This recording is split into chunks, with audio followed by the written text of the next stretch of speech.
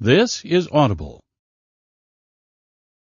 Tantor Audio, a division of Recorded Books, presents I Never Left, a compelling psychological suspense mystery by McGarvey Black, narrated by Lauren Ezzo. When someone shows you who they are, believe them the first time. Maya Angelou. Prologue. One thing I know is true. You find out who your real friends are after you're dead.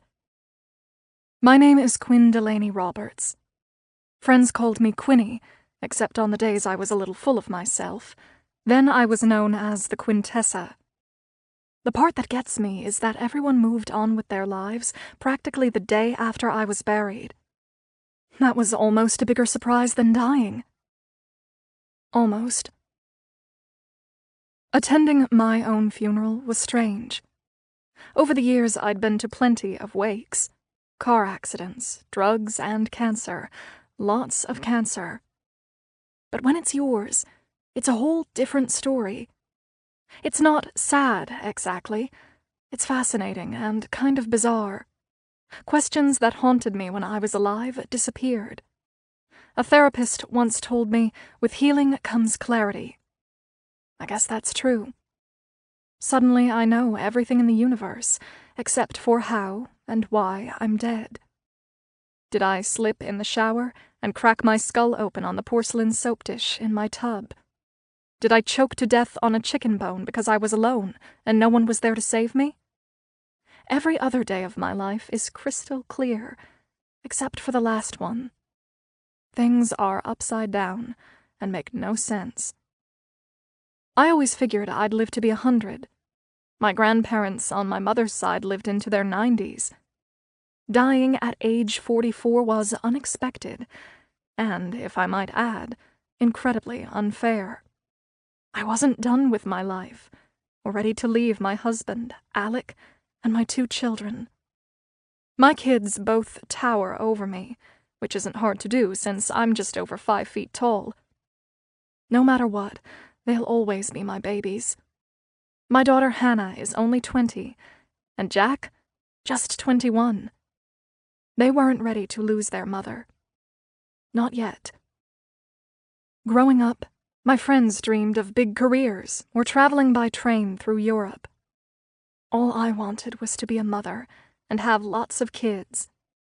Even when I was little, I'd pretend my Barbie was a housewife and mother, cooking dinner and playing with her children. My doll was always dressed like a suburban soccer mom, acting out storylines that involved family picnics and Girl Scouts. I suppose it was odd, but it's who I am. Who I was. Leaving my kids before they were fully formed bothers me the most. There were still things I wanted to teach them, like making fresh pesto from a basil plant, or how to play the ukulele. Except for the B chord, I was pretty good on the uke. Sure, I sang off-key sometimes, but always with confidence. Enthusiasm makes up for a lot of sour notes. I wanted my kids to learn that too. My life didn't turn out the way I expected. It was supposed to be amazing. Everyone had such high expectations, including me. Now there's one question that keeps reverberating in my head. Did I do something to myself? Part 1. The Week I Died. Chapter 1. Other than the time Quinn Roberts' sink backed up, and those 2 messages she left saying she thought there was brown mold in her bathroom, Joan Hemmerly hadn't heard a peep out of her new lodger in the 6 months since she moved in. Quinn Roberts paid her rent on time and didn't make any noise. The ideal tenant. Hemmerly's son, Ronnie, did the maintenance work on his mother's rental properties since his father passed away. Her son was the one who fixed Quinn Roberts' clogged kitchen drain. He thought the lady was real nice, especially after she told him he could bring his dog, Cooper, inside, instead of having to leave him out in the car. While he snaked her drain, the woman played with his dog while she made the handyman some herbal tea. She even gave his grateful hound a dog biscuit.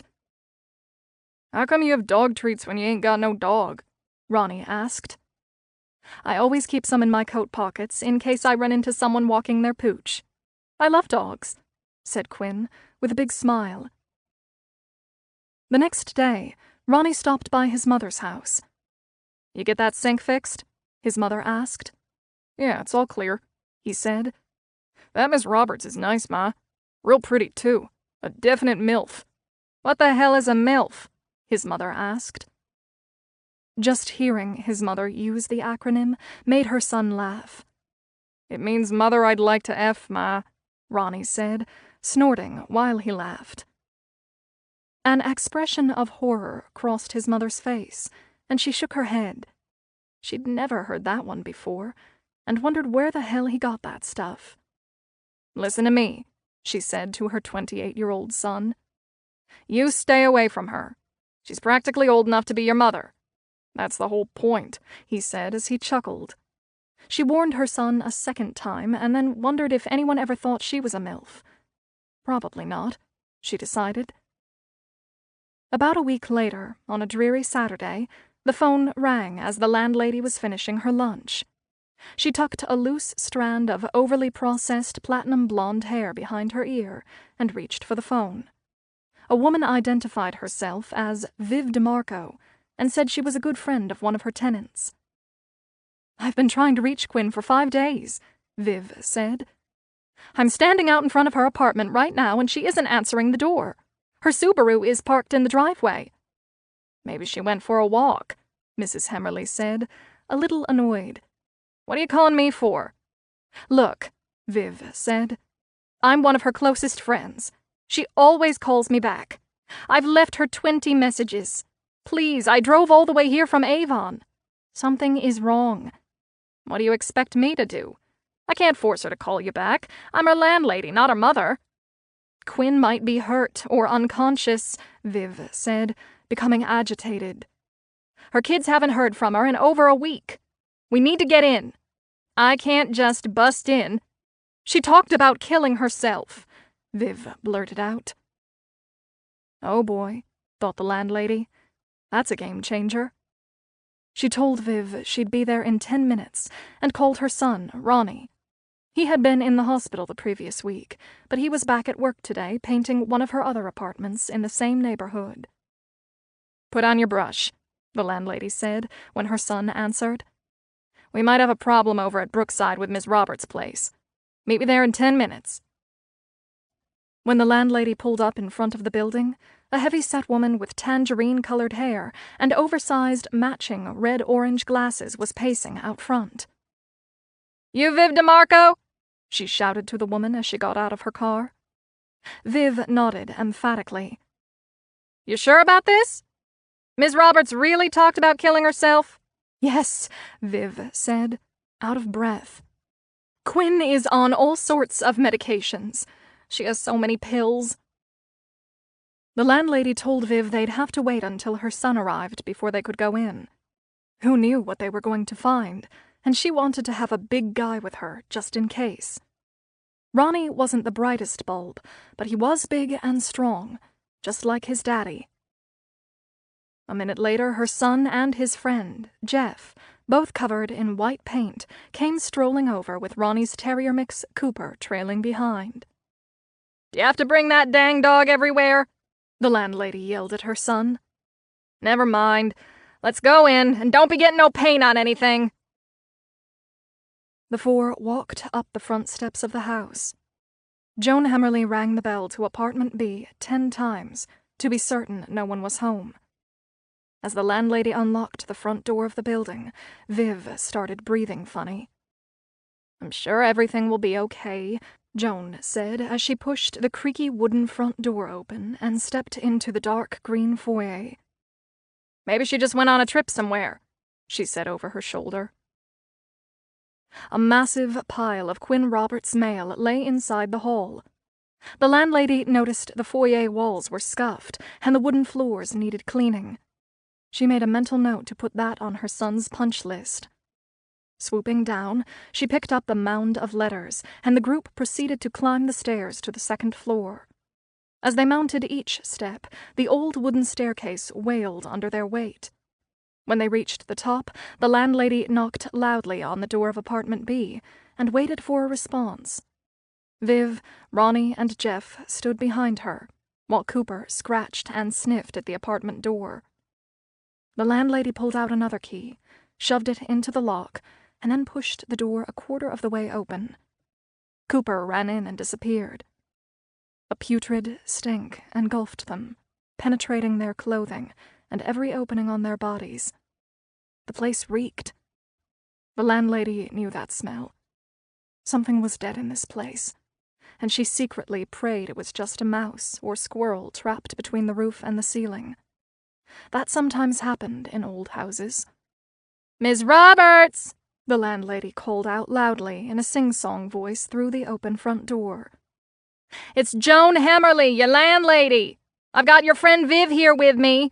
She was a little worried about you." They heard Cooper bark from one of the back rooms as they moved further into the apartment. With each step, the foul odor grew stronger, but no one acknowledged it, all fearing the worst. The place was clean, but messy, and the temperature in the apartment was oddly colder than it was outside. A kitchen chair was turned over and lying on its side. The cabinet doors were all open, as were the kitchen drawers, as if someone had been looking for something. Ronnie closed all the doors and drawers and picked up the kitchen chair and put it back in its proper place. Unwashed dishes lay submerged in dirty water in the sink. "Quinn!" Viv shouted as the group moved into the living room. "It's Viv, honey, are you here?" The persistent smell intensified the closer they got to the back hallway, making each one of them feel nauseous and gasp for clean air. "We have to check the bathroom and bedroom," the landlady said, starting to fear the worst. "Ma, you want me to go first?" Ronnie said. His mother shook her head. "Miss Roberts might be unconscious, or she might not be dressed. I'd better go first." The bedroom door was ajar, and the awful smell of putrefied fruit and something indefinable grew stronger with each step.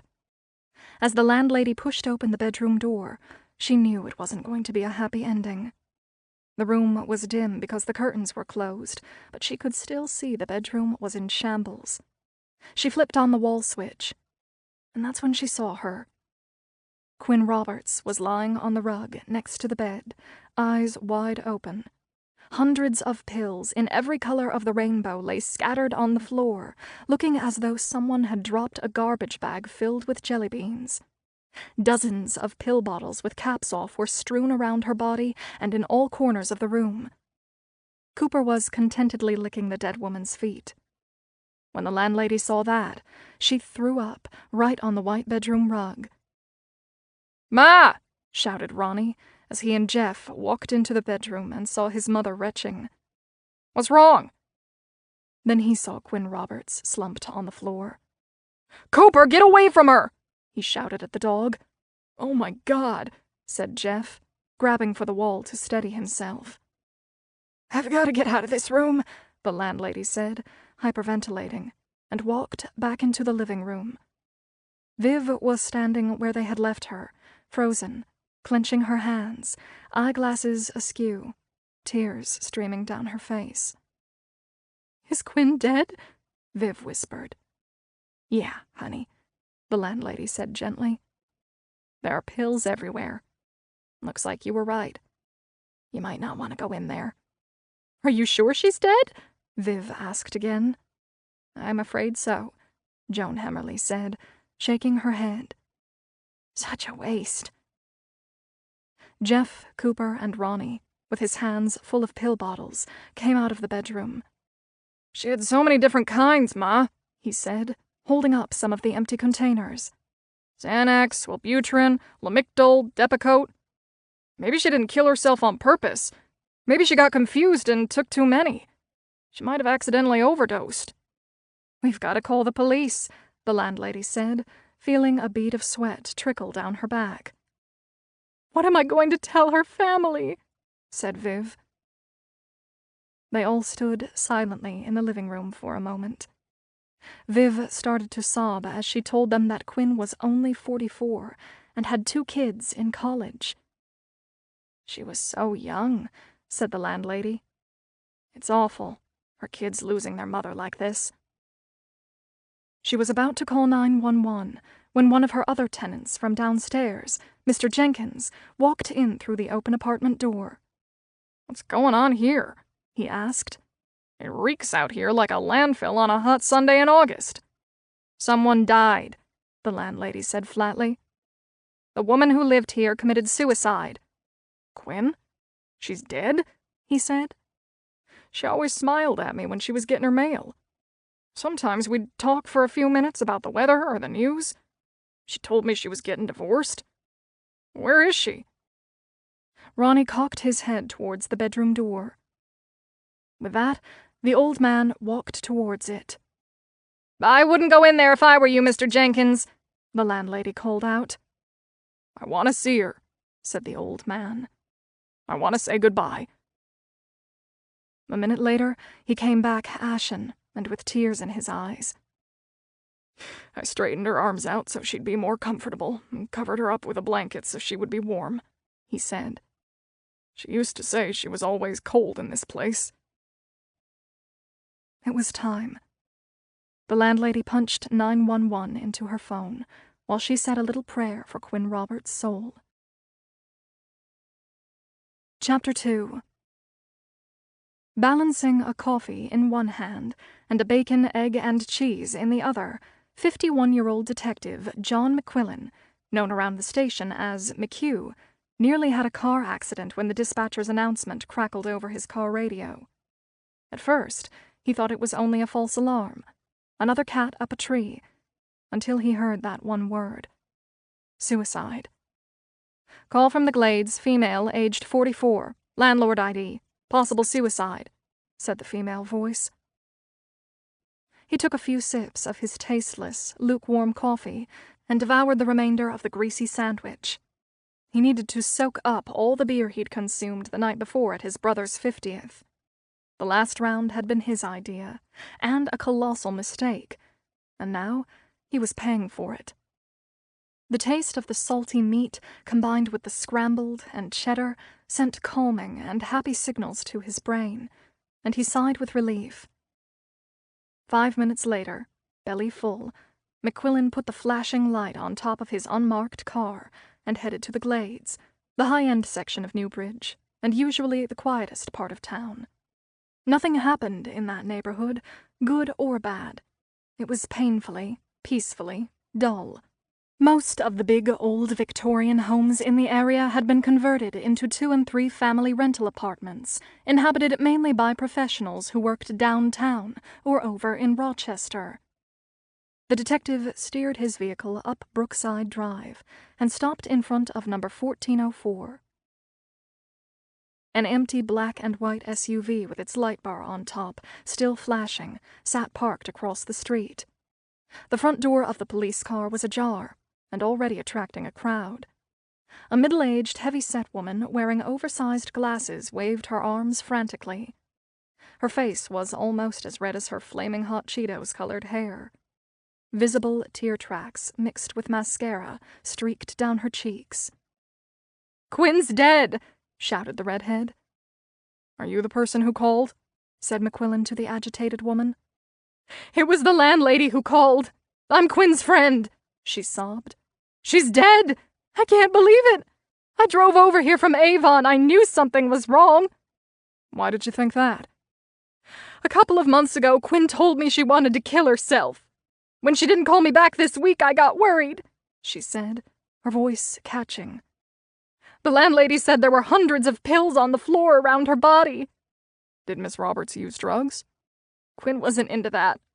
Her drug of choice was margaritas," said Viv, sniffling. "The last time we talked, she was better, but when I didn't hear back from her all week, I got scared. She said once that she wanted to buy a gun." "What did she want the gun for?" "She said she wanted to blow her head off," Viv said, crying softly. I thought she was just being a drama queen. She could be like that sometimes. We used to call her the Quintessa." The detective walked towards the entrance of the building and immediately noticed something was wrong. "There's the goddamn yellow tape," he muttered to himself. He pushed open the front door, and the stench hit him hard. It was unmistakable. Death. Inside the foyer, civilians swarmed like ants. Upstairs, downstairs, on the stairs. Several older men sidestepped the detective as he ascended the steps. "Is there a police officer here?" McQuillan shouted out to no one in particular. On the second level, an older woman with platinum blonde hair pinned up on top of her head leaned over the dark wooden railing. "I own this building," she hollered. "I'm the one who called. Your other officer is up here."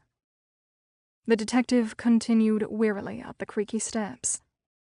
"It's so sad.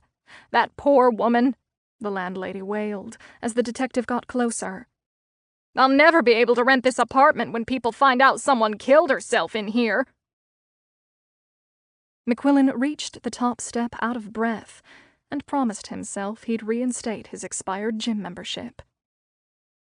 "It's going to take me weeks to get this place cleaned up," said the landlady, as she pushed open the front door of Quinn Roberts' apartment.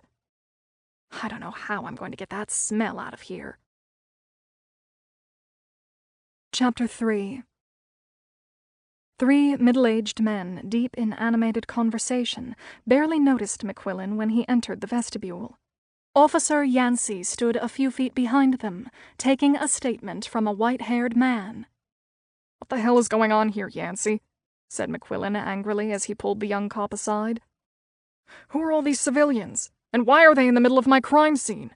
It's like Grand Central Station at rush hour in here, and where's the fucking barricade tape? I thought I had a roll in my trunk, but I guess I didn't. I've been trying to get everyone out, McHugh, but—" Yancey started. Out of the corner of his eye, McQuillan saw a dog dart through the living room, sniffing and poking its nose into every crevice. "This is an active crime scene, you idiot!" the detective barked, unconcerned that he might be overheard. "Why is there a goddamn dog in here?" "That's my son's dog," the landlady interjected, pointing to a young guy in painter's clothes outside the front door. "I told him to come over in case there was a problem." Two additional cops in uniform arrived just as McQuillan addressed the crowd. "Anyone not a member of law enforcement, leave the building immediately." There was some grumbling as one of the uniformed officers herded the nosy neighbors out. When the floor was cleared, McQuillan walked towards the back. The minute he crossed the living room threshold, the stench hit him hard. For the second time that day, his stomach did a flip, and he once again regretted his choices from the night before. He reached into his pocket, pulled out a tiny jar of Vicks Vapo Rub, and put a dab under his nose to camouflage the overpowering smell. Nearing the back hall, he braced himself. He'd seen dead bodies before. Some cops took it in their stride. Corpses were part of the job. Not a big deal. For McQuillan, every single time was awful. He was always mindful that the victim wasn't just a lifeless body. Somebody once loved them. Sometimes they looked like they were only sleeping, but other times it was gut-wrenching. It was especially bad if they were young. The condition of a body depended on a couple of things: how long before it was found, and the weather. Natural chemical decomposition mixed with heat and humidity made a potent combination. Together, they did terrible things to human flesh. He took a deep breath and held it while he turned the knob on the bedroom door and opened it. Scanning the contents of the room, he was forced to inhale again, and the putrid stink made him cough. The dead woman was on the floor next to the bed, covered by a white knit blanket. Her shoulder-length black hair cascaded around her face, obscuring most of it. He made a mental note of the position of the body. It struck him as odd.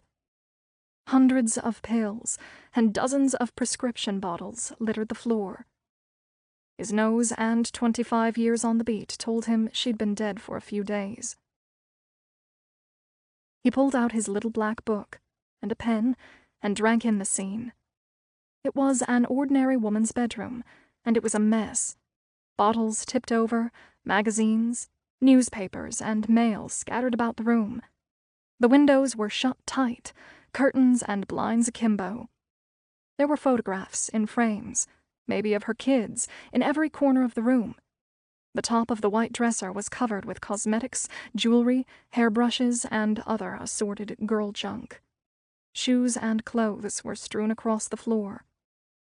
A clear liquid pooled on the wood floor in the corner of the room. McQuillan dipped his finger into it and smelled his hand. The all-encompassing odor already in the room made it difficult for him to tell what it was. He guessed it might be urine. A small pile of vomit lay on the white rug near the body. He wondered if the dead woman puked after she took a handful of pills. Maybe it wasn't suicide, he thought. It could have been an accidental overdose. He hoped that was what it was, for her family's sake. He needed some fresh air pronto, and went back into the living room to fill his lungs. A police tech team was bagging samples while the photographer snapped pictures. "You called it a suicide," McQuillan said to the landlady, who was still standing by the front door. "Her friend told me my tenant threatened to kill herself," said the landlady. "That's the only reason I came over here. I don't barge in on my tenants. When you pay Joan Hemmerly your rent, you get your privacy. Everything gets labeled and bagged," he shouted over the landlady's shoulder to one of the lab technicians. "Make sure you get a sample of that liquid on the floor in the bedroom and the puke on the rug." McQuillan scratched his ears as Yancey and another uniformed cop approached. "I've been doing this a long time," he said to the two young cops. "This place is hinky.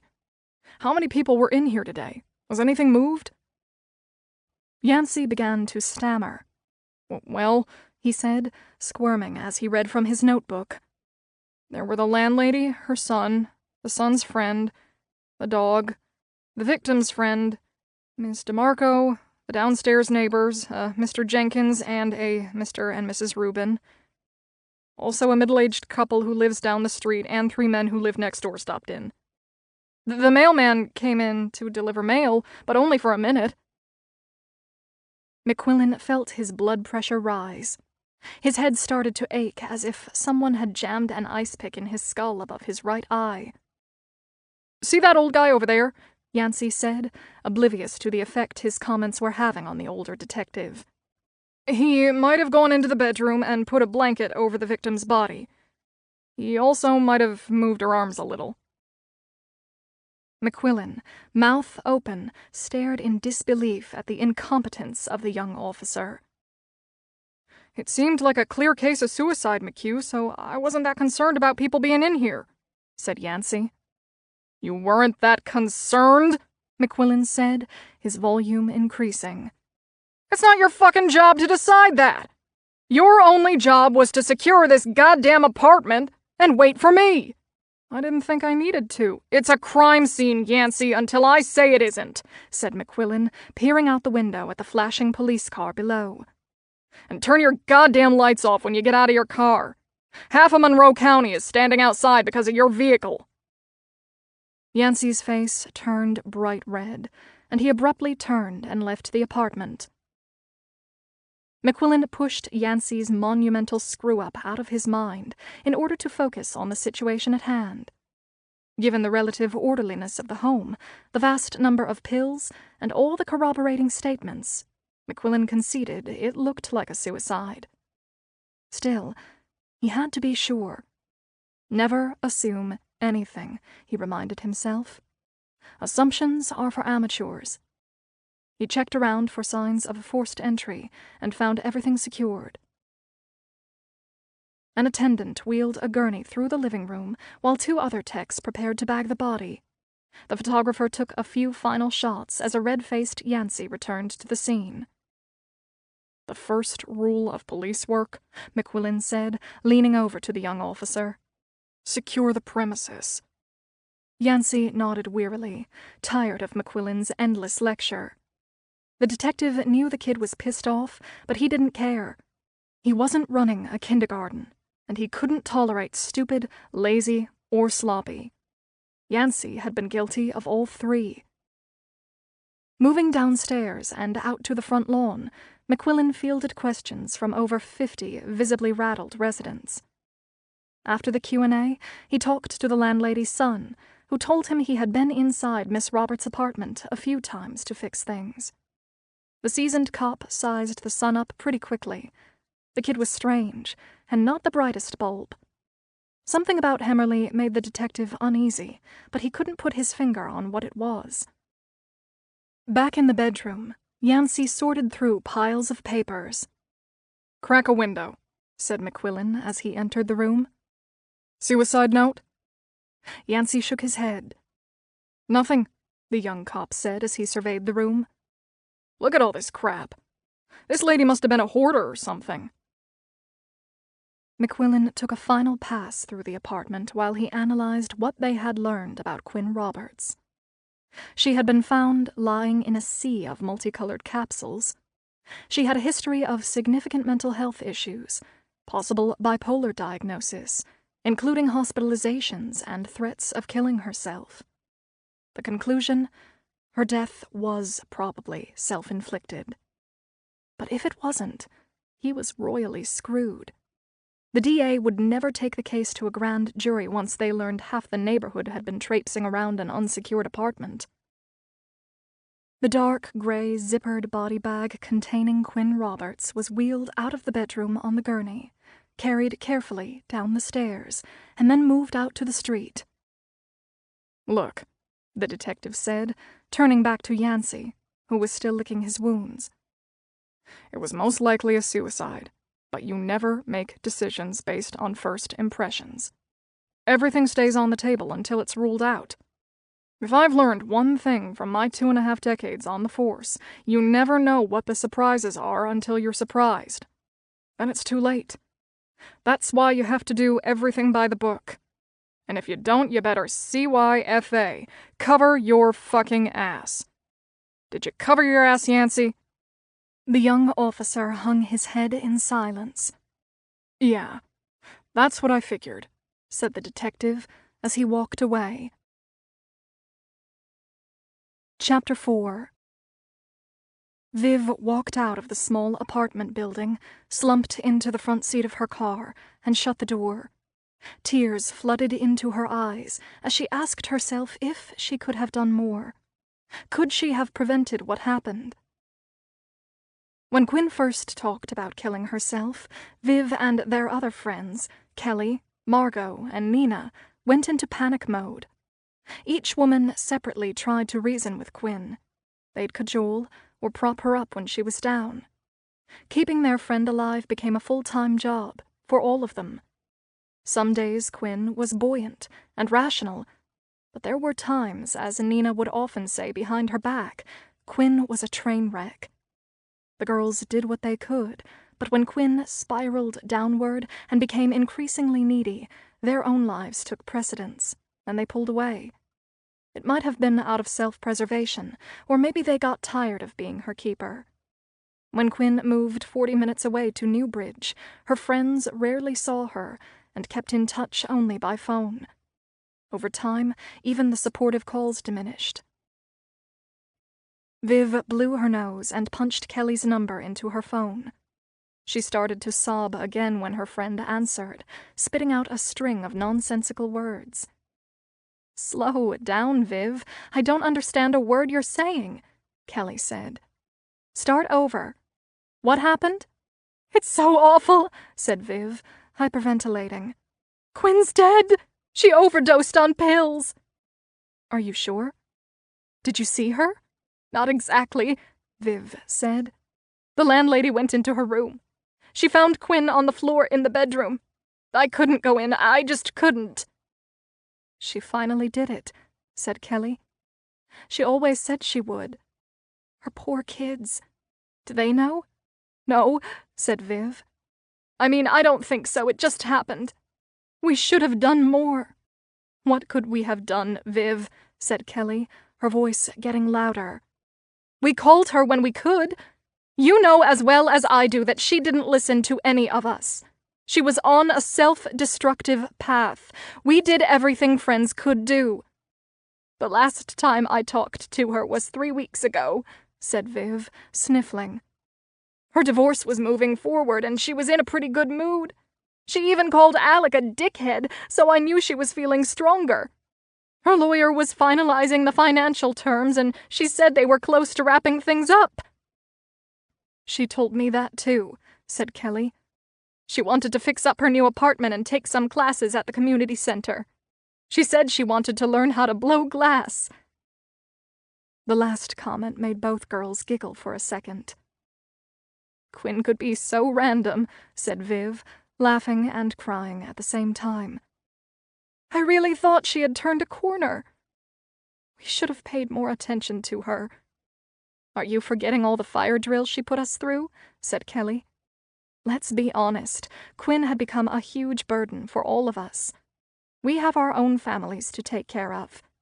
Don't forget, we're the ones who got her to go to a therapist and get on medication, and we helped her move into 2 other apartments before this one. Something was always wrong with Quinn.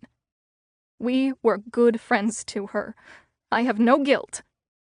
Remember that time we all met for lunch and she told us her pills were making her fat? She said they made her feel like crap and announced she was going off them for good," Viv said. "That's when she started playing pharmacist, mixing up pills instead of what the doctors prescribed," said Kelly. "We never knew what version of Quinn we were going to get after that. Happy and feisty or suicidal and depressed. None of this is our fault." "You're right," said Viv, fighting back tears. "We were good friends to her. We did try to help her all the time, didn't we? It wasn't our job to fix her. She had her own family. It wasn't our responsibility. Still, it's really sad. I'm going to miss that crazy girl." Chapter 5. Quinn. I got to know a bunch of moms in Avon, and we formed a little party posse. Those girls filled the gaping hole created years before, when I had to leave my own sisters and friends back in New Jersey, another sacrifice I made. As our kids grew older and required less hands-on mom attention, this group of Avon women invited me to join their book club. We met once a month at one person's house for wine, cheese, and gossip. After a few years, we moved the meetings to a local bar. Eventually, we did away with the literary component entirely and rebranded our meetings Avon Ladies Night Out. Monthly book club turned into a weekly party night, and the Avon ladies knew how to rock it. Those girls were my salvation for a while. Considering all the nights out we spent together, their lack of interest in my death and finding out what happened has been surprising and a huge disappointment. For 7 years, I spent nearly every Wednesday with those 4 women and regarded them as my closest friends. They had opinions on everything and let you know it. That was one of the reasons I liked them so much. Viv, Margot, Nina, and Kelly. We had each other's backs. Didn't we? Now it appears they didn't have my back at all. Not even Viv, who was never afraid to tell you where she stood on any issue. They all got busy with their own stuff right away. I get it. People have to get on with their lives, but these women moved on within days of me going into the ground. Not one of them called my husband, sisters, or the police. They never tried to find out what happened to me. Once, Viv texted my sister, Erin. One text hardly counts. When my family put up a Facebook memorial page, the Avon ladies all joined. Occasionally, they'd write platitudes about how much they missed me and how much they loved me and what a beautiful person I am. Was. Whenever my sister posted a new picture of me, the Avon ladies would like it or post a little crying emoji. In my opinion, Facebook words are cheap, and emojis even cheaper. A little sad face isn't going to find out why I died. How about using your outside voices to make some noise, ladies?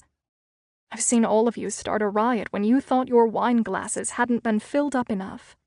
How about raising a little hell to find out what happened to me? How about that, bitches? Chapter 6. Detective McQuillan called the coroner to let him know a body was on its way over, and he needed an autopsy, fast. "McHugh," said a weary Dr. Metz. "You're killing me. My son is playing in a soccer game this afternoon. It's the finals. I was going to leave early. Can it wait until tomorrow?"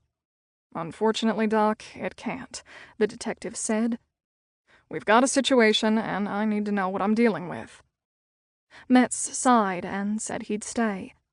A few hours later, he called McQuillan. "According to your police report," said Dr. Metz, "the deceased kept her apartment very cold and used multiple dehumidifiers because of a mold problem. The cold condition in the apartment, combined with closed windows and doors and multiple dehumidifiers, could possibly slow decomposition. Makes time of death harder to pinpoint. It may have happened much earlier than we thought. Or not. Hard to tell." "So how many days are we talking about?" "Don't know exactly. We have to have a swing of time somewhere between 3 and 5 days," the coroner said. "From the looks of her, rigor mortis set in several days ago." "Several days? That's a big time window, Doc," said McQuillan. "Also, something funny. Her right arm was frozen in an odd position not consistent with the police notes and pictures. I made a memo to myself to ask you if the body had been moved." "Unfortunately, that would be a yes, Doc," McQuillan said, getting angry at Yancey all over again. "Apparently one of her neighbors moved her arm and covered her up." "That explains it," said the coroner. "Here's what I've got. The deceased was a 44-year-old female who otherwise appeared to be in good physical health." "So it was either an accidental overdose or a suicide?" McQuillan said. "I didn't say that," said Dr. Metz. "Blotches in her eyes and on her face told me she didn't die from a drug overdose. I checked her vertebrae and windpipe and confirmed my suspicions. This woman didn't commit suicide or accidentally take too many pills. Someone strangled her. Quinn Roberts was choked to death. The lady was murdered." "Shit," said the detective as he hung up the phone. He walked upstairs to the forensics lab. The big open room was buzzing like a beehive, with half a dozen officers working silently on computers. This was where all the evidence was examined, parsed, re-examined, and eventually labeled and sent to storage. McQuillan tapped one of the guys on the shoulder. "Branson, you cataloging the stuff we collected this morning from Brookside?" he asked. The officer nodded. "We've got a little wrinkle," said McQuillan. "Just heard from Metz. Not suicide. The lady was murdered." "No shit," said Branson. "You're kidding? We were only focused on evidence to support suicide." "I know. Now I need you to take a team back over to Brookside and do another sweep, tonight," McQuillan said. "Every surface gets swabbed again. Every follicle collected. Every speck of paper bagged. And Branson, no one besides police enters the place. Clear?" Branson was already on his feet. "Open up every book and magazine and shake 'em out. Maybe the lady kept a diary or a calendar," the detective said. "We need to catch a break. Right now, we've got a mess." Chapter 7. Quinn. I'm pretty sure it was the baby thing that made me fall for my husband. We met on one of those gorgeous, warm, sunny spring days where temperatures were well above normal for New Jersey in May. The guy on the news predicted it might go over 80, and, for once, he was right. The sudden break from the cold and rainy spring threw us headfirst into summer, and everyone was in a good mood. It was nearly 4 o'clock when the wedding guests arrived for the cocktail hour. They were ravenous and practically feral. I straightened my gray and white waitress uniform and pushed open the door from the kitchen with one arm, while balancing a huge silver tray of jumbo-sized shrimp cocktail with the other. All eyes were on me as I made the 20-yard walk towards the hungry crowd. In seconds, I was surrounded by food paparazzi, and my tray was picked clean. With the appetizers gone, my popularity vanished as quickly as it had come. I turned to go back to the kitchen to refill my tray and start the dance all over again. On my way, I passed another waitress heading out to the crowd carrying a full plate of little hot dogs. "Be careful out there," I yelled with a laugh, "or you'll lose a hand. You'd think all those people had never eaten before." As I got closer to the kitchen, the intoxicating, salty smell of pigs in blankets heating in the oven surrounded me. That's when I met Alec for the first time. I couldn't see his face, but from behind, I could tell he was tall and kind of skinny, with thick black hair and tan skin. I had never seen him before. "Hey, new guy," I said. "I need a refill pronto." He turned around slowly. A single shrimp stuck out of each of his ears, and 2 more protruded from his nostrils, curling upwards. He looked like he had a pink handlebar mustache and hoop earrings. I'm not sure if it was the fish in his nose, the deadpan expression on his face, or what he said that cracked me up the most. "Bond. James Bond," he said with a straight face. I laughed so hard I nearly fell over and dropped my tray on the floor. Who was this crazy guy? When the reception was over, we cleaned and packed up the equipment. I walked with some of the other kids to the parking lot, and suddenly Alec was right beside me. One by one, the other servers got in their cars and left, but Alec and I continued talking for 2 more hours. I noticed he wasn't half bad-looking, now that he had no shellfish on his face. Not classically handsome, but there was something exotic and kind of cute about him. And he made me laugh. Hard. We talked about the bride, the groom, and the wedding we had just worked. Shop talk. "When I get married," he announced, "I'm gonna have a house full of kids. I'd like at least 5, maybe 6. I'm not going to lie, that comment was like catnip for me. A young guy wanting kids was like finding a unicorn. Most of the college guys I knew were busy partying and hanging out with their bros. If you asked them what their future looked like, none of them would have mentioned children. But he did, and I was hooked. We dated until we graduated from college and got married the following fall. We had a formal wedding mass at St. Gabriel's. My older sister Erin was maid of honor. My younger sister Colleen and my best friend Liza were my bridesmaids. They were all dressed in blue to match my eyes. The reception was at the best country club in town, in a room filled with cascades of white roses. We had champagne toasts and 3 choices of entree. The 8-piece band played the entire night, and people danced until after 1 in the morning. We were both 22, and madly in love. Was I too young? Maybe, but I didn't think so at the time. Now, if my daughter, Hannah, told me she wanted to get married at 22, I would be completely against it. Do what I say, not what I do. Alec treated me like a queen, like the Quintessa I was meant to be. I could do no wrong. I was perfect. Maybe that should have been my clue, but I liked being up there on that pedestal. It was nice. It felt good. I didn't see any of it then. Maybe I didn't want to. Chapter 8. Sitting in the back seat of Grandpa George's car as it sped across the highway, Hannah was vaguely aware her grandmother was talking, but couldn't process a word she said. Every few minutes the older woman would tear up, reach for another tissue, and ask her granddaughter if she wanted one. Hannah didn't. She had no tears. She was numb. "I don't know how this could have happened," said Grandma Linda, her voice breaking. "This doesn't happen to people like us. Your poor mother. Dear sweet Quinn, it's all so awful. You doing okay back there, Hannah? Her grandfather asked, looking at his granddaughter in the rearview mirror. Hannah couldn't answer. She couldn't find where her voice was, and only nodded her head. She wasn't doing okay. She wasn't even in her own body. 2 hours earlier, she had been in her dorm room painting her toenails orange. She and her roommate Meredith had been getting ready for an off-campus party at one of the frat houses.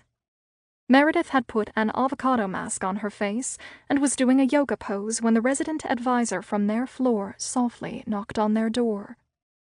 Whenever the RA showed up, it was usually because Hannah and Meredith were up to no good, playing their music too loud, or the hallway outside their room smelled of weed, even though the girls had shoved towels under the door saddle, opened the windows, and turned on their fans. Hearing the RA's voice when they weren't committing a crime took them by surprise. "Hannah, you in there?" said the RA, as she turned the knob slowly and walked in. Hannah noticed immediately that the student leader had a strange look on her face. "There are some people here who need to speak with you," she said. Grandma Linda and Grandpa George stepped awkwardly into the small dorm room. A police officer was behind them, waiting in the hall. Grandma Linda's eyes were red. Without speaking, her grandmother gave Hannah a hug. "What's going on?" asked Hannah. Grandma Linda started to cry. That was the cue for Hannah's roommate. She grabbed a towel, wiped the green mask off her face, and left the room. "Why are you here?" Hannah said, starting to panic. "Did something happen to Dad? Did he have a heart attack?" Then they told her. Her mother was dead. "No, she's not," said Hannah. "My mother's not dead. I would know if she was." Hannah's mind sifted through a million thoughts. Mom had been depressed. Sometimes she talked about killing herself, but she wouldn't have done it. She was just sad and wanted attention. She wouldn't have left me. She loved me. My mother would never leave me, I know that for sure. "Hannah, there's more," said her grandfather, taking her hand. "The police think someone killed your mother. That maybe someone bad got into her apartment somehow. Might have been a drug addict looking for money or something like that. We don't know yet." Hannah stared at her grandparents. None of what they said made sense. She was sure her mother wasn't dead. "Where's Dad?" Hannah asked. "Why didn't Dad come?" "He went to get Jack," Grandma said. "We're here to bring you home. Your father and brother are going to meet us at our house." The police officer asked Hannah a few questions as they walked to the parking lot. Later, she had no memory of what he had asked her or what her answers were. The hour drive back to Avon wasn't long or short. Hannah had no sense of time or her surroundings. She repeatedly tried calling her mother's phone, but it only went to voicemail. When her mother answered, Hannah would prove to her grandparents that they were wrong. As the car sped along the highway, Hannah stared out the window, trying to make sense of it all. She needed to see her brother, Jack. He would straighten everything out, she told herself. My grandparents are wrong. They're old and confused, and they never liked my mother. Chapter 9. He didn't want anyone to touch him, but people kept hugging him. He wanted to be left alone and go to sleep and stay asleep forever. Everything around him was spinning out of control. Jack Roberts couldn't feel his torso, arms, or legs. He was just a giant head filled with horrible thoughts. They told him his mother was dead. He felt a mixture of grief and relief. Sometimes he hated her, but she was still his mother. He had said some mean things to her, and now he couldn't take them back. He wished he could do things over. Let it be yesterday. Mom was still alive. Crazy, but breathing. In one day, his whole life had changed. His father had showed up unannounced at his college apartment just as he was coming back from lacrosse practice. He was carrying his sticks and a gym bag when he saw his father standing in front of his building, talking to his roommate. When Jack approached, his roommate punched his arm gently and walked away. "What's going on?" Jack asked. "What are you doing here?" "Let's go inside, Jack," his father said. "What's happening?" Jack asked again as he closed his apartment door. Then his whole life blew up. His father said something bad had happened, and he was there to take him home. Grandma Linda and Grandpa had gone to get Hannah. "I'm just gonna say it, Jack, because there's no way to sugarcoat this. Your mother's dead." "No, she's not. She wouldn't have done that. I know her," said Jack. "She just wanted attention." "You don't understand. The police don't think it was suicide. Someone killed your mother. I don't know much more than that. We have to go to Newbridge later and talk to the cops," said his father. "I promise you, Jack, we're gonna find out who did this." "Why do they want to talk to me?" Jack asked. "I don't know anything." "Of course you don't," his father said. "Neither do I. They talk to everyone. That's the way it works." His father's girlfriend, Allison, was waiting in the front seat of the car. She got out and gave Jack a hug, and they started for home. The rest of the ride was a blur. In the back seat by himself, he looked out the window as the world streaked by. His father didn't say much during the trip back to Avon. Jack's face and shirt collar were wet from the constant stream of tears. He wanted it to be last week when his mother was alive and everything was normal. Or at least, normal for them. Nobody was in trouble. Nobody was dead. He looked at the back of his father's head. Was it his imagination, or did his father not seem that upset? Dad didn't look like he had even cried. That pissed Jack off. He needed to be mad at someone, and decided it might as well be his father. "You act like you don't give a shit that Mom is dead," Jack blurted out from the back seat. "That's unfair," Alex said, taking his eyes off the road for a second to look at his son in the mirror. "Your mother and I were getting divorced, but you know I still cared about her. We just went in different directions. It happens. That's life." "That's bull," Jack said. "The minute she got sick, you bailed on her. You might be able to fool everyone else, but I know the real truth, not the shit you spin. Hey, I don't need this kind of crap from you right now," his father said, raising his voice. "I'm gonna let it go because I know you're in shock." The remainder of the ride was in stony silence. When they arrived at his grandparents' house, several cars were parked out front on the street. Grandpa George's car was in the driveway. That meant Hannah was inside, and Jack wanted to see his sister more than anyone. She was the only person in the world who knew exactly how he felt. When he entered the house, he was surrounded by teary faces and arms that wrapped themselves around him like vines. It didn't register who the arms belonged to, and they kept coming, touching him, engulfing him. He didn't deserve their love. Every touch felt like a burn. He only wanted to see his sister. He spotted Hannah standing in the kitchen, leaning against a wall, looking the same way he felt. Their eyes locked, and he went over to her. They hugged and sobbed for a long time. Her touch was the only one that felt right. "We're going to find out who killed Mom, Han," Jack said to his sister. "I promise." "I just want her back," Hannah said through her tears. "I want Mommy."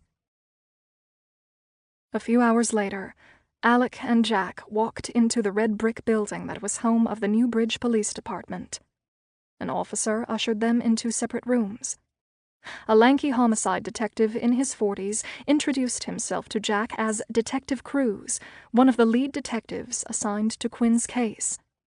He told the kid he was sorry for his loss. Yeah, okay, whatever, thought Jack. Save it. Cruz asked him a bunch of basic questions, like his name, age, and address. Then there were a whole lot of questions about where Jack had been over the past week, and how he got along with his mother. My mother hadn't been well. She had good days and bad, he said. Sometimes she embarrassed me when she'd drive up to my campus and wander around saying crazy shit. I'd get mad at her, but I still loved her. How long ago did your father and mother separate? The detective asked. Did they get along? Your mother ever express concerns about your father? My dad can be a pontificating jerk, said Jack, but he wouldn't kill anyone. He's a talker, a college professor with a PhD in history. He rebuilds antique cars, takes pictures of butterflies, and has a vegetable garden in our backyard with a compost pile. He grows tomatoes and zucchini. Give my father a minute, and he'll give you a thesis on almost any subject. He can be annoying and suck all the air out of a room, but he wouldn't kill my mother. He would never do something like that. Jack answered all of the detective's questions, mindful of how his answers sounded. His father could be an asshole, but he was still his father, and the only parent he had left. He didn't dare mention the times his mother was off her meds, and his father screamed at her and locked her out of the house. Sometimes, Jack thought, when she was like that, she kind of brought it on herself. His mother knew exactly how to push his father's buttons. His father didn't know what else to do but lock her out when she got crazy and combative. He and Hannah used to hear them fight from their bedrooms. Jack knew he probably should have gone in and helped his mother, but he never did. He didn't want to get in the middle of whatever was going on. He just shut his bedroom door, turned up his music, and closed his eyes. Chapter 10. Quinn. 6 months after my wedding. Surprise! I was pregnant. Sure, it was sooner than we had planned, and maybe I wasn't so careful with my birth control. Maybe I, accidentally on purpose, forgot to take my pill for a few months. Alec and I had agreed we'd wait for 3 years before having a baby. That seemed like an awfully long time to me. The plan was, I was supposed to work while he went to grad school. He wanted to get his master's and then his PhD in history and teach at a university. He had big plans, but I had my own ideas. The arrival of our son, Jack, changed everything. Alec wound up going to grad school at night so he could work during the day, and I could stay home and take care of our baby. It took him a little longer to get his degree, but it was worth it, because we had our beautiful son. A year later, our daughter, Hannah, arrived. Oops again. Before Hannah was born, Alec received an offer to teach at Pondfield College, which was just outside of Rochester. More than 6 hours by car from all my family and friends in New Jersey, I had to leave everything I knew to be a supportive wife. We packed up and moved to a small community called Avon. Alec promised we'd return to New Jersey within a year. Why do I only have 2 kids if I wanted tons of babies so badly? There were complications during Hannah's birth. There was a C-section, lots of blood, detached uterus, hysterectomy. The doctors said it couldn't be helped. I found out I couldn't have any more children moments after they placed my new baby girl in my arms. For weeks I was depressed. What's that saying? When life gives you lemons, make lemonade. I decided to focus on the 2 kids I had and be the world's best mother possible. I baked and sewed, volunteered at their schools, and put a homemade hot meal on the table every night. Dinner was always ready right after Alec arrived home, and we ate together as a family. That was important to me. To us. The kids' Halloween costumes were made from scratch. I taught them how to ice skate and ski in the winter, and in the summer I took them on nature walks in the woods, pointing out plants, trees, and birds. And, of course, I sang to them from the minute they were born. My kids were mostly happy, and I was proud and fulfilled being their mother. Until things started to change. Chapter 11.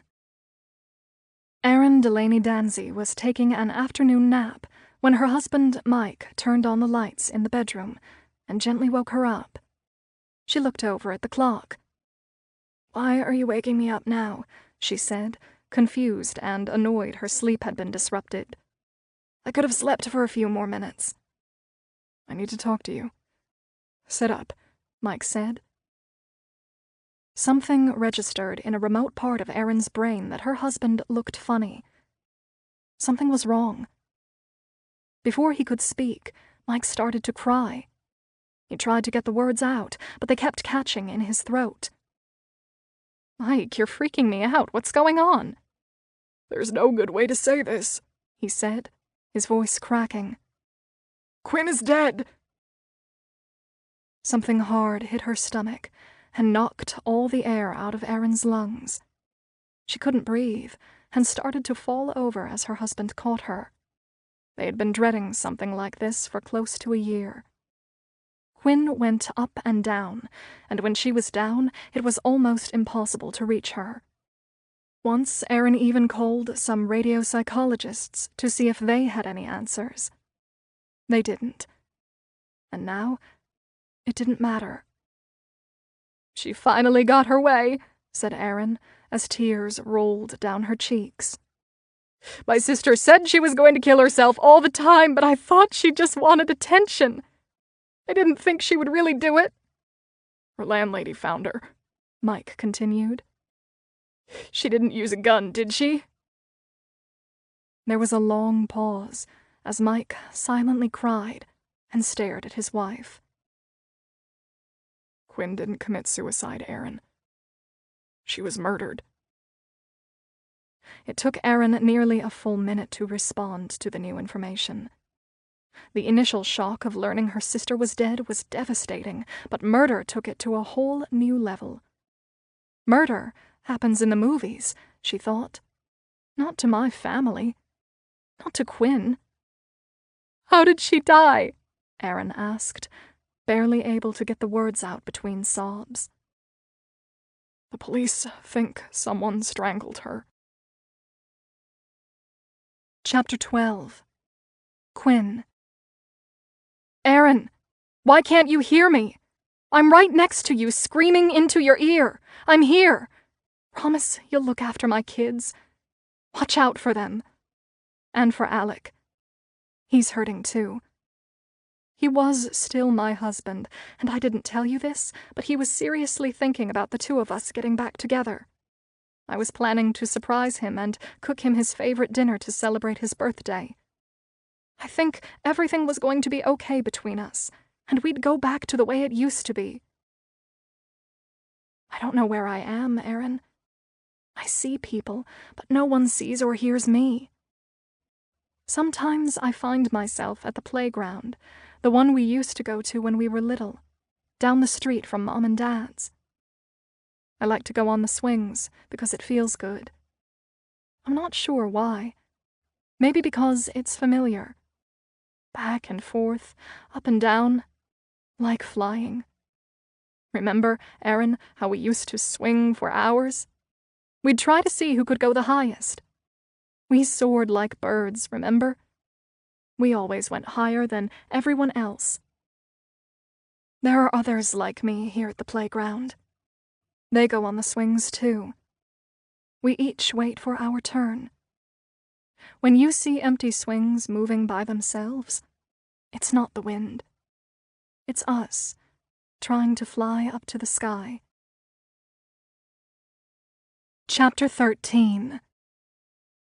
When McQuillan arrived at work the next morning, he knew they had to scramble. Precious time had been wasted documenting a suicide, and now that the tables had turned, they were a full day behind the 8 ball. Statistically, there was a far better chance of catching a killer within the first 72 hours of the crime. After that, each day that passed, each hour even, made solving it more unlikely. He called the chief and apprised him of the new development and officially moved the suicide over to homicide on the war room whiteboards. His team would have to pull an all-nighter to play catch-up on the investigation. From a preliminary phone interview with the victim's brother-in-law, Mike Danzy, McQuillan learned that Quinn Roberts and her husband had been in the middle of a contentious divorce. When it came to murder of a woman, 96% of the time, it was the husband or the boyfriend who was good for it. Of course, there was still the possibility that the son could have been involved, or a yet-to-be-identified stranger.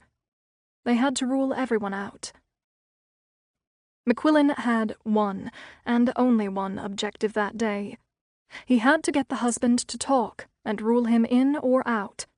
If it wasn't the husband, he and his team needed to get busy real fast. 6 hours later, Alec Roberts was seated in one of the police interview rooms. A cold cup of coffee sat on the table in front of him. He appeared relaxed, like he was waiting for a movie to start. McQuillan peered at him through the video monitor down the hall, and then walked briskly down the corridor to meet Roberts in person. After 5 minutes in the same room with the victim's husband, McQuillan had formed his opinion. He had seen Roberts' type before, but had to remind himself that just because the guy was an asshole didn't mean he was a killer. Gaining Alec Roberts' confidence was critical. The detective let Roberts think he was on his side and offered just the right amount of support and sympathy. If Roberts was guilty, his own arrogance would do the detective's work for him. Perps always forgot that cops interrogated criminals for a living. Detectives did it every day, all day, and they were good at it. Alec Roberts, on the other hand, had probably never been interrogated by a police officer in his life. The professor was in uncharted waters, but so convinced of his own intellect, he didn't know his ship was way off course. "Mr. Roberts," McQuillan said. "where were you last week?" "It's Dr. Roberts," Alec replied. "I have a Ph.D. in history." "My mistake, Doctor. May I call you Alex? It's Alec with a C, not an X," he said. "My apologies again," McQuillan said, looking down at his papers. "Got it. Alec, with a C." "It's okay, officer. Everyone makes mistakes," said Alec. McQuillan's inner cop radar was blinking red, and his ears were hot and itchy. "So, Alec," McQuillan said, with an emphasis on the C. "Let's start with where you were last Monday." "It's always the husband, isn't it, Detective?" Alec said. "You can be more imaginative than that." "Piss me off a little more, you arrogant little jerk," thought McQuillan, "and I'll nail you to the wall." "You're not a suspect," McQuillan said politely. "We're talking to everyone. It's extremely early in the investigation. You want to find out who killed your wife. My job is to get all the facts and eliminate people so we can find your wife's killer and put him or her in jail. I know how this goes," Alec said, still smiling. "Let me save you some time, Detective. I didn't touch my wife. If you're acting all chummy with me hoping I'll confess to something, you're going to be waiting a long time." "Is there something you want to confess?" McQuillan asked. "My wife and I were getting divorced. That's no secret," Alec said. "We didn't live together anymore. I don't know what happened to her. I haven't seen her in months. Let me go back to my original question," McQuillan said. "Where were you last Monday?" Alec stared at the detective with cold, dark eyes and smirked. "Where I am every Monday, at the University of Rochester." "You are? My older sister went to UR," McQuillan said. "But before your time. Good school." "Yes, it is. There would be people who could confirm that you were teaching that whole day, correct?" McQuillan said. About 200. I have a full load of classes on Mondays, Alec replied. I also chair the history department meeting every Monday at 5. Can you give me the names of some of those people? McQuillan said, as he passed Alec a yellow legal pad and pen. Alec nodded and wrote down a few names and numbers. How about Monday night? The detective asked. Where were you Monday night? At my house, Alec said. I usually stop in at LA Fitness on my way home from school and work out. I like to stay in shape, you know what I mean? Oh, yeah, that's very important, McQuillan said, looking down at his own expanding gut hanging over his belt and promising himself he'd start working out again. Is that the LA Fitness near Avon? I go to one near the university, Alec replied. About what time did you leave LA Fitness on Monday? Did you go directly home? My workout usually takes about 90 minutes, Alec said. My department meeting went until a little before 6, and I got to the gym by 6:15. I worked out until about 7:40. Then I went directly home. About what time did you arrive home? McQuillan asked. I don't know, maybe 8:15? And then? I watched a game, he said. Monday Night Football. I saw that too. Good game. The police still didn't know the exact time or day Quinn Roberts had been killed. It could have been Sunday, Monday, or even Tuesday. The wide window on time of death presented McQuillan with an unwieldy playing field. Did I forget to mention, said Alec, with a cocky expression on his face, my girlfriend Allison Moore was with me Monday night? We had lobsters. McQuillan wanted to slap the smug look off the professor's face, but kept his cool and just nodded, making a note of the girlfriend's name, address, and phone number. Would Miss Moore verify that? Why wouldn't she? Alec said, visibly proud of himself. Did you see anyone on Tuesday night? McQuillan asked. Actually, I did, Alec replied. First I went to the gym until about 8:30. You can check the time clock at LA Fitness. Later, my girlfriend Allison came over. She stopped by to drop something off around 9:30, but only stayed about 2 hours. She drove to your place late at night and then left? According to your written statement, you said she lives all the way over in Milford. That's a long drive late at night. I left a work folder at her place and desperately needed it. For an important presentation I had the next day. She offered to bring it to me. She must be a nice person to make that long drive so late at night, when I presume she also had to work the next day. She is very nice, Detective. That's why she's my girlfriend. We usually get together only on weekends. For some reason, last week we saw each other every day, said Alec, pausing to think for a moment.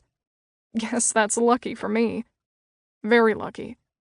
So you're saying you were teaching each day and that Ms. Moore was with you every single night last week, McQuillan continued. That's what I'm saying. The questioning went on for another hour. Alec thought he was running the table, and the detective let him believe that. If McQuillan needed to stroke Alec to get him to crack, he'd gladly do it. No skin off his nose. That was how the game was played. Tell me how you felt about your wife. You ever get divorced, Detective? Yeah. How did you feel about your wife? He asked. She was a bitch. Exactly, he said, with a smile on his face. He may have been in the middle of a divorce, thought McQuillan, but Alec Roberts was just too freaking cheerful, given that his wife and the mother of his kids had just been murdered. Something was off. An hour and a half after their session started, Detective Jimmy Cruz walked into the room. Cruz, a Division I guard back when he played college basketball, was tall, lanky, and sharp as a tack. He and McQuillan had partnered on a lot of cases over the years and knew each other's every thought. It was apparent Cruz had a chip on his shoulder when he sat down and introduced himself, spitting out a slew of insinuating questions in rapid fire. Alec's body language changed, and he began to bristle. Hold on there, Detective, McQuillan said. Dr. Roberts has been through a lot today, and so far, he's been extremely cooperative. Sounds to me like you're stonewalling Roberts, said Cruz.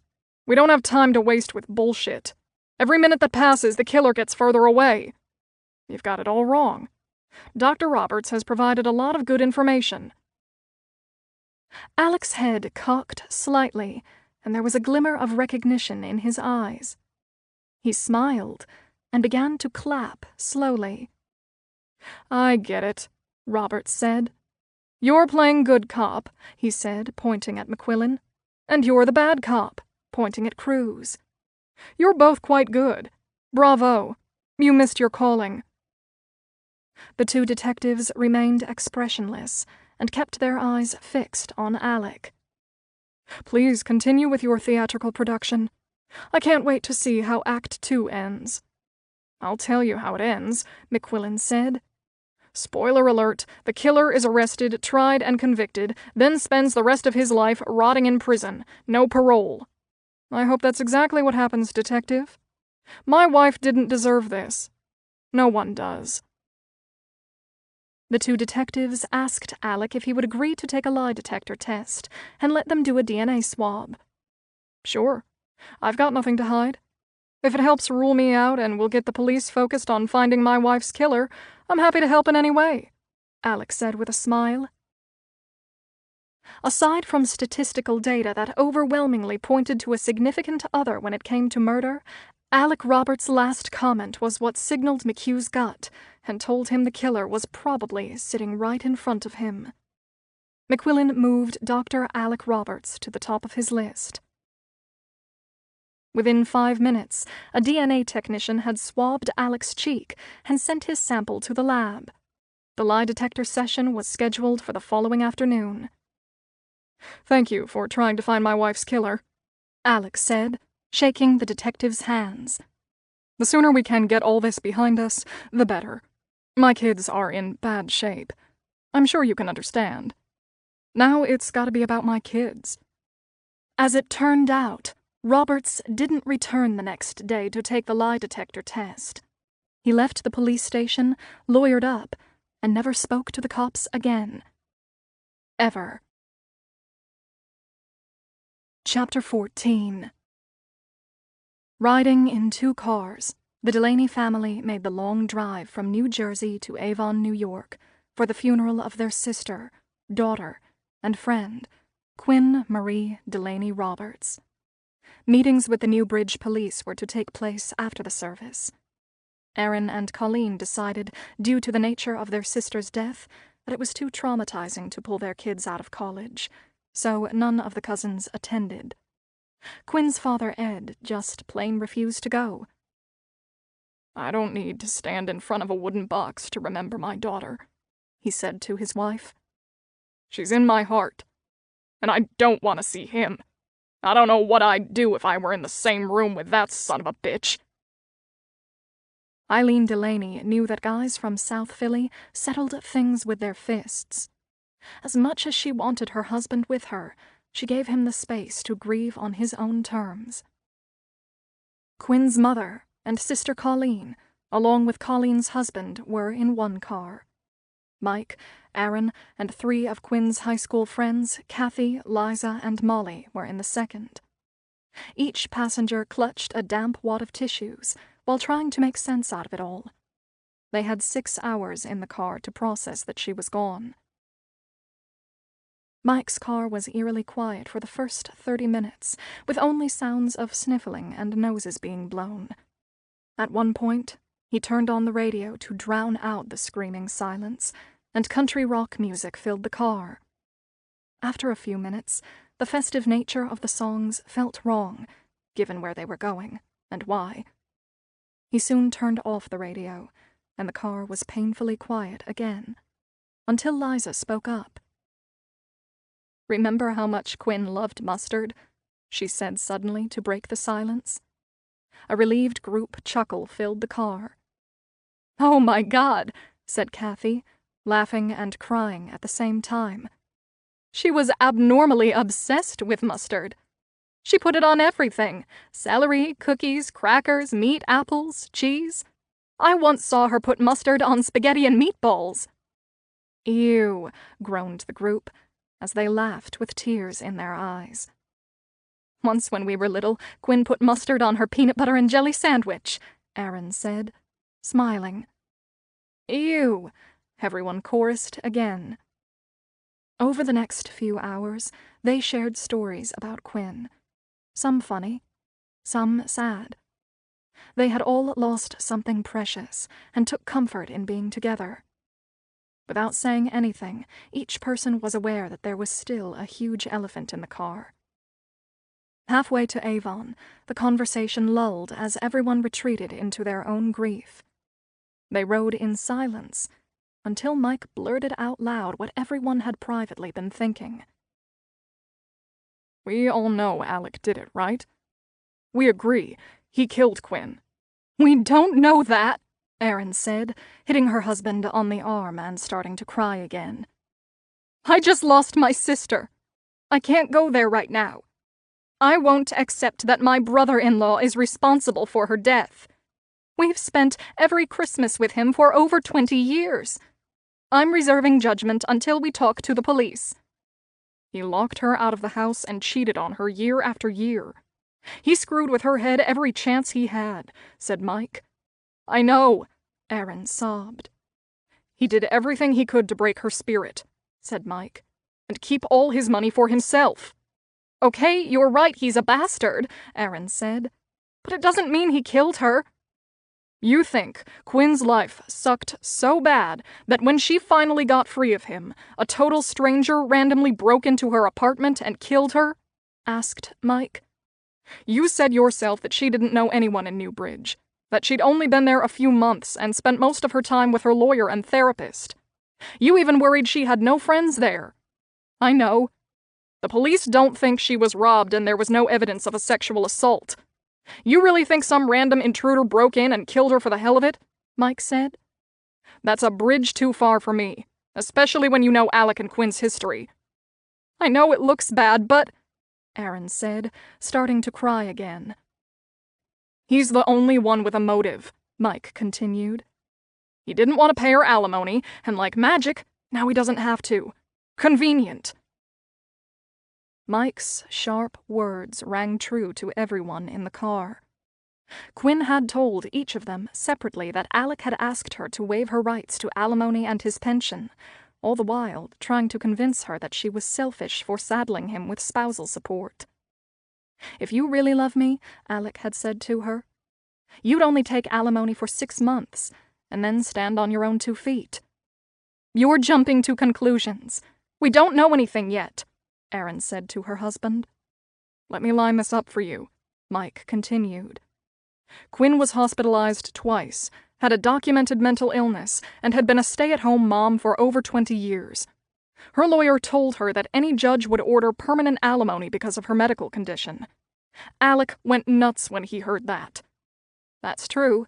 Quinn told me he was furious about the alimony," Erin said. "A few weeks later," said Mike, "Quinn ends up dead and Alec's financial problems miraculously disappear. Like I said, convenient." "He probably did it," Erin said softly. "Mike, do you really think Alec is capable of doing something like that?" Liza asked. "He's a fucking psycho," said Mike, after a long pause. Chapter 15. One party you never want to be invited to is your murdered sister's funeral. Erin spoke to Quinn's kids the night before and let them know their mother's family was driving up from New Jersey in the morning. Erin had one mission. She wanted to put her arms around Jack and Hannah for her sister and let them know she would always be there, just like she had promised Quinn. She asked Jack to arrange for the Delaney's to have some private time with Quinn before everyone else entered the room at the funeral home. Erin didn't want to face Alec while she said goodbye to her sister. Even if he hadn't killed her, he had treated her terribly while she was alive, and Erin couldn't forgive that.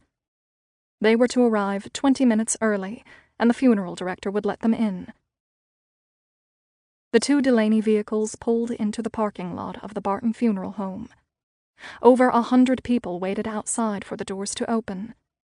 Most of them were young, college-aged kids who Erin assumed were friends of Hannah and Jack. Quinn's house had always been the hangout house for all of Jack and Hannah's friends. Until she got sick. Then no one came around. When Eileen Delaney got out of the car and took her first step, her legs gave out. Colleen caught her just in time and held her up. Erin raced over to her mother and quickly linked arms. She and Colleen walked their grieving mother slowly to the door of the funeral home, bypassing the waiting crowd. They were on the one VIP line you never want to be on. Hannah and Jack stayed with their father on the opposite side of the parking lot, while the group from New Jersey filed into the main receiving room. The large mourning space was filled with rows of empty chairs and numerous arrangements of flowers from friends and family. Big blown-up photos of Quinn were scattered around the room on metal easels. A light wood closed casket was situated at the far end of the room. Erin looked at the pictures of her sister. One was of Quinn hiking in the woods, sun on her face, not a stitch of makeup, young, healthy, beautiful. Another was of Quinn playing her ukulele, mouth open, strumming in front of the Christmas tree, entertaining the whole family. Erin remembered everyone had been so happy that day. She could still hear her sister singing off-key, and it made her smile. Across the room was a portrait of a radiant Quinn in her wedding gown. A lump the size of a golf ball lodged in Erin's throat as she looked at the beautiful images of her baby sister. Her stomach ached, her body temperature was high, she was sweating. But somehow she was freezing. Her heart pounded in her chest, and her ears were ringing. Every part of her ached, and her legs felt like they were going to collapse underneath her. For a terrifying moment, she thought she was having a panic attack. And then she realized what it was. Grief. To calm herself, she took a few deep, cleansing breaths. "Keep it together, Erin," she told herself. A giant picture of a smiling Quinn and Alec on their wedding day hung at the back of the room. Seeing that image of marital bliss infuriated Erin. Alec was mocking her sister's memory. That picture made it look like they had a loving relationship. Erin wanted to rip it down and tear the image into 1,000 pieces. She glanced out the window at Alec in the parking lot, talking with her niece and nephew. He should be in that wooden box instead of Quinn, she thought. It should have been him. Erin kept her eyes from going to one place in the room. She couldn't look over at the casket. My little sister is inside that wooden box, and I am here for her funeral. It was surreal. Erin's attention shifted as a commotion was heard across the room when Eileen Delaney became hysterical. Seeing her mother fall apart set Erin off, and she sobbed uncontrollably and lost her balance. Standing next to her, Mike quickly put his arms around his wife and held her up. Colleen and her husband took their mother to a seat in the back of the room to calm down.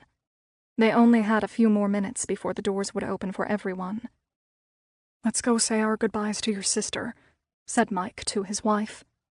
The two of them walked stoically towards the casket and knelt down in front of it.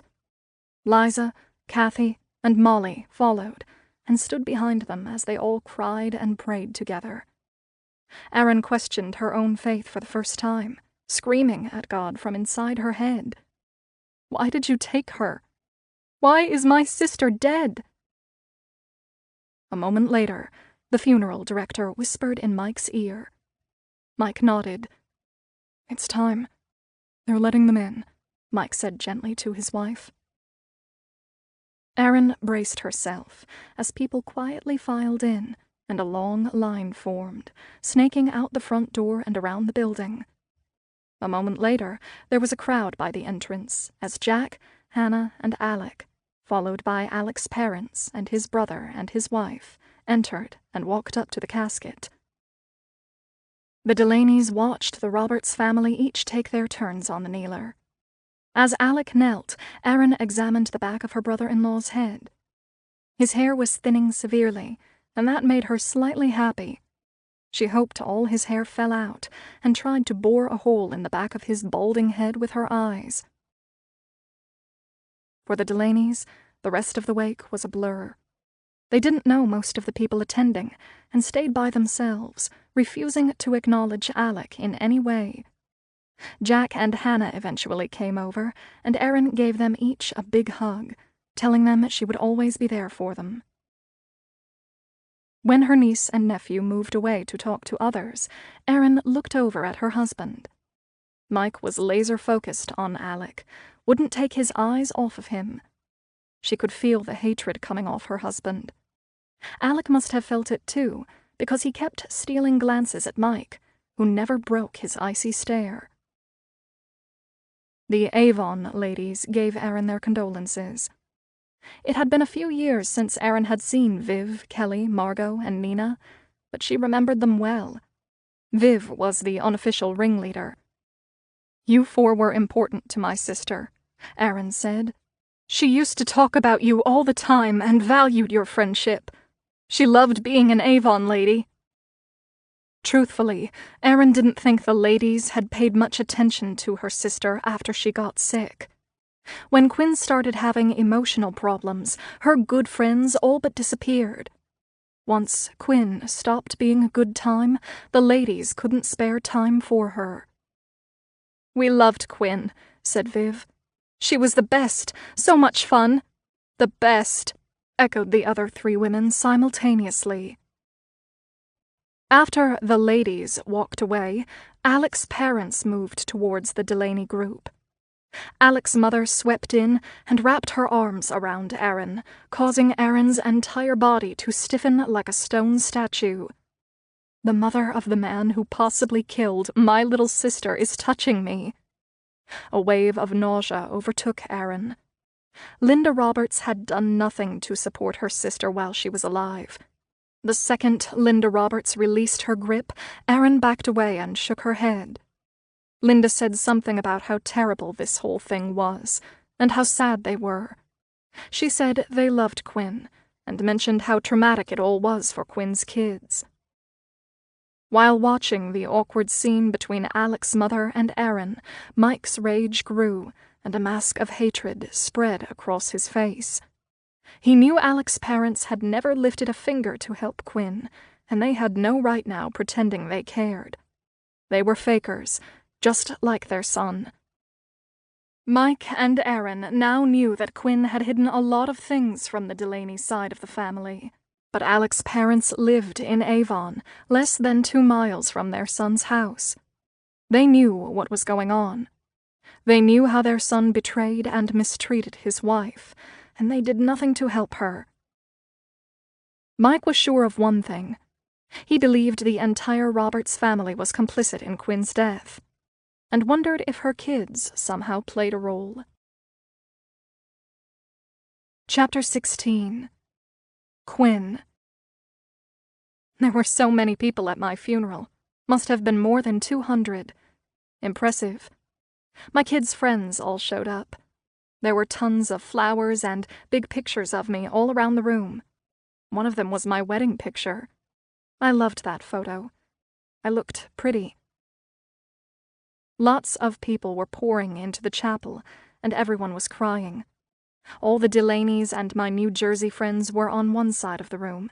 The Avon contingent, including Alec and my kids, along with the Avon ladies, were on the other.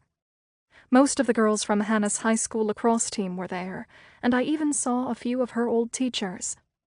Guess all the volunteering I did at Avon High paid off.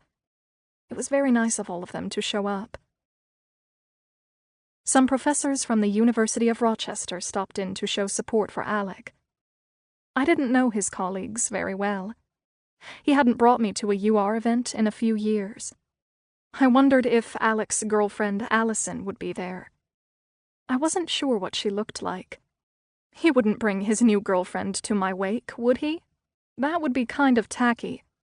My brother-in-law would lose his mind if Alec did that. I'd known Mike since we were kids, and he was more like my big brother and protector. Nobody messed with any of the Delaney girls when Mike was around. There sure were a lot of people in the funeral home. Lines of mourners went out the front door and all the way around the building. I went over to my daughter. She looked sadder than I had ever seen her. "Everything is going to be all right, Han," I whispered in her ear. "I'm all right. I'm still here with you." A single tear trickled down her cheek. "I love you, Han," I said, blowing her a kiss, wanting to believe she heard me. I moved towards my son. He looked as though he wanted to sink into the floor. "Don't be sad, Jack," I said.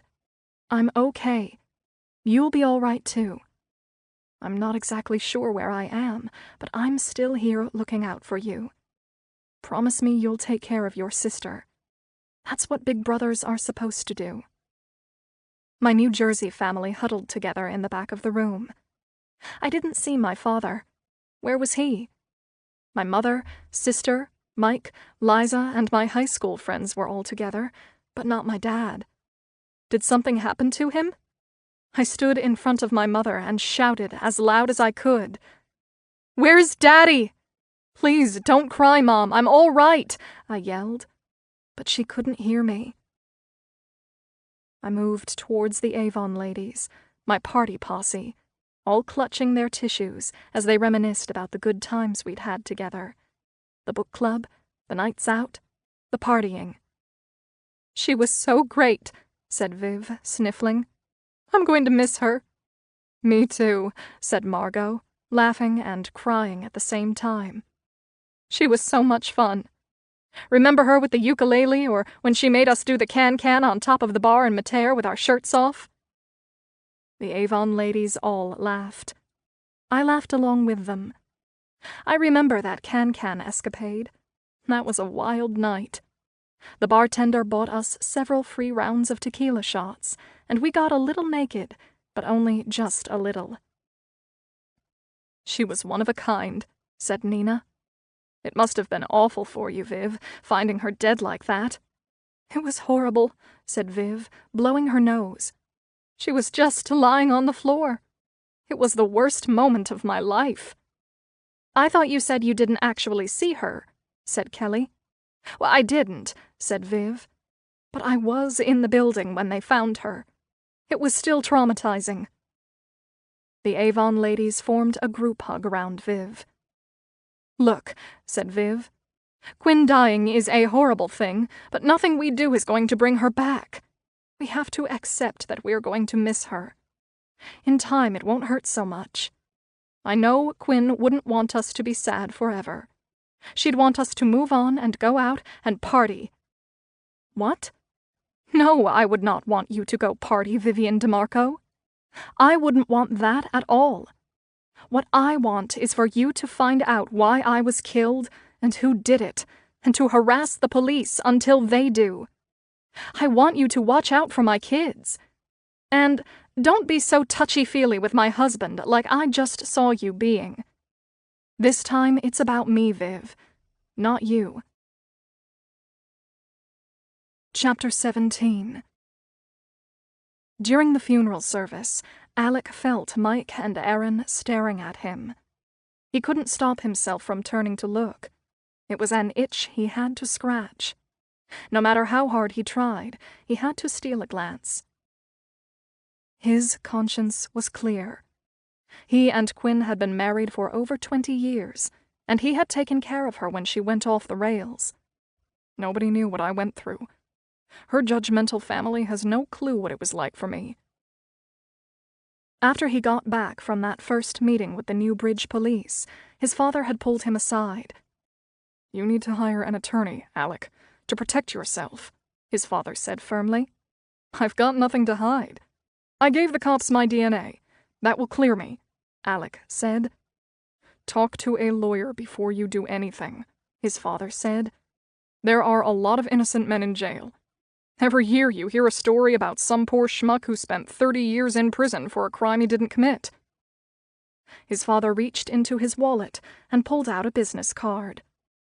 Call this guy, Stephen Stern, he said. He's supposed to be an excellent criminal attorney. I don't need some high-priced lawyer, Alec protested. The local police are idiots anyway. I can handle them with my eyes closed. Besides, I don't have the money for another lawyer after all the funeral expenses. Don't be such a stubborn ass, Alec. I'll pay for your goddamn lawyer, said his father, in a tone that told him it was not up for debate. The next morning, Alec met with Stephen Stern, Esquire. The lawyer was smart and cocky, just like his potential new client, and Alec decided they were both cut from the same cloth. It's not that they always accuse the husband, Alec, Stephen Stern said. Statistically, when it comes to murder, the spouse or significant other is most often the guilty party. Naturally, that's where the police look first. I already gave the cops my DNA, Alec said. That was a mistake. I would have advised against that, said Stern. From here on in, don't speak to the police. I'll do all the talking for you. Alec nodded. You're certain there's no possibility they'll find your DNA in your wife's apartment? Not a chance, Alec replied. I've never been to her place. I haven't physically seen my wife in 6 months. All communication between us was by phone or text. I'm going to ask you the question that I ask all my clients. Your answer is protected by attorney-client privilege, okay? Okay. Did you kill your wife, Alec? No, I did not. Okay. That's all I needed to know. Unless the police want to charge you, Stern said, you're under no legal obligation to talk to them again. From now on, be like a mime. Complete silence. Clear? Absolutely. My DNA will rule me out, said Alec confidently. Stern picked up the phone and called the Newbridge Police Department to let them know he was now representing Alec Roberts, and his client had nothing more to say. He also told them Alec would not be returning to take the polygraph test either.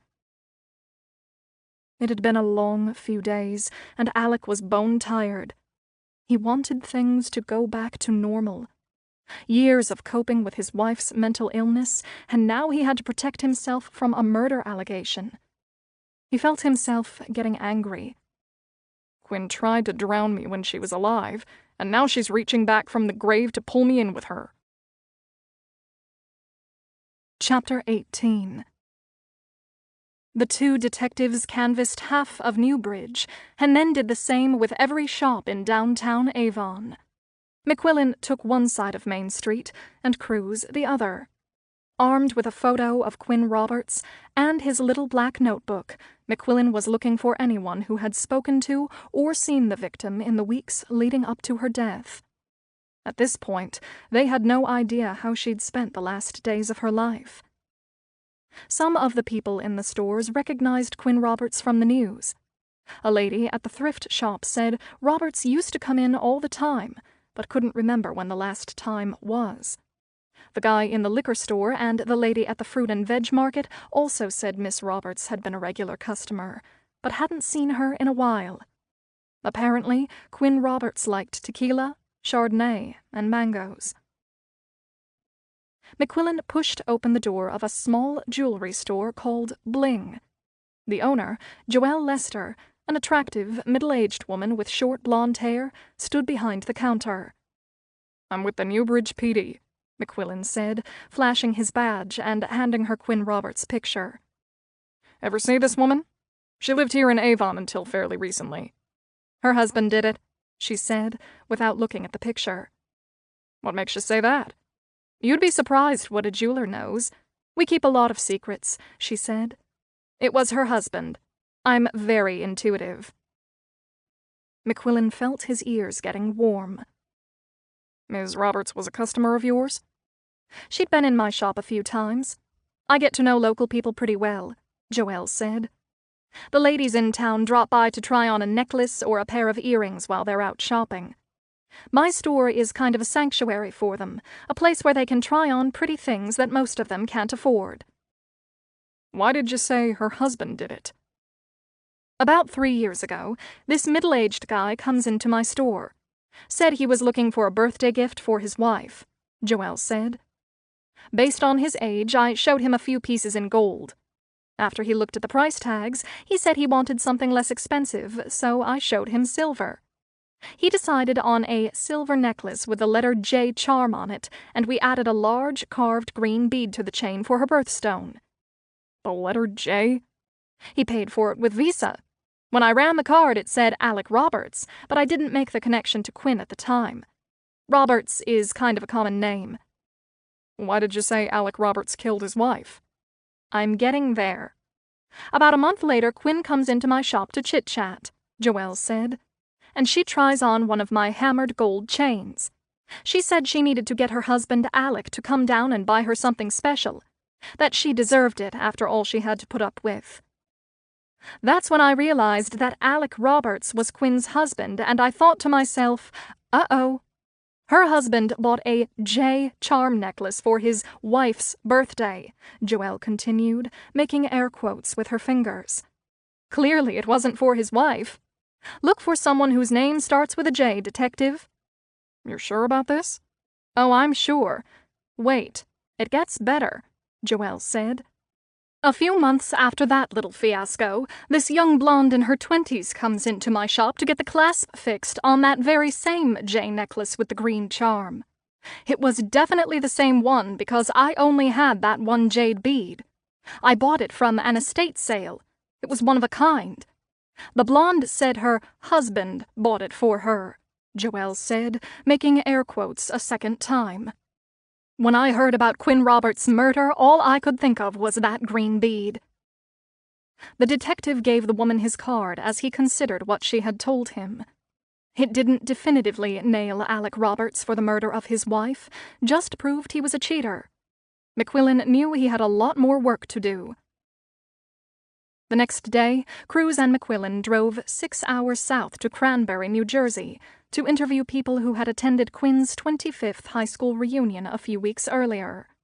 The main person McQuillan wanted to talk to was Quinn's old boyfriend, Mark Miller. Let's just say we were old friends, that's all. I hadn't seen her in 20 years, Mark blurted out, before either detective could ask a question. You and Quinn Roberts dated all through high school? Asked Detective Cruz. She was Quinn Delaney then. Yeah. We went out for a few years. Broke up when we went to college. Had you been in touch with Miss Roberts? McQuillan asked. We kind of had a bad breakup, and then I met someone, and she met someone. The one and only time I saw her was at the reunion. Your classmates told us that you two were inseparable at the party, said Cruz. That you were by her side the entire evening, and you left together. We had a lot to catch up on after 25 years, Miller said. People said you never took your eyes off her the whole night, McQuillan said. She was still beautiful. What can I say? And you left the event with her? Cruz asked again. The lady needed a ride home. I'm a gentleman. While McQuillan's money was still on the husband, Mark Miller had emerged as the first runner-up. The two detectives remained silent, hoping Miller might meander his way into a confession. Look, I'm married, he continued. I gave her a ride to her parents' house. Is that a crime? It was no big deal. Like I said, we were old friends. Except, McQuillan said, looking at his notes. According to Miss Roberts' sister, that night you told the victim that you were still in love with her. You said you wanted to leave your wife and start up with her again. Her sister said she turned you down. That might make a guy get pissed off, going out on a limb like that and getting shot down. You've got to be kidding me, Miller said indignantly. That's a total lie. I never said that. Everyone knew Quinn Delaney was damaged goods. People said she had a screw loose. She might have told her sister I said it, but it never happened. She probably made it up to make herself feel important. She was always high up on her horse, even back in high school. I'm married. Quinn Delaney was attractive, but she was delusional. I wouldn't jeopardize my marriage for someone that unhinged. Chapter 19. Quinn. Why, Mark Miller, I believe you just told those detectives a big fat lie. I'm glad you still found me attractive, But delusional? I remember exactly what you said to me that night, Mark. You said you wanted to dump your fat wife and ride off into the sunset with me. Truthfully, I thought you were the crazy one, and I felt sorry for your wife. Don't you know that a marriage built on lies is bound to unravel? Take it from one who knows. You're in for a whole lot of pain. Chapter 20. McQuillan had lost count of how many doors he had knocked on in Quinn Roberts' old neighborhood in Newbridge. It was a quiet part of town. You could hear birds chirping and an occasional dog bark. Everything was nice and peaceful. That's why a woman being brutally murdered and no one seeing or hearing anything didn't jive. If a person didn't belong here, like a crazed drug addict, for instance, somebody would notice. Frustrated, he and Cruz had gone house to house and talked to countless numbers of people. For all their effort, they still had nothing. An elderly lady who lived across the street from the murder scene said she saw a blue van parked there one day that same week. "I keep a watch on this whole neighborhood. You can never be too careful. The guy driving the van looked strange, like he was on drugs or crack or something," the old woman said. "He had long hair and a ponytail and maybe a tattoo. I didn't like the looks of him. I think he had Vermont plates." "Where were you when you observed the vehicle?" McQuillan asked. "I watch everything and everyone from the window in my dining room," said the old woman. "I'm pretty sure that van was parked out there last week." After almost 30 years on the job, McQuillan had gotten pretty good at separating fact from fiction. The blue van and ponytail screamed fantasy, and McQuillan didn't have time to chase down false leads. He asked the woman a few more questions about the drug addict, and inconsistencies in her story made him confident there was nothing to it. He crossed it off his list. Seemed nobody knew nothing. Even the people who lived in the same building provided little. Scott Rubin, a middle-aged tax attorney, and his wife, who lived underneath the victim, offered almost no help. "We're private people," said Rubin. "We don't want to know anything about our neighbors, and we don't want them to know anything about us." What a delightful guy, McQuillan thought. "I'll say hello to you or lend you my snow shovel, but that's about it," Rubin continued. "I get it, Mr. Rubin. You like your privacy," McQuillan said, jotting down a note. "Did you hear or see anything last week?" "Her damn footsteps on my ceiling," Rubin said. "That woman walked around at all hours of the night. This is an old building. The floors creak. Her pacing made our ceiling squeak all night long, every single night. I had to use earplugs. She drove my wife nuts. I'm sorry she died, Detective, but we don't know anything. Do you remember what days you heard Miss Roberts walking around? She did it every night. Definitely Sunday, 'cause I was trying to watch a movie. And maybe Monday, too. Not sure about Tuesday." After the police interviewed all of her classmates, neighbors, and family members, they determined that Quinn Roberts didn't appear to have any enemies. She was close with her parents and sisters, and most everyone said complimentary things about her. She was a good mother, involved in the local schools, and at least up until the past couple of years before she developed some emotional problems, she was well liked and had a good sense of humor. In the 3 weeks since the murder happened, it had been front-page news, and everyone had an opinion. McQuillan's challenge was to determine what was speculation and what was reality. A lot of people reported their theory to the police as a fact.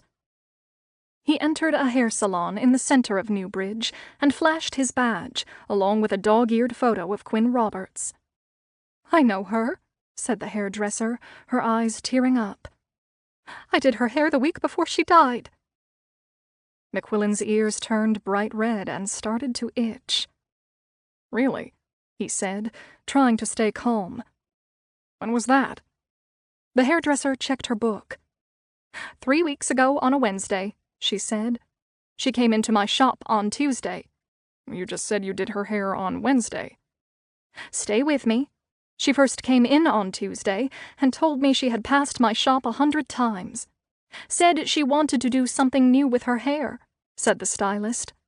It looked like it hadn't been cut in a while and it was flecked with strands of gray. She looked kind of lost. I knew I could make her look so much better, but my schedule was jammed. So you didn't do her hair? McQuillan asked.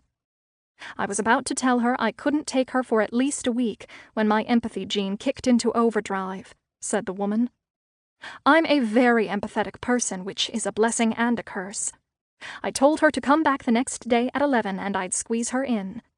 She really needed a haircut, and I was dying to get rid of that gray. Did she come back? The next day, which was Wednesday, she shows up a few minutes before 11. She looked more pulled together than the day before. I wrapped her in a plastic cape and took a hard look at her hair and face in the mirror. We were about the same age, and we both have black hair. Her skin was fair, like white porcelain, and she had these pretty light blue eyes. I, on the other hand, am Sicilian, dark eyes, dark hair. In Disney princess speak, we were like Princess Jasmine and Snow White. Then what happened? I cut and colored while she talked. Something about my chair, they all tell me their secrets. She said she was getting divorced, but that she didn't want to, and now it seemed her husband wanted to get back together. She said she had plans to have dinner with him for his birthday and wanted to look really good. Something about the way she said it made me wonder if she was telling the truth, or if it was only magical thinking on her part. I kind of got the feeling she wanted to have dinner a lot more than he did. It didn't sound like a firm date to me. Don't ask me why, just a gut feeling. I'll tell you what, though, when I finished with her hair, she looked like a cover girl. That was the last time I ever saw her. McQuillan wondered if the birthday dinner between Quinn Roberts and her husband ever took place, and made a note to follow up on that.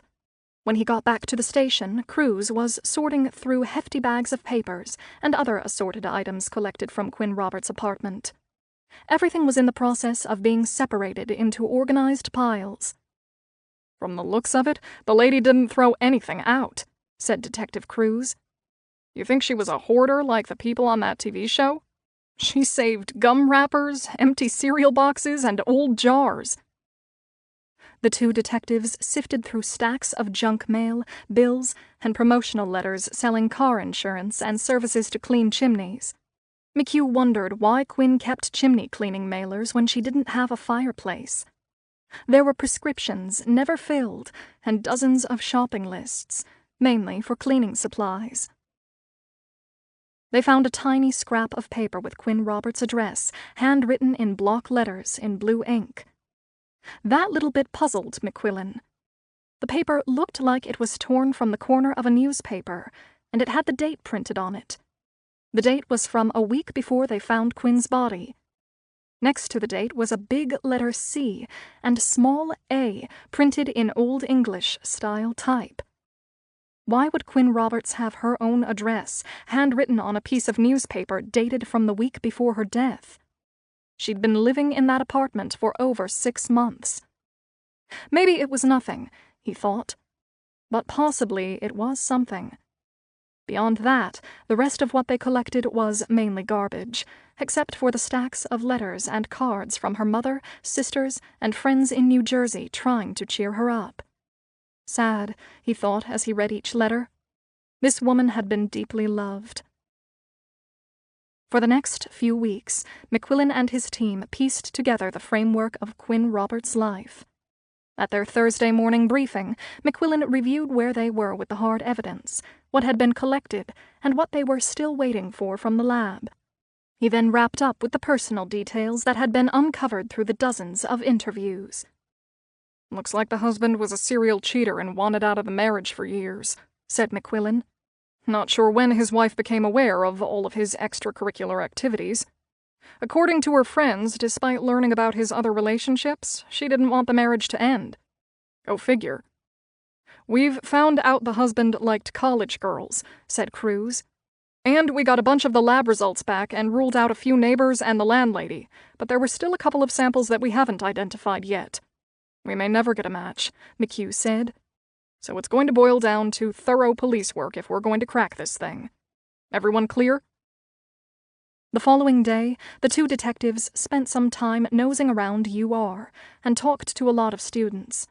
They learned that Alec Roberts had a nickname with some of the female students, Dr. A. According to some of the girls, all you had to do was put out once or twice, and you could move your grade point average way up. They said some of their classmates deliberately signed up for his courses with that in mind. "Last year," said one student, "I knew this girl who was a senior, and she wanted to get a job with Google when she graduated. She was worried her GPA wasn't high enough. She registered for 2 of Dr. Roberts' classes her first semester senior year and did what she needed to do. Now she works in marketing at the Google headquarters in New York." Jesus Christ, thought McQuillan. My daughter's in college. She gets all C's. I guess that means she's not sleeping with her teachers. The more McQuillan learned about Dr. Alec Roberts, the more convinced he was that there was something off about the guy. The two cops walked around the school, looking for more information, when someone directed them to a young woman with a long, blonde ponytail. She was sitting at a picnic table, deep into a book.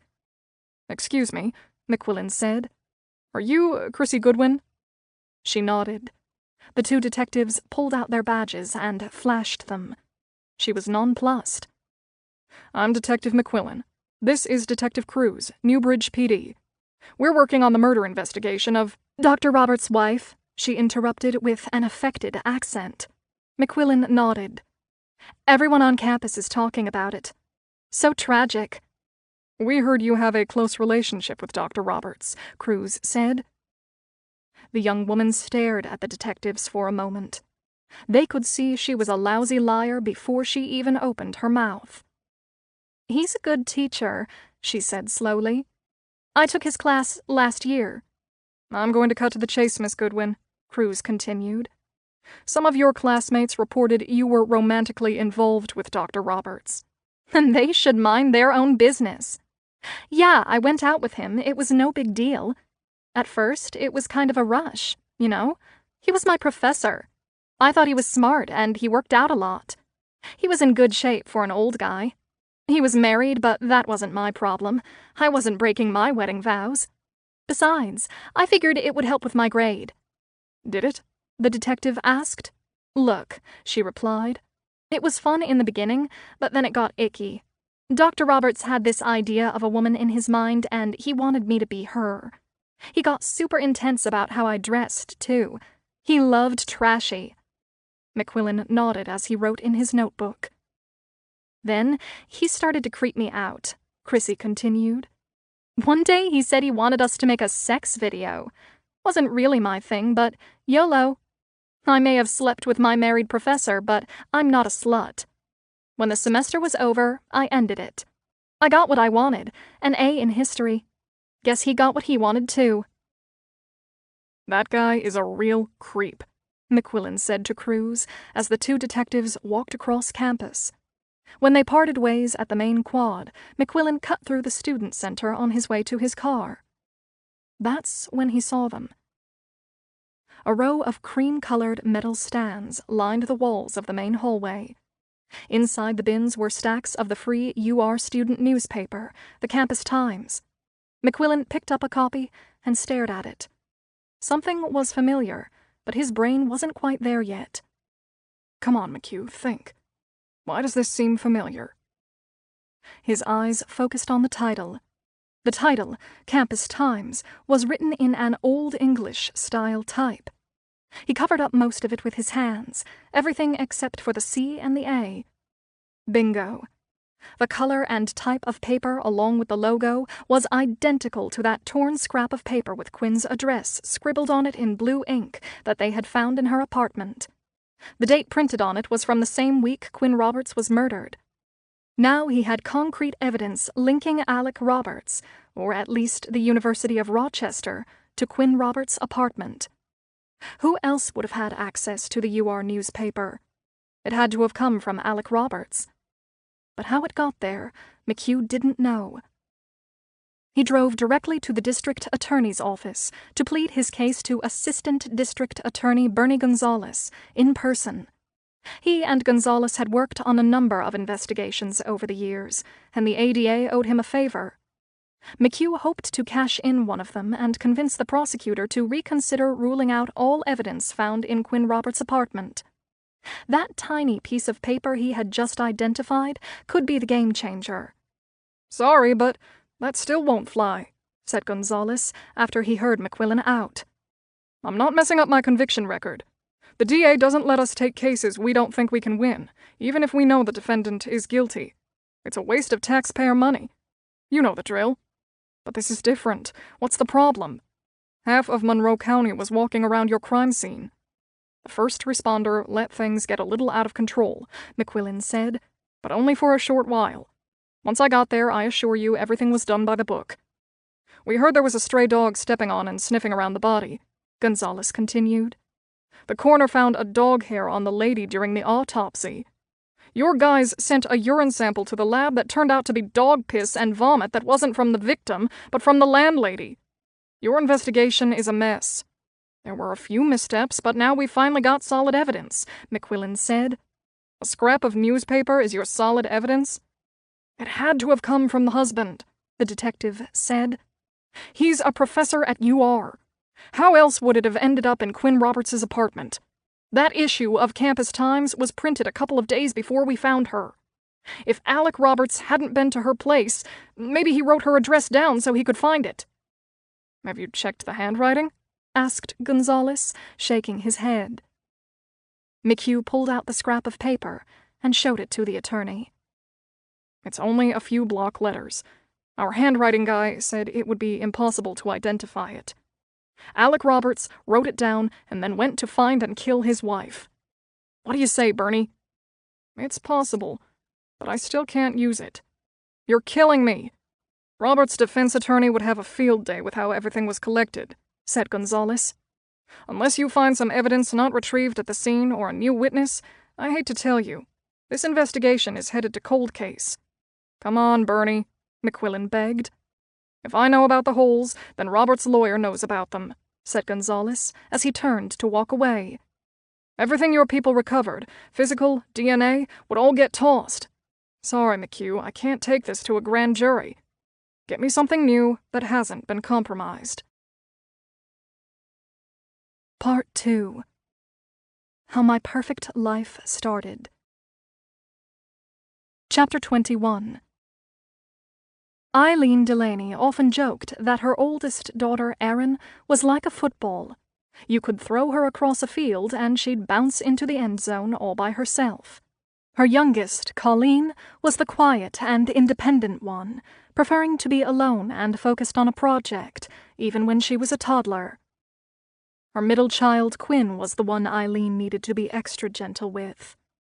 Only 5.5 pounds when she was born, Quinn just wanted to be held. Whenever Eileen turned around, Quinn would be there, her little arms in the air, begging to be lifted. "Pick me up, Mommy," she'd plead. While her older sister was off making friends, and the younger one happily playing in her crib, Quinn would cling to her mother's legs and sit as close as possible, like a lapdog. "You should have been born a kangaroo, Quinny. Baby kangaroos live in a pouch in their mommy's tummy," said Eileen to her 5-year-old middle daughter. The little girl's eyes widened as she smiled at what she had just learned. "Mommy, I would like being in your pouch. Then you could carry me around all the time," Quinn said. Eileen laughed and shook her head because she knew her daughter meant it. That girl hates being alone, she thought. From time they could talk, Erin and Quinn were the best of friends.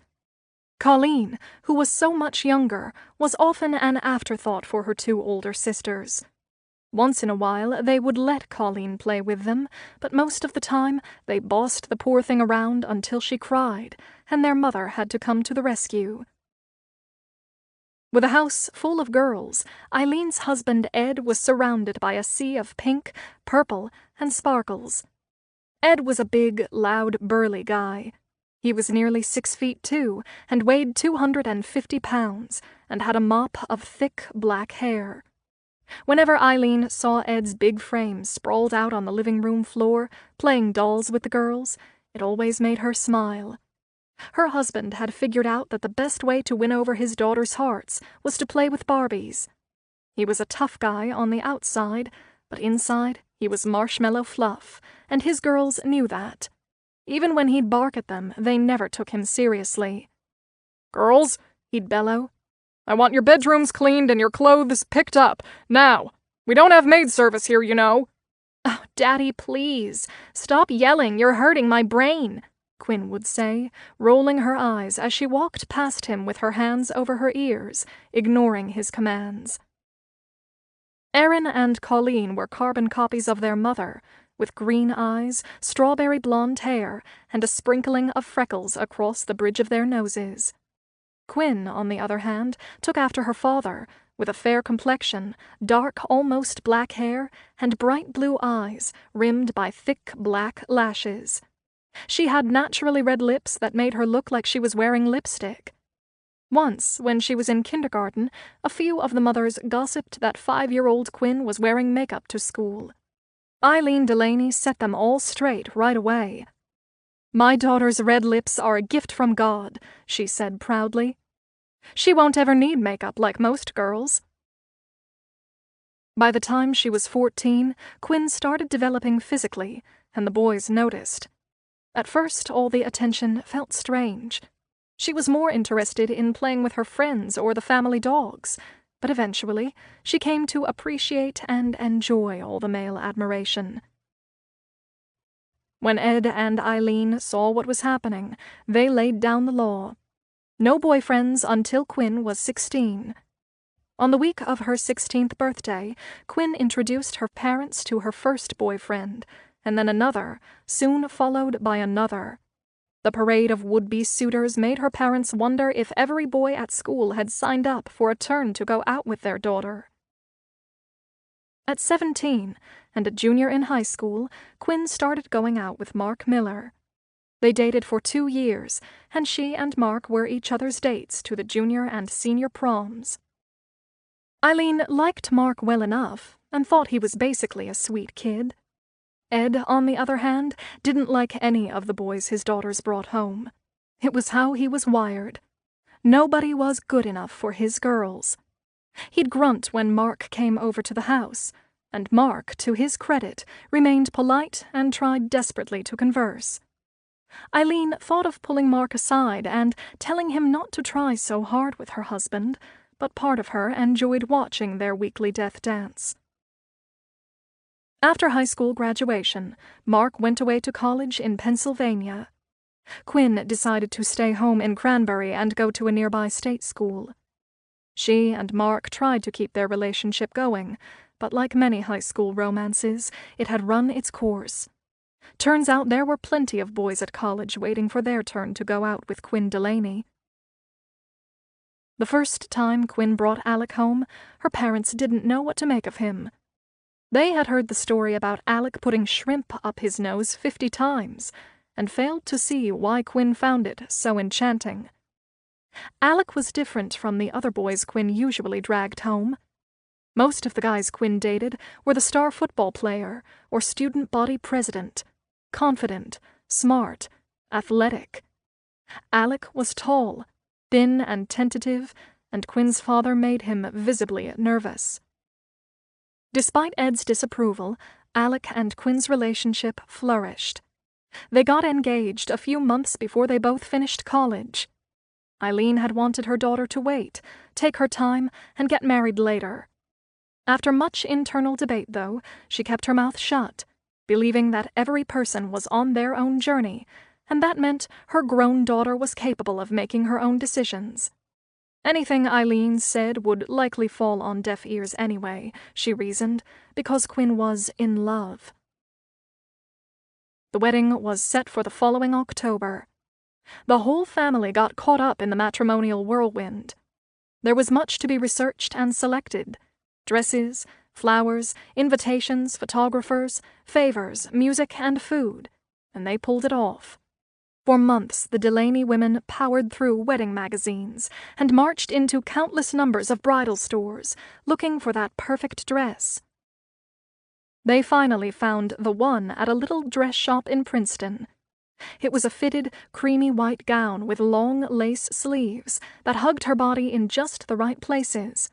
When Quinn stood on the stand in the middle of the bridal store, wearing her veil and gown and the most beautiful, serene smile, Eileen thought her daughter looked happier than she had ever seen her, glowing from within.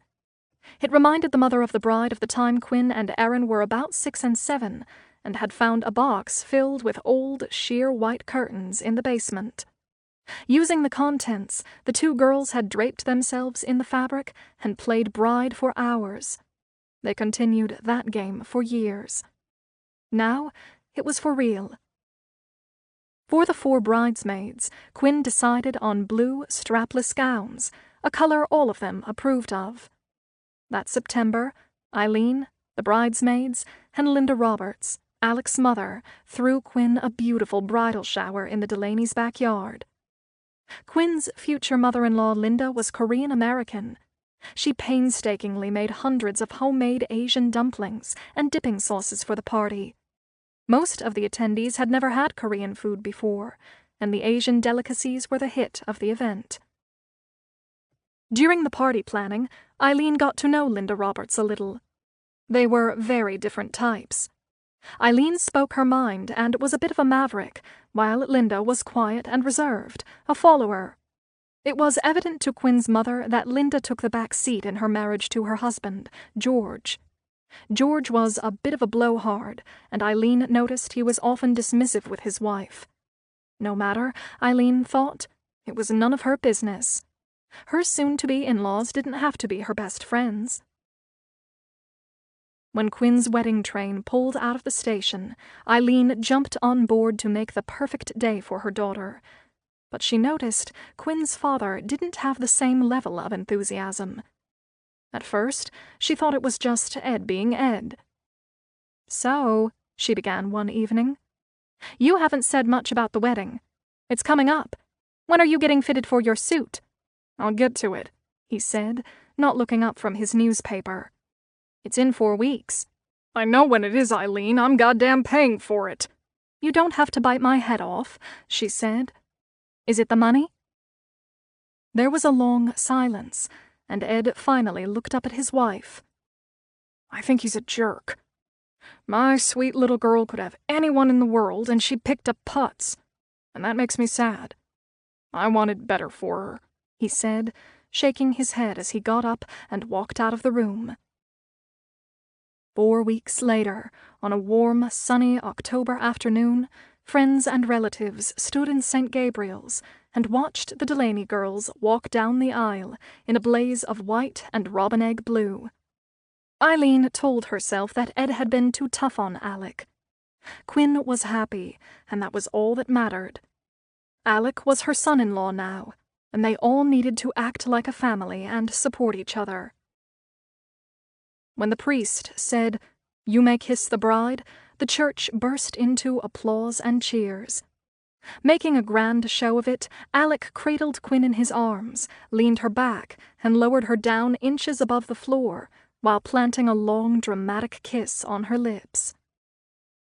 When he lifted his new wife up, she proudly held her flowers high over her head, like a defiant Statue of Liberty holding her torch. The crowd in the church erupted.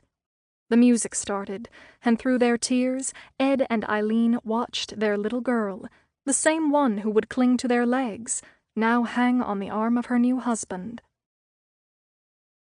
Minutes later, the wedding guests stood in front of the church, while the bridal party posed for pictures.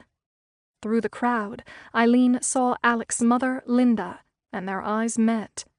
She could see Linda had been crying too, and walked over to her with a welcoming smile. "Well," Eileen said, giving Linda a hug, "they really did it. Our kids are married. Alec looked handsome in his tuxedo." "I know," said Linda, smiling and wiping away another tear. "He polishes up nicely, doesn't he? And Quinn, she has to be the most beautiful bride I've ever seen, and that includes the ones in the magazines." "Believe it or not," said Eileen, "she's been completely calm throughout all the wedding planning. There was no drama whatsoever. I was the wreck. Quinn has always been the most composed and cool-headed of all my girls." "That's good," Linda said. "I guess it helps her deal with my son's temper. I never knew how to handle him when he got so mad. She must know the secret." At that, Linda waved to a relative and moved away. Eileen felt a cold chill go down her spine and her stomach churn. What did Linda mean, Alec had a temper? She knew Alec could be opinionated, but Quinn never mentioned anything about a temper. Eileen decided to keep the comment to herself. If Ed heard about it, holy hell would break loose. Besides, she might have misunderstood what Linda had meant. Maybe she was saying Alec could be a hothead from time to time. Eileen knew all about that. She was married to one. Don't borrow trouble, she told herself. Years later, after things got bad, she wondered if she should have told her husband about it. Chapter 22. They were only 18 months apart, but Erin Delaney was definitely the big sister, and as far as she was concerned, that made her the boss of them. It worked because Quinn liked being the second banana. It suited her personality. She enjoyed being looked after, and Erin loved being in charge. Their mother used to joke that they were the perfect bookends. Quinn was tiny. Erin was tall. Quinn was beautiful. Erin was cute. Quinn turned out to be fragile, and Erin wasn't able to protect her the way she was supposed to. That was Erin's job.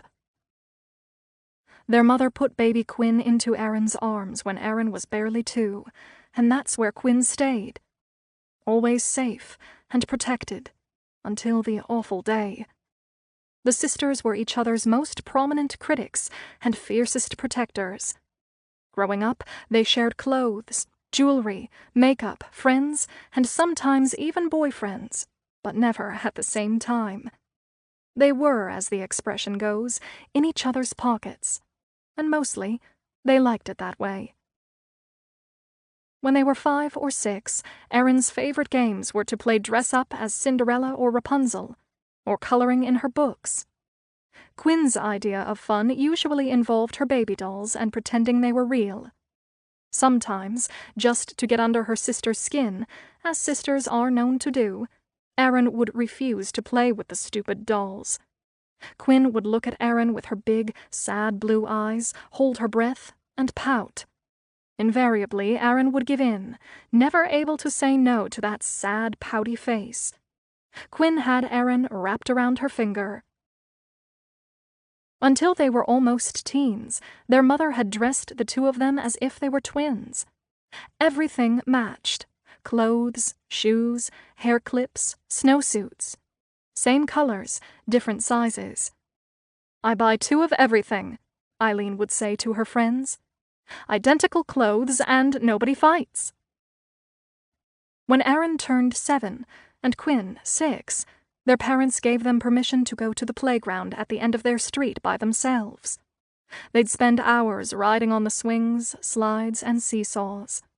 Quinn liked the swings the best, and 2 sisters would compete to see who could go higher, each encouraging the other to pump just a little harder. "Come on, Quinny," Erin would shout. "Move those skinny little legs of yours or you won't catch up to me. Go higher, Quinn, higher." Quinn would pump her scrawny limbs even harder and get all red in the face to stay even with her bigger, more athletic sister, as they both soared recklessly through the air, wind in their hair. They pretended they were birds flying through the sky. A few times, they went so high they were afraid they would swing right over the top, but they never did. Erin was the comedian, and Quinn her adoring audience. "Do that funny voice again, Erin," Quinn would beg. Without much encouragement, Erin would oblige, and perfectly imitate a man they saw on the street that day, or one of the teachers at school. Quinn would laugh so hard that tears would run down her face. Laughter was Quinn's Achilles heel. Make her laugh, and you owned her. That's how Erin got her sister to do almost anything. The matchy-matchy clothing their mother insisted on was tolerated for a while, but once the girls hit their preteens, they demanded their own fashion identities. Saturday afternoons were spent shopping and walking around the nearby college town. Upscale Princeton, New Jersey had a bustling downtown, an Ivy League university, and was loaded with cute college guys who could be found loitering on just about every corner. On one of those Saturdays, Erin realized her 14-year-old younger sister had mastered the art of boy talk. Erin watched Quinn effortlessly navigate conversations with countless numbers of guys, and wondered how her sister had learned to do this. Quinn was so confident and masterful, while Erin felt awkward and clumsy. Quinn knew exactly what to say to make every boy smile and come back for more. In high school, the sisters snuck out for cigarettes between classes, got fake IDs to get into bars, and were the popular party girls. The two of them had a blast, and somehow managed to stay just to the right of any real trouble. They didn't always get along. They loved each other, but they had fights too. Big ones.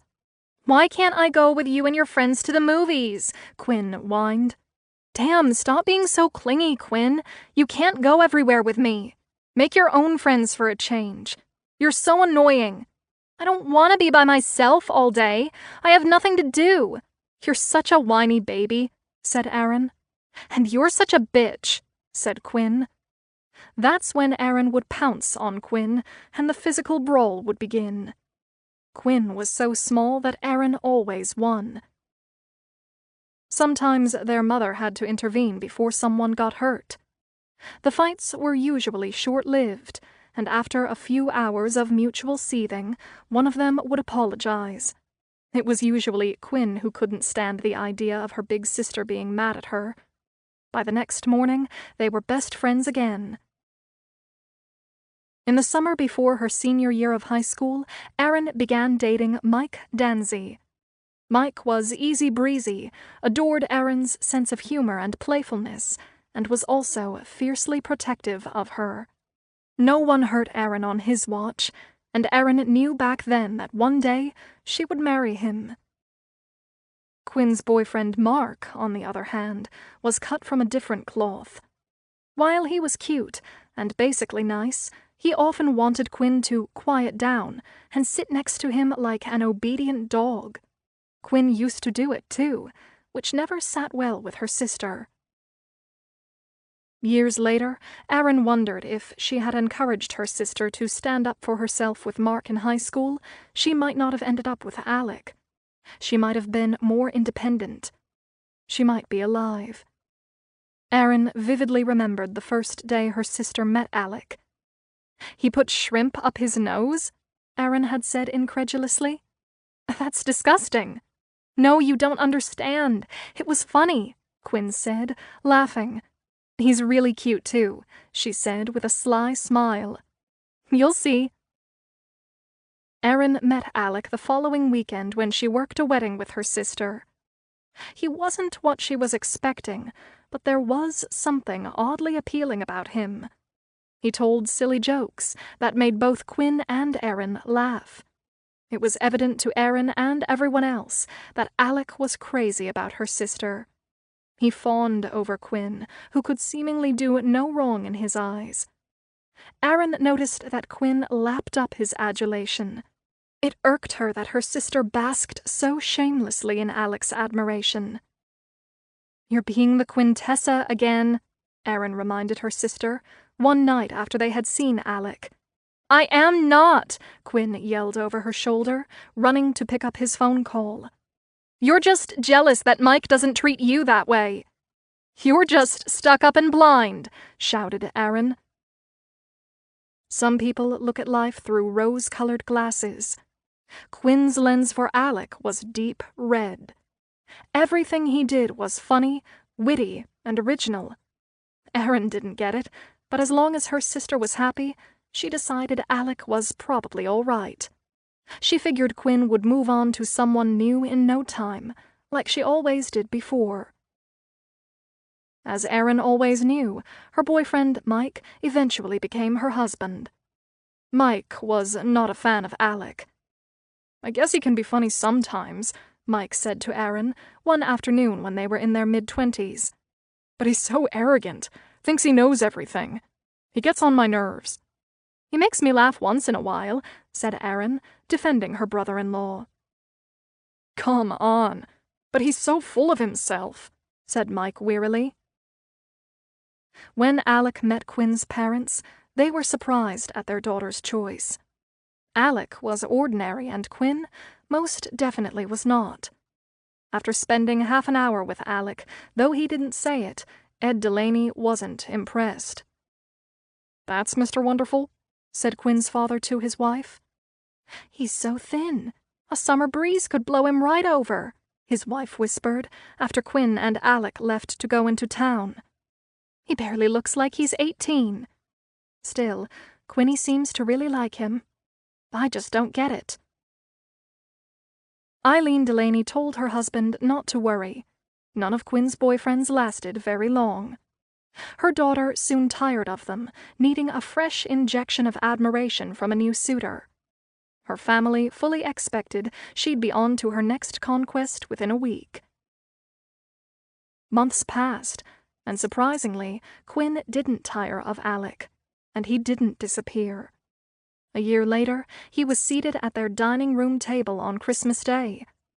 Even though the family's initial opinion of the loquacious Alec Roberts had been middling at best, he had grown on them, and they began to enjoy his offbeat sense of humor. Quinn was over the moon in love, and one by one, Alec won each of them over. Even Mike. Everyone, that is, except Big Ed. In spring of her senior year of college, Quinn announced that she and Alec were engaged to be married, and proudly showed her family the tiny diamond solitaire ring Alec had given to her. Erin had gotten used to Alec and even occasionally enjoyed his jokes, but the thought of him marrying Quinn just didn't feel right. It occurred to Erin that from then on, until she died, Alec Roberts would be with them every Christmas, every Thanksgiving, every Easter, everything.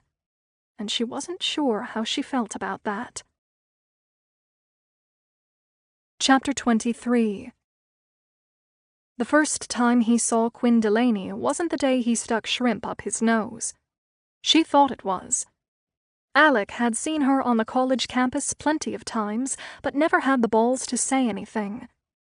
Every guy at school had a crush on Quinn Delaney, because she was so freaking beautiful, and she didn't act like she knew it. At least, not most of the time. There were a lot of pretty girls there, but Quinn, she was in another league. Alec Roberts didn't start to grow until the end of high school. Guys his own age treated him like an annoying little brother because of his size. The girls used to say he was adorable, but not in a good way. Not in a boyfriend way. He took the jeers. He wasn't a baby. But sometimes it was hard. He never had a girlfriend until the middle of college. He was never even kissed until then. The beginning of Alec's sophomore year was the first time he laid eyes on Quinn. She was walking across campus, laughing and joking with a bunch of other kids in the center of the crowd. Even from 30 yards away, her shiny black hair and almond-shaped blue eyes sucked him in. That first glance so mesmerized him that he nearly walked into a parking meter in front of the library. For him, it was love at first sight. After that, he was always on the lookout for his dream girl. He wasn't the only one. Half the guys on campus tripped over themselves to flirt with her. Alec would watch from a distance while the Queen held court in the cafeteria or on a bench under the giant oak tree in front of Tully Hall. Dozens of his male classmates competed for her attention. She handled them effortlessly, knowing precisely what to say to make each one feel special. Every guy hoped he might be the one she'd choose.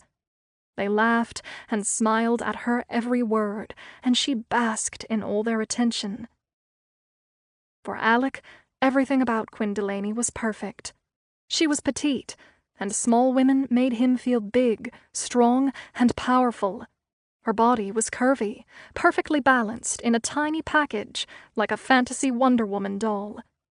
Rumor had it that Quinn had been a model for a local newspaper when she was in high school.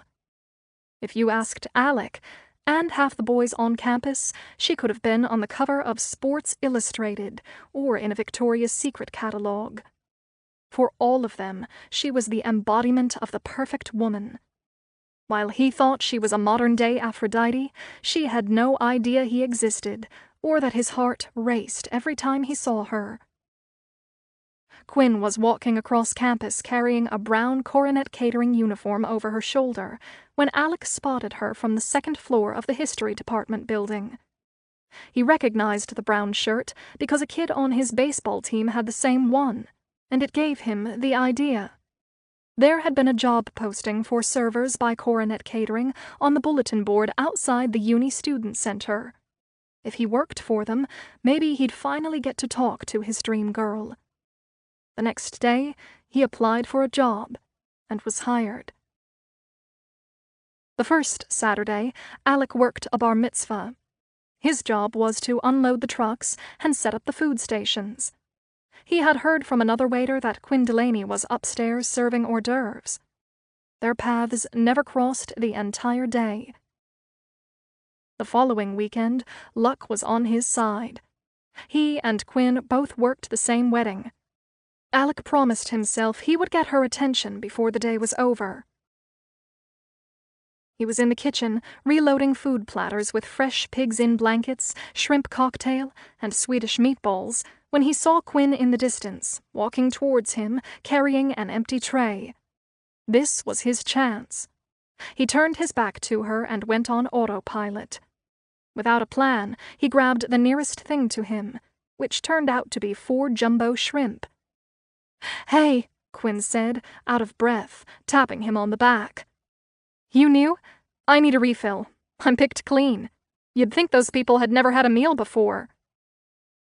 His fantasy girl was talking directly to him. She knew he existed.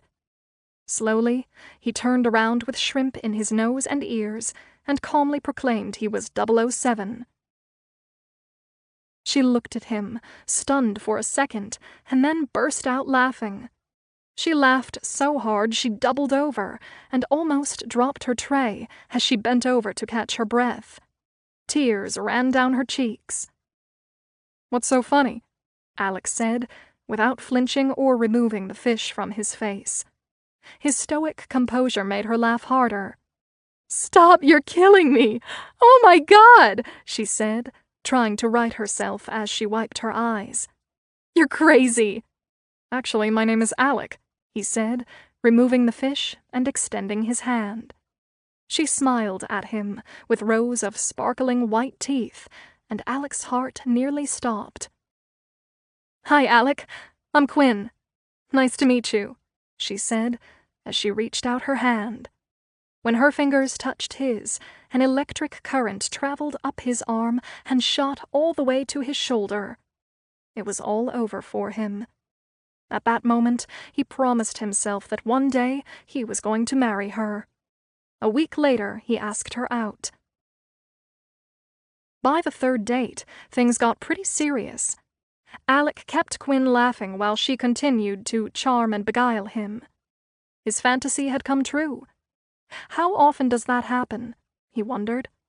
Never. Within a month, they were in a committed relationship, and Alec made sure everyone on campus knew they were a couple. Being Quinn Delaney's boyfriend completely changed Alec's social status. He went from being a nobody to a somebody. To say the other guys were incredulous was an understatement. They used to treat Alec like a nothing. Now, they all wanted to be him. "Hey, Roberts! How the hell did you score with Quinn Delaney?" they'd shout out. Alec would smile and hold up his hands like it was a total mystery to him, too. In a way, it was. They were all jealous, he decided. The hottest girl at school was in love with him, and he was mad, crazy in love with her. After all the abuse, all the teasing, he was the big winner. If someone like her had picked him, he must be a rock star. It wasn't only her looks that made Alec fall for her. He wasn't completely shallow, he told himself. Quinn was also sweet and would do anything to help someone, even a total stranger. When it came to animals, if she could have, she would have adopted every stray dog and cat in the world. She couldn't pass a dog on the street without stopping to pet them. Quinn was a total marshmallow inside, just like her father. Chapter 24. Quinn. Right after our wedding, we rented our first apartment near my parents' house in New Jersey. Alec was going full-time on his master's degree while working at a photography equipment company to pay the bills. That's where he learned so much about taking pictures, techniques of lighting and lenses. I waitressed 4 or 5 nights a week at a local pub called the Angry Turtle and made great tips, especially if I flirted my ass off when groups of guys came in. Old guys were always good tippers, and I knew how to butter my own bread. Things were pretty perfect for Alec and me that first year. We didn't have a pot to piss in, but we were young and had our whole lives ahead of us. A few months later, my life reached total nirvana. I was pregnant. Oops. We agreed we'd wait, Alec said, visibly annoyed and upset when I told him the news. I was supposed to get my PhD first. Having a kid now messes everything up. Sure, it was sooner than we'd planned. Was the timing great? Not for him. But for me, it was perfect. The road of life was littered with surprises. Alec needed to get over it. He would, eventually. He stood by the window with his back to me, processing the baby news. I can't do this right now, he said. It's too soon. We just got married. What do you expect me to do? I said fiercely. I'm not having an abortion. I wasn't suggesting that. I'm just upset. You'll be a great dad. We'll make it work, you'll see, I said, putting my arms around him. After a few seconds, he turned around and hugged me, and I knew the angry moment had passed, and everything was going to be all right. I guess I don't have much choice, he said, finally smiling. Then he gave me a big kiss. All was forgiven. We were going to have a baby, and our lives would be incredible.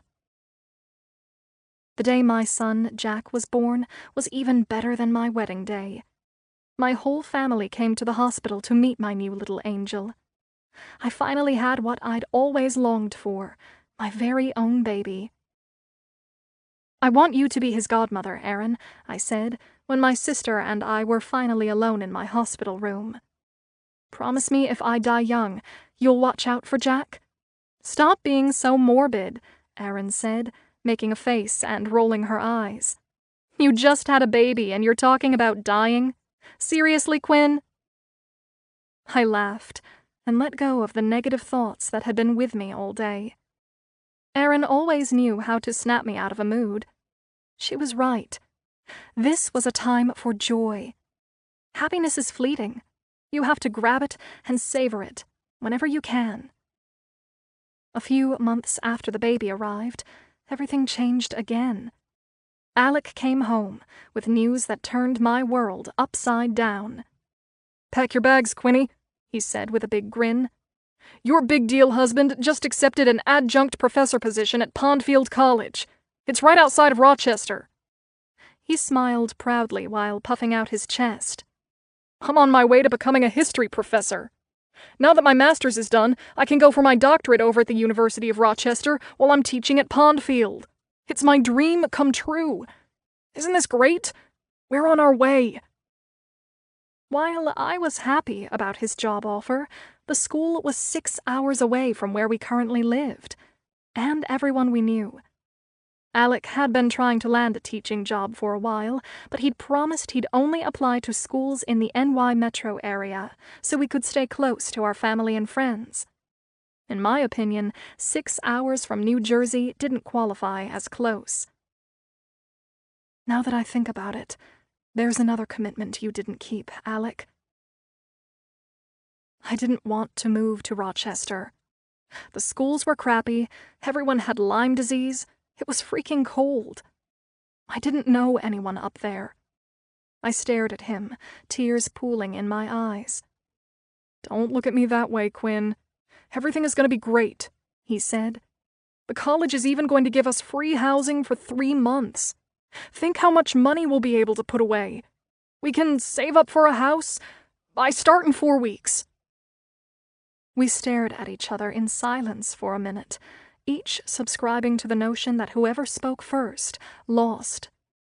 "How about congratulations, Alec?" he finally said. I was incredulous. Did I have no say whatsoever in my future? Alec had decided, for both of us, and expected me to blindly follow him like a trained seal.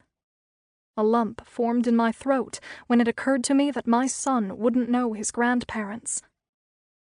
"You promised you'd only take a job near New York, or in New Jersey," I said. "Hey, remember when you told me you were pregnant?" said Alec, with a look of superiority on his face. I stared at him, not knowing where he was headed, and not wanting to open that can of worms. "I know it's not what we planned, Alec, but we'll be fine," he said, mimicking me. "I got through that little change of plans. You'll get through this." He must have seen the look of quiet desperation on my face and changed his tactics. His smug expression faded away and was replaced with a look of empathy. He walked over, wrapped his arms around me, and gave me a reassuring hug. "It's only temporary, honey," he said softly, looking into my wet eyes. "We're young. Try to be flexible. This move will pay off for us down the road. You'll see. I need a year or 2 under my belt. I'll finish my PhD, and then we can move back to a school in New Jersey. Maybe I'll even teach at Princeton one day. I'm smart enough for Princeton, don't you think? That would be cool. Professor Alec Roberts of Princeton University." I smiled back at him, but on the inside, I was freaking out. I convinced myself that the move was only for a little while, and soon we'd be back near my family and friends, before I had my next baby. While I made peace with our move north, my parents were a harder sell. Mom cried when I told her. She loved being a grandma and had become a permanent fixture in our apartment from the day Jack came home from the hospital. "I'll never see you or my grandson if you move that far away," she said, wiping tears from her eyes. "He won't know I'm his grandmother." "Mom, you're over-dramatizing. It's only for a year. Alec needs this teaching job. They're hard to come by. He guaranteed me in about 12 months we'll be back," I said. When I told my father, he looked sad and shook his head. It killed me. 18 months max, Daddy, I said emphatically. Alec swore to me. You can visit us, and Jack will still be a baby by the time we get back. I promise. Chapter 25. While he wasn't ready to be a father, Alec rose to the occasion. He handled the new development like he did everything else, methodically. His biggest worry was whether his wife would look the same after she'd had a baby. Some women started blowing up right after the first kid and kept going. He hoped Quinn wasn't one of those, and decided he'd have to watch what she ate to prevent a problem. They were just getting into a regular routine with the new baby when Quinn announced she was pregnant again. "How the hell do you get pregnant when you're on the pill?" Alec demanded, his voice getting louder. "It's supposed to be 99% effective." "I don't know," Quinn said, looking away. "I guess I'm in that fertile 1%. "The pill didn't work twice? You think I'm stupid? It's statistically impossible," he snarled. At 24, he'd now have 3 other people to take care of, and he didn't like it. This was not his plan, and he resented his wife for saddling him with all the responsibility. Most of his friends were still living the freewheeling single life in New York City, and here he was, with a wife and 2 kids. By the time Hannah was born, they had settled in up near Rochester, and Quinn fully embraced motherhood. She stopped dressing the way she used to. Makeup only came out on special occasions, and slinky dresses and short skirts were replaced with mom clothes and sweatpants. Alec found it impossible to see his beautiful wife under layers of oversized clothing, and encouraged her to dress differently. "You still have a great figure. Why don't you show it off?" he'd say. What good was it, he thought, to have a gorgeous wife when she was covered up in sweats or in her ratty old bathrobe with baby food stains on it? Did she think he found that attractive? He didn't marry that. He married a knockout, and what he ended up with was a housefrau. This wasn't the deal he thought he'd made. "You need to take more time with your appearance," he said. "This is not a one-way street. You have an obligation to keep yourself looking good for your husband. I take care of myself for you. Spend more time with your clothes, hair, and makeup. You should paint your nails." Quinn looked at him, unconvinced, saying she didn't care about all that stupid stuff. "I have 2 little kids who need me," she said. "I don't have time to waste getting dressed up every day. I'd rather do things with our children." "Yeah, well, what about me?" "I'm a mom now," she said, not paying attention to his complaints. "Not a contestant in a beauty pageant." But that was what he wanted. He thought he had married Miss America. If Quinn hadn't started looking like shit, he rationalized, he would never have looked elsewhere. She forced his hand. At least the college girls put on a little lipstick.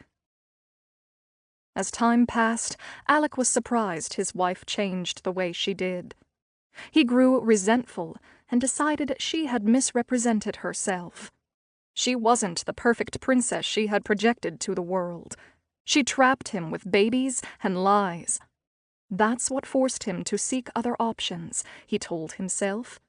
There were loads of flirty girls on the UR campus looking for extra help, and he was more than happy to provide it. Chapter 26. Quinn.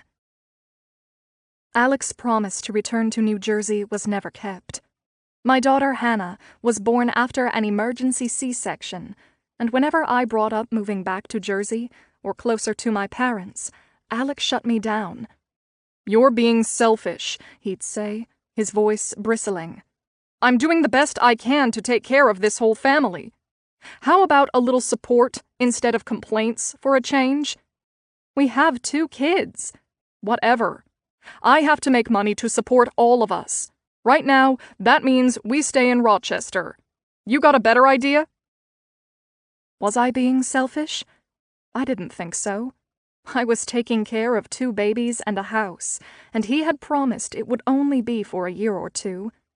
I tried to sort everything out in my mind. Alec loved me and just wanted the best for me. Check. He worked hard to take care of all of us. Check. I didn't mean to find fault with him. He was my husband, and I loved him. Didn't I? "I'm sorry," I said, trying to smooth things over. "I am grateful, and I know you work hard. I miss my family and friends, that's all. We'll move back right after I become a full professor at UR and chair the history department," he said, warming up. "Once I get to that level, I'll be able to earn a lot more money, and things will be easier for us." The following year, with a little financial help from my parents, we put a down payment on a 3-bedroom house on a leafy street in the center of Avon, a small suburb of Rochester. It was exciting to have our own home and move out of the cramped apartment we had been renting, but I knew once we bought real estate, the move back to New Jersey was further away. At least he promised we would always spend Christmas with my family in Cranberry, no matter what. We hardly ever saw Alec's family.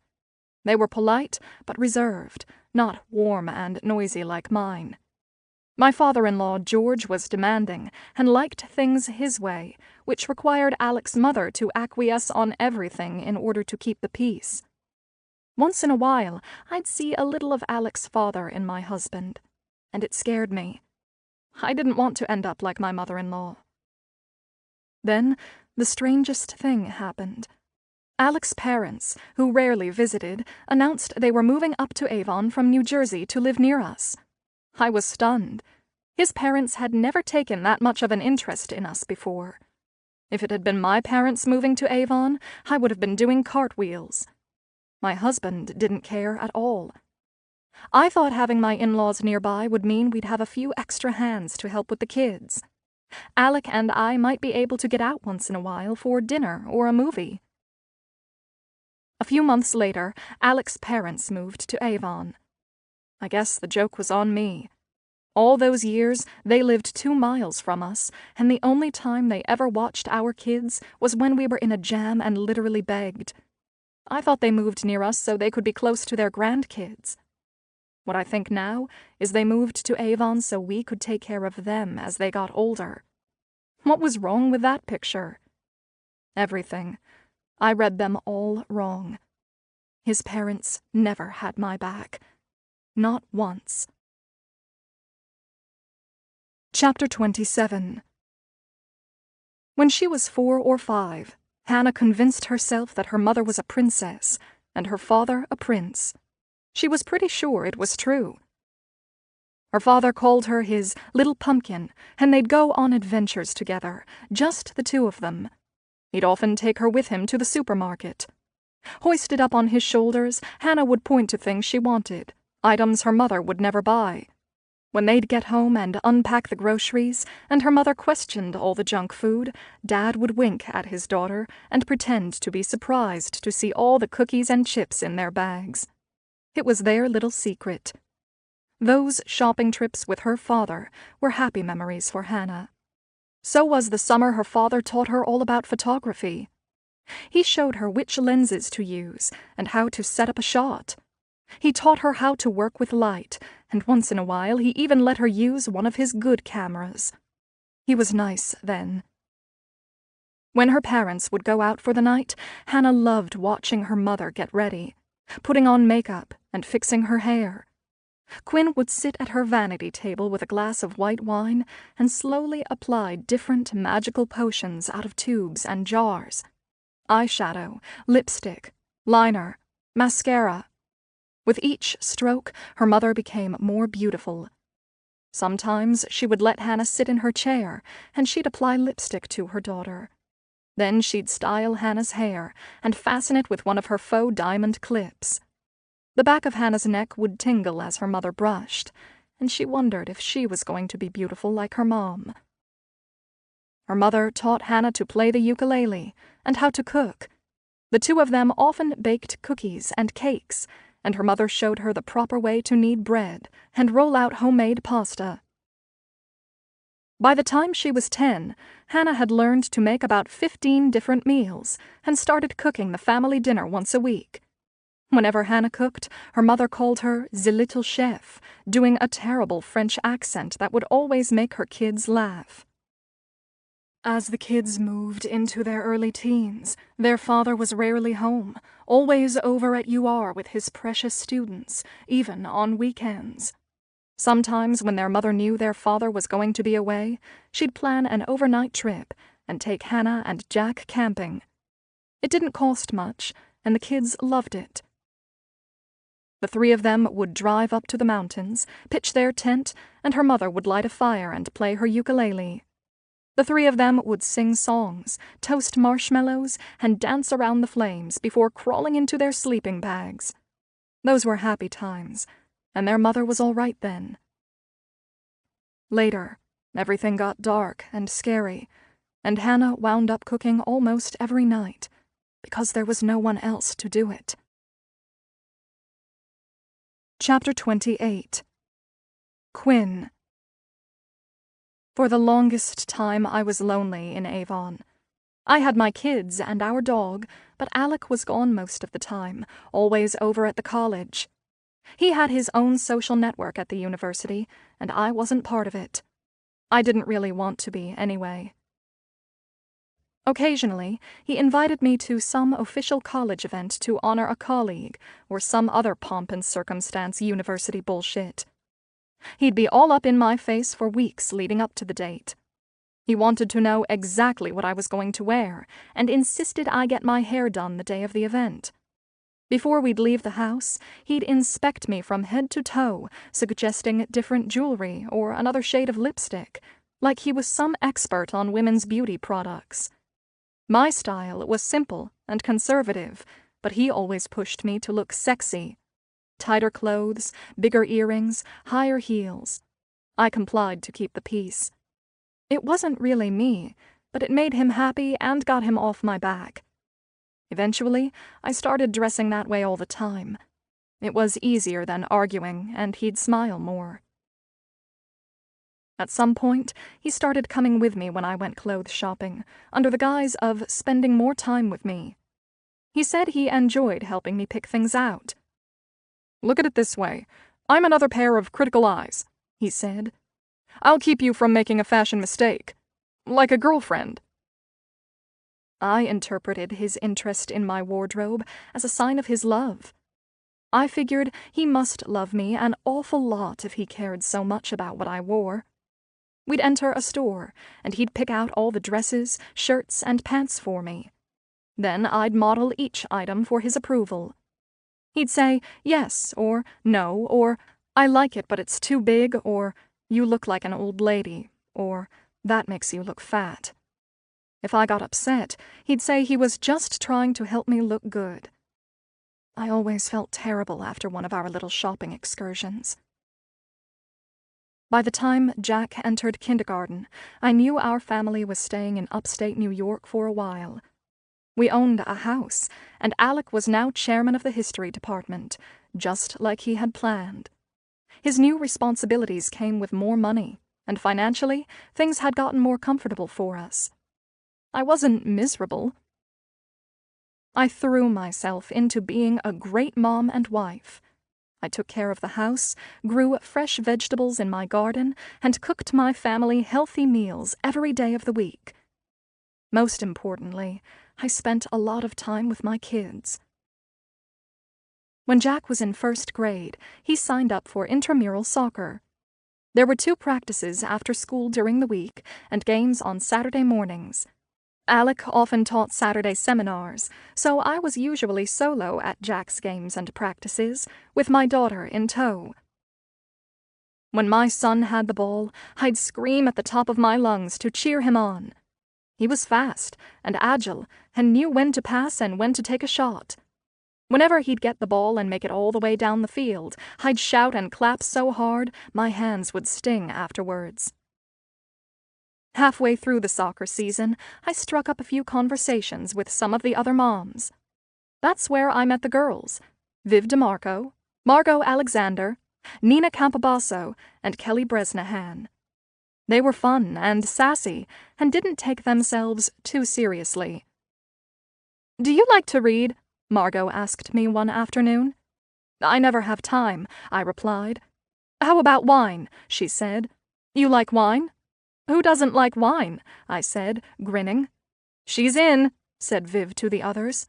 "My kind of girl," said Nina, and she invited me to join their monthly book club. The next meeting was being held at Viv's house. The book for this month had already been selected, Jane Austen's Sense and Sensibility. I had never read any Jane Austen before, and was excited to give it a try, and more than that, to have some new friends. 4 weeks later, I knocked on Viv's front door with a bottle of Chardonnay and a plate full of Munster cheese, slices of apple, French bread, and some spicy hot mustard. I have always believed everything tastes better with mustard. Viv ushered me into her family room. Her husband, Frank, waved as he and her boys headed down to the basement to watch a game, obviously banished. "When we have book club at my house, Frank makes himself scarce," said Viv, pouring herself and me a glass of wine. "As long as I put beer, soda, and chips in the basement fridge, they'll stay down there until I let them out. That way, we ladies have the run of the house." As the other women arrived, each with a dish and bottle in hand, we topped off our wine glasses and got comfortable on Viv's burgundy leather couches. It soon became evident that these girls knew how to party. A copy of Sense and Sensibility sat in the middle of the dark wood coffee table. The group chatted about the schools, the teachers, the comings and goings of people in town, who was getting divorced and who was cheating on who. After almost an hour, I wondered when we were going to talk about Jane Austen. Finally, Viv demanded our attention. "Everyone, the Avon Ladies' Book Club will officially come to order," said our host, taking a big gulp of wine. "What do we do?" I asked. "Does one person lead the discussion about the book?" The four women looked at me incredulously. "We never talk about the book, Quinn," said Margot, seemingly stunned. "You never talk about the book?" I asked, baffled. Had I misunderstood? I tried again. "But this is a book club, right?" "Yes, it is a book club," said Nina, jumping in. "But we don't talk about the books." "We don't even read the books," said Kelly. "We just pick the book that we would read if we were actually going to read a book. Whoever hosts the meeting puts it on the table, and it feels like we read it. Then we drink wine and trash talk about celebrities and people we don't like in town." I was in heaven. These were my kind of girls. They were fun. They were crazy and irreverent. I had found my clique. I still missed my parents, sisters, and friends in New Jersey, but now with my new friends, Avon wasn't so bad. For the next 10 years, until Alec and I split up, I spent many nights out with those girls. Eventually, we moved the book club out of our houses and met in pubs and bars instead. We'd go to different places on Wednesday nights. Once in a while, we'd even do a barbecue or dinner party that included our husbands, although we had more fun when the husbands weren't around. They'd just put on a game and crack open a few beers, so they didn't have to talk to each other. Typical guy social interaction. Alec didn't like most of their husbands, calling them dumbasses, his new word. Everyone was now a dumbass. The Avon ladies became a big part of my life. Alec had the university, and I had the girls. At least, I thought I did. Chapter 29.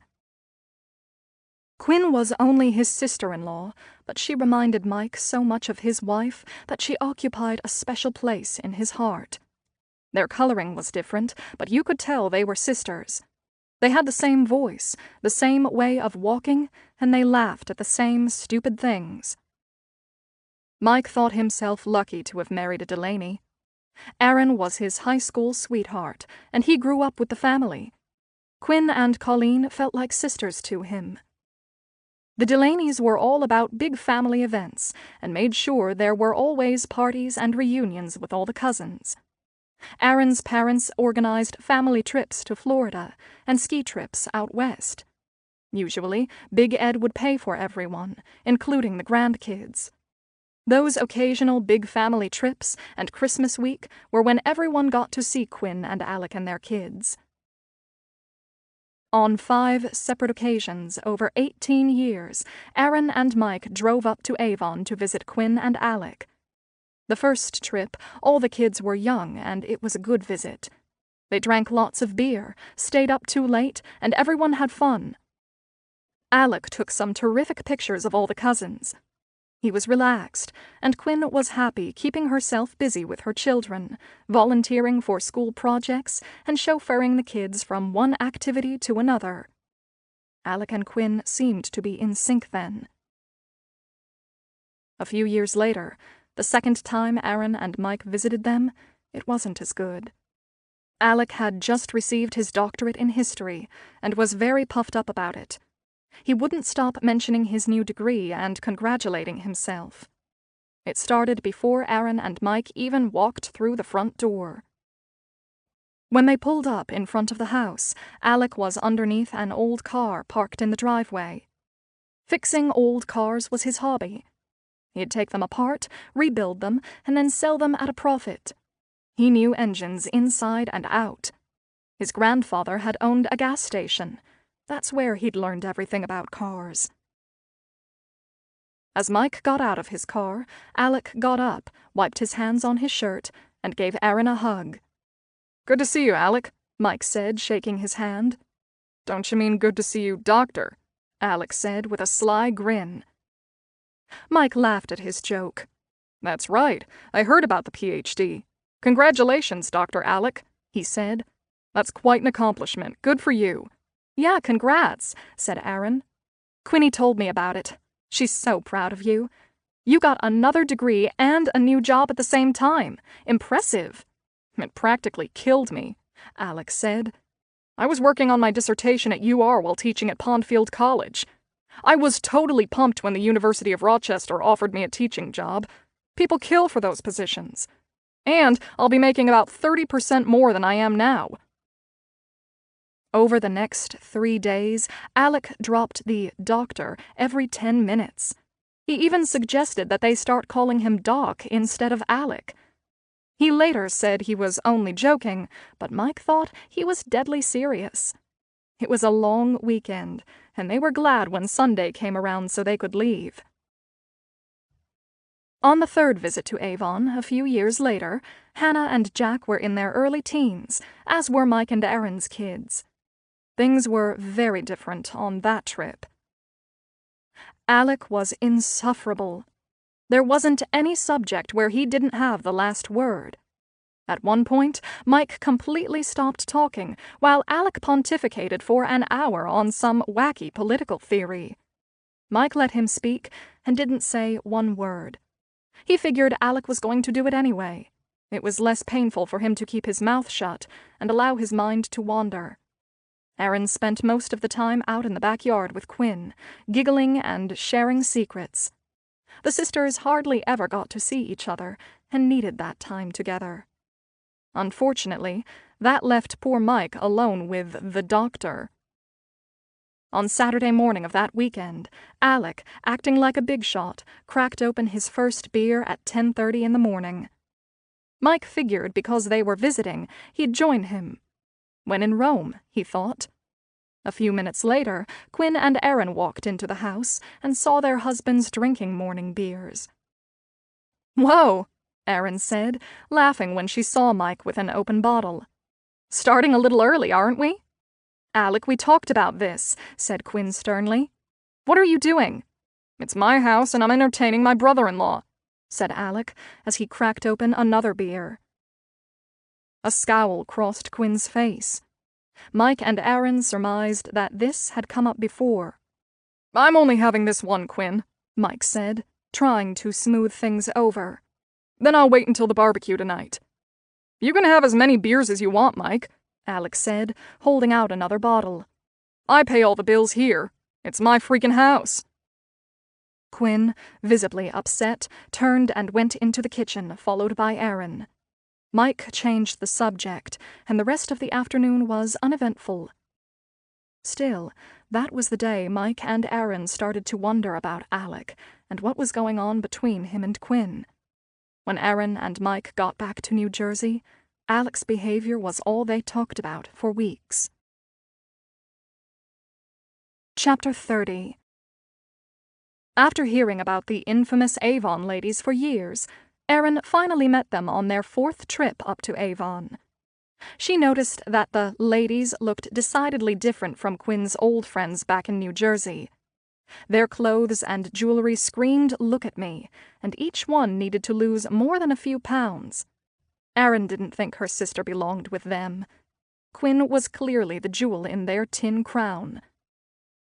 Later that night, when she and Mike went to bed, Erin still wanted to talk.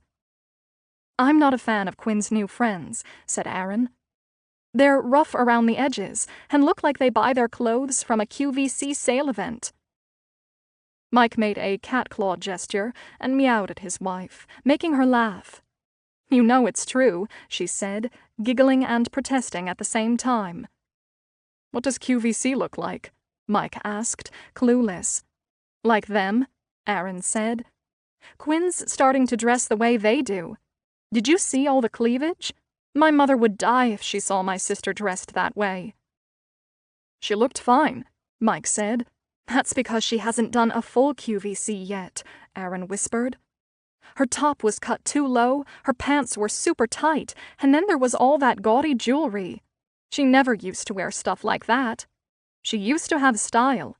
Now she looks cheap." Mike was tired, but he knew his wife wasn't finished, not even close, so he listened, nodding at appropriate moments, acknowledging that Erin wasn't wholly wrong. "Your sister was acting like a bit of a party animal," he agreed. "She never used to be like that." The next morning, Quinn and Erin's kids left for a day of bowling, pizza, and movies. The two sisters folded towels and sheets outside on the picnic table in the backyard, while their husbands sat in lawn chairs, drinking coffee and discussing college basketball coaches they didn't like. In the middle of a sentence, Alec pulled off his shirt, walked over to the grass, and began doing push-ups in front of his brother-in-law. Erin watched the scene from a distance. As Alec rounded out his 20th repetition, he lectured Mike on the importance of fitness and outlined his weekly workout schedule. Mike's eyes met Erin's with a "what a total asshole" look, forcing Erin to stifle a snort.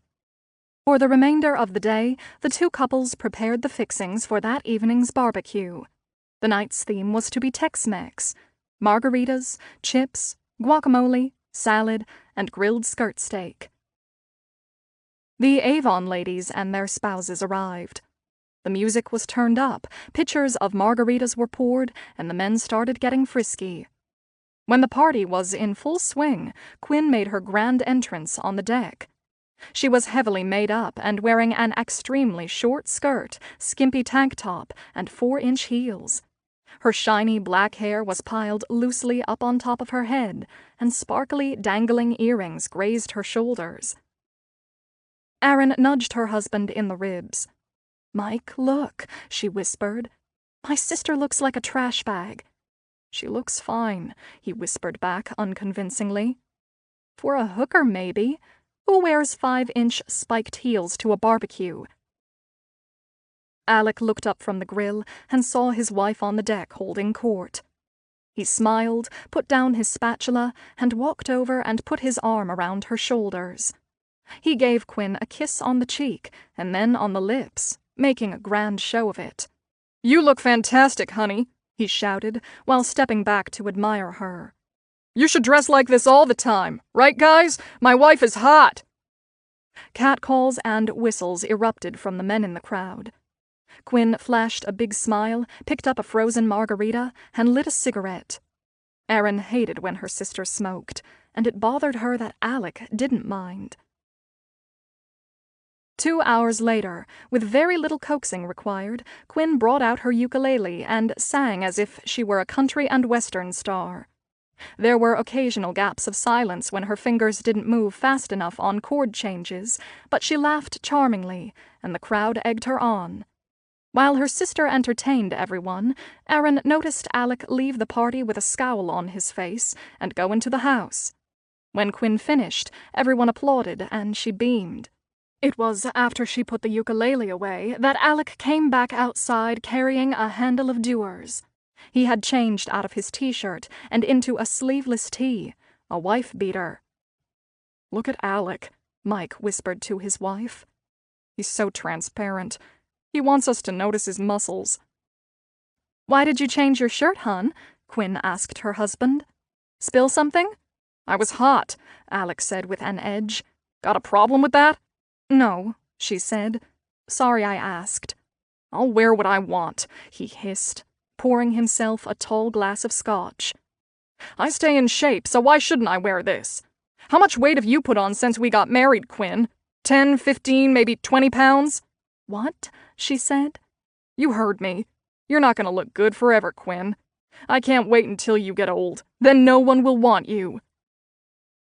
Quinn's face got red, and her eyes flooded with tears.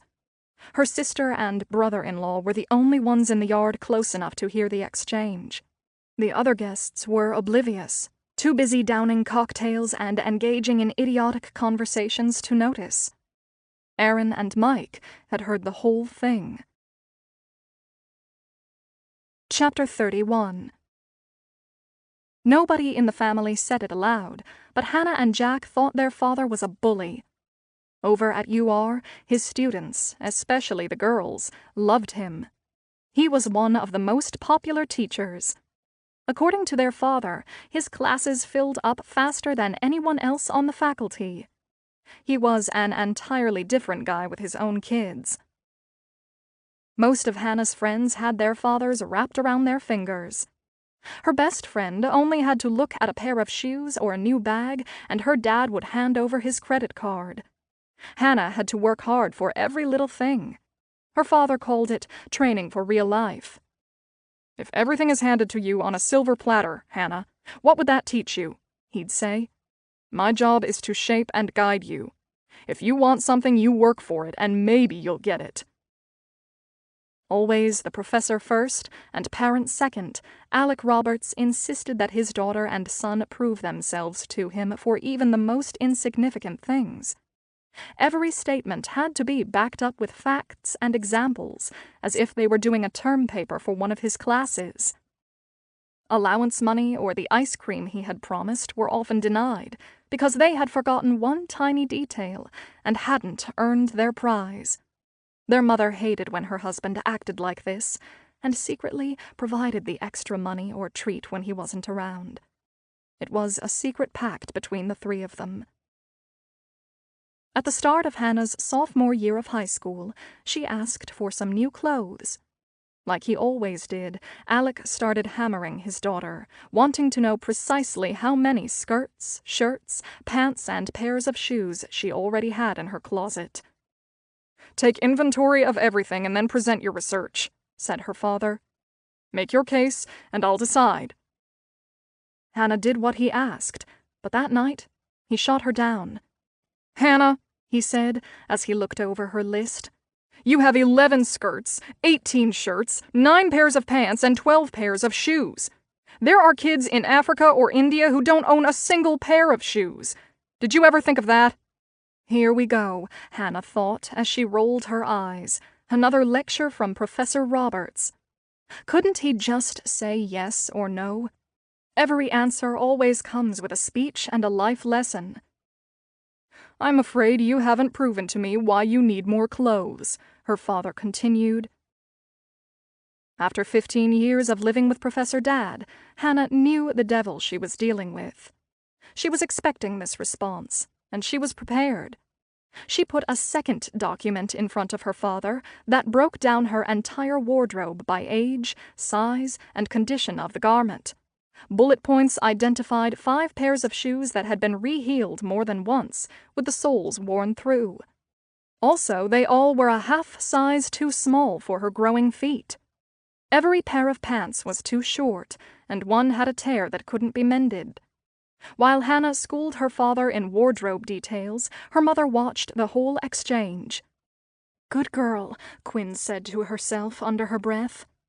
"So, you see," Hannah concluded with fanfare, "more than half the things in my closet don't fit me anymore. I am growing, Dad. That's what teenagers do." "Hannah girl," said her father with a smile, "well done. You thoroughly supported your argument. Bravo." Score 1 for me, Hannah thought, as her father handed over $150 for new school clothes. "Make it last, Hannah. Spend wisely," he said. "Don't come back asking for more money next month. The bank is closed." While she was thrilled to get the money, she knew $150 wouldn't go very far, even if she did shop at Forever 21. Her mother slipped her another $100 and drove her to the mall. It wasn't only money. Their father debated his kids on grades, activities, and even dietary choices. "Your mother tells me you want to be a vegan," Dad said with a slightly mocking tone one night at the dinner table. Yes, Hannah said cautiously. I don't want to eat animals. Break it down for me, Hannah, said Dad, with a gotcha smugness in his voice. Explain the pros and cons of vegetarianism to me. Jack rolled his eyes and squirmed in his chair. I saw that, Jack, Dad said, sneering. You got a problem? I don't know what you're talking about, Jack said. If she doesn't want to eat meat, she shouldn't have to. I simply want your sister to support her position, Dad said, puffing up. If she's that committed to it, she needs to be able to explain why. As usual, the conversation deteriorated and ended with Dad shouting, Hannah leaving the table, Jack going to his room, and Mom trying to coax all of them to come out of their corners. Usually, when this kind of thing happened, Dad would turn his anger on their mother. That was the main reason why Jack and Hannah avoided getting into debates with their father. More often than not, their mother paid the price for their freedom of speech. It was always that way. Dad, the stern, argumentative ruler, and Mom, the marshmallow who wanted everyone to have fun and deluded herself into thinking they were the perfect family. As Hannah got older, she learned to keep her mouth shut. If her father said black, she said black. If he said the ocean was red, she said, "You're right. The ocean is red, just like a rose, Dad." Chapter 32. Quinn. I wasn't completely clueless. I do have a brain. It was winter, and Alec had just returned from a week-long seminar in Minneapolis. As soon as he walked in the door, I detected something was different, but I couldn't put my finger on it. He was in a good mood, and I let my guard down. As long as things were going his way, he was nice and calm, most of the time. Good trip, Alec said, as he put down his bags and gave me a non-committal hug. Not a waste of time like you thought? I asked brightly. It was a total waste of time, so I was able to work out in the gym and even used the tanning bed in the hotel a few times. That's what was different. My husband was tan in January. Alec was very precise and neat about some things, but putting his clothes away wasn't one of them. The contents of his overnight bag were draped over various pieces of furniture in the bedroom. While he was in the shower, I picked up some of his clothing, including one of his nice sports jackets that was rolled in a ball next to his nightstand. I was about to hang it in the closet when I felt something in the breast pocket. It was an airline ticket folder. I don't know why I looked at it, I just did. It was his plane ticket, but it was for a flight to the Bahamas. Confused, I examined it more carefully, checking the dates on the receipts. The ticket dates were for this past week. But he went to Minneapolis, didn't he? He told me he just came back from a conference in St. Paul. I picked him up at the airport. I heard the shower shut off and waited for Alec to come out of the bathroom. My head felt like it was going to explode as I tried to make sense of 100 random thoughts. He probably had a good explanation. He always did. When Alec came out of the bathroom, towel around his waist, looking muscular and tan, I held up the ticket in front of his face. "I found this in your jacket pocket." Without flinching, he looked at the paper in my hand. "My plane tickets. Thanks," he said, snatching them from me. "I need them to fill out my expense reports." "The tickets are for a flight to the Bahamas." "That's right. There was a huge mix-up at the airport," he said, putting the tickets into his top dresser drawer. "Stupid airline had me on a flight to Nassau, almost missed my flight to Minnesota. That would have been a disaster." "You didn't go to the Bahamas?" "Don't be ridiculous, Quinn. The conference was in St. Paul." "You have a tan." "I told you. I used the tanning thing at the hotel. Anything else?" My husband had become a good liar, but I wasn't convinced. I'd lied about things too. Guess it takes one to know one. What do they say? The best defense is a good offense? That sure was Alec's strategy.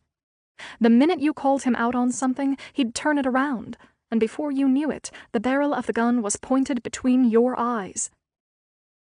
You'd think after so many years I'd have gotten a clue, but I never saw it coming.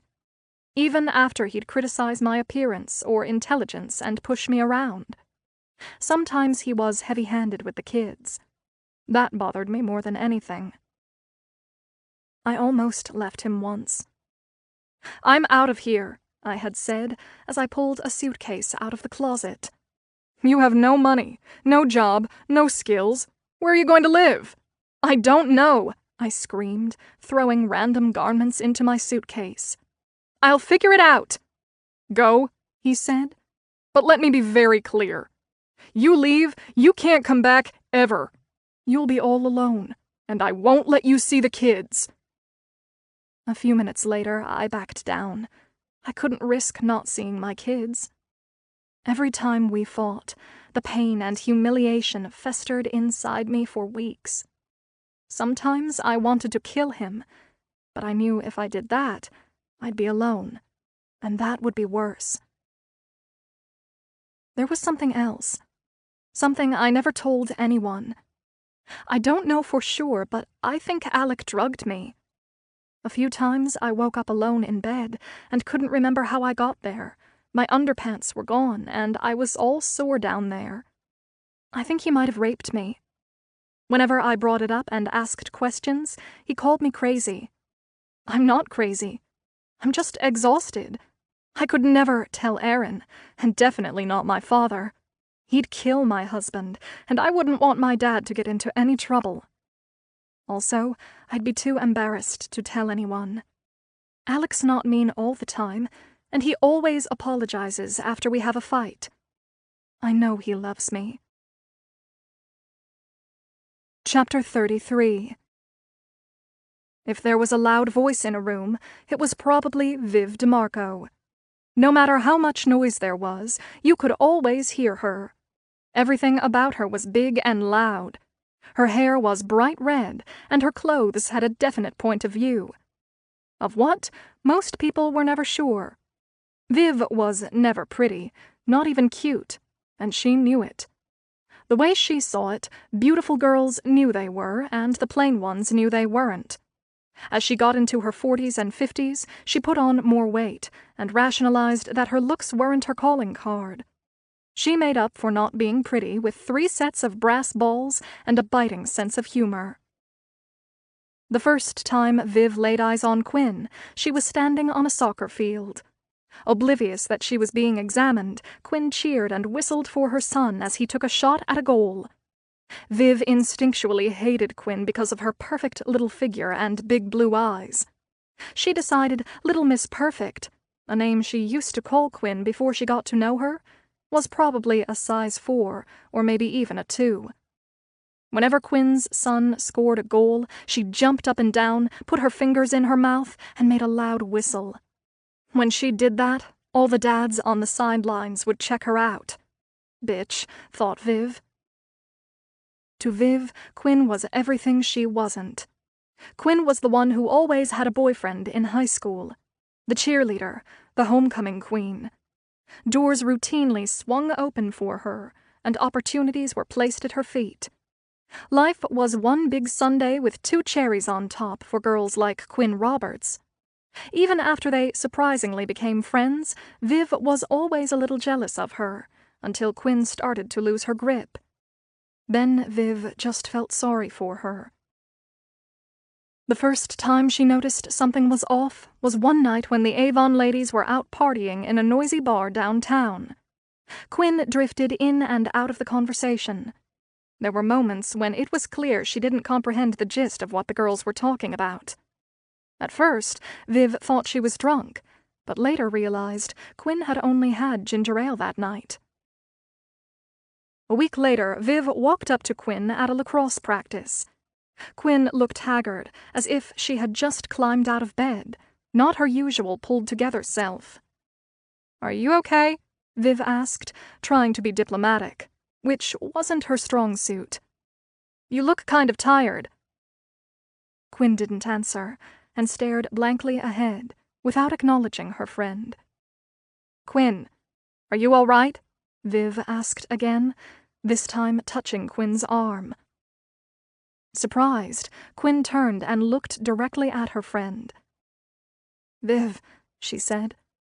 "Sorry, I didn't see you." "Didn't see me? I'm standing right in front of you," Viv said. That's when Viv first knew something wasn't right. She wondered if Quinn was drinking or doing drugs. That night, she called some of the other ladies and asked them if they had witnessed any weird behavior with Quinn. Everyone said they had. When it started to occur more frequently, the ladies suspected something was seriously wrong. Chapter 34. "I don't need marriage counseling," Alex said under his breath. "I need a wife without a loose screw." Filled with renewed optimism that Alec had finally agreed to go with her, Quinn had made an appointment with a licensed therapist in Rochester named Naomi Sheridan. While Quinn thought meeting with a counselor would be the first step to fixing their marriage, Alec intended the session would be a one and done. He had no intention of wasting his time or money on months of psycho bullshit. His wife was the one who needed therapy, he thought, not him. "I'll go, but if I think it's stupid, I'm out of there," he said to her. "Things are so different between us now," said Quinn. "We have to work on our relationship." "Look in the mirror," he said. "I'm not the one with the problem." "Stop saying that," she retorted.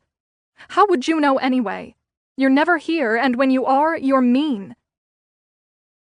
Quinn and Alec drove in silence to Naomi Sheridan's office. From the second they sat down, Alec laid on the charm and soon won the therapist over. He could feel his wife seething next to him, and he enjoyed it. "I chair the history department over at UR. I'm away a lot because of my lecture schedule. My kids are off at college, and my wife has been experiencing periods of depression, loose thoughts, and paranoia. I've begged her to get some help, but her response is always for us to get counseling." "What do you think about what Alec just said, Quinn?"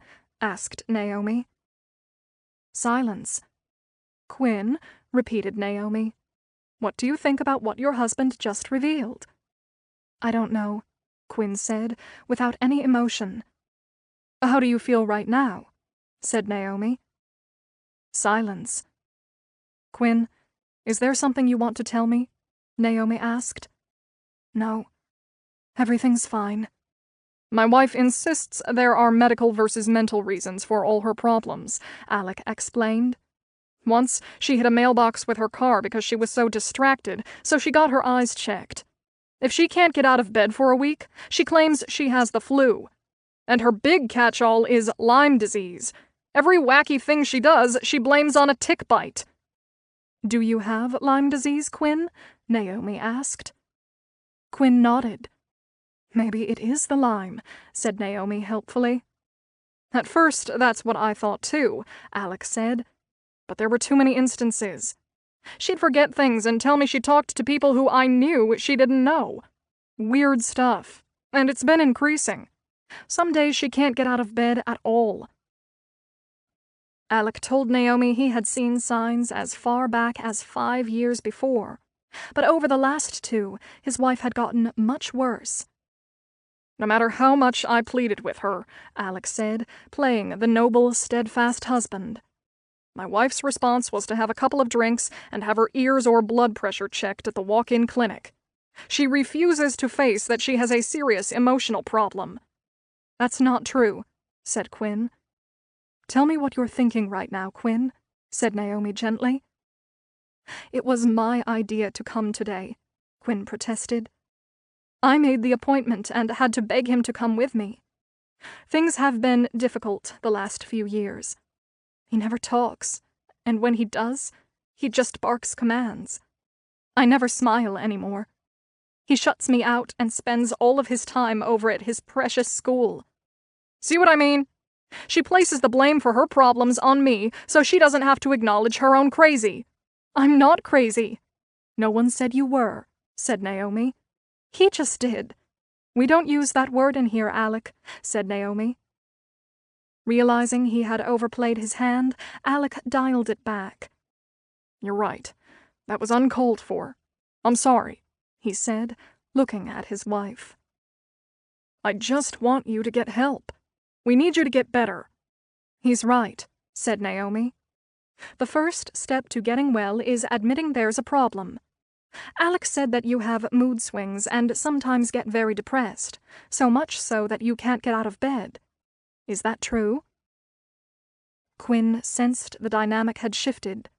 Alec was so good at manipulating people, and now the therapist was on her husband's side. It wouldn't matter what she said anymore. Naomi was on Team Alec. By the time they ended their first and only session, Alec was off the hook for future marriage counseling. Naomi gave them the name and number of a psychiatrist, saying she thought Quinn might benefit from medication. Alec and Quinn drove most of the way home in silence. You weren't honest, she finally said, as they crossed the Avon town line. You told her it was all my fault. You exaggerated everything. What about what you do? Like what? Like the drugs or the women? I don't know what you're talking about, Quinn. You know exactly what I'm talking about. You think I don't know. You think I'm stupid. You might fool people like Naomi or your precious students, but I know who you really are. There you go again with your paranoia, he said, as he pulled the car into their garage and got out of the car. You are nuts. You need to get it together. One day you're going to wake up and I'll be gone. Chapter 35. The last Christmas at the Delaney's in New Jersey was strained. They made their annual pilgrimage to New York City to see the Rockettes at Radio City, a 30-year Delaney tradition. They baked their favorite holiday cookies, strung popcorn and cranberries into garlands, and sang Christmas carols, but something was off. It snowed on Christmas Eve, and all the grandkids, now in high school and college, got up early on Christmas Day and went sledding at a nearby park.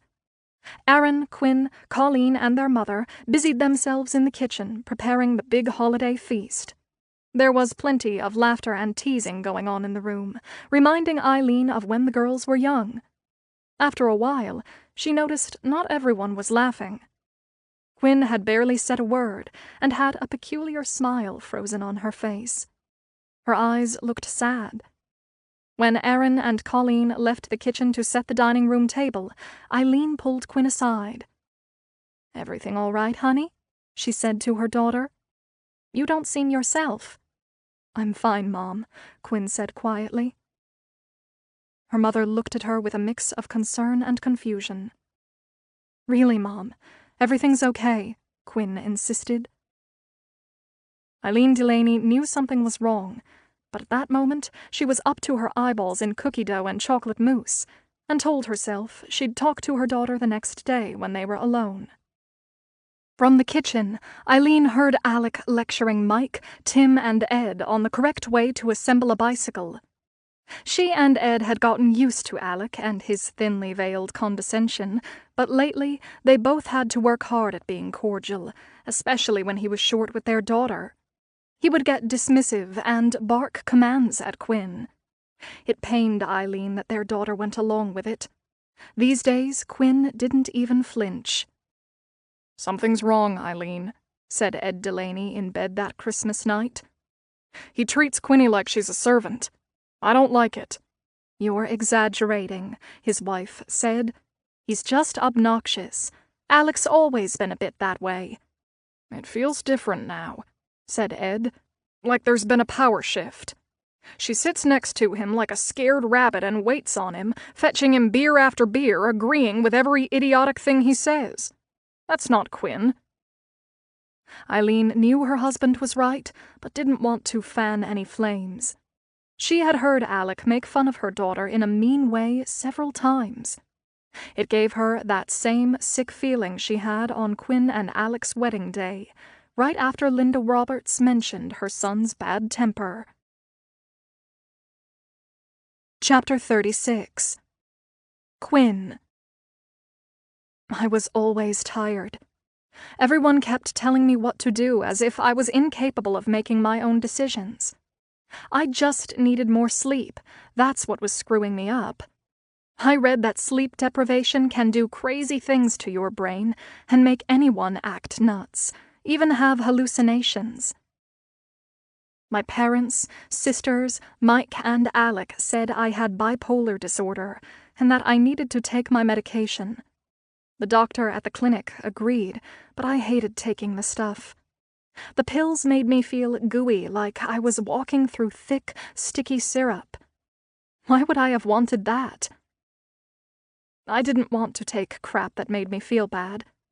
Erin and Alec wouldn't take pills that made them feel sick. I needed rest, not meds. They all got mad when they found out I hadn't been taking what I was supposed to.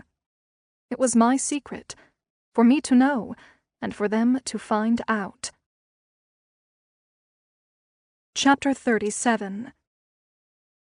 Arrogance is tough to stomach, and a douchebag is annoying. Put them together and you've got big trouble because an arrogant douchebag is fucking dangerous, said Mike on the way home from their 5th and final visit to Avon. The weekend had been a disaster, and Erin and Mike both acknowledged that they were dealing with something really bad. The minute they had arrived in Avon, they noticed a marked change in Quinn, for the worse. The last time Erin had laid eyes on her sister had been that past Christmas in New Jersey, close to 7 months before. Since then, all communication between them had been on the phone. Physically, Quinn had gotten extremely thin. The hollows of her cheeks were sunken. Her hair was stringy and uncombed, and her clothes looked dirty, like she had picked them up off the floor. Erin detected dried food crusted on the front of her sister's sweater. Quinn had always been meticulous about how she looked. Now, her sister was tentative, nervous, and at times confused. Her voice was flat, almost robotic. Her sister was fading away before Erin's eyes. Conversely, from the moment Mike and Erin arrived, Alec was at high velocity. He knew everything. His opinions were right, and theirs, if they differed, were wrong. When he spoke to Quinn, he was dismissive and condescending, with a look on his face that screamed, "I'm superior to you in every way." Between Alec's constant lectures and Quinn's withdrawn behavior, the weekend felt like a month to the two visitors from New Jersey. Mike endured Alec's opinions on politics, religion, guns, and people at the university he thought were jerks. Erin and Quinn spent most of their time in the kitchen cooking, while Erin gently coaxed Quinn into telling her what was going on. "Something's wrong," said Erin. "You're distracted. You're not acting like you. I'm worried, Quinny. You've lost too much weight. Maybe you should be seeing someone." "I've got a lot going on," said Quinn. "If I can get more rest, I'll be okay. You don't always have to play big sister, you know." "That's my job," replied Erin, more concerned than ever. With the girls sequestered in the kitchen, Mike was left to fend for himself with the doctor. He had long ago developed his survival strategy for Alec: agree with anything he said, no matter how ridiculous. On the Sunday afternoon of that weekend, Quinn went upstairs to take a short nap, giving Erin a window to talk to her brother-in-law. She quietly asked Alec what he was doing concerning her sister's treatment. Alec looked at Erin with a smirk on his face. "What am I doing?" he replied. "You don't get it. I've been carrying your sister for years. I've done everything. You know how hard it's been for me? It's about time Quinn helped herself for a change. I can't fucking breathe for her." "She's got an illness," Erin said, her voice rising.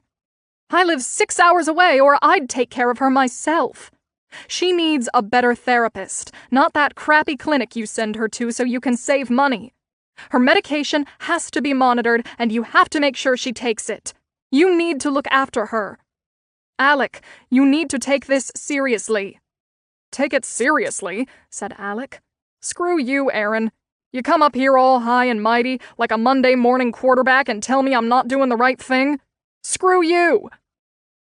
It took every part of Erin's being to keep from lunging across the room at her brother-in-law's throat. He was destroying her sister through neglect, and he knew it, and didn't care. When Alec verbally attacked Erin, Mike stood up, ready to pummel his brother-in-law. For a second, Erin thought they were going to go at it. Trying to bring the temperature in the room down, she pleaded with Mike to sit down and turned her attention back to Alec. "I'm sorry I got so upset," she said calmly. "We all want the same thing, for Quinn to get better. We need to get her into better treatment and then make sure she follows exactly what the doctor prescribes. She cannot be left to her own devices." From the expression on Alec's face, she could tell her words were falling on deaf ears. It was obvious he no longer cared what happened to Quinn. That was when she understood everything. He only cared about her sister when she was beautiful, perfect, sexy Quinn. Unhinged and confused Quinn was of no interest to him. It didn't matter that she was the mother of his children, and they had been together for 23 years. For better or for worse was not a vow he had any intention of keeping. Part 3. Our Breakup. Chapter 38. It started out as a regular Saturday morning. Erin had just finished her first cup of tea and was reading a movie review online. The phone rang. It was Quinn. "Hey, Quinny," Erin chirped into the phone. "What's cooking up there in the boonies?" "Nothing," Quinn said quietly. "Just hadn't talked to you in a few days." "What's wrong?" Erin asked, suspiciously noting her sister's flat voice. "Nothing." "Quinn?" "Well," she began slowly, pausing slightly between every other word. "I called to tell you that my husband of over 19 years, Alec, has decided he doesn't want to be married to me anymore. He's determined he doesn't love me and thinks it's best that we get a divorce." "Divorce?" shouted Erin into the phone. "He says he's not happy being married to me and has decided I should move out," she continued, matter-of-factly. "Are you sure he meant it?" Erin said. "Maybe he was just upset about something." "Apparently," said Quinn calmly. "He's in love with one of his students from the university. He said that I'm fat, old, and stupid, and he's wasted enough of his life on me." "That bastard! Like he's some kind of prize?" Erin shouted even louder, causing Mike to come racing into the room. Quinn began to cry and free associate with a string of questions and statements, interspersed with sobs.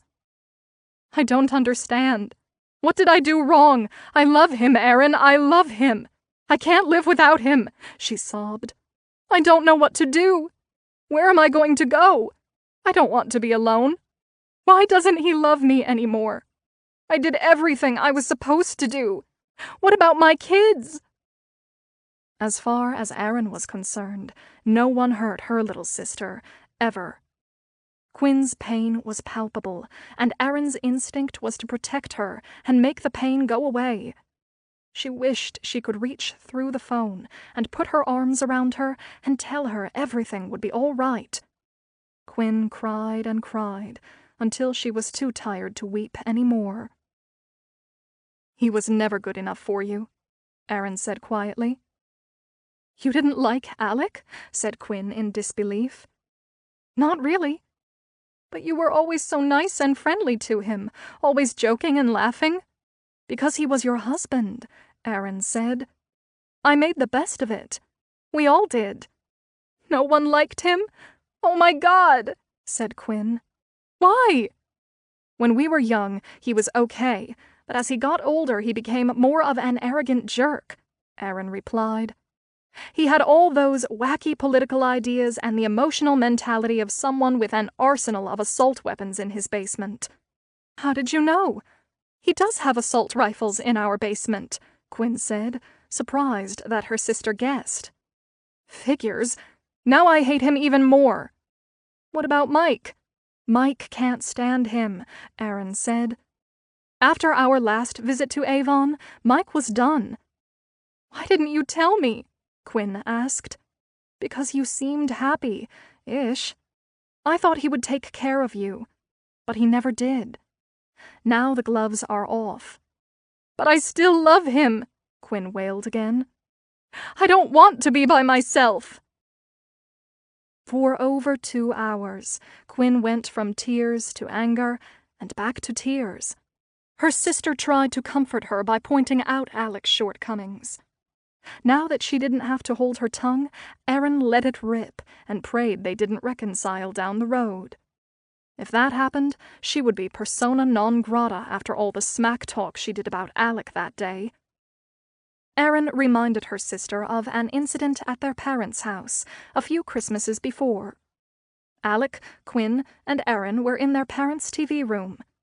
Quinn's kids were around 14 and 15 and were playing some kind of shooting and killing type of video game. Erin's kids were watching a movie in another room. Quinn's son, Jack, and a friend were blowing up and killing fictional people in their game. Do you think it's healthy for kids to play such violent games? Erin asked Quinn and Alec. I don't let my kids play that stuff. Alec looked over at his sister-in-law, and she saw arrogance creep across his face. She knew he was about to enlighten her on something. When boys play video games, it prepares them to defend our country, so they're ready if they are ever called to serve, Alec said confidently. Video games hone weaponry skills and make them better and stronger soldiers. Erin started to laugh, thinking it was one of Alec's pranks. Even that deadpan look on his face was undoubtedly part of the joke, she thought. What's so funny? Alec said. I'm not kidding. Come on, Alec, Erin said, as she looked over at Quinn for support. Quinny, he's joking, right? Quinn looked at Alec, and then back at her sister. We both feel that video games develop young men's shooting skills and ultimately make them better soldiers, Quinn had said, looking at her husband for approval. Do you remember that conversation, Quinn? Erin said into the phone. I don't know what I was thinking, said Quinn, laughing a little. He had me so confused. He'd get so angry whenever I didn't agree with him, so I always did. What do you mean he would get so angry? Erin asked, antenna going up. He pushed me around and screamed at me all the time, but mainly when nobody was around. Did he hit you? Not a lot. What's not a lot? He mainly shoved me against the walls and screamed in my face, but sometimes he'd push me down onto the floor and pull my hair or twist my arms. One night he locked me out of the house. Another time he locked me in the hall closet. Erin couldn't stop her once the floodgates opened, and Quinn's dirty little secrets came pouring out. That morning, Erin learned the truth about her brother-in-law, and was thankful there were hundreds of miles between them, because she surely would have killed him, or at the very least, put him in a wheelchair. Alec was dumping her little sister for one of his students. She hated her brother-in-law more than ever, but at the same time was relieved Quinn would finally be free. Chapter 39. Joan Hemmerly didn't feel like going all the way over to show the apartment if the woman on the phone was looking for a palace. It was just a plain vanilla box, but some prospective renters had such unrealistic expectations. It's nothing fancy, she warned Quinn Roberts. Just your basic one-bedroom apartment, but it has lots of closets, and the neighborhood is safe and sound. Quinn assured her that the location sounded ideal, and the landlady agreed to meet her there later that day to show her around. When Joan Hemmerly first laid eyes on Quinn, she thought the woman looked half-starved. Within the first few minutes, Quinn told the older woman that she was getting divorced and needed to find a new place to live, to start over. There's no shame in divorce, the landlady said. Heck, I got divorced too before I married my second husband. Most of the people I like are divorced. No sense in staying with someone if you don't get along. Especially if they're ornery like my ex. He was a bad one. Nasty and mean, especially after he had 8 or 9 beers. The two women talked a little more about the difficulties of marriage while they walked up the uneven wooden stairs to the apartment on the 2nd floor. The landlady said the minimum rental was 6 months, and she needed a 2-month deposit up front. The two women entered a spacious foyer, big enough to double as a dining room. The empty apartment had been freshly painted white. The kitchen was to the left, and the living room to the right. On the far side of the living room was a hallway with 2 doors, one to the bathroom and the other to the bedroom. Quinn walked around the living room and then over to the windows and looked out. "You get a nice view from here," the landlady said, trying to sell the younger woman on taking the place. She'd already decided Quinn would make a great tenant. From the landlady's perspective, Quinn Roberts was mature and appeared to be quiet and clean, not like those 2 young hooligans she had in there before. Those 2 were a pain in the ass, she thought. They were always breaking things, making noise, and bothering all the other neighbors. At one point, her other tenants threatened to move out if she didn't get rid of those young guys. When their lease was up, she didn't renew. Quinn Roberts, on the other hand, wouldn't scare a mouse or make any trouble. She'd be a model tenant. Quinn walked through the entire apartment and opened every closet and cabinet several times. "Plenty of closet space, too," Mrs. Hemmerly said, giving her the hard sell. "And there's a little market in walking distance, so you don't always have to get in your car. Kenny's Quick Mart is just a few blocks over." "That's nice," Quinn said. "I like to walk." She circled the apartment one last time and said she'd take it. She wrote the landlady a check for the first month's rent, along with the deposit. Joan Hemmerly pulled out her lease, and they cut a deal right then and there. "Well," the landlady said, handing her the keys, "I hope you make a great start here in your new life. I have a good feeling about you. I'm a Southern girl, and in the South we listen to our gut. My friends say I have a 6th sense about people, and I have a good feeling about you. You're going to be just fine, honey." Quinn looked up at the landlady and flashed a big smile. "Look how pretty she is when she smiles," thought the landlady.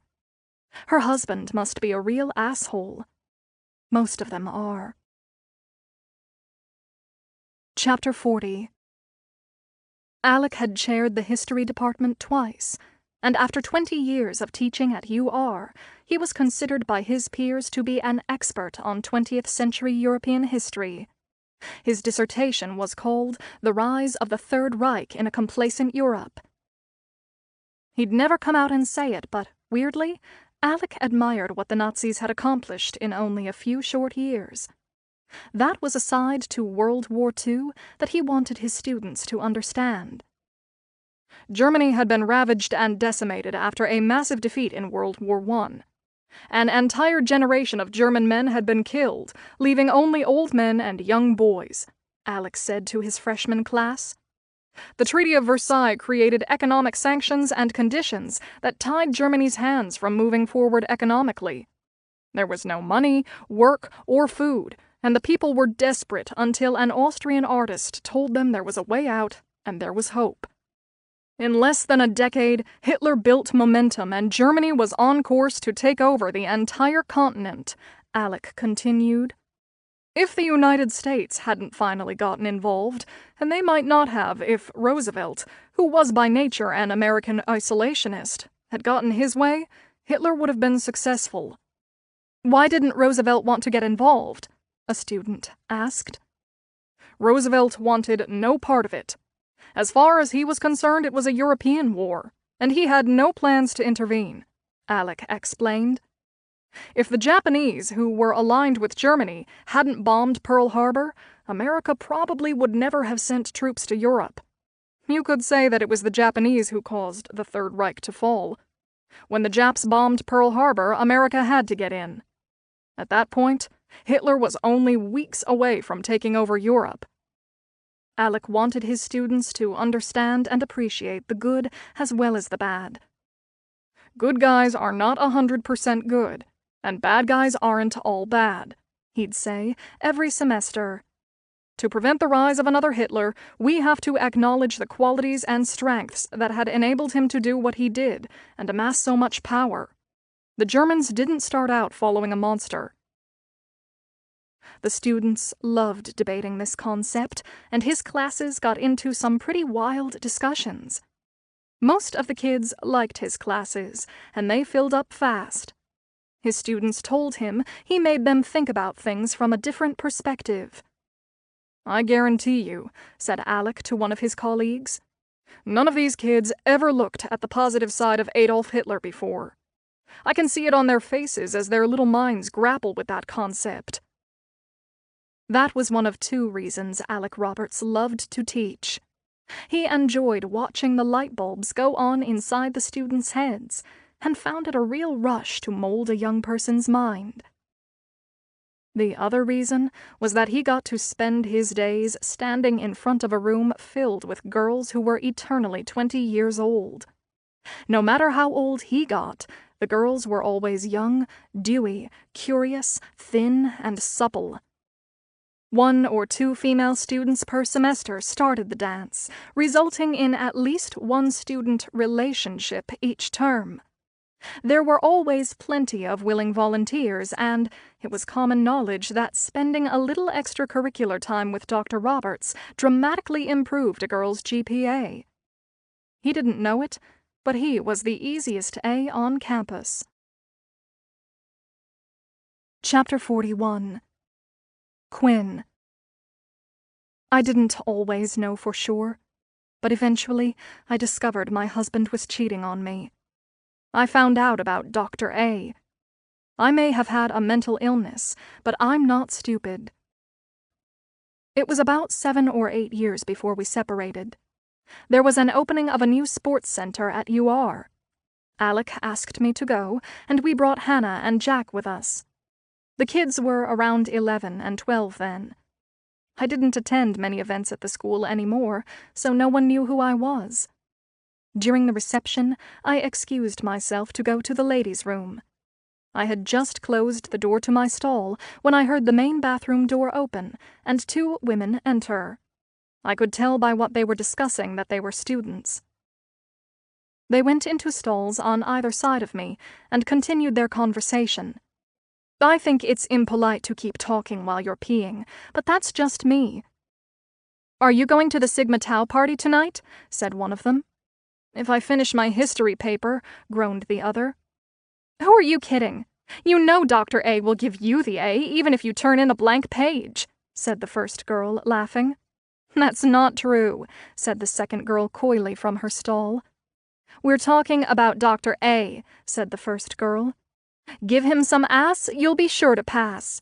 Give him a lay and you get your A," giggled the second girl. Then both toilets flushed, and the voices moved to the sinks and left. Frozen inside my stall, I collected myself and pulled up my pants. Were they talking about Alec? They said a history paper. It couldn't be Alec, because they called him Dr. A. Alec would be Dr. R. There must be loads of other professors at the university whose last name begins with A. I remember Alec talking about a professor named Dr. Abbott, who teaches history. They must have been referring to him. I can't believe teachers give out grades for sex. I walked back to the reception, got another glass of Chardonnay, and made small talk with some of the other guests. A few people gave speeches, and there was lots of applause. I casually asked Alec if anyone else from the history department was at the party. He identified a few of his colleagues in the crowd. "Everyone is here," he said. "The president wanted the whole department to show." "Well, point people out to me. It's been a while since I've been over here." "Wasn't there a Dr. Abbott?" I asked. "For some reason I remember that name. Is he here?" "What makes you ask about Abbott?" Alec said. She's right there, the one in the red jacket and black skirt. Dr. Abbott is a woman. And she can't be Dr. A. Those girls were definitely talking about a man. I asked Alec to tell me the names of all the professors in his department. He rattled them off, and Abbott was the only one whose last name began with A. At the time, I convinced myself that Alec couldn't be Dr. A. Maybe those girls only called their mystery man Dr. A because they got an A in the class. Deep down, I probably knew then it was my husband, but couldn't admit it to myself. I wasn't ready to accept it until much later. Funny the things you can convince yourself of if you try hard enough. Chapter 42. Divorce is a messy business with lots of collateral damage. It's not for the faint of heart. Most of Barbara Waxman's clients were so emotionally spent by the time she met with them that they didn't know what they wanted. Her job as a divorce attorney was to listen, advise, and then help them figure out the best way forward. At $325 an hour, people needed to decide pretty quickly what their endgame was, or it got expensive. If someone just wanted to get something off their chest, it was a lot cheaper to go to a therapist for $150 an hour. When it came to lawyers, every minute was billable. Don't ask a lawyer how they are, because they'll have to charge you for the time they take to tell you. Not Barbara Waxman's rules, the firm's.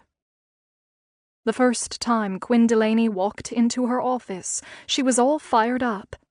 That week, her husband of about 20 years had told her he wanted a divorce. No counseling, no negotiating. He just wanted out. Apparently, Alec had a girlfriend. Quinn had been suspicious of other women, but every time she'd point out a lie or bring something up, he was always ready with an excuse. He told me I was paranoid and crazy when I found his secret plane tickets to the Bahamas, Quinn said that first day. He made me go to a shrink, and then he put me in a mental hospital for observation. At first blush, Quinn Roberts' situation sounded like every other divorce Barbara Waxman had worked on. It was textbook, or at least that's how it looked in the beginning of their meeting. Pretty wife at home is taking care of the family, wrapped up in school and after-school activities. She's more focused on the kids than the husband, but the husband's ego needs stroking. He's out in the workplace where other women think he's the bomb, and he starts playing around with a coworker. Then the wife notices something. She wants to know why he's going out every night, or why he has a tan when he went to a convention in Minnesota in January. He turns everything around so that it's all her fault. 9 out of 10 times, her husband is a liar. Make that 10 out of 10. He's not the same sweet guy who got down on one knee and slipped a diamond ring onto her finger. He's evolved. He wants a second shot with a newer model so he can feel like he's 25 again. Barbara had seen it 100 times. Make that 200. But the hospital part, even with all the wacky marital stories she'd heard over the years, that was unusual. Barbara made a note to herself. I didn't think anything about him being out so often because he was so involved at the university, Quinn continued.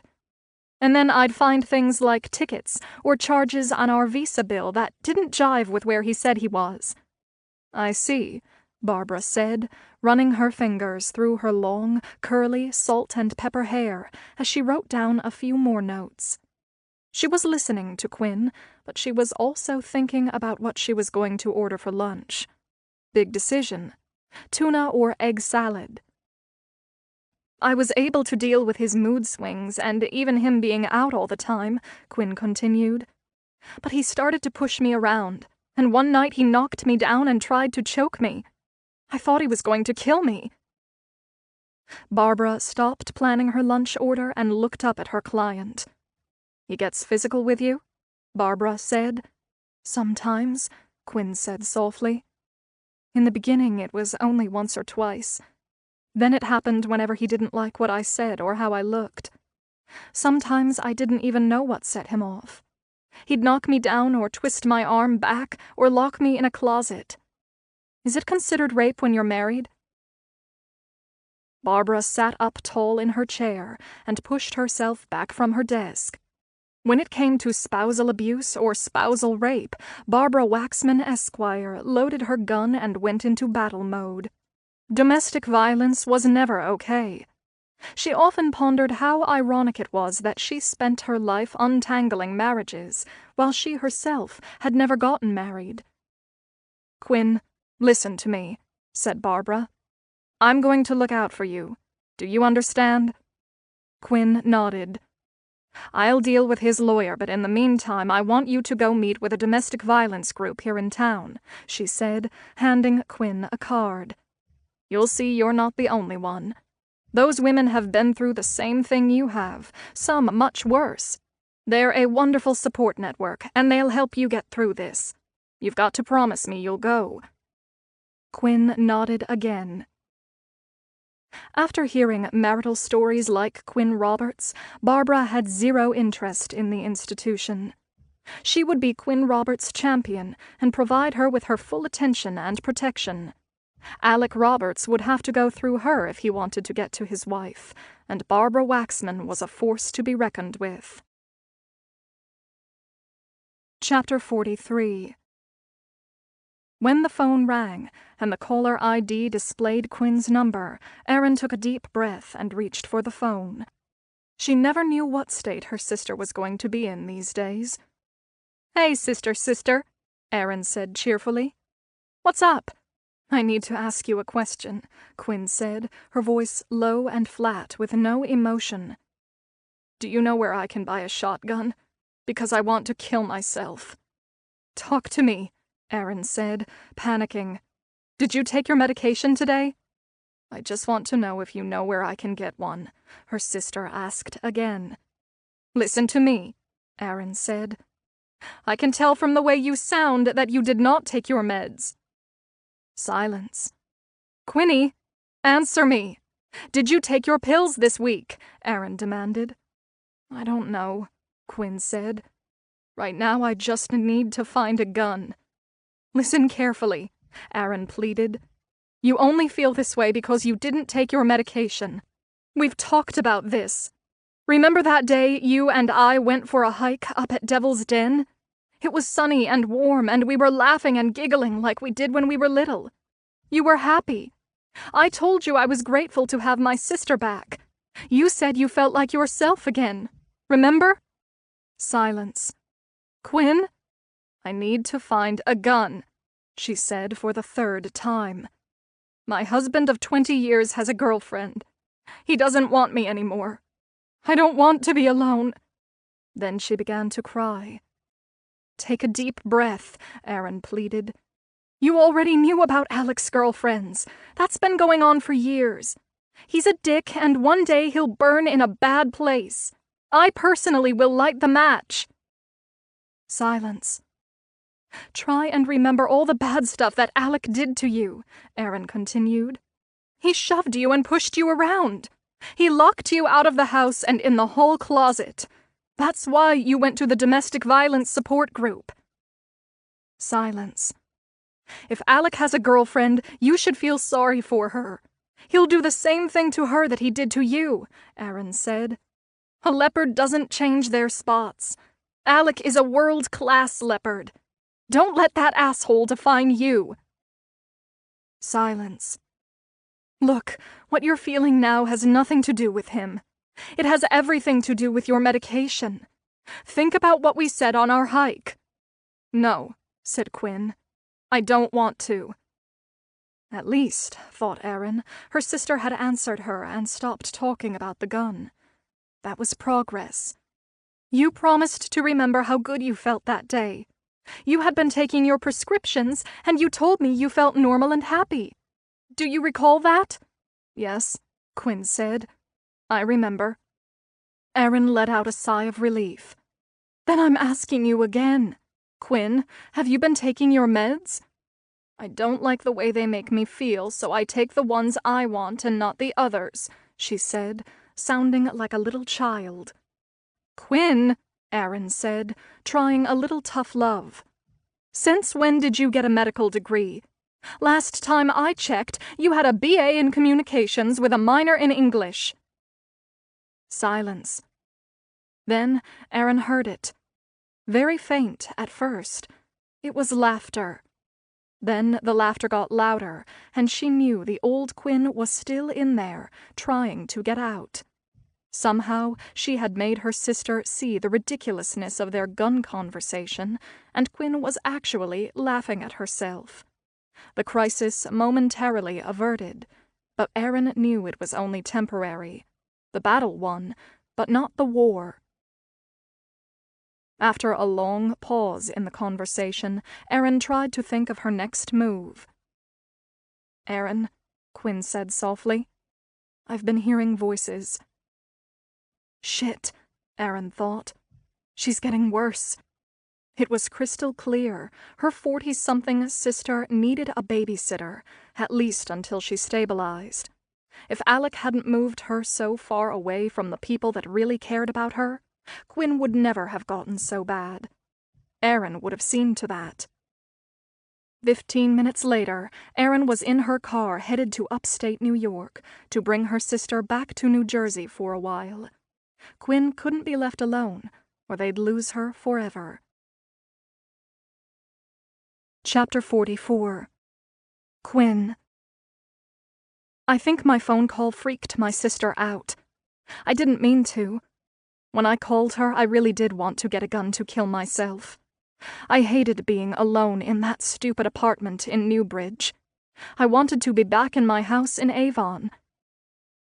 Alec wasn't perfect, but he was still my husband.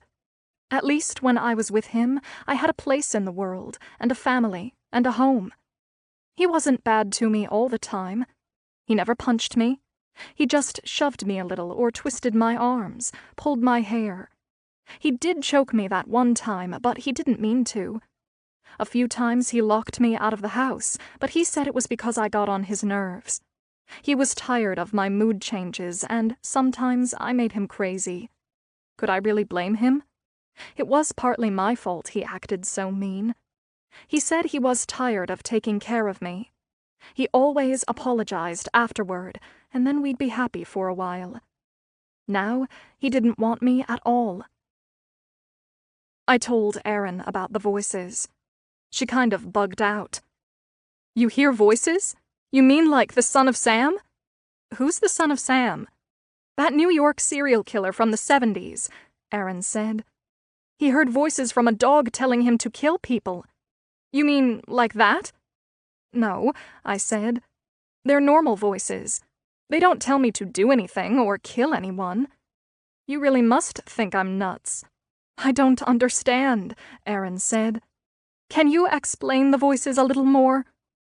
"I'll be sitting on my couch looking at a magazine, and I'll hear Mom's voice from behind me saying, 'Quinn, can you help me with something in the kitchen?' I'll turn around, and of course, Mom isn't there." "So," said Erin, "do you hear these voices inside your head? Or do you hear them with your ears like a real sound?" "I hear them with my ears. I hear sound, not from inside my head," I said. "They're not scary voices. They're people I know, like you or Colleen or Mom. When I hear them, they're about ordinary things. No dogs or killing. Nothing like that. Does it happen often? It used to be once in a while, but now I hear them almost every day. Do you think I'm crazy?" Erin got very serious and assured me everything was going to be all right, but I just had a chemical imbalance. She made me promise to take my meds while she and Mike figured out what to do. "I love you, Quinn." I promised her I would try and take my medication, but I didn't know if I would. The meds made me feel strange and gummy. Some days I felt as if I was going to explode, and other times I felt absolutely nothing.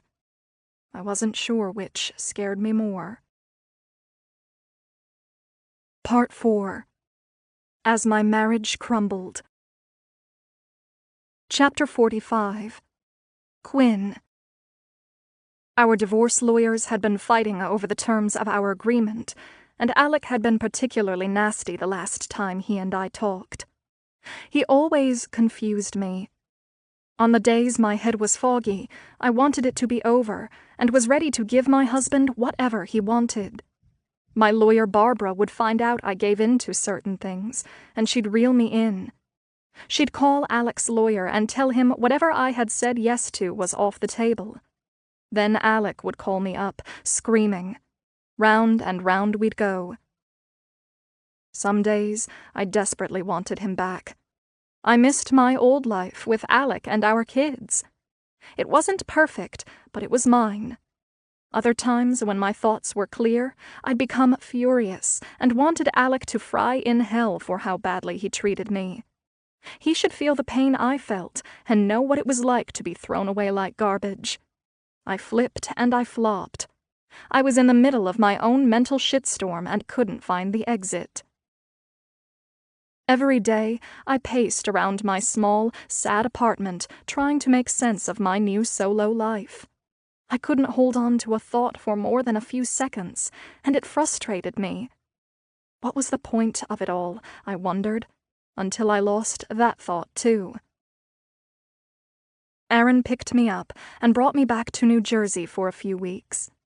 When I stayed at her house, I think I was content. She was always around and made sure I got exercise, good food, and took my meds when I was supposed to. My parents were around too, and I felt safe again, something I hadn't felt in a long time. Being in New Jersey was good, but I missed my kids and wanted to go back home. After a few weeks, Erin drove me back to upstate New York so we could look for a new apartment in Newbridge, closer to my kids. Erin thought there would be more job opportunities for me there. Newbridge also put a little distance between me and you-know-who. After I found the place, my sister stocked my new apartment with food, bought me some plants and knickknacks, put up some curtains, and found me a new doctor and a psychiatrist. She stayed a few extra days to get me settled, but then she left, and I was by myself again, alone. The one question I asked myself over and over was, how did I end up here? This wasn't supposed to be how the great Quintessa's life turned out. It wasn't supposed to be like this. Chapter 46. The first time Quinn went to see Dr. Judith Shapiro, she was in bad shape. Erin accompanied her and filled in all the missing pieces. Quinn didn't speak much that first day, and presented as flat and distant. The doctor wasn't sure Quinn was even listening to what they were saying. Physically, Quinn was gaunt and tired. Her movements were wooden and lethargic, and her body language screamed, "I give up." "About a year ago, my sister's husband had her hospitalized for observation," Erin explained to the doctor. "The day Quinn was released, he told her he wanted a divorce. Is he still actively involved in her care?" Dr. Shapiro asked. "Not anymore," said Erin. "His idea of treatment was throwing her into a state mental hospital, so he didn't have to deal with her or spend any of his money. He's done it twice. I'm going to get more involved now. I live 6 hours away, but I'll figure it out." The doctor observed a vulnerability about Quinn, and despite her fragile emotional and physical condition, her sweetness came through. She liked Quinn from the start, and wished she could tell her everything was going to be all right, but knew that chapter hadn't been written yet. "I've never lived by myself before," Quinn told her. "My kids are away at college, and I never see Alec anymore. I don't know what I'm supposed to do or where I'm supposed to be." Every session Dr. Shapiro had with Quinn was a surprise. Some days when Quinn stayed on her meds, she'd be feisty and funny and tell the doctor about the myriad of awful things Alec had done or said, and how she was going to confront him during her divorce. Other times, when her spirits were low, she said she loved and missed her husband and wanted him to take her back. After those sessions, Dr. Shapiro adjusted her medication. After a few months working with Quinn, one thing Dr. Shapiro was sure of was that Alec Roberts was a first-class son of a bitch. From her professional perspective, she figured Quinn's husband was probably a classic narcissist. Typical narcissists see themselves as entitled and perfect, always right, and consider that the rules for everyone else don't apply to them. No one is their intellectual equal, and they're always the smartest one in the room. They have no empathy for others. That profile fit Alec Roberts exactly. Then, another idea occurred to Dr. Shapiro. Alec Roberts could also be a psychopath. They live to manipulate and get one over on others, physically or emotionally. They have no regrets and no scruples. They'll become whatever they need to be to take advantage of a situation. They're chameleons who can be incredibly charming in their quest to get what they want. Once they have it, they'll leave their victim hanging out to dry. Their only concern is not getting caught. Dr. Shapiro felt a pit in her stomach when it occurred to her that Alec Roberts might be both. It's rare, she thought, but it's possible he was a narcissistic psychopath, a terribly lethal combination. She was relieved Quinn had moved out and warned her patient that she needed to keep her distance. In her opinion, Alec Roberts was a loose cannon. Chapter 47. When Erin called her nephew to tell him his mother was having severe mental problems, Jack Roberts was right in the middle of midterms. He listened quietly, saying little as his aunt sounded the alarm. When the call was over, he was dumbfounded. "Newsflash, Aunt Erin. You think I don't know my mother is nuts? She's my crazy mother. I lived with her. You're down in New Jersey and see her once a year. She's been whacked for years. You weren't around to see it, but Hannah and I were. You know how many times a day she calls me at school, saying all sorts of crazy stuff? This has been going on since the middle of high school. I stopped asking my friends to come over to the house because I was so embarrassed. I'm sick of her and her conspiracy theories. It's not my job to take care of her. I'm the kid. She's supposed to be taking care of me." When it started, it was just little things that didn't make sense to Jack and his sister. Then there were those long stories that they knew couldn't be true. Their mother was always cleaning, even places and things that didn't need to be cleaned, on an eternal search for mold. She convinced herself there was dirt where there wasn't, and things were growing where they weren't. And then she'd pace, back and forth for hours. She drove her kids crazy. His mom's family and her friends thought his dad was the bad guy. Jack knew his father could be a dick, but he had to put up with a lot of crap from his mother. His father went to work every day to support the family, and he came home to Mom's crazy every night. On some level, Jack didn't blame his father for wanting to get divorced. At least things were peaceful now with Mom out of the house in her own apartment. No more fighting, no more crying. It always started the same way. Dad would stop at the gym on his way home from work. He'd walk into the house with his gym bag, and Mom knew just what to say to piss him off. She'd complain about him being late, or something along those lines, and he'd say something nasty back to her. She'd start to whine, accuse, or yell, and then things would spiral downward. Even though Mom usually had dinner cooking on the stove, they rarely ate together. When his parents would fight, which felt like every night, Hannah and Jack would go into their rooms. Jack would lock his door and turn up his music so he couldn't hear anything. Dad would grab a six-pack and go into the den to watch a game, or change his clothes and go out for the night. If he went out, Mom would corner her two kids and tell them how unfair and mean their father was. She'd carry on for hours. Sometimes he wished she would just die and leave him alone. Still, he knew it wasn't cool the times Dad locked her out of the house at night. Jack would hear her crying out on the front porch. After his father fell asleep, Jack would let his mother back in, and she'd go and lie down on the couch in the TV room. He'd put a blanket on her and go back to bed. More than anything, he wanted his mother to be like she used to be. He wanted her to be old mom, fun mom, ukulele mom. New mom was wholly unglued. Chapter 48. Quinn refused to sign the divorce agreement Alec's lawyer had drafted. One week, she was full of spit and vinegar, threatening to take him to the cleaners and accusing him of hiding money. She said she was going to get a forensic accountant to blow the lid off everything. Alec didn't want anyone poking around in his finances. It was none of their business. The next week, she was totally different. All whiny and teary. She called Alec 20 times, saying she loved him and wanted their old life back. That's never going to happen, he thought. The life you thought we had, Quinn, only you had it. For me it was hell. You should have gotten help years ago when I asked you to. Our marriage ship has sailed. A few months earlier, the courts had ordered Alec to send Quinn temporary alimony until they worked out their final agreement.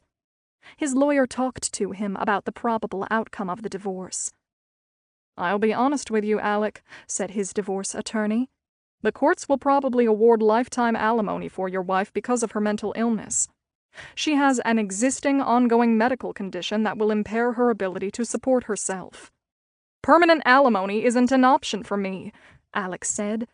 "Do something! What am I paying you for?" "You're paying me to advise you, and the laws are clear," said his attorney. "Unless Quinn waives her rights, which her lawyer will advise against, you'll likely be forced by the courts to pay lifetime alimony. It's the law.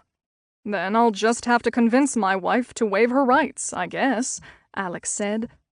His lawyer looked at him skeptically and shook his head, thinking his client was a pain in the ass. Alec decided at that moment he would have to take matters into his own hands. Why is everyone so incompetent, he wondered. The next day, Quinn called, crying. "I want us to get back together," she sobbed. "I still love you. We have 2 kids. We're a family. We need to try harder." "Look, Quinn," he said gently, "we both know it's over for now. We had a good run. We have 2 great kids.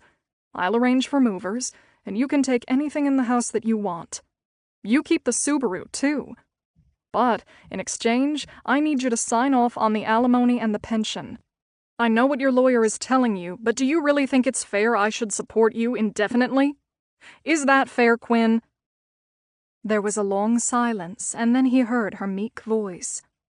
"No, I guess not." "Now you're being reasonable," he said.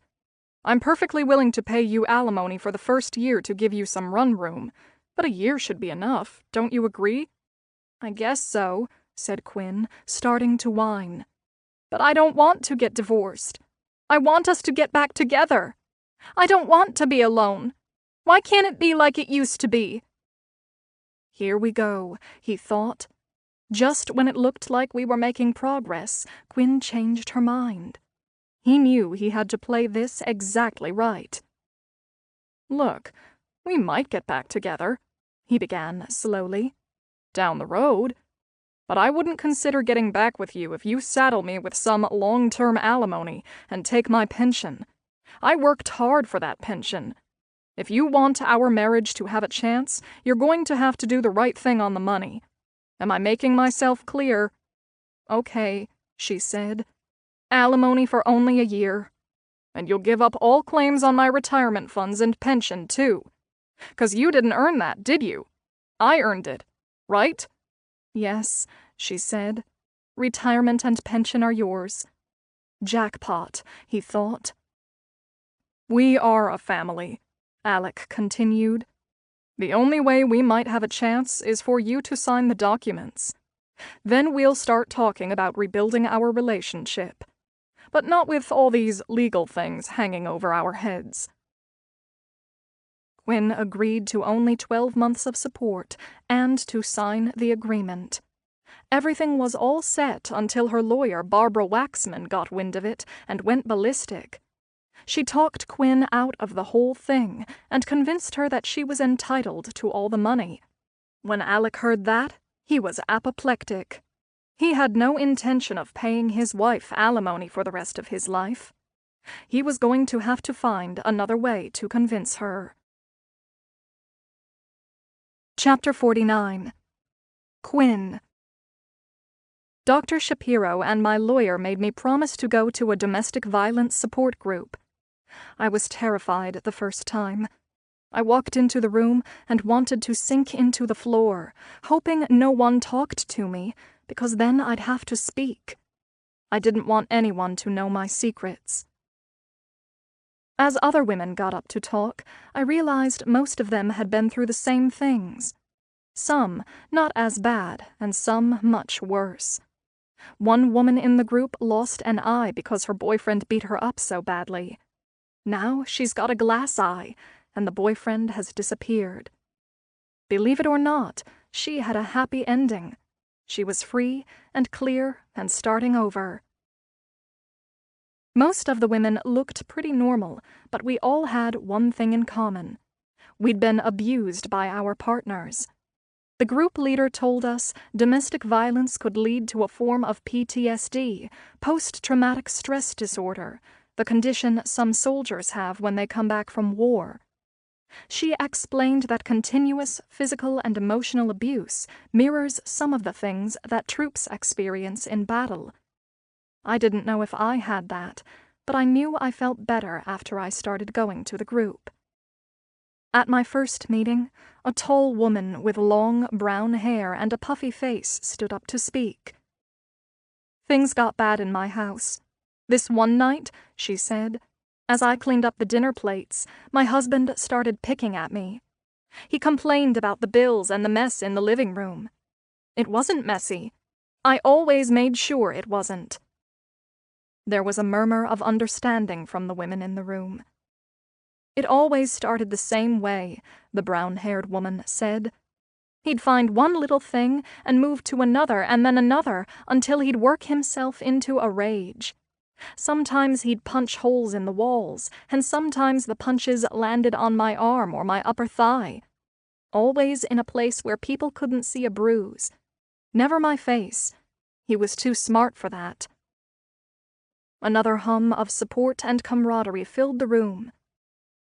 That night, when he started in on me, the woman continued, I must have reached my breaking point. I called my 2 teenaged kids who were up in their rooms and told them to get in the car that was parked in the attached garage. My kids and I got into the car. Screaming, my husband followed us into the garage and told me to get out of the car. I pushed the automatic locks button so he couldn't open the doors. He came right up to my closed window and yelled at me through the glass. My whole body was shaking, and the kids were screaming for me to back the car out. You're not leaving, he shouted. Then he walked around to the back of my car and laid down behind my rear wheels so I couldn't back out of the garage without running him over. That's when it was clear. It wasn't me. He was certifiable. There was a collective gasp from the room. I grabbed my cell phone and called 911, she said. Within 5 minutes, a police car showed up and found my husband lying under the rear wheels of my car, shouting threats at me. They took him away, and I got a restraining order. That's when I started coming here. Midway through the meeting, there was a cookie and coffee break, and the brown-haired lady with the puffy face came over to me. Hi, she said. Is this your first time? You don't have to talk if you don't want to. You get a lot from listening, too. What's your name? Quinn, I said softly. I'm Claire. If you have any questions, she whispered, you can always ask me. The people who moderate this group are great, and the other women are extremely supportive. We've all been through the same thing. Different characters, same plot. You'll see. I nodded. It gets better, Claire said, touching my arm gently. Really. Come to the next meeting on Thursday. I'll be here. I forced a half-smile and nodded again. On Thursday, I did go back. Claire's face brightened when she saw me. We were all at different stages in our recovery, but somehow we understood each other. I was at the very beginning of the yellow brick road, and Oz was very far away. By my 4th session, I decided to speak. My husband might start out teasing me, I said, making eye contact with Claire. That would lead to criticism, I continued. Then he'd bully me and get enraged when I didn't fight back. He didn't punch. He was more into mental and emotional abuse. Sometimes he'd give me an Indian rope burn on my arm, or pull my hair hard, or bend my fingers back where I thought they would break off. He was careful not to leave marks. The smart guys never do, Claire blurted out. After a few months in the group, I started to see Alec for who he really was. My husband was trying to cheat me out of alimony and his pension. He insisted my meds were screwing up my body and mind. He didn't want me to take them. He wanted me to be confused and sign my financial rights away. But guess what, Alec? Dr. Shapiro put me on some new medication, and it didn't bother me as much as the old stuff. I felt much better, more like my old self.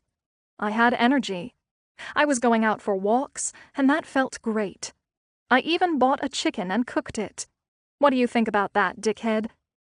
You take so many pills, he once said. You're no better than a drug addict. Get off all that crap, Quinn. You think I'm a drug addict? I said. I'm not taking opioids, you jerk. I'm taking mood stabilizers and medicine to keep me from hearing voices. I finally have your number, Alec. I know what you're trying to do, and it won't work. What won't work? I'm going to take you for every penny I'm entitled to, I said. If that means lifetime alimony, Dr. A, I'm going to tell my lawyer to go for it. Buckle your seatbelt, Buttercup, and hold on to your wallet. The Quintessa is back. Chapter 50. 42 and single, Allison Moore was still hopeful, even though every relationship ended in disappointment. One 48-year-old guy lived with his mother. Another thought a committed relationship included having other girlfriends. The most recent one couldn't decide if he liked women more than men. Men won. Despite the string of failed relationships, Allison continued to believe her prince would come eventually. On her way home from the county mall one sunny Saturday afternoon, she stopped to get her car washed. While waiting in the lounge for her car to come out, she killed time by thumbing through greetings cards, stuffed animals, and random car accessories. To her right, a long, transparent, lucite wall separated the lounge from the car wash, so you could watch your car on the conveyor belt being scrubbed by large, soapy, mechanical arms. Several plastic water pistols filled with different colors of neon soap stuck through holes in the wall so kids could shoot pink, green, or purple soap at the train of cars. Today there were no kids. Only a single, tall, dark-haired man spraying foamy rainbows at the string of moving vehicles. The man shot the gun with the blue soap, and then moved over to the orange and then to the pink. His intensity and enthusiasm made Allison laugh out loud. He must have sensed her watching, because he turned and flashed a big grin in her direction. "Don't judge me. I'm writing my name in soap," he called over, as he gestured for her to come join him. "See?" he said as she approached. "I try to write my name Alec before one of the sprays or scrubbers washes it off the car. If I get all 4 letters, I win. Try it," he said, smiling. "What's your name?" "Allison," she replied. "Way too long. You'll get rubbed out before you get to the O," he said. "Just try Allie. Which color do you want?" "Pink." "You're such a girl," he said, laughing. "That's what they tell me," she said, looking over at his left hand to see if he was wearing a wedding ring. She smiled when she saw his naked fingers. Gingerly, she pulled the trigger on one of the guns, releasing shocking pink soap that splattered all over the side of a blue Mazda. The next time she aimed higher, hit a window and drew a circle. She made an A and started on the L when a big, soapy arm swooshed it away. "Wait!" she cried out. "Not so easy, is it?" Alec said, as they both continued to shoot. "It's very therapeutic. You'll see." Allison laughed and nodded. "All those synchronized scrubbing machines and sprays," she said. "Each one has its own job, like a big, soapy ballet." For 15 minutes they got very competitive, each trying to draw more elaborate shapes and words. The attendant at the register ended their shooting match when he signaled to Alec that his car was ready. "My car is out," Alec said. "Before I go, I'm going to write your full name with my gun." Like an expert marksman, Alec wrote out Allison just before a spray obliterated it. 6 letters. Nice, he said, laughing as he put his arms in the air in a victory salute to himself. "You're good," Allison called out as he walked towards the register and left the building. A few minutes later, Allison went to pay. "You're all set," said the cashier. "That guy you were talking to, he paid for you." Surprised, Allison quickly walked outside to find Alec and was relieved to see he was still there waiting for his car to be dried. "Hey," she said, smiling. "You paid for my car wash." "Guilty," he said, with a sheepish smile that charmed her. "You didn't need to do that, but thank you." "It was my pleasure. Hey, I was going to grab a coffee across the street at that Starbucks," he said. "Can I buy you a cup?" "You bought me a car wash," she said. "The coffee is on me." For the next hour, Alec kept Allison laughing. The more he revealed, the more she was aware that Alec Roberts checked all of her boxes. He was kind of cute and appeared to be around her age. He was getting divorced from a woman, so he wasn't gay. He had kids, which meant he understood responsibility and family. He taught history at UR, which said he was smart and had a steady job, and he didn't live with his mother. The thing that hooked her was that he made her laugh. "I'm sorry," he said, glancing down at his watch. "I've got to go. Got to pick up my kids." When they stood up, Allison put out her hand. He shook it, and at the same time leaned in and gave her a soft kiss on her cheek. "Can I take you out to dinner one night?" he said, as they walked outside towards their shiny cars. Allison smiled as she handed him her business card. "Allison Moore, Director, Aventi Corporation." "Sounds important," said Alec. "We're an internet company. We sell data," said Allison with a wink. "I can find out everything about you." The following weekend, they had their first date. 2 weeks later, Alec spent the night at her place and they officially became a couple. His divorce wasn't final yet, but everything felt right to Allison. He treated her like a queen, laughed at all her jokes, even the lame ones, and marveled at her command of historical facts. "I'm serious, Allie. The average person doesn't know anything close to what you know about history," he said. "I'm impressed. You're beautiful and intelligent. The perfect package." That was how it started. He made her feel pretty, smart, and funny, and she adored his sense of humor and spontaneity. Everything flowed, and before long, she believed he was the one, the prince she'd been waiting for. A few weeks later, Alec introduced Allison to his 2 kids. Hannah and Jack were suspicious of her at first, but eventually, Allison's good nature won them over. Over time, Hannah shared stories about her mother with Allison. She described her as loads of fun, extremely kind, and incredibly loving, the polar opposite of what Alec had told Allison.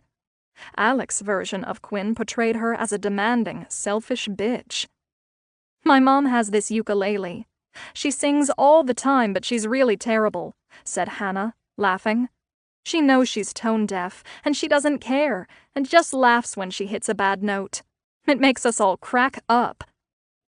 Hannah told Allison how her mother used to take her camping with her friends and taught her how to bake homemade molasses bread and even sew her own clothes. The more Allison learned about Quinn, the less it jived with the person Alec had routinely demonized. "I love my mom," said Hannah, getting teary. "I miss the person she used to be. It's been hard the last 2 years. She isn't herself. She cries a lot or just sits and stares at nothing. Other times she paces for hours. She's still my mom, and I love her." Hannah pulled out some old photos and showed Allison pictures of her mother from when she was a teenager. Quinn was beautiful, thought Allison, prettier than me. Fighting back a wave of insecurity, Allison wondered if Alec noticed Quinn was better looking than she was, and willed herself to push that thought out of her mind. 8 months after their first date, Alec surprised Allison with a romantic trip to Scotland. "It's one of my favorite places in the world, Allie," he said when he presented her with the tickets. "I can't wait to show you all the castles and the underground city in Edinburgh. Wait until you see High Street, Allie," Alec continued. "We'll see the sights of ancient battles, sabotage, and bloody palace intrigue. You'll feel like you're stepping back in time." Alec was right. The old part of Edinburgh had cobblestone streets and castles with turrets like the ones in fairy tales. They spent 5 magical days wandering around the old city, stopping intermittently in pubs to try the local beer and scotch and sample their revered fish and chips. Throughout the trip, Alec snapped picture after picture of castles and a laughing Allison. They talked seriously about their future as a couple for the first time while in Scotland. Alec didn't use the word marriage, but he spoke of all the things they would do and places they would one day visit.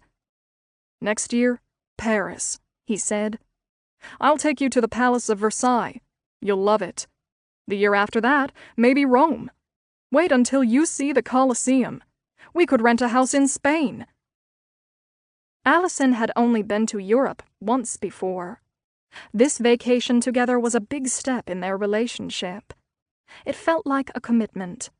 She liked that he had everything under control, and decided that day that Allison Roberts sounded right to her. Chapter 51. Quinn. Driving to the Red Tulip Cafe for lunch with the Avon ladies, I felt my anxiety growing with each passing mile. I hadn't seen my friends in a while. They never called me anymore. I guess I never called them either. I wondered if they still liked me, or if they talked about Alec and me and our divorce when I wasn't around. My mind was playing dirty tricks on me as I pulled into the restaurant parking lot, drowning in a sea of paranoia. Your good friends are inside waiting for you. Get those negative thoughts out of your head. I willed myself to get out of the car and was halfway across the parking lot when I saw him, and I froze. Alec was walking hand in hand with a petite blonde woman towards the Red Tulip door. My heart pounded as I felt the adrenaline coursing through my veins. I couldn't get any air into my lungs. I thought I might be having a heart attack. As Alec held the front door open, the woman leaned over and quickly kissed him, and they disappeared inside. My legs felt like lead, unwilling to move. The blonde had to be Allison Moore. Allie. I knew all about her from my kids. They said she was sweet. How nice could she be if she was stealing my husband? Skank. Minutes later, I found myself driving back to my apartment in Newbridge. I called Viv from the car and told her I was sorry, but my Subaru was acting up again, and I was afraid to drive all the way over to Avon. I bet the girls were probably relieved I didn't show, given that my husband was dining in the same restaurant with his new slut. They probably freaked when they saw him walk in with her, knowing I was about to arrive any minute. Maybe they planned it together? Maybe my friends knew Alec was bringing his girlfriend to the restaurant. Did they all want to humiliate me? Lost in a labyrinth inside my own head, I nearly hit another car and pulled over to the side of the road in a full-blown panic attack. I shut the engine off and took deep, cleansing breaths. It had to be a coincidence. Alec lives near Avon, and he always loved the red tulip. There's no plot, no conspiracy. The Avon ladies wouldn't betray me. They were my friends, right? Wrong. Chapter 52. An exceptionally long checkout line, an overcrowded doctor's waiting room, or standstill traffic made Quinn restless. On those occasions, she'd routinely call her sister to pass the time. "I'm sitting in my auto mechanic's garage again," Quinn complained. "That damn Subaru is costing me a fortune. They said it was going to be over $800 this time." Quinn's car had become the family joke, spending more time in the shop than on the road. "What's wrong now?" Erin asked. "My brakes went out again." "Again? Last month I almost hit someone. I kept pumping my brakes and my car kept going. It freaked me out. When I brought the car into the shop, the mechanic said my brake pads were non-existent. Today, I nearly crashed into this car stopped in front of me at a red light. The same thing happened. My car wouldn't stop. The guy who looked at it said my brake fluid lines were completely damaged." The wheels in Erin's head turned. Dark thoughts entered her mind. Alec knew how to take a car apart and put it back together with his eyes closed. "Quinn, this is going to sound crazy, but do you think Alec did something to your brakes?" "No," Quinn protested. "He wouldn't do something like that. He can be a bully, but he wouldn't hurt me." "What are you talking about?" "He has hurt you," Erin shouted. "And he knows everything about cars. Ask your mechanic if it looks like anyone tampered with the brakes." Convinced her sister was overreacting, but because she had promised, Quinn asked her mechanic to have a look. After a thorough going-over, he told her the brake fluid lines were so corroded and banged up, it was hard to know if someone had messed with them, or it was just severe wear and tear. Despite the inconclusive report, Erin was still concerned. Her brother-in-law was smart. He was also vindictive and knew his way around a car engine. She was confident that Alec would know how to make it look like the brakes failed on their own, and it scared her. Chapter 53. Allison wasn't exactly sure when things with Alec changed, but they did. Right after they got back from Scotland, she saw a new side, a not-so-nice side. They'd had so much fun in Edinburgh that this new behavior caught her off guard. It was an ordinary Sunday afternoon, and they were in the supermarket shopping for dinner.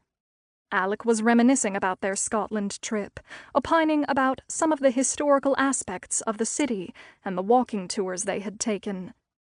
"Remember when they told us how the medieval Scottish used to dispose of their shit?" he said, making a funny face and laughing. "How they'd chuck it right out the window and onto the street below, and shout 'Gary lay' to give the people walking on the street below a heads up?" "I think the word was Gardy Lou," corrected Allison, who continued laughing until she noticed he wasn't. "It was Gary lay," he said, with a stern face. "No, it came from the French word garder l'eau, which means mind the water. I studied French in college, so that's why I remembered it." "Who's the historian here, Allison?" he said, with an edge in his voice. "You are, of course," she said. "It's just that I took French." "It's just that I have a PhD in history. They said Gary lay," he said again, ending the conversation and walking away from her with the shopping cart. She stood alone in the market aisle, stunned. What had just happened? She ran the scene through her mind again. Were they really fighting about an ancient Scottish phrase? She'd never seen him act like that before and blew it off, chalking it up to him being tired. She rationalized that she could be bitchy from time to time, too. By the time they got home from the store, Alec was back to his usual self. They had a nice dinner, watched a movie, and Allison convinced herself that their supermarket squabble was an aberration. Later that night in bed, Alec leaned over and kissed her. "I've got a cool idea," he whispered. "Hear me out before you say no. Why don't we make a video of us making love? Just for us to keep. We'd have fun and it would be so hot." Inside her head she thought, "Are you freaking serious?" but replied calmly so she didn't upset or insult him. "I'm not comfortable doing that." "Come on, Allie," he continued. "Let's just try it. It will be such a turn-on." Allison considered herself an open-minded person, but naked videos of herself floating around the universe was not something she was going to agree to. She worked for a data company. She knew all about information let loose on the internet. She was firm, and Alec was disappointed, but he never brought it up again. Over the next couple of months, Alec's mood deteriorated. Negotiations between his divorce attorney and Quinn's were not going well. He claimed Quinn was trying to suck him dry financially, and brought it up frequently. "My piece of shit wife is holding out for more alimony," Alec growled, reading a text from Quinn at the dinner table. "Put the phone down, please.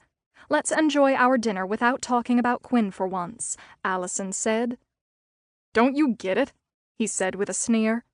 "She's going to devastate me financially. You can kiss trips to Europe goodbye. She's a lazy, blood-sucking piece of shit who wants to sit back on her fat ass for the rest of her life while I support her." "Alec, I hate it when you talk about her that way. Everything will be all right. Let the lawyers work it out," she said. "Lawyers are worse than cockroaches," he said to her. "All they care about is billing for extra hours. They'll drag this out for as long as possible just to make more money for themselves, and who gets screwed? I do." "Maybe you should give her alimony for a little while.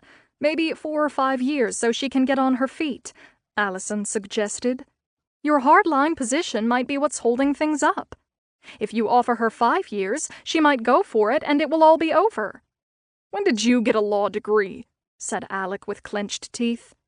"I know what I'm doing. Stay out of this, Allie." After that, Allison kept her mouth shut on all things related to Quinn. It was hard because Alec constantly complained about the divorce and how greedy his wife was. She never told Alec how she really felt. She didn't think his wife was asking for anything unreasonable. She understood that Quinn needed some money to get herself started. She had been a stay-at-home mom, and finding a job wasn't going to be easy since she had been out of the workforce for so long. Allison thought, given the circumstances, that alimony for 5 years was fair and reasonable, but said nothing more. Chapter 54. Aggravated and stressed out from the machinations of his yet-to-be-finalized divorce settlement, Alec planned a day alone in the mountains to decompress and clear his head. It was still dark when he climbed into his car that Saturday morning. Overhead, a large moon cast a yellow glow on the deserted street. He placed his hunting rifle and packed lunch on the back seat and checked the glove compartment. The Glock G19 was right where it was supposed to be. He glanced over at the new telephoto lens on his camera, nestled on the seat beside him. The manager of the electronics store had told him he could capture the detail on a butterfly wing from 30 yards away. He'd take photos in the morning when the light was good and go duck hunting in the afternoon. No women. A perfect day. Dutifully following the GPS, he paid little attention to the roads as he drove, putting his trust in the monotone female voice barking commands. Ahead, on the right, was a single bright light. It was a bagel store, and it was open. He pulled over and parked in a dimly lit spot half a block past the store. Minutes later, carrying a sesame bagel with cream cheese and chives and a large coffee, he walked back to the car and got in. It would be too messy to eat and drive at the same time, so he decided to finish his breakfast there and then continue his journey. As he chewed the warm, crusty bread, he looked out at the darkened sign on a bar across the street. The place was called the Dewdrop Inn. He smiled at the pun. A moment later, a small-framed, dark-haired man stumbled out of the closed bar. He staggered down the street about 200 feet and got into a dented green minivan. Alec put his food down and turned on the camera to get a picture of the drunk guy's license plate. He zoomed in on the number. After he snapped a picture of the plate, he turned on the video and pressed record. Holding the camera steady with his left hand, he reached for the phone with his right to call 911. Something caught his attention. A runner dressed in night gear sprinted by. Alec turned his head and saw the man was covered from head to toe in reflective clothing, a bright light strapped to his forehead. That takes commitment, he thought, as he watched the runner continue swiftly down the road, just as the drunk started his engine. It all happened so fast as he watched the whole scene through the viewfinder. The drunk must have pushed on the gas pedal hard because his car lurched like a rocket out of its spot and within 2 seconds slammed directly into the runner. The runner went down. The car screeched to a stop. The drunk guy opened his car door and stared down at the man on the pavement. Alec pushed the lens on the camera to its highest magnification, continuing to record. "What's the matter with you?" the drunk shouted at the fallen runner. "I hardly touched you." Silence. A second later, he slammed his car door shut and sped away. Alec continued to record as the vehicle swerved down the street. He started his engine and pulled up next to the runner to see if he was okay. He opened his door next to the limp body, saw the wide-open eyes, and knew. He was dead.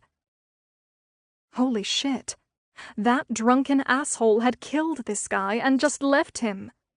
He looked up and was still able to see the drunk's red taillights in the distance.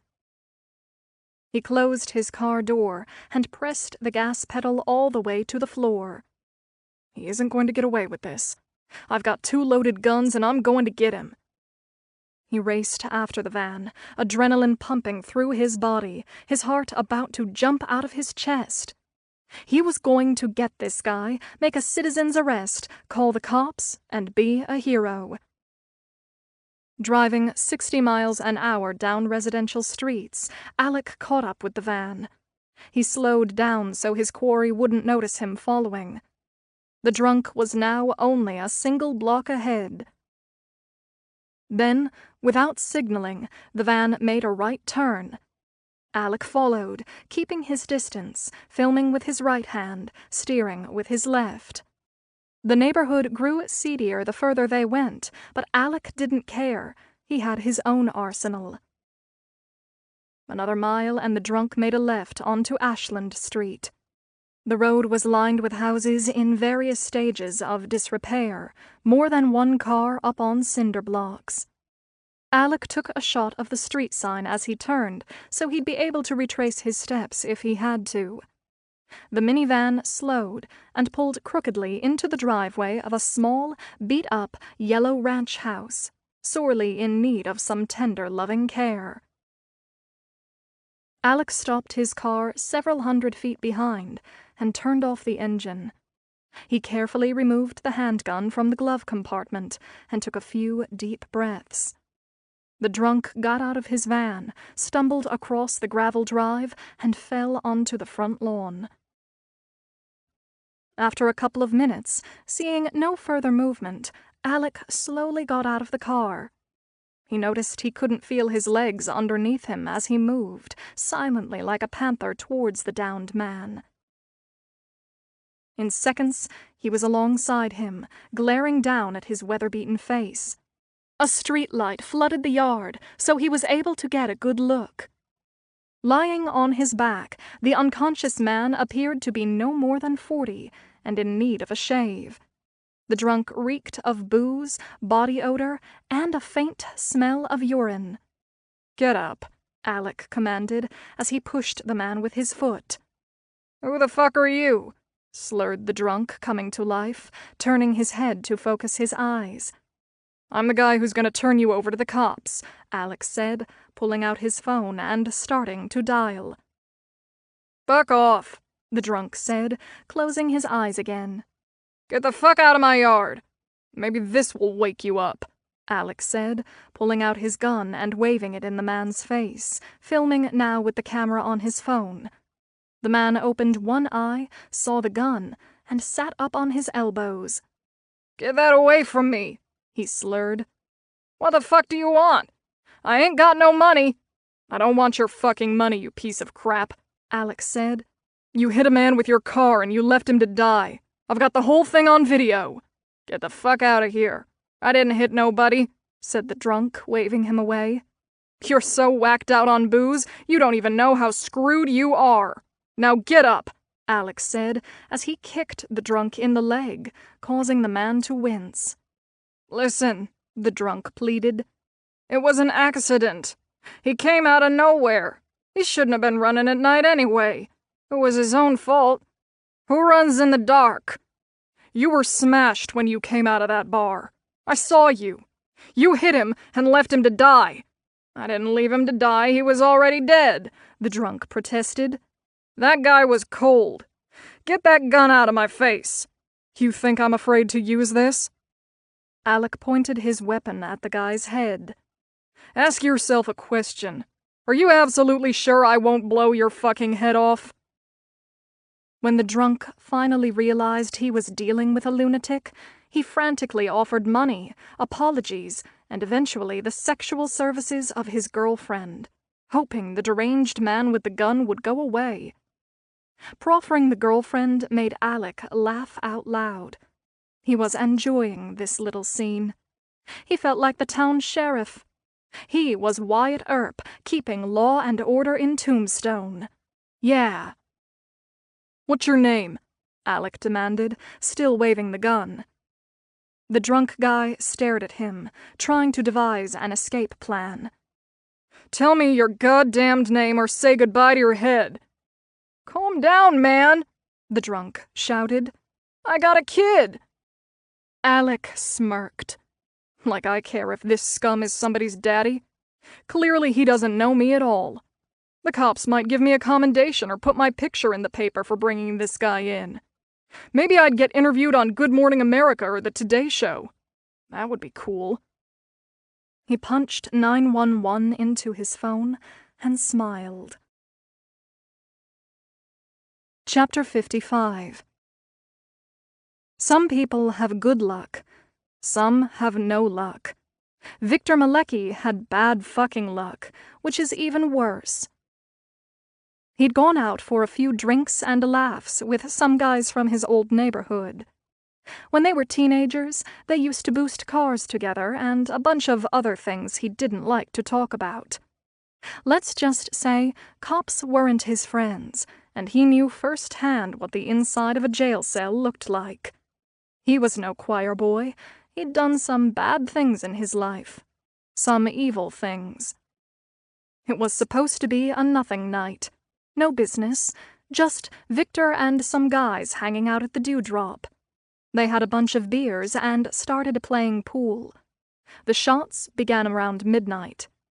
By the third or fourth round, the drinks started going down real easy. Victor couldn't even remember what kind of shots he'd had. Maybe rum, or tequila, or a few of each. After a while, he lost count. He and his friends closed the place at 2 a.m. Then the bartender locked the front door and let them hang out to continue drinking until 4:30. When they finally left and were out on the street, Victor realized he'd left his wallet on the bar, and told the guys to wait for him while he went back inside to get it. When he came out, his friends were gone, and the street was dark and deserted. Fuck them, he thought. He stumbled to his car and stepped hard on the gas pedal when suddenly a runner was right in front of his headlights. His vehicle and the man collided. What the hell just happened, he thought, slamming on his brakes. He got out of the car to look. His headlights were right on the man lying in a pool of blood. Victor nudged the guy with his foot and decided he was dead. If the cops came now and found him, they'd haul him off to jail, and he'd probably go down for manslaughter. With all his priors, he'd be looking at some serious time. Maybe life. He was still on parole. He wasn't supposed to be drinking at all. He looked around. Nobody was on the street, and he thought maybe for once his luck had changed. He got back in his car and pressed the gas pedal gently, easing his car slowly down the road, not wanting to attract any attention. Relieved when he finally arrived in front of his run-down ranch, he got out of his car. He was home free. As he walked towards his front door, he tripped on a piece of concrete and landed on his back on the lawn. Exhausted, he decided to rest on the grass for a minute, grateful he had made it home without running into any police. Everything was going to be all right. He lay on the lawn for a couple of minutes when he was interrupted by some crazy guy talking all kinds of smack. The stranger said he had witnessed him hit a runner and followed him home. He said he had a video of the whole thing and he was going to call the cops. At first, Victor thought the crazy guy was full of shit and wished he would go away and leave him in peace. He had a pretty good buzz on, and he didn't feel like getting up and dealing with this maniac. Then the crazy guy started waving a gun around, telling Victor he wasn't afraid to use it and that he was calling 911 so the cops would come and make an arrest. Victor indeed had terrible fucking luck. Chapter 56. Everyone was looking forward to the Cranberry High 25th reunion. No one was more excited than Mark Miller, because he had heard she would be there. When the night came, everyone agreed that Quinn Delaney didn't look a day older than when they had graduated. In high school, every guy had had a crush on her, and from the looks they gave her at the reunion, most of them still did. She was still the it girl. In high school, Quinn had been funny and silly, always giggling. She made people feel good about themselves when they were with her. Despite her popularity, she somehow was able to transcend gossip. Women could sometimes be ruthless about other women. Girls could be vicious, especially towards the real pretty ones. Mark had seen his wife and her friends rip another woman to shreds over the smallest transgression. In high school, that had never happened to Quinn, probably because she was so darn nice, he thought. She had been a benevolent queen, routinely asking the shyest, nerdiest girls to sit at her lunch table like a majesty summoning them to court. The gawky girls thought they had died and gone to heaven when Quinn validated them with a luncheon invitation. She didn't do it for herself. She had a huge heart. During high school, most of the guys were jealous of Mark Miller because he was Quinn Delaney's boyfriend for all of junior and senior year. He admitted now that he wasn't always the best boyfriend. He was only a kid when they started going out and still trying to figure out how to navigate a relationship. Given that his parents were divorced and his old man was a drunk, he didn't have many good role models. When they were 17, Quinn grew more dependent on him and became clingy. Sometimes it felt suffocating to Mark. At other times, when she'd pull away, he'd get possessive. They were kids. Neither one knew how to do relationships. Mark thought acting macho showed he cared. That behavior was what ultimately drove her away. As the reunion approached, Mark thought about how much he had changed since high school, and wondered whether, if he had been less controlling with Quinn, maybe she wouldn't have broken up with him. At one point, he'd thought he was going to marry her, aware that girls like Quinn came along once in a lifetime. After they went to college, they both got caught up in their new lives, and Mark never saw Quinn again. He eventually married Annie. They'd been married for 22 years, and had problems, like most married people do. Now that their kids were in college, there wasn't much to talk about anymore except the bills. Always plenty of those. They each did their own thing. She had her stuff, he had his. They coexisted. Someone told Mark that Quinn was going to be at the reunion, and that she was getting divorced. He was pretty sure he was still in love with her. That night, he was nervous as he walked into the party. It was crowded, and he scanned the room for his old girlfriend. He looked from face to face for those twinkly blue eyes. He spotted Kathy Franz and Liza Colombo, Quinn's best friends, and figured she would be nearby. He looked to the left of Kathy, and then to her right, and that's when he saw her. Quinn Delaney, once again holding court. She was wearing a long navy gown, and had some kind of diamond thing in her hair. He thought she looked like a princess in one of those fairy tale books. He took a deep breath, walked across the room, and approached her from behind. He carefully put his hands over her eyes, cupping them to make sure he didn't mess up her eye makeup, something his wife had taught him to do. "Guess who, my dear?" he said, in a high-pitched voice and unidentifiable foreign accent. "I don't know," said Quinn, laughing. "That's not fair. It could be anyone." Mark's heart beat faster as he lifted his hands and spun her around.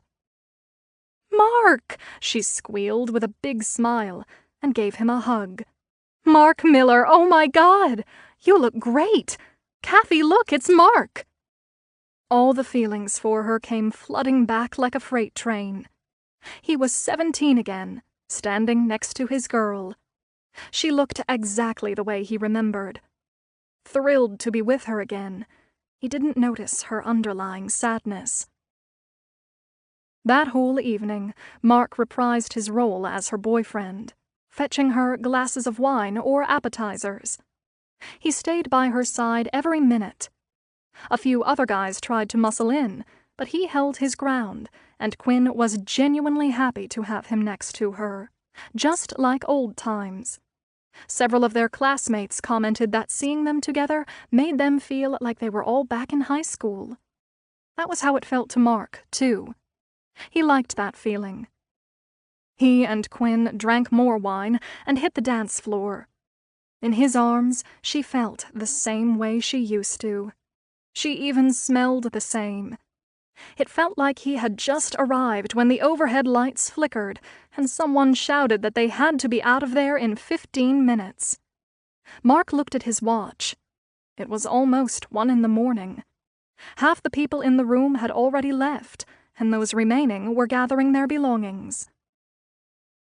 Quinn kissed him on the cheek and said she had to go, that she was getting a ride to her parents' house from Kathy. When Mark offered to drive her home so they could chat a little more, she accepted.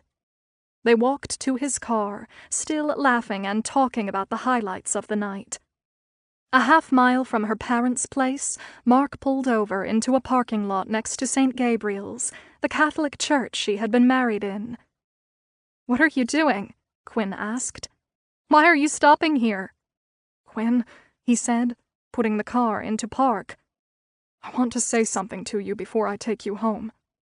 I'm just going to say it, like ripping off a Band-Aid. Quinn, I'm still in love with you." Chapter 57. Quinn. You could have knocked me over with a Q-tip. I went to my high school reunion to have a good time, just wanted a fun night with old friends. I was hanging out with my former boyfriend, Mark, and he comes on to me. Tells me he's still in love with me. I haven't seen the guy in 25 years. How could he be in love with me? He doesn't even know me. I'm not the same person he knew in high school. I'm married with 2 grown children. I've lived a life since we knew each other. I'm different. I'm broken. Mark stood next to me the entire night. I kind of liked the attention. It's been a while since I was the belle of the ball. It felt good to be that person again, the one all the boys wanted to dance with. Mark looked pretty good. A little older and grayer, a little heavier, but he was still handsome. At the beginning of the night, it felt like old times. For a few minutes, I pretended he was my boyfriend, and then I remembered who I really am and where I was. He offered to drive me home, so I accepted. All night, our conversation had been about happy things we did in high school, this party or that football game. Light stuff, nothing profound. Then, on the way to my parents' house, he pulled over by the church and told me he still loves me. "I mean it, Quinn," he said. "I never forgot about you. I married Annie, but I never stopped loving you." That's messed up, I thought. You married your wife while you were still in love with me?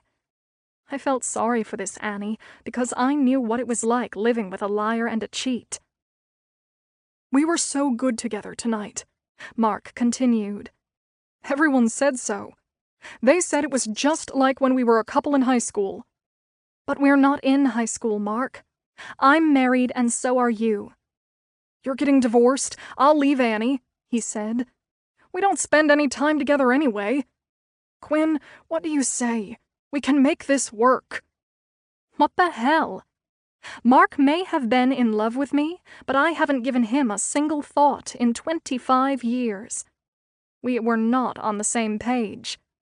He convinced himself that I had the same feelings. I didn't. He leaned over to kiss me for a second, and I pulled back. "Mark, what are you doing?" I cried. "Put the car in drive. Take me to my parents' house. I don't want to do this." He looked surprised, hurt, and disappointed. "Look, I know I'm springing all this on you," he said encouragingly. "Just think about it. We don't have to make any decisions tonight." When we got to my parents' house, he gave me a quick kiss on the lips. I let him because, well, I just did. It was easier. I had enough chaos in my life. I thought about calling his wife and filling her in on our conversation, but then I thought it would be so mean, so I just put it behind me and hoped he never called. I wished I hadn't given him my phone number and address in Newbridge. Too late now. Chapter 58. Allison and Alec lived over an hour away from each other. Because of the distance, they typically only got together on weekends. Weekday dinners were rare, except for the week Quinn died. That week, Allison saw Alec every day.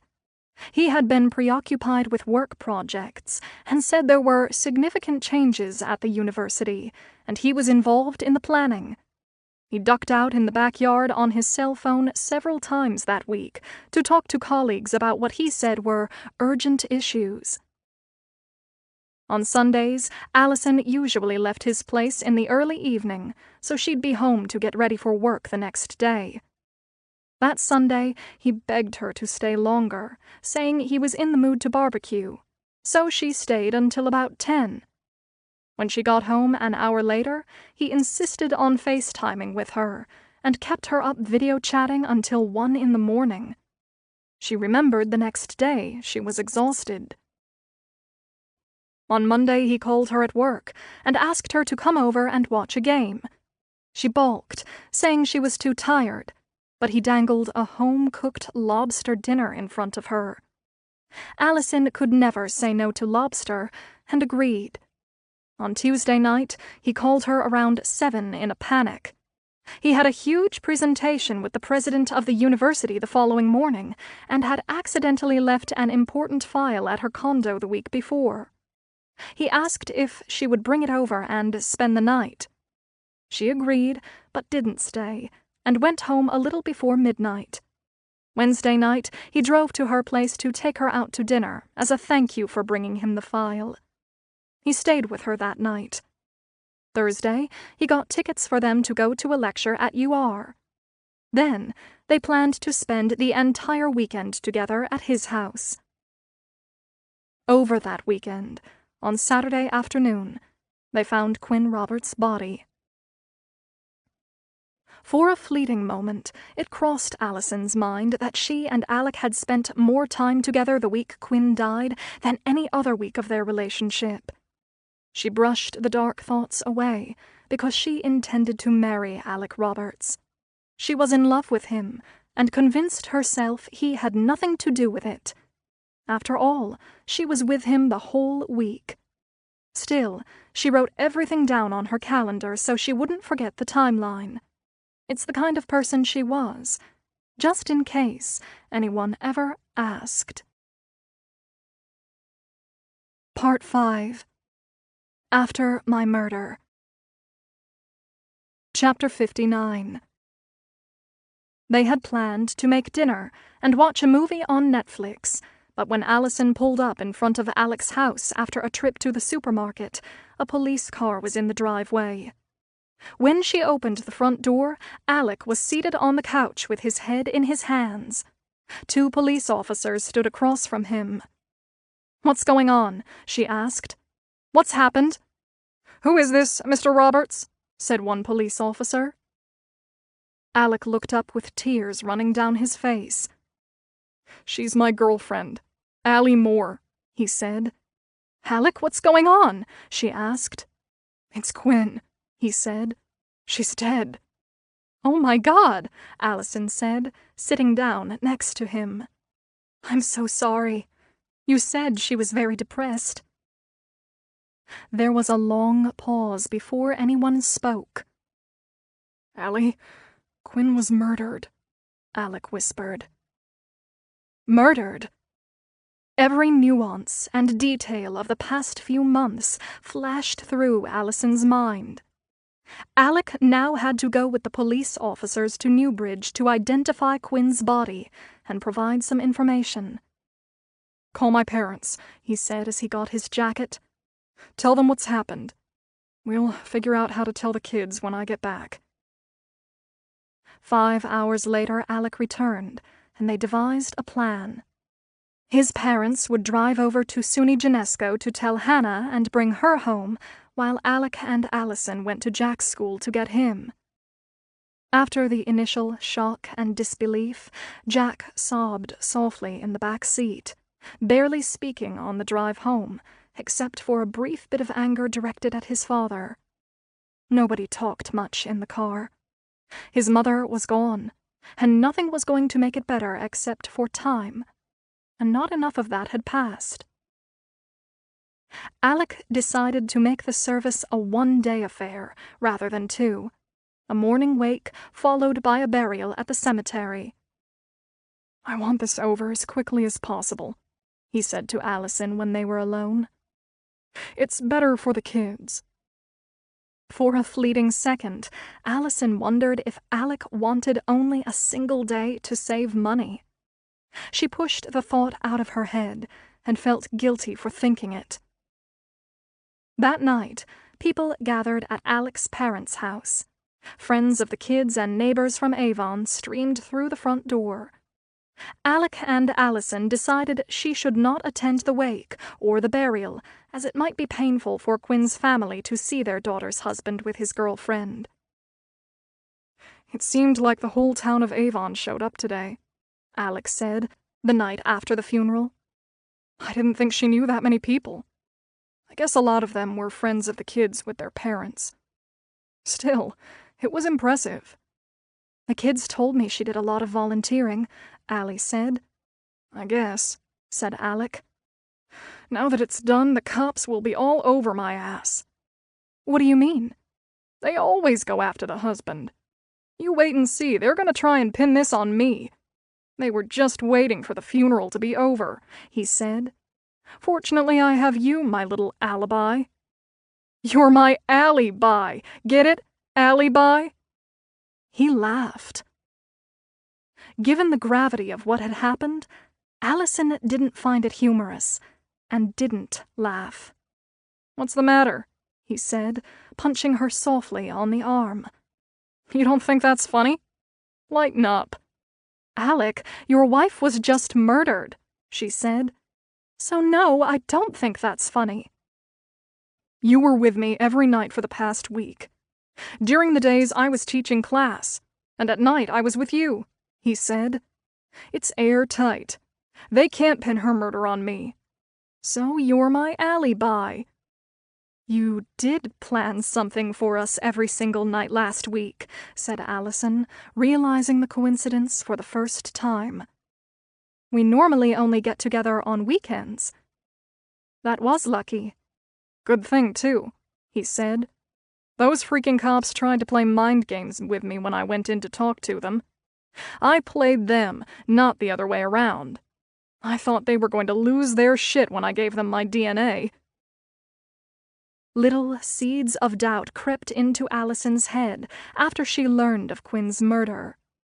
It was hard not letting her mind go to the crazy dark places. If he had given his DNA, she reasoned, he had to be innocent. Soon Alec would be cleared, and they could put this awful business behind them. The next day, plans changed. Alec hired a criminal lawyer. "My attorney told me not to take the lie detector test," Alec said, when Allison asked what day he was doing the polygraph. "I don't know anything about Quinn's murder. The cops want to nail me for it, and I'm not going to help them crucify me." 2 weeks later, Jack and Hannah returned to their respective schools, and Alec and Allison tried to get things back to normal. Their relationship never gelled again. When Quinn died, everything changed, and Allison didn't know how to fix it. Alec started drinking heavily after the murder. When he drank, he got nasty and said terrible things. "At least I don't have to pay that bloodsucker alimony now," he said to her one day a few weeks later. "So there is a silver lining after all." Allison hated it when he said stuff that revealed an ugly dimension to his character. One she didn't like. She hung in with him for another 6 months, but then she wanted out of the relationship. She hated bailing on Hannah and Jack, but Alec wasn't the guy she had thought he was. He had become toxic and mean, and she still had unanswered questions about his wife's murder. And then there was the blackout thing. Allison wasn't 100% sure, but she thought it was possible she might have been drugged by her boyfriend, more than once. She could never be sure because there were a few times when she just couldn't remember what happened. Alec had told her she had had too much to drink, but she wasn't entirely sure she believed him. Now, after everything that happened, she just wanted out. Chapter 60. Quinn. The worst part of dying was knowing my kids were in pain, and I couldn't comfort them or help them through it. My son acted tough, but he was so vulnerable. From the time he was a baby, he reminded me of Alec. He'd be playing cheerfully, and then something tiny would upset him and he'd lose it, just like his father did. Once, when Jack was only 3 or 4, he was trying to put together a wooden jigsaw puzzle. I was nearby ironing and looked over at him. Sitting on the floor, frozen, he held up one of the pieces and stared into space with an anxious and angry look on his face. "What's wrong, honey?" I asked. "Nothing! You shut up!" he screamed, throwing the puzzle piece across the room at me and running out of the room. His outbursts took me by surprise, but I kind of knew this beast. Alec was the same way. Whenever my husband got stressed out, even over something small, he'd lose it. No warning. From 0 to 10 in 3 seconds, it made my head spin. Over the years, I learned how to handle my son. He was difficult, but he was still my kid, and I loved him, warts and all. Hannah, on the other hand, was easy peasy. She was always drawing pictures of flowers and rainbows and telling me she loved me. She had a sweet disposition, but was also surprisingly funny and witty. I used to laugh to myself when she'd outfox her father or sidestep one of Alec's many life lectures. Most of the time, he never realized it when she put one over on him. Probably because he was convinced he was always the smartest guy in the room. Breaking news, Alec, you weren't. It was easy to love Hannah. Easier than her brother. I loved my son, but it took a lot more effort on my part. If Alec had been a little gentler with him, Jack might be a happier, more secure young man. There was a sense of sadness about my son that he couldn't shake. Maybe he got that from me and my crappy genes. Chapter 61. After months of trying to get Jack Roberts to talk to them, he had finally agreed to come in. McQuillan got to work early that day because the chief wanted a recap of their current highest-profile murder investigation, Quinn Roberts. Before they could see the chief, McHugh and Cruz went over their notes to make sure they were on the same page. They didn't want any mistakes in front of their boss. "Why is the chief bugging up our asses on this one?" said Jimmy Cruz. "This isn't the only unsolved murder in Newbridge. What about the Carla Caroli case? She's been dead for 3 years, and nobody says jack about her. Caroli was a 74-year-old grandmother who regularly associated with lowlifes and was a drunk. Quinn Roberts was educated, young, and beautiful. It's as simple as that, my friend," said McHugh. 5 minutes later, the two detectives stood in front of their boss and painstakingly walked him through the details of their floundering investigation. "Everyone in the Delaney family, as well as old friends in New Jersey and newer ones in Avon, were interviewed. Anyone who had contact with Miss Roberts at her high school reunion was also interrogated," said McHugh. "We found a couple of odd ducks in that group, but nothing solid or conclusive. We subpoenaed phone records for Quinn, Alec, Hannah, and Jack Roberts. All checked out. We also got a hold of cell phone tower data to see if the husband or son made any trips down to Newbridge the week the victim died. Again, everything checked out." McHugh looked over at his partner with a help-me-out-here look in his eyes. "We had a look at Alec Roberts' email and bank accounts," said Jimmy Cruz, jumping in. "No unusual emails from him, and his wife rarely used email. According to her sister and kids, Quinn Roberts preferred phone calls to texting. On money, he had it, she didn't. Her bank account was practically empty. Her only source of income was the check her husband sent to her, when he sent it. It barely covered her rent, electric bill, and car insurance. I don't know how the lady ate." "We've sent DNA samples to the lab several times," said McHugh, taking over again. "We did get a match, but it turned out to be the landlady and her son, which we anticipated might happen. We did find one other unknown DNA strand, but so far haven't been able to match it to anyone. A buddy of mine over at the FBI prioritized my request and ran it through their CODIS database for me. No match." "What I'm hearing, detectives, is you got nothing," said the chief. "Don't count us out yet," said McHugh. "We've got Quinn Roberts' son coming in this afternoon. That kid is ready to explode. Don't make me look bad with the press," said the chief. "The newspapers are snooping around, and Mayor wants this one solved. Yesterday. A beautiful mother of 2 murdered in the Glades has unnerved this entire community. People are freaking out. They think there's a lunatic walking around murdering people. I want this one put to bed." 4 hours later, McHugh and Cruz waited in a conference room for Jack Roberts to show. The kid was already 15 minutes late, and McQuillan started to wonder if he was going to be a no-show. From the beginning of the investigation, something about the Roberts kid was off, but McQuillan couldn't put his finger on exactly what it was.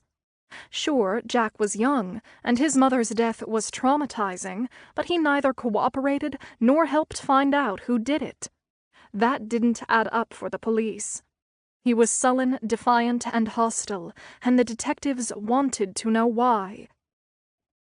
25 minutes later, Jack walked into the station belligerently and immediately took an adversarial stance. The police had been trying to get him in for questioning for months, but he never returned their calls. McQuillan wondered why he had decided to come in now. Why the change of heart? He would let Jack tell him whatever it was that was on his mind. Let him get it off his chest. McQuillan would be like a priest in the confessional. No judgments, just forgiveness of sins. Jack sat across the table from McQuillan and Detective Jimmy Cruz. McQuillan made a little small talk to break the ice, and then asked the kid how he was doing. "How would you be if your mother was murdered?" he answered, staring McQuillan down. Oh boy, McQuillan thought, as he and Cruz made eye contact. We're not off to a good start.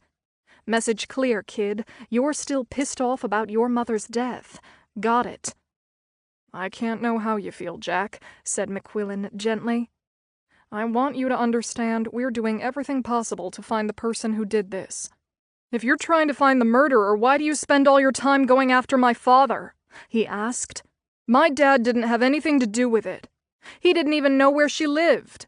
He must have known where she lived because he sent her alimony checks there every month," McQuillan said. "Some people told us your father wasn't very nice to your mother. We checked in with the Avon PD. They said your mother called them a few times when your father got out of control, but she never pressed charges." Jack glared at the detective. "Anything you can tell us, Jack, even something you think isn't important, might be what breaks this case open," McQuillan said. "I keep a picture of your mother on my desk. She has the kindest eyes. When you work a case like this, the victim becomes like family. Every morning I tell her that I'm still in her corner, and I will find out who hurt her. I promise her I will see this through." A tear ran down Jack Roberts' face. "Bingo," thought McQuillan. "You don't understand," Jack began. "My whole family is screwed up." "Tell us what you mean," Cruz said gently. Jack's face got very red. "My father's a dick and my mother was a nut job," he screamed. "Every conversation I've ever had with my dad was like an oral exam. He's always looking for something to catch you with, to trip you up, to point out how you were wrong. Nothing was ever good enough." "It must have been rough," McQuillan said. "And my mother was batshit crazy," Jack continued. "When she didn't take her pills, she was off the rails. Once she drove up to my college and wandered around campus talking to herself. One of my roommates saw her and pulled me out of class to get her. Campus security detained her until I got there. I was so embarrassed." "I can imagine," McQuillan said. "She used to call and text me all the time, saying she didn't want to live without my dad," Jack said. "How am I supposed to do a paper or take a midterm when I'm getting texts like that?" "It would be tough," McQuillan said, feeling a little sorry for the kid. "My dad can be a real hard ass, but you've got to understand, my mom was off the rails. You never knew how she was going to be," said Jack. "My father tried in the beginning, but then he gave up when she didn't take her meds, and he couldn't control her. He deserves to have a life, too." "Sure he does," McQuillan said. "Did you ever see your father hurt your mother?" Jack looked over at McQuillan, and his face got red again. "He told me you would try to pin this on him and try to frame him," Jack shouted. "He said you were going to twist things around to make it look like he did it. He told me not to come here. He warned me." The detectives tried to calm Jack Roberts down, but the kid was spinning from a lot of pent-up anger. He was mad at his father, but he defended him. He'd lost one parent, and didn't want to lose the other, even if the other was a nasty piece of work. When Jack finished his rant, he stood up, walked to the door, and opened it. "Don't call me until you find the real killer," he said. "My father didn't do it, and I'm not going to help you frame him." Then he walked out. That was the last time Jack Roberts ever spoke to the police. Chapter 62.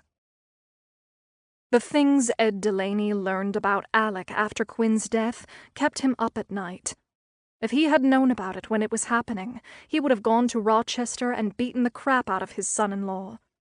He would have stopped it. Now it was too late. Dozens of unreturned calls to the Newbridge police made things even worse. All he heard were crickets. Ed was sure he was getting stonewalled, but wasn't entirely sure why. When Alec lawyered up and wouldn't talk to the cops, Ed hired his own private investigator. "The Newbridge police only know how to write parking tickets and march in parades, Eileen," Ed said to his wife. "Murder investigations are way out of their league." A friend from Philly hooked him up with Ben Patton, the famous cable news investigator. Patton was often a pundit on TV panels covering significant criminal cases. All the Patton's PIs were retired NYPD detectives and knew their way around a murder. Patton assigned former Manhattan detective Joseph D'Appolito, Joey DeApp to his friends, to the Quinn Roberts case. D'Appolito was a quintessential New York cop. Sarcastic, suspicious of everything and everyone, methodical and thorough. The investigator was exactly what Ed was looking for. "Newbridge PD is missing stuff," Ed said to the investigator. "They're amateurs."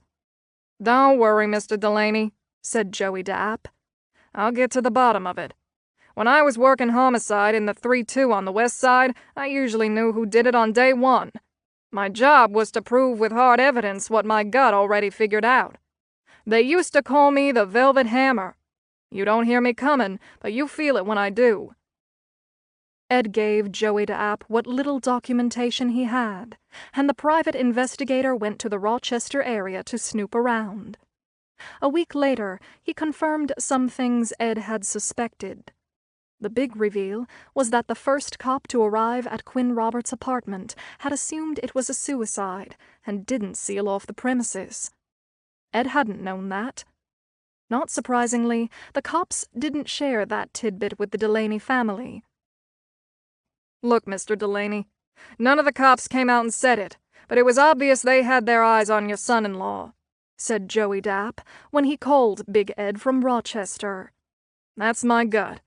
I've been doing this for almost 30 years, and it's almost never wrong." "What does that mean, then?" Ed asked. "From what I could tell, it sounds like they have a piece of evidence that's conclusive and pins it on your son-in-law," said Joey DeApp. "But the DA excluded it because of the way it was collected. If the crime scene was contaminated, that would do it. Every cop I talked to, off the record, thought your son-in-law was somehow involved. I'm sorry to say it doesn't look like there's going to be an arrest anytime soon. In my professional opinion, Newbridge PD messed it up." "Now what?" "I hate to tell you this, Mr. Delaney, but they may never make an arrest." And that was that. His beautiful daughter was dead, and an asshole was walking around without a care in the world. Over and over he asked himself why one of her kids hadn't picked up the phone and let him know what was going on. They should have looked out for their mother, he thought. He couldn't forgive his grandchildren, and at the same time he couldn't forgive himself. His job was to always protect her, and he had failed. Chapter 63. His oversized shopping cart was loaded with gigantic packages of junk food and an apple pie big enough to feed an army. Long lines crisscrossed the large warehouse supermarket. Some were waiting to check out, and others, like John McQuillan and his girlfriend Marie, were lined up for some Costco free food samples. It had been a few months since Quinn Roberts' murder, and McQuillan was relieved to have his mind on something besides homicide. He and Marie would often make a morning out of Costco, and eat enough so they could skip lunch entirely. Polishing off a mini taco, he saw a familiar face through the crowd, but couldn't place the guy. Somebody out of context can throw you. Your mailman in a bathing suit at the beach, or your dentist eating a burger at TGI Fridays. It can take a minute. Usually, you'd recognize your dentist in a second, but in a strange location, wearing different clothes, it can take longer. McQuillan stared at the faces across the floor, struggling to place them. He nudged his girlfriend. See that guy over there? The one in the light blue sweatshirt. Where? The guy holding the big box of trail mix, he whispered.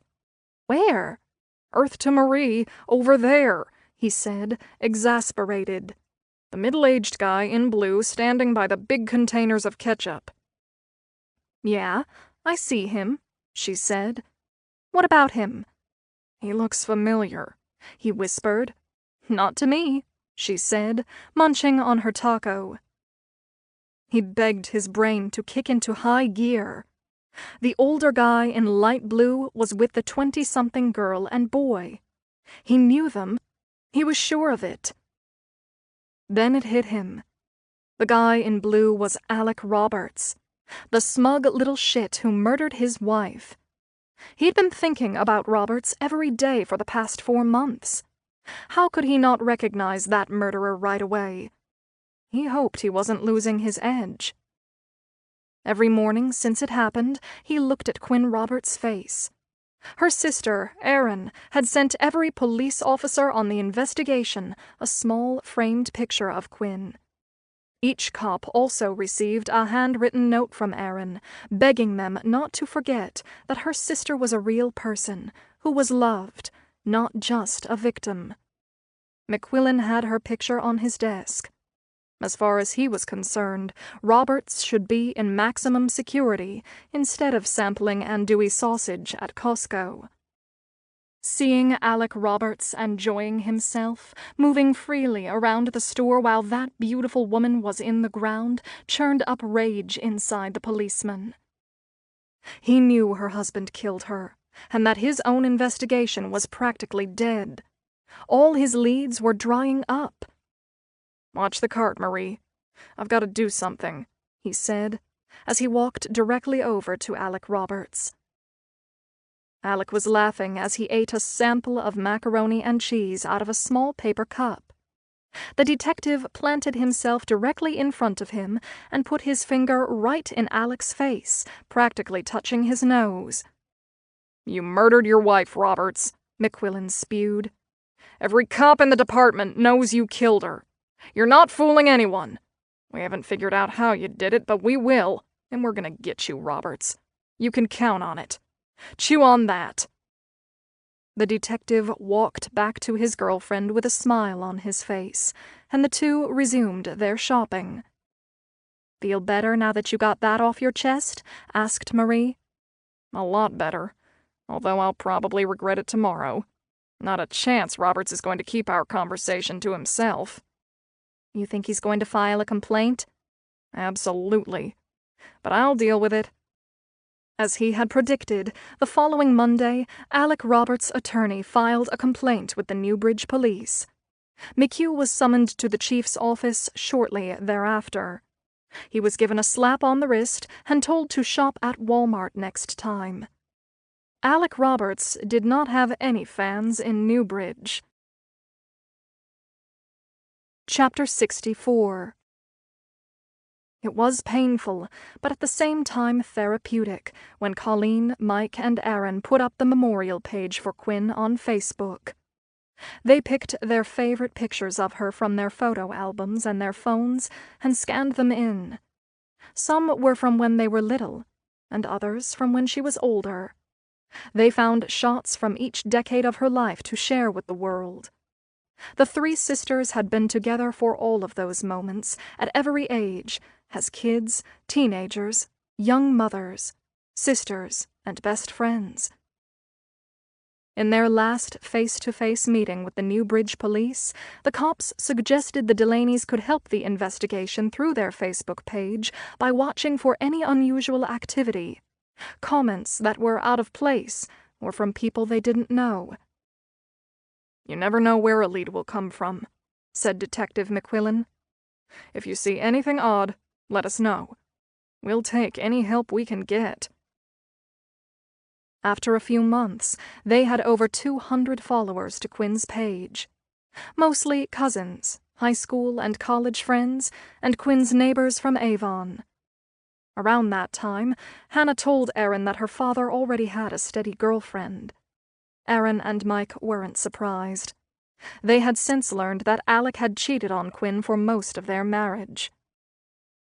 Erin checked the Facebook page often, and one day, a few months after it went up, she noticed 2 unknown men had started to follow Quinn's page. One was named Rich Morell, and the other Devin Bork. She didn't remember Quinn ever mentioning those names, so she texted Mike and some of Quinn's college friends. Nobody recognized their names. They checked with Hannah and Jack and the Avon ladies, too. Nobody knew them. Erin did a deep dive into Morell and Bork's Facebook profiles, examining their pictures, friends, and postings. Since Quinn died, she had become a master at forensic Facebook sleuthing. If she dug long enough and went down a bunch of rabbit holes, she'd find out a lot. It just took patience. From their profiles, Morell and Bork appeared to be in their 40s, close to Quinn's age. Bork lived on Long Island, nowhere near Newbridge, and seemed to be single. Morell, on the other hand, lived in Buffalo, only about an hour and 15 minutes from Quinn's apartment. He had pictures of himself with kids, but no wife. Erin figured he was divorced. Maybe the 2 guys amounted to nothing, but they stuck out as peculiar. She sent the information over to Detective McQuillan, but never heard back on whether the cops checked them out. The cops were rarely transparent, and only shared what they wanted, claiming that they would compromise the integrity of the investigation if they told the Delaney's too much. The Delaney's usually interpreted that as the cops had nothing. About 6 months after Quinn died, Erin was poking around again on Facebook, posting more pictures of her sister. She noticed her Facebook Messenger had a red alert mark on it. There was a message there from someone she didn't know. Her name was Denise Oram. "Hi, Erin. I'm sorry about the loss of your sister. I found your name in a newspaper article about Quinn's murder. Last night, I met a guy in a bar and we planned a kayaking date for later this week. During our conversation over drinks, he mentioned his wife had been killed 3 years ago. I told my friends about him, and they convinced me to Google him before I went anywhere. That's when I saw all the newspaper articles talking about the murder, saying it happened just a few months ago, not years. I'm positive he said it happened 3 years ago. Why would he lie about that? I hate to bother you with this, but I didn't know who else to ask. Am I overreacting? Should I be concerned, or am I being overly suspicious? I really liked him, and he was never arrested, but I figured you would know better than anyone. Again, I'm so sorry to bother you, and for the loss of your sister. Thank you, Denise Orr." "Hi, Denise. Stay away from Alec. You are absolutely right. My sister didn't die 3 years ago. It has only been months. Alec is a world-class liar, and still a suspect in my sister's murder investigation. They were in the middle of a contentious divorce, and the police don't have enough evidence to arrest him. Whether he did it or not, he's not a nice guy. I would suggest you stay away from him. Erin." "Hi, Erin. Wow, so scary. When I met Alec, he asked me how long I had been divorced, and I asked him the same. He told me he was a widower and that his wife had been murdered 3 years ago. I thought it was odd that he had this weird half-smile on his face when he said it, but figured it was his way of hiding his pain. After I Googled him and read about the murder, I canceled the date. I want to meet a guy, but I'm not that desperate. Thank you for letting me know. I'm so sorry for your loss. D." Chapter 65. Quinn. Seriously, Alec? You told the woman in the bar that I died 3 years ago? It hasn't even been a year. Who's the liar now? You smiled when you told her I died. She thought you were smiling to hide your pain. That's a laugh. You're not the person I thought you were. You're a narcissistic psychopath, just like Dr. Shapiro said. I'm starting not to like you at all. Chapter 66. While Alec was seeing Allison Moore, he was also involved with another woman named Cindy Kelleher. Neither woman had any idea the other existed. Cindy had joined an outdoor hiking group for singles online, hoping to meet someone who shared her passion for nature and exercise. That was where she met Alec. The group met for an afternoon guided hike at a state park with marked trails. It was a beautiful, warm summer day, and Cindy was aware of him looking at her when the group started up the mountain. As they walked, she noticed he made a point of being near her. After about 20 minutes, they struck up a conversation. He made her laugh, and she liked that. She learned he was a history professor at the University of Rochester. She was a bit of a history buff herself, and was drawn to intelligent guys. A man with advanced degrees was a huge turn-on for Cindy. Towards the end of the hike, Alec asked her if she would like to go for a drink or a coffee afterward. They planned to meet at Canfield's, a wine bar near Rochester. The drinks and conversation went so well, they decided to order dinner. "I got divorced 5 years ago," Cindy said. "No kids, just me and Boo." "Who?" It took Cindy a second, but then she got Alec's little joke. "Haha, Boo-hoo. She's a Maltese." "Why Boo?" "Because she's white like a ghost." Alec laughed. Cindy smiled. Not a naturally funny person, it made her feel good that she amused him. He told her about his grown son and daughter and mentioned his wife had died. As the evening progressed, he opened up more and said his wife had actually been murdered. "The police are still looking for her killer," he said, with hope in his voice. "It's been rough, especially on my kids." He looked sad when he told Cindy about his wife's death. He said she reminded him of her.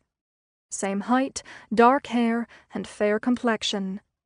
Cindy's heart broke for him. Poor man, she thought. How awful. No one should have to go through that. After their fabulous first date, Cindy thought he might be the one. Being with Alec was so easy. They started seeing each other, even though they lived more than an hour apart.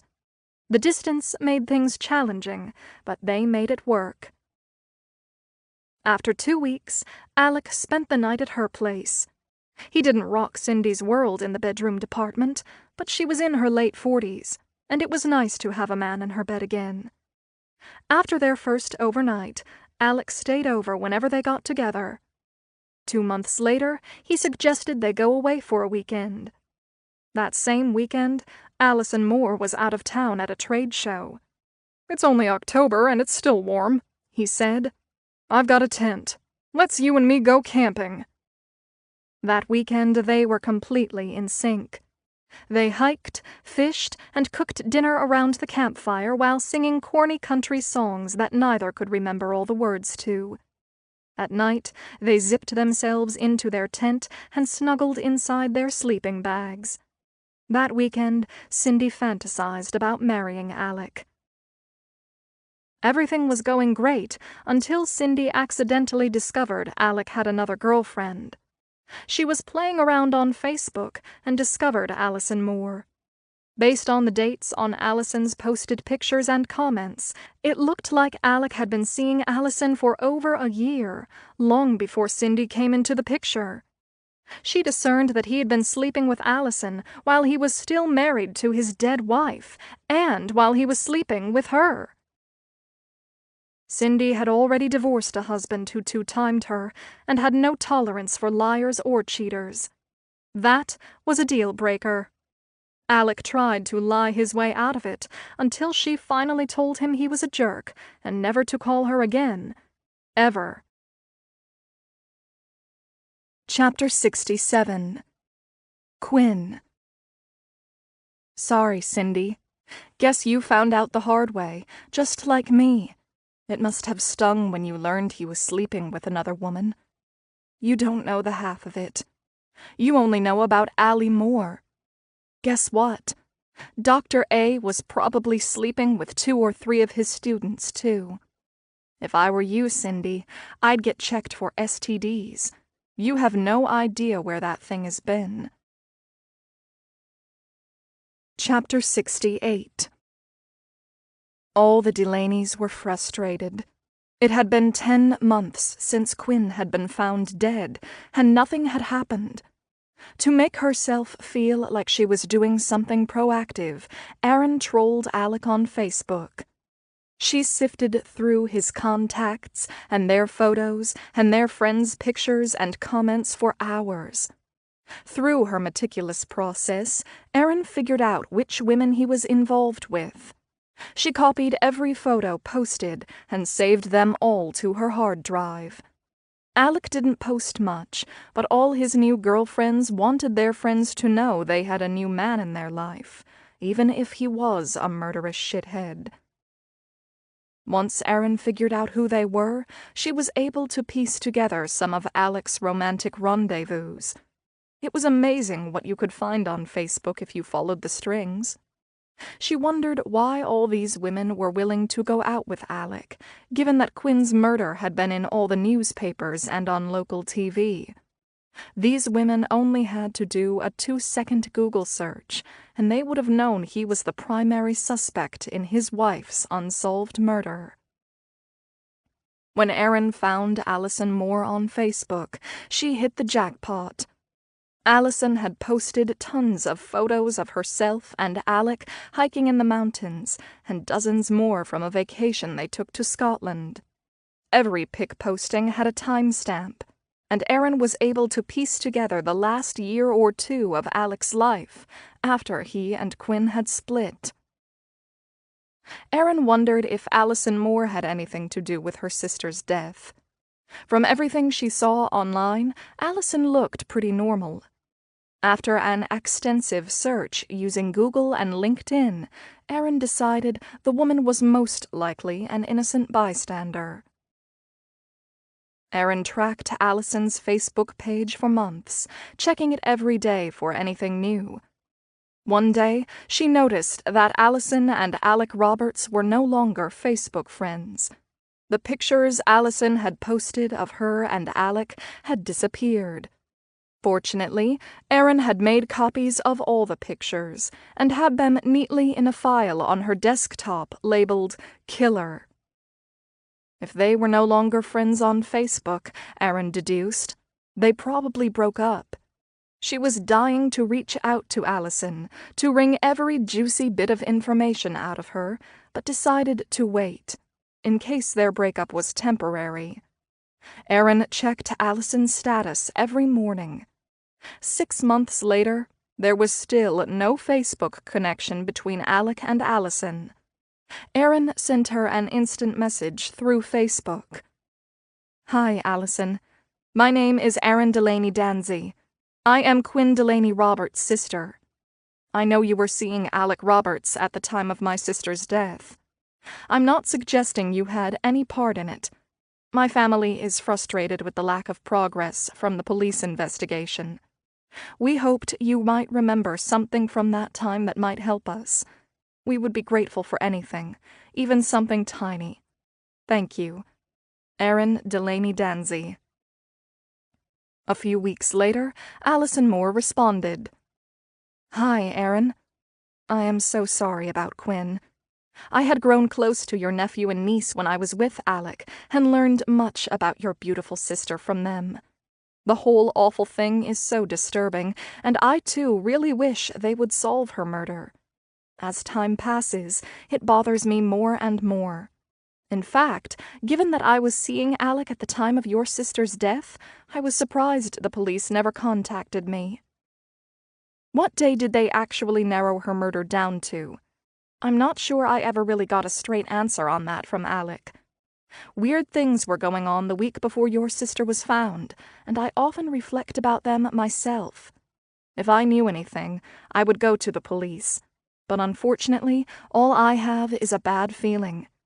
I would be more than willing to talk with you, although I don't think I know anything that would help. Allison Moore. Excited that maybe this was a break they had been waiting for, Erin responded immediately. Despite Allison's initial offer to help, she never responded to Erin again. What were the weird things Allison referred to the week before Quinn was found, and why did she have a bad feeling? Those two comments haunted Erin. Also, Erin fumed. Why hadn't the police interviewed Alec's girlfriend?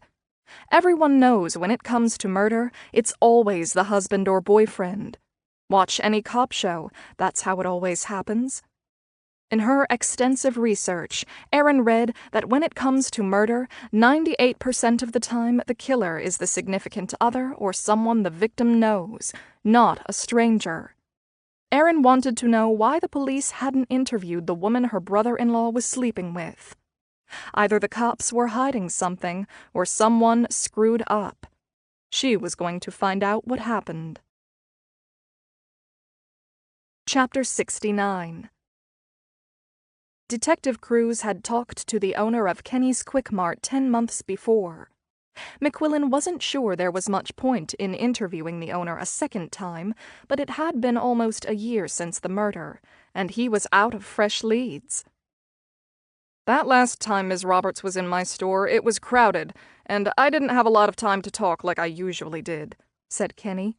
A couple of construction guys from that big apartment building going up over on Division Street put in a big sandwich order for their whole crew. My assistant manager and I were knee-deep in mayonnaise and Swiss cheese when Miss Roberts came in. She looked nice, pulled together. Some days she didn't, but that day she looked good. Was there anyone else in the shop that day? McQuillan asked. Some construction guys nudged each other. They were watching her, Kenny said. They spoke in a foreign language like Hungarian or Polish. It was obvious they were talking about her. Guys can be real dogs, you know. I kind of felt a little protective of her, even though I didn't know her that well. Seems like she had that effect on people, the detective said ruefully. When she came up to the register, she asked me how I was, like she always did. Before I finished ringing her up, I got an emergency call from my ex-wife. My idiot son had been suspended at his high school, and I had to go pick him up. I left right away. Were there any other customers besides the construction workers in the store while she was here? McQuillan asked. Yeah, there were 2 other guys in their 30s, not together and not my regulars, Kenny said. I didn't know 'em. Quinn Roberts didn't appear to know any of these men, correct? McQuillan asked. Nah. Was she on foot that day? I don't know, but I got a security video if you want to see it. I'd have to find it, and that's not necessary right now, McQuillan said. I'll be in touch if we want to see it. You know something, Detective? This murder scared the shit out of everyone in this part of town, said Kenny. Right after it happened, every customer who came into my shop said something about it. Not so much anymore, but every once in a while somebody brings it up. People are still nervous. Yeah, McQuillan said. We'd like nothing better than solving this one. I don't think she even knew many people in town. She was always alone, said Kenny. She told me once she was looking for a job and she had to start over at the age of 44. I remember thinking she looked pretty good for 44. McQuillan thanked Kenny for his time and then headed back to the station. The truth was, it didn't matter who was on that security tape. He knew who killed Quinn Roberts. There was no point wasting time chasing after other people. They needed something concrete on Alec Roberts. Goddamn Yancey. Chapter 70. Mike, Colleen, and Erin were seated in the New Bridge Police Department conference room. The homicide team assigned to Quinn's case, along with the assistant DA and the chief of police, sat across from them. The Delaney's had asked for this meeting, and were armed for a rumble. It had been 1 year since the murder, and the cops were nowhere. They told the family they were still following up leads, but with each passing day, Quinn's killer was getting further away. The Delaney's had stopped being politically correct with the police months ago, and openly talked about Alec as the person they believed had killed Quinn. The detectives wouldn't confirm or deny it, and used words like alleged or person of interest. Over time, the Delaney's began to understand cop speak. When dealing with the police, they learned it's not always what they said, sometimes it's what they didn't say that mattered.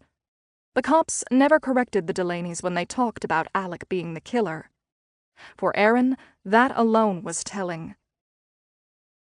The thing that puzzled Quinn's sisters was why the cops weren't able to match any of the DNA samples from the apartment to anyone, and in particular, to Alec. "I'm going to be direct," said Mike. "We're 99% sure Alec murdered Quinn. You've got his DNA.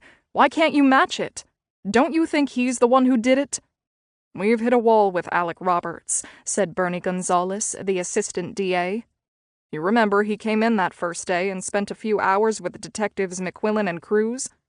After that, he clammed up and hired a lawyer. All communication since then has been through his attorney." "Can't you make him talk to you?" Erin asked. "He's a suspect. Can't you bring him in?" "Unfortunately," said McQuillan. "Unless we have grounds to arrest someone, we can't force them to talk to us. It's up to them. That's the law." "It's a stupid law," said Erin. "If any of you can encourage him to come in, we'd be grateful." "Wouldn't a husband do anything he could to help find his wife's killer?" Mike asked. "If someone were innocent, they would volunteer as much information as possible, not shut down communication. Isn't that strange?" "Yes," said McQuillan. "You think Alec did it too," said Colleen. "All I can say is that Alec Roberts is a person of interest," said McQuillan, with a weary look. He would have loved to tell them that he thought their brother-in-law was a craven homicidal nut job, but he couldn't. The chief would put his ass in a sling. "If Alec is responsible, how come none of his DNA matched the crime scene? Why would he agree to give you his sample?" said Mike. "He won't talk to you, but he gave his DNA? It doesn't make sense." "Maybe he gave us his DNA because he knew we wouldn't find a match," said McQuillan. The detective was trying to tell them something without actually saying it. Exasperated, Erin wondered why the police had to be so obtuse. Puzzled by McQuillan's comment, the Delaney contingency looked at each other for a moment, trying to decipher what exactly McQuillan was getting at. "Are you saying you think Quinn's murder was done by someone else, but Alec may have been involved?" Mike asked. "It's possible," said Bernie Gonzalez without emotion. "It's one scenario," McQuillan said. "We're running down a few different threads. Nothing conclusive." It never made sense to Mike and Erin that Alec did the DNA swab and then refused to talk to the cops. Now they understood. They wouldn't find Alec's DNA in Quinn's apartment because he was never there. This was even worse than the Delaney's had imagined. Quinn's murder wasn't because of an argument or a moment of passion. Alec didn't just lose his mind in a moment of temporary insanity or rage. He planned it. Erin felt dizzy and faint, and she started to cry in front of everyone. She didn't care that the cops saw her cry. She wanted her sister back, and she wanted Alec to pay. Chapter 71. After they broke up, Allison Moore never contacted Alec again. She knew something was going on around the time of Quinn's death, but she couldn't put her finger on it. All she was sure of was that things were really strange the week before they found Quinn dead. Right after the funeral, and the first few weeks that followed, Alec had been remarkably calm. He'd busied himself with his hobbies like working on an old car, or taking pictures and hiking. He was surprisingly content, which Allison thought was odd, given the circumstances. He took a 2-week break from teaching when Quinn died, and then went right back to work at UR. Hannah and Jack returned to school around the same time, and it was like Quinn never existed. Allison thought she was more upset about Quinn's death than Alec, and she had never met her. Hannah and Jack used to talk about their mother all the time, and she had seen loads of pictures, so it felt like she knew her. "This was Mom when she was a model in high school," said a proud Hannah, holding up an old magazine cover. There was a time when Allison felt insecure about Quinn's good looks. "I'm attractive," Allison thought, but Quinn was crazy pretty. She couldn't help but compare herself to the woman who came before her. Despite all of Alec's nasty comments, she always thought Quinn was the kind of person she might have been friends with. They liked the same things like music and cooking. Quinn played the ukulele badly, and Allison was about the same on the piano. From Allison's perspective, Quinn had raised 2 good kids. She couldn't have been as bad as Alec made her out to be. A few months after the funeral, Alec got mean and started to belittle Allison. "Why are you wearing that dress?" he asked. "It makes you look fat." The little voice inside her head wanted to say, "Screw you." But all she said to him was, "Oh, it does? I'll change." It wasn't just because he picked on her appearance, although that should have been enough. He also started to chip away at her intelligence, saying her opinions were uninformed and even stupid. "I don't understand why you never support your opinions with facts," Alex said on more than one occasion. "You're worse than my students. Don't debate me, Allie, unless you know what you're talking about and can defend your position." Sometimes he'd raise his voice, and he always had to be right. Always. At some point, she was sure he used to make stuff up just to bully her. At first, Allison chalked up the combative behavior to the trauma of his wife's murder. She figured Alec's new nastiness was a mask covering up his pain, and it would eventually fade. The police had leaned on him pretty hard, and Hannah and Jack were still in a dangerous place emotionally. Hannah almost didn't go back to school. Allison tried to give Alec the benefit of the doubt. She toughed it out for a few more months, but the relationship wasn't fun anymore. He scared her when his volatile temper emerged. She also caught him in a few lies and noticed how effortlessly twisting the truth came to him. Then there was that other thing. She had blacked out a few times at his apartment after only a single glass of wine. When she woke up the following morning, she was naked with a whopping headache and no memory of the night before. When she asked Alec about it, he said she must have had too much to drink and passed out. Allison thought it odd, because she wasn't a big drinker and usually only had 1 glass of wine. She cared about him and liked his kids, but things didn't feel right, and she finally ended it. When she told him it was over, the smirk on his face turned into a sneer. She hadn't seen him look at her like that ever before. It sent a chill down her spine and reinforced her decision to break it off. Still, she had been in love with the guy and wished him and his kids well. Namaste. When Allison got that message from Erin on Facebook, it took her by surprise. It had been over a year since Quinn died. Erin's email dredged everything up. The week Quinn was killed, she and Alec were together every night, which was very unusual for them. They never saw each other on weekdays, but that week they did, and she remembered Alec got a lot of phone calls. She had teased him because he kept sneaking away whenever his phone would ring. "Why do you keep going out in the yard every time you get a call?" she asked. "What are you, CIA?"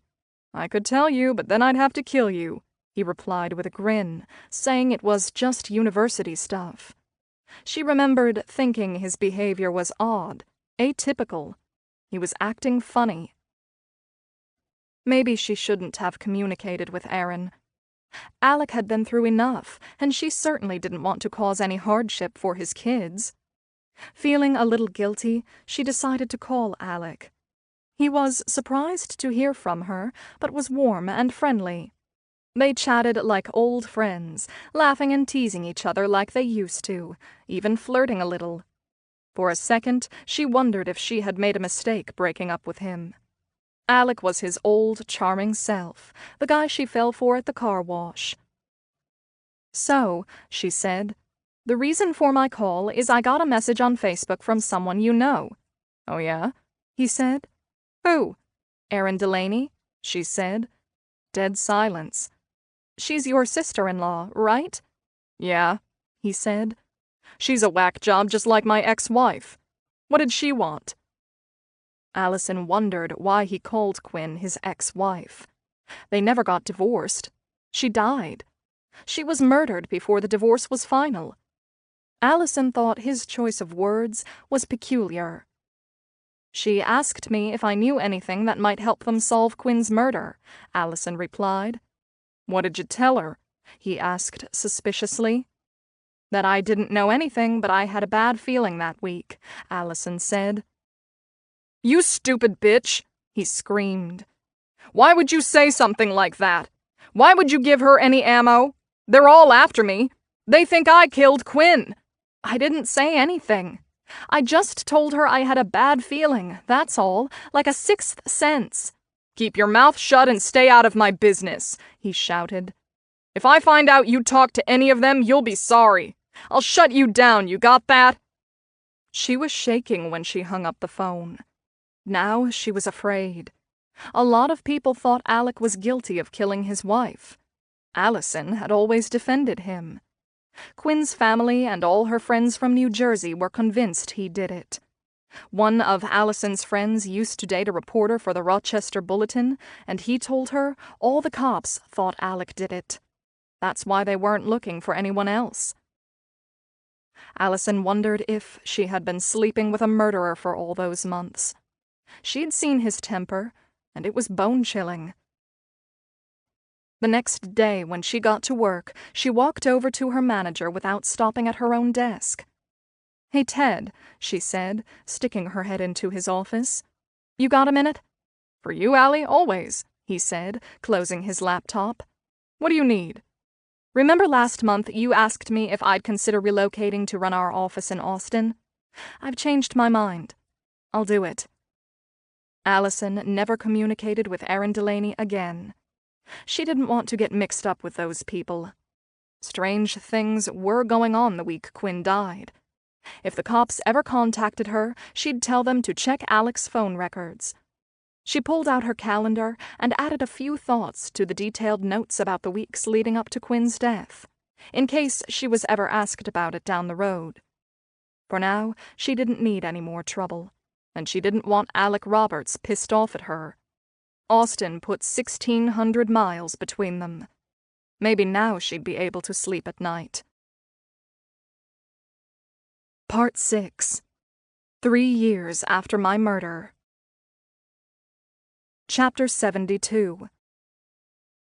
Erin, Mike, and some of Quinn's Jersey friends organized another vigil to mark the 3rd anniversary of Quinn's death.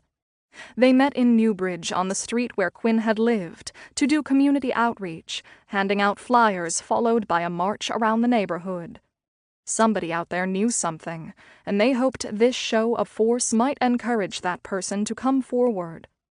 They even contacted local newspapers and TV stations to keep Quinn's name in the news so she wouldn't be forgotten. By the 3rd anniversary, Jack and Hannah, who had somehow managed to finish college, had both found jobs in Rochester. They came to the vigil, too. No one invited Alec. None of the Delaneys had spoken to him since Quinn died. He'd never have the guts to show up at their event anyway. He knew they all thought he did it, and he stayed away. "An innocent person would be looking for his wife's killer," said Mike. "Alec never spent 1 minute looking, nor did he give any help to the police. That's all you need to know." They posted pictures of Quinn sealed in plastic sleeves all over Newbridge and hung purple ribbons around hundreds of trees along the streets of the Glades as a nod to domestic violence. Reporters came and took pictures, and they urged the public to come forward with anything they might know. No one ever did. Chapter 73. Erin Googled her sister's name once a month without fail. She'd type Quinn Delaney Roberts into the search bar and see what popped. The first year after Quinn died, she got old newspaper articles from the Newbridge Gazette or one of the Rochester papers talking about the murder and the investigation. Sometimes there would be a new comment posted on a message board tacked to the bottom of an old article. Most comments were from kooks speculating about who killed her sister. There were a lot of creeps out there. One guy thought it was the mafia. Another thought it was Al-Qaeda. She hated reading them, but it was necessary. You never knew what could be significant. Anything could be a lead. Mike begged her to stop Googling Quinn's name. "It's been more than 3 years. Every time you do it, it's like you drag your heart through shards of glass," he said gently. "I'm not giving up on her. She would never give up on me." The next day, she ignored her husband and typed Quinn Delaney Roberts into the Google search bar and scrolled through pages of results. The news coverage on her sister was extensive. She checked every link until she saw one she hadn't seen before. It was brand new. Her fingers trembled as she clicked on the document. It took her to an article on some political conspiracy news magazine. The report was about U.S. Supreme Court Justice Alexander Roberts. Erin wondered if it showed up in the Google results because the judge and Quinn were both named Roberts. That wasn't it. Erin had typed Quinn Delaney Roberts in quotes, so Google search looks for all 3 words. She kept reading. At the bottom of the article there were hundreds of reader comments, ranging from thoughtful to insane. She read through every posting until she found it. One commenter called himself Tantor, and the other was named Tot. Tantor and Tot obviously knew each other. Also, it appeared that they knew her sister, and not in a good way. Tantor. And as a perfect example, I'll give you a point for the war on growth hormones in the meat supply. But first, could the ladies on this site do some online shopping for a moment? This next part is just for the guys. I'm almost 50, and one of the things that has always stuck with me is the lack of female blouse basketballs in junior high and high school. As I'm getting old enough to be an old geezer myself, my memory ain't what it used to be, and neither are the bra sizes on today's fairer sex. But one thing I've never forgotten is the names of the only 2 girls in junior high and high school who you'd want to be pressed up against on a Japanese subway on the way to work. Does that make any sense to you people? Wake up. Quinn Delaney and Julie Gardner. As Captain Snarky Face has already reported, the hottest chick in our high school was murdered by a husband who must have lost it after the birth of a few kids and the wreck and ruin of what used to be inside her bra. That's just a guess. I don't have any hard evidence on the motive. But I digress. Think how boring life would be if there were no lemons to leer at behind the lemonade stand, or no fresh melons at the farmer's daughter food stand. Tot. I don't know what happened to Julie Gardner, but Quinn Delaney married Roberts and moved near Rochester. She was murdered there a few years ago. Tantor. You are absolutely correct, Captain. She and her breasts were murdered by, at the time, an unknown assailant. I have no doubt that Roberts did it. It was the year of my mostly flat-chested 25th high school reunion. I had scoped the ballroom out as soon as I got there for a chance peek at an old fantasy that had never come true, and never would. Did you happen to dig up anything on rack number 2, Julie Gardner, Tot? Or is that her on the fat girl pop-up ad? I never got to go out with her, and my best friends of the time have all moved on to divorces from their fat wives. Only one of my friends is still with his fat one. But I'll never forget the memories of those mammaries, and having to cover my pants crotch with my math book when called to the front of the room after a secret staring contest between me and Quinn Delaney's chest from across the room. Tot. I don't believe that Roberts has been charged. It may have something to do with him being on the Supreme Court and having one of their cleaners erase traces of him from the crime scene. From the reunion, I thought Quinn appeared to retain much of her attractiveness up to the time of her demise. Tater. Never forget what Roberts did to Quinn Delaney. Erin froze, barely able to breathe. Who the hell were Tater and Tot? Why were they talking about my sister, her breasts, and her murder on a message board years after her death? She copied and pasted everything and sent it to the police. If these two creeps had something to do with her sister's death, maybe it wasn't Alec after all. What if they killed Quinn, and this was the only place they could brag about it? Chapter 74. Losing $300 was nothing if there was the slightest chance Erin could communicate with her sister. She punched James Vance's address into her GPS and drove south for 2 hours until she reached a small town outside of Philly. Vance was a well-known psychic who had come highly recommended. He had worked on many criminal cases with police all over the country. Even though she was skeptical, she had nothing to lose. Except your money, her husband pointed out when he learned of her intention to go. She wouldn't tell the psychic anything. If he were legit, he would know why she was there. She drove to the end of a leafy country lane in the rural town and pulled past a gravel driveway. There were several cars parked on the side of the house, one behind the other.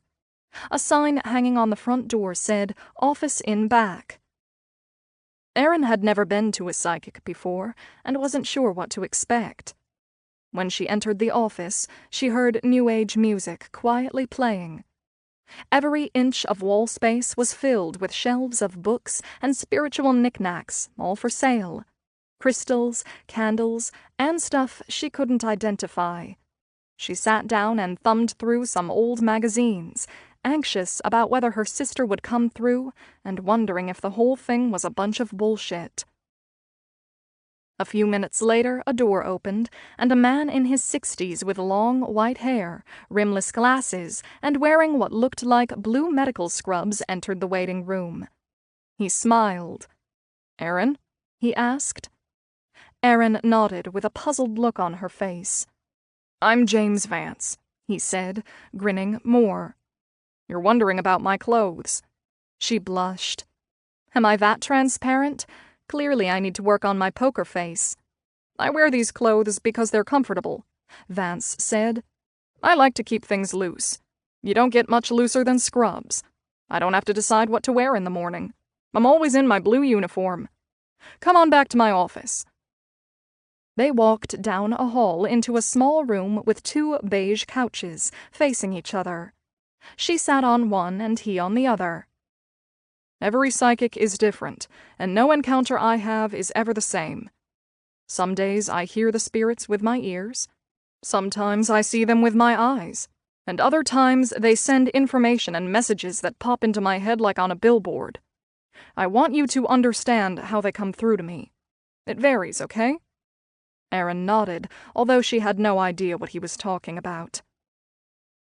Almost as soon as they sat down, James began talking about all her deceased grandparents. "It's your mother's mother," James said. "She likes the scarf you're wearing. She's admiring your accessories. She approves and says you're a chip off the old block and have inherited her sense of style." His comment took Erin by surprise. Her grandmother had been a clothes horse and loved accessorizing. Grandma always used to say, "Less is less and more is always better." On any given day, her grandmother would have on 4 or 5 rings, an arm full of bangle bracelets, a scarf, earrings, a pin, and something sparkly in her hair.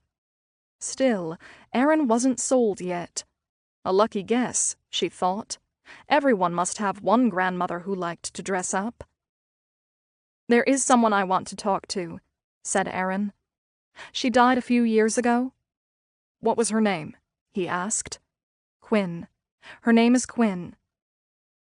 James closed his eyes, then opened them, cocked his head to the side, and looked down at the floor. There was a long, silent pause. She's here, he said softly. I can feel her. I can't see or hear her yet, but I feel her presence. She was murdered, Erin blurted out, and immediately kicked herself for volunteering too much. I miss her. I worry about her being hurt and alone. James started to laugh.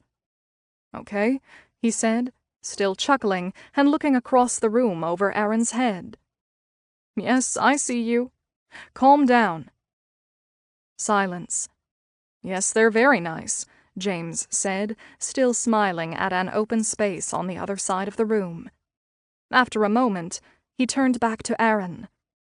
I see your friend Quinn, he said, laughing again. She's funny. She wants you to know she's okay. She's pointing to her chest and neck and showing me everything is good. She wants you to know that she's not hurt anymore, that she's healed. Tears streamed into Erin's eyes. James handed her a box of tissues. She says she misses you, but that she's all right, he continued. She said she wishes she could hang out and drink margaritas with you. She's pretending to make a drink in a cocktail shaker. Erin started to laugh and cry at the same time. Maybe this was the real deal, she thought. Quinny loved margaritas. How could he possibly know that? Can she tell you anything? We're trying to find out who killed her, Erin said. Was it her husband? James turned his head a few times, looked down and then looked up. He shook his head, confused. I'm having trouble hearing her, he said. I can't see her face. No, wait, now I can. She's frustrated. She says she doesn't know why the person who killed her did it. She says that her last day isn't clear. She didn't know him or why he wanted to hurt her. She begged him not to do it. The session went on for a full 40 minutes, and Erin got more information about the murder. It wasn't her husband? Erin gasped near the end. Are you sure? James looked over Erin's head again. Her husband might have known about it, James said, but he didn't do it. Quinn's showing me a deli or a supermarket. I can see the sign outside the store. It's blue and white. She's pointing to the camera over the register. She must mean that little market near her apartment. I went there once with her, Erin said. I think their sign was blue and white. James turned his head again and zoned out. Then he began to nod. I'll ask her, he said, looking over Erin's head at the wall, still nodding. Ask me what? Said Erin. Quinn wants to know why you didn't tell me that she's your sister, he said. Erin lost it. This was real. Her sister was there. Chapter 75. Quinn. Everything is so weird now. I don't know where I am or where I'm supposed to go. I'm always walking, always moving. There are others around me, but they've got their own agenda. I often find myself at a playground riding on the swings. I'm waiting for something, but I don't know what. How will I know I've found it if I don't know what I'm looking for? Today, if it even is today, I was suddenly yanked from the park and found myself in a strange room. There was a man there with white hair and rimless glasses. He must have been a doctor, because he had on blue scrubs, like the kind they wear in operating rooms. Erin was sitting across from him. She was crying and talking about me. I went right up to her face. I said, Erin, I'm here. But she couldn't hear me. No one ever hears me. I screamed into her ear, Erin, I'm right here next to you. Don't cry. Nothing. Then I saw the doctor look over in my direction, almost like he had heard me. I tried to get his attention by jumping up and down and shouting, "Doctor, here, doctor, I'm over here. Can you see me?" He was looking the wrong way. I grabbed at my shirt and lifted it up to show him my boobs, and then stood directly in front of him, dancing. He'll notice these, I thought. Within seconds, I saw a glimmer of something in his eyes. He saw me. He could see me. Yay! I did a little victory dance. He laughed when he saw what I was doing, and told Erin I was there. I pointed to each of my naked breasts, and laughed with him because someone finally acknowledged me. The doctor told Erin what he saw. "That's Quinny," Erin said to the man in the scrubs. "Always outrageous, always wanting to have fun. I miss her so much. I'm afraid she might be scared and alone." I didn't want my big sister to worry, so I showed the doctor that I was all better and pointed to my neck and chest so Erin would know I was healed. He told her and she started to cry again. "She wants you to know she's okay," the doctor said. "Please don't cry, Erin," I shouted. "Let's have a margarita together." I pretended I had a martini shaker and acted out making a drink, pouring it into a glass and having a sip. The doctor saw me do it and laughed too. Chapter 76. Erin sobbed while she told Mike about her session with the psychic, causing Mike to cry too. After they composed themselves, they laughed about Quinn making margaritas and flashing her breasts. It was so her. "You know I don't believe in this kind of stuff," Mike said to his wife. "But I have to admit, James Vance kind of nailed your sister. And Kenny's Quick Mart does have a blue and white sign. How could he have known that? And how did he know Quinn was your sister?" Although the cops would probably think they were total flakes, they decided to write a recap of sections from the recording Erin made of her session with James Vance and send it to the police. They wanted the cops to check the security video from that market. The session with psychic James Vance. Erin: "I want to talk to my friend Quinn. She died." Long pause. James. Vance, laughing: "I can see her. She's showing me her breasts, pointing at them and smiling. There's a lot of bright light around her. She's okay. She's in a good place. She says she had a feeling something wasn't right, not at first, but near the end she knew. It happened quickly. Her chest was hurt, and so was her neck, but she's restored now and looks good." Pause. "Now she's making herself a cocktail and mouthing the word margarita." Pause. "She wants you to know she's all right and she loves you, that you shouldn't worry about her." James. Long pause. "She can hear you, by the way. She says she didn't expect things to get as out of hand as they did. She's showing me a man walking up to her house with a dog." Pause. Erin: "Is it her husband?" James. "She says her husband is useless." Erin: "You wouldn't talk to the police?" James: "She thinks the person who did it is somebody she had seen in a store. She's showing me a small store that sells eggs and bread and has a blue and white sign. She's pointing to the camera over the register. She says that last day is fuzzy. Everything is upside down. She doesn't know the person who did it." Erin: "But we thought it was her husband." James: "She says her husband's not the brightest bulb, but he thinks he is the smartest. She's telling me her husband is someone who could have blood on his face, like war paint, and still say he's innocent. Lying comes easily to him, but it wasn't her husband. The person who did it was jittery and nervous." Long pause. Avon: "There's some connection to Avon, New York." Erin: "Quinn lived in Avon with her husband and kids." James: "She says her husband didn't kill her, but all connections lead to Avon. Her husband may have a piece of information you need. Quinn's telling me she felt like she had been under surveillance, that a stranger had been watching her. She's showing me the security camera at the store. The killer was there when she was." Chapter 77. Candace Burrows, head of victims' rights for the New Bridge PD, cornered McQuillan in the department's break room. She was the point person between the police and DA, and victims and their families. She was Erin's primary contact, and she wanted to know if McQuillan had seen the email from Erin about her meeting with the psychic. "Yeah, I read it," he said, as he poured himself his third cup of coffee. "And? Come on, Candy. A psychic? McHugh, what have you got to lose?" she said. "Some police departments work with psychics all the time." Candace knew which of McQuillan's buttons to push. She slathered him with guilt, and eventually it worked.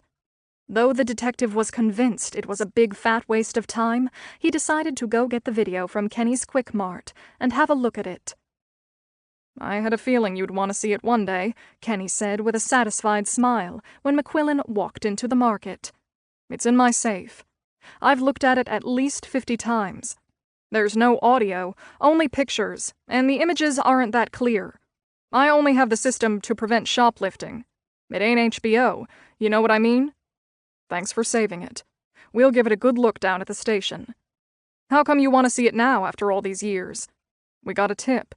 Figured we shouldn't leave any stone unturned." McQuillan took the video back to the station and popped it into a player. He saw Quinn Roberts standing at the register, talking to Kenny, while 2 construction workers were nearby talking to each other. They must be the guys Kenny told him about who spoke Polish, McQuillan thought. A third guy was in front of Quinn paying for his things. It was hard to make him out because of the quality of the video. That guy paid and left. Another man stood behind Quinn, but again it was impossible to get a good visual on him. Kenny was right. The pictures were poor and grainy. One thing the detective was sure of, unless Alec Roberts was standing inside Kenny's Quick Mart that day, this video showed him nothing he could use to nail anyone. So much for the psychic, he thought. Chapter 78. Erin figured it would happen one day, but when it did, it hit her hard. Hannah had called to tell her the news. Quinn had been dead for more than 3 years, but hearing that Alec was getting married again, that he was happy, while her sister was in the ground, knocked Erin on her ass. Hannah said her father was marrying a woman named Melissa who was in her 20s. Alec's soon-to-be new wife was practically the same age as Hannah. He always liked them young, thought Erin. That was my sister's fatal error. She got older. How careless of her. "How do you feel about your dad getting married?" Erin asked her niece. "It's weird," Hannah said. "But he's happier, so I guess it's a good thing for all of us. She's nothing like Mom. She thinks my father is the greatest guy in the world. That's a joke." Erin tried to get Hannah to explain what she meant, but as soon as she pried, Hannah clammed up and said she had to go. It happened whenever Erin tried to talk to either Hannah or Jack about their father. The cops never told the Delaney's precisely what the cause of Quinn's death was. According to them, only the killer would know the exact way Quinn Roberts died, and they wanted to keep it that way. Mike and Erin tried to read between the lines. From the bits and pieces they had gleaned from countless conversations with law enforcement, they believed Quinn had been beaten and strangled. In their research, they also learned that the leading cause of death from domestic violence was strangulation. At least, that was their theory. "Do the math," Mike said to his wife. 2 + 2 = 4. "But what about the psychic? He said it wasn't Alec." "But he said Alec knew about it. Whether Alec did it himself or he got someone else to do it, he's behind it. He's a killer, and now he's marrying some other unsuspecting person." "Why would any woman go out with Alec?" Erin said. "If I met a guy whose wife was murdered, I'd run in the other direction. Quinn's case was all over the news. All you have to do is Google Alec Roberts, and hundreds of articles come up that ask a lot of unanswered questions." "Maybe Alec getting married is a good thing," said Mike. "I hate to say it, but with all the time that's passed, the only way we're going to get him is if he hurts someone else." Chapter 79. Quinn. My husband, Alec, has a brand new wife. Didn't take him long. He got over me pretty quickly. Now that I think about it, he had plenty of girlfriends even before I died. The new wife, what's her name? You think I don't know? I know a lot. It's Melissa, and she looks like she's about 14. That's my husband for you, always going for the teenagers. The younger the better as far as he's concerned. He stopped looking at me as a sexual being around the time I turned 30. Well, Miss Melissa, you'll get older too. Better start watching your back around your 29th birthday, if you make it that far. Does he slip pills into your wine too? Tickety-tock. Chapter 80. Candace Burrows called Erin to let her know about the arrest of Ronnie Hemmerly, the landlady's son. The police had just picked up and charged Ronnie with assault and rape. Allegedly, he beat up a woman and then sexually assaulted her in her apartment.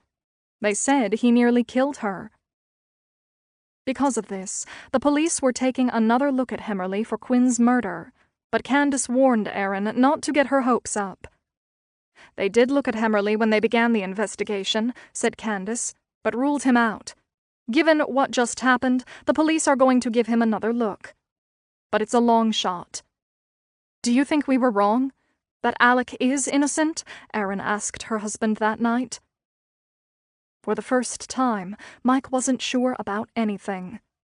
Was it possible that maybe his brother-in-law wasn't guilty after all?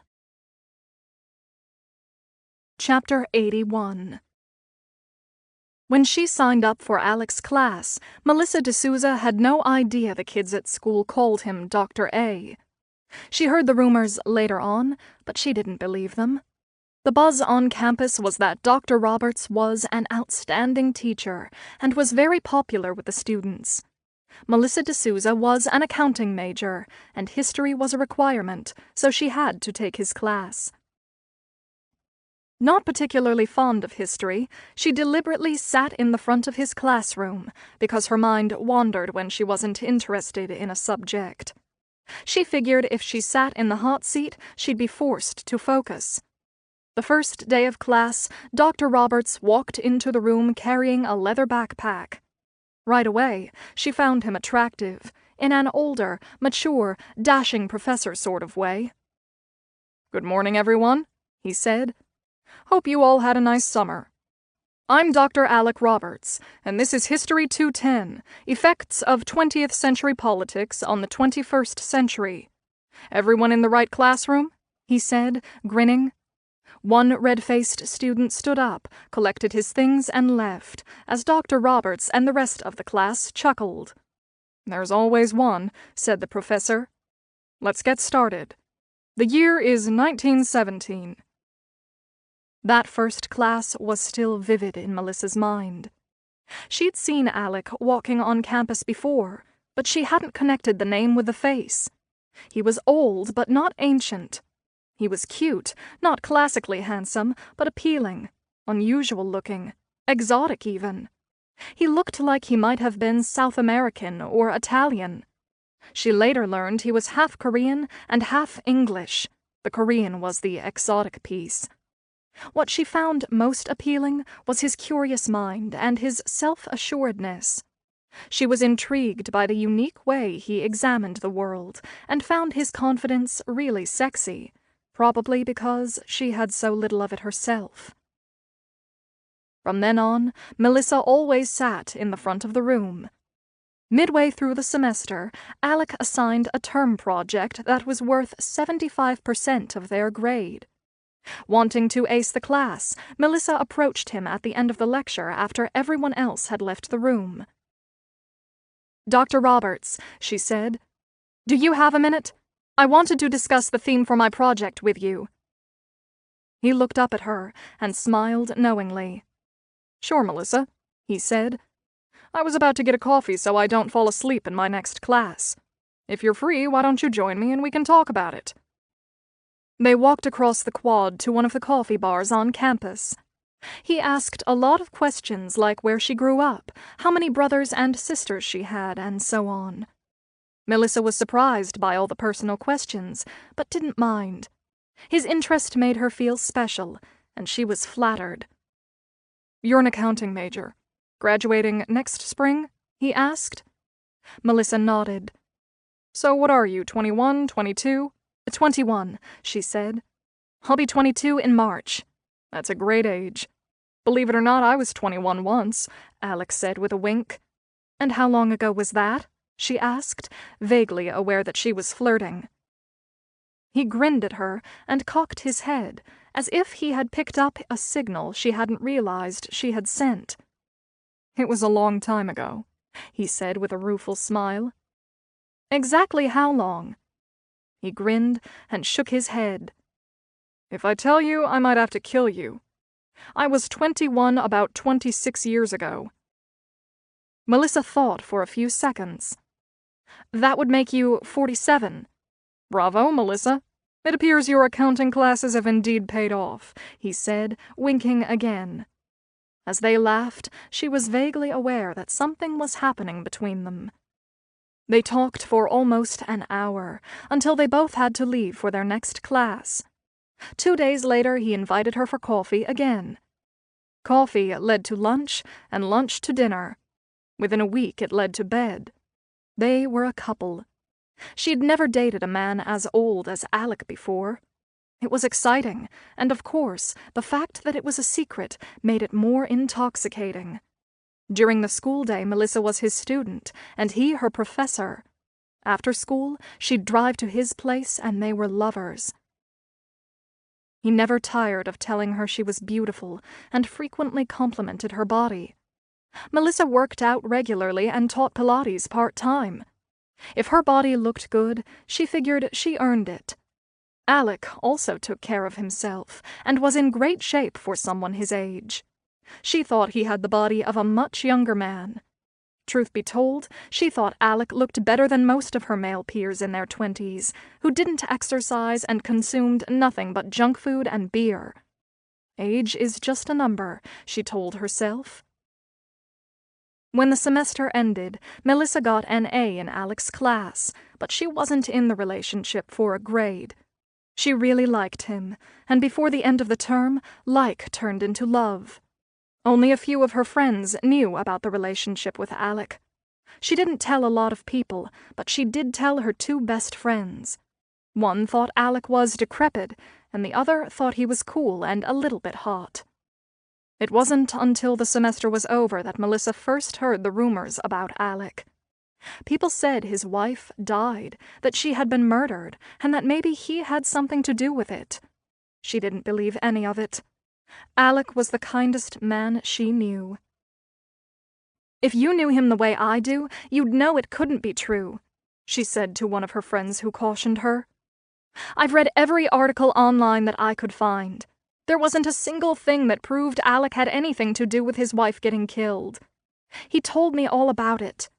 But aren't you just a little concerned?" asked her friend. "He and his wife were getting divorced. Why would he have killed her if they were already getting divorced? Besides, it was so many years ago. If he did it, the police would have arrested him by now. He told me the cops only questioned him 1 time. If he had done it, they would have talked to him more than once." The Alec she knew was playful, charming, thoughtful, and treated her like a princess. He was always telling her how smart and sexy she was. He'd regularly bring her little gifts and buy her clothing and jewelry. There were always little surprises waiting for her. The sophisticated professor was so different from the guys her own age who spent their weekends playing drinking games. Alec treated her like a lady and taught her about photography, fine wine, and art. She fell for him hard, and they got married the summer after she graduated. A couple of years later, when Melissa reflected on their relationship, she realized Alec started to change right after they got married. Until then, she was perfect, beautiful, and hot. Once she'd fallen for him, he very subtly started to chip away at her self-esteem. She didn't notice it at the time, but now she could see it clearly for what it was. What do they say? She thought.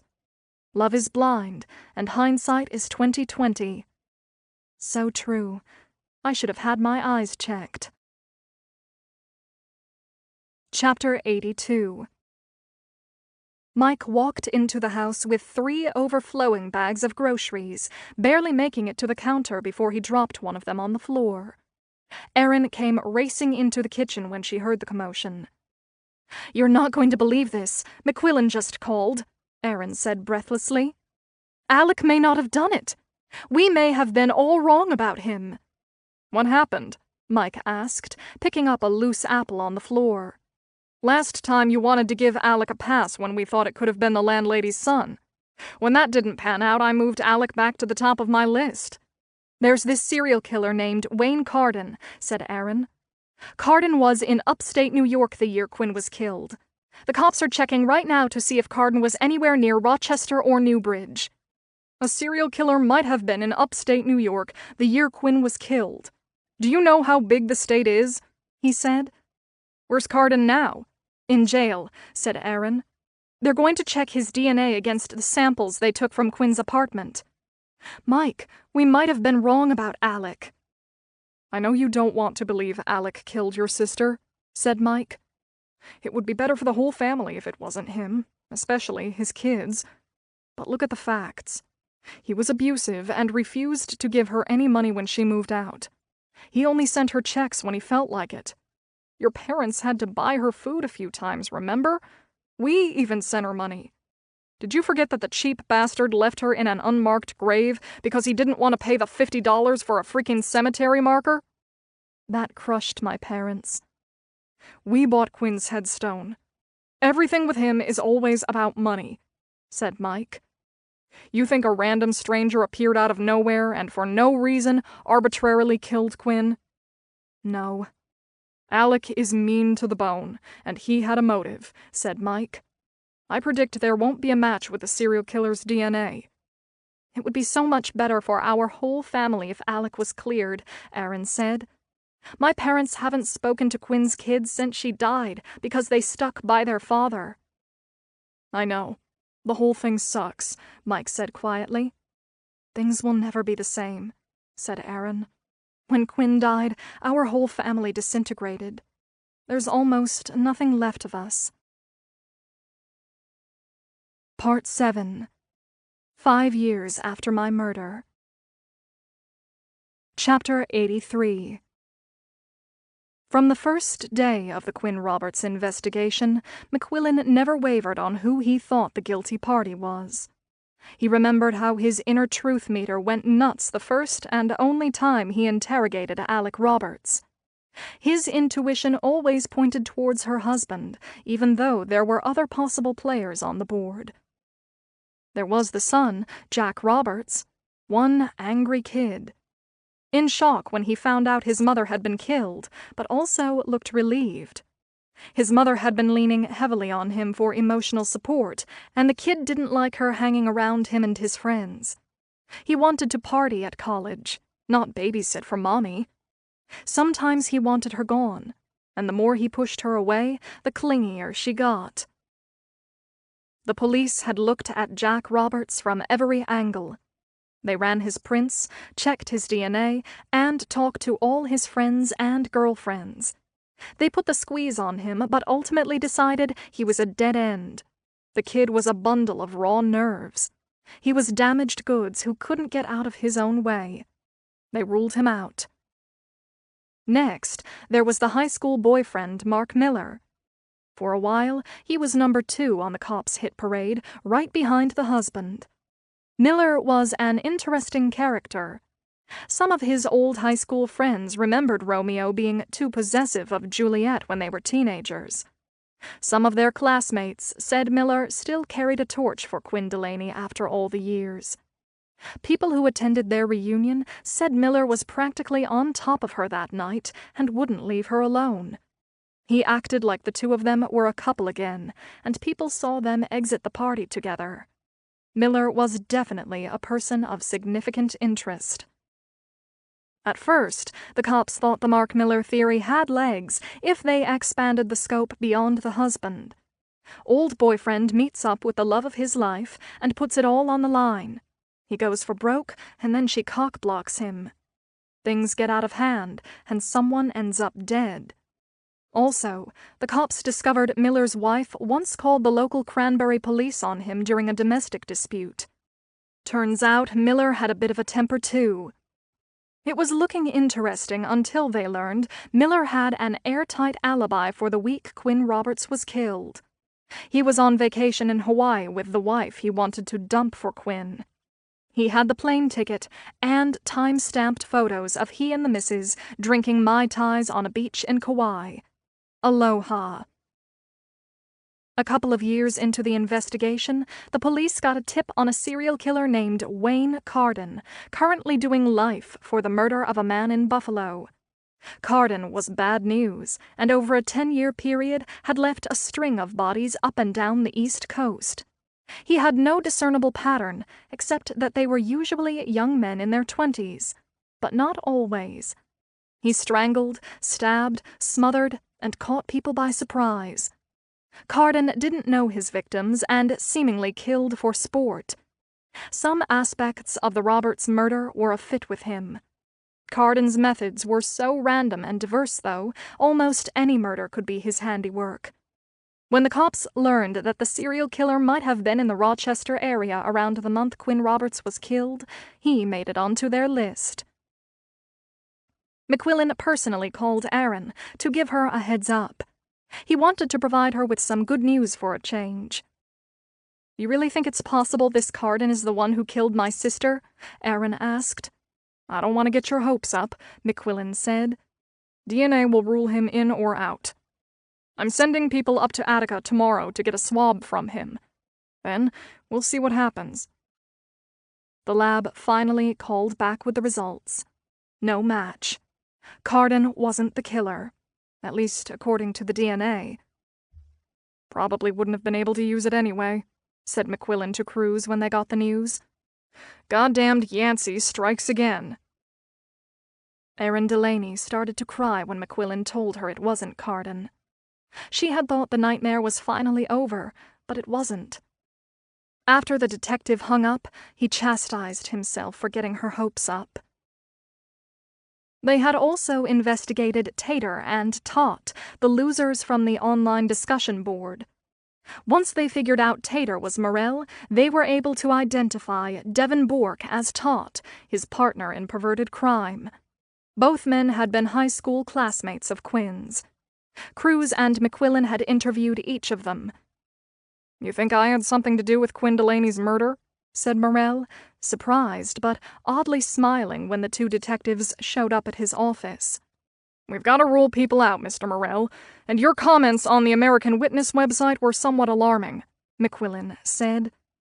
"Why would you be talking about a dead woman you hadn't seen in over 25 years now?"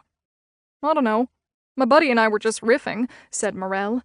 "Quinn Delaney was hot." After interviewing Morell, they went to talk to Tot, a.k.a. Devin Bork. Morell was a jackass, but at least he had a brain. Bork, on the other hand, thought McQuillan, was a card-carrying idiot. "Your friend Morell said you two were just free associating when you talked smack about Quinn Delaney, her body, and her murder," McQuillan said. "Yeah, that's right," said Bork. "It was nothing.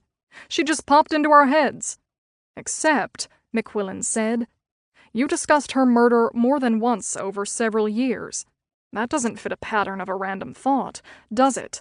I have random thoughts all the time, and sometimes I think them again. Mr. Bork, did you see Quinn Delaney Roberts at your 25th high school reunion? Yeah, she was still hot." After years working on Quinn Roberts' case, McQuillan had become protective of her. He didn't appreciate this ass jockey talking about her like this. "Let's stick with the facts," said McQuillan. "Oh, it was a fact, all right. She was smoking," Bork replied. "But she was also a stuck-up bitch. Once in high school, I tried to talk to her on the lunchroom line. She was in front of me looking at desserts on the cake shelf. I took a chance and spoke to Her Highness. I told her she should try the carrot cake because it was really good. She said carrot cake was disgusting and it would make her puke. Then she grabbed a brownie and walked away. She didn't even look at me, like I didn't exist. Totally shot me down. I could never eat carrot cake again, and it was my favorite." What a fucking moron, McQuillan thought. That's when he decided Bork was too stupid to kill anyone, and ruled him out.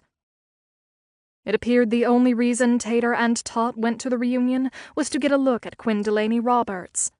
Turns out neither had the balls to speak to her or even make contact at the event. Quinn's friends confirmed that.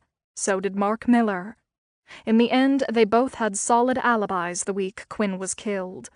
Bork was playing golf in Ireland with friends, and Morell was at a trade show in Indianapolis the whole week. The last suspect on the murder hit parade was Ronnie Hemmerly, the landlady's son.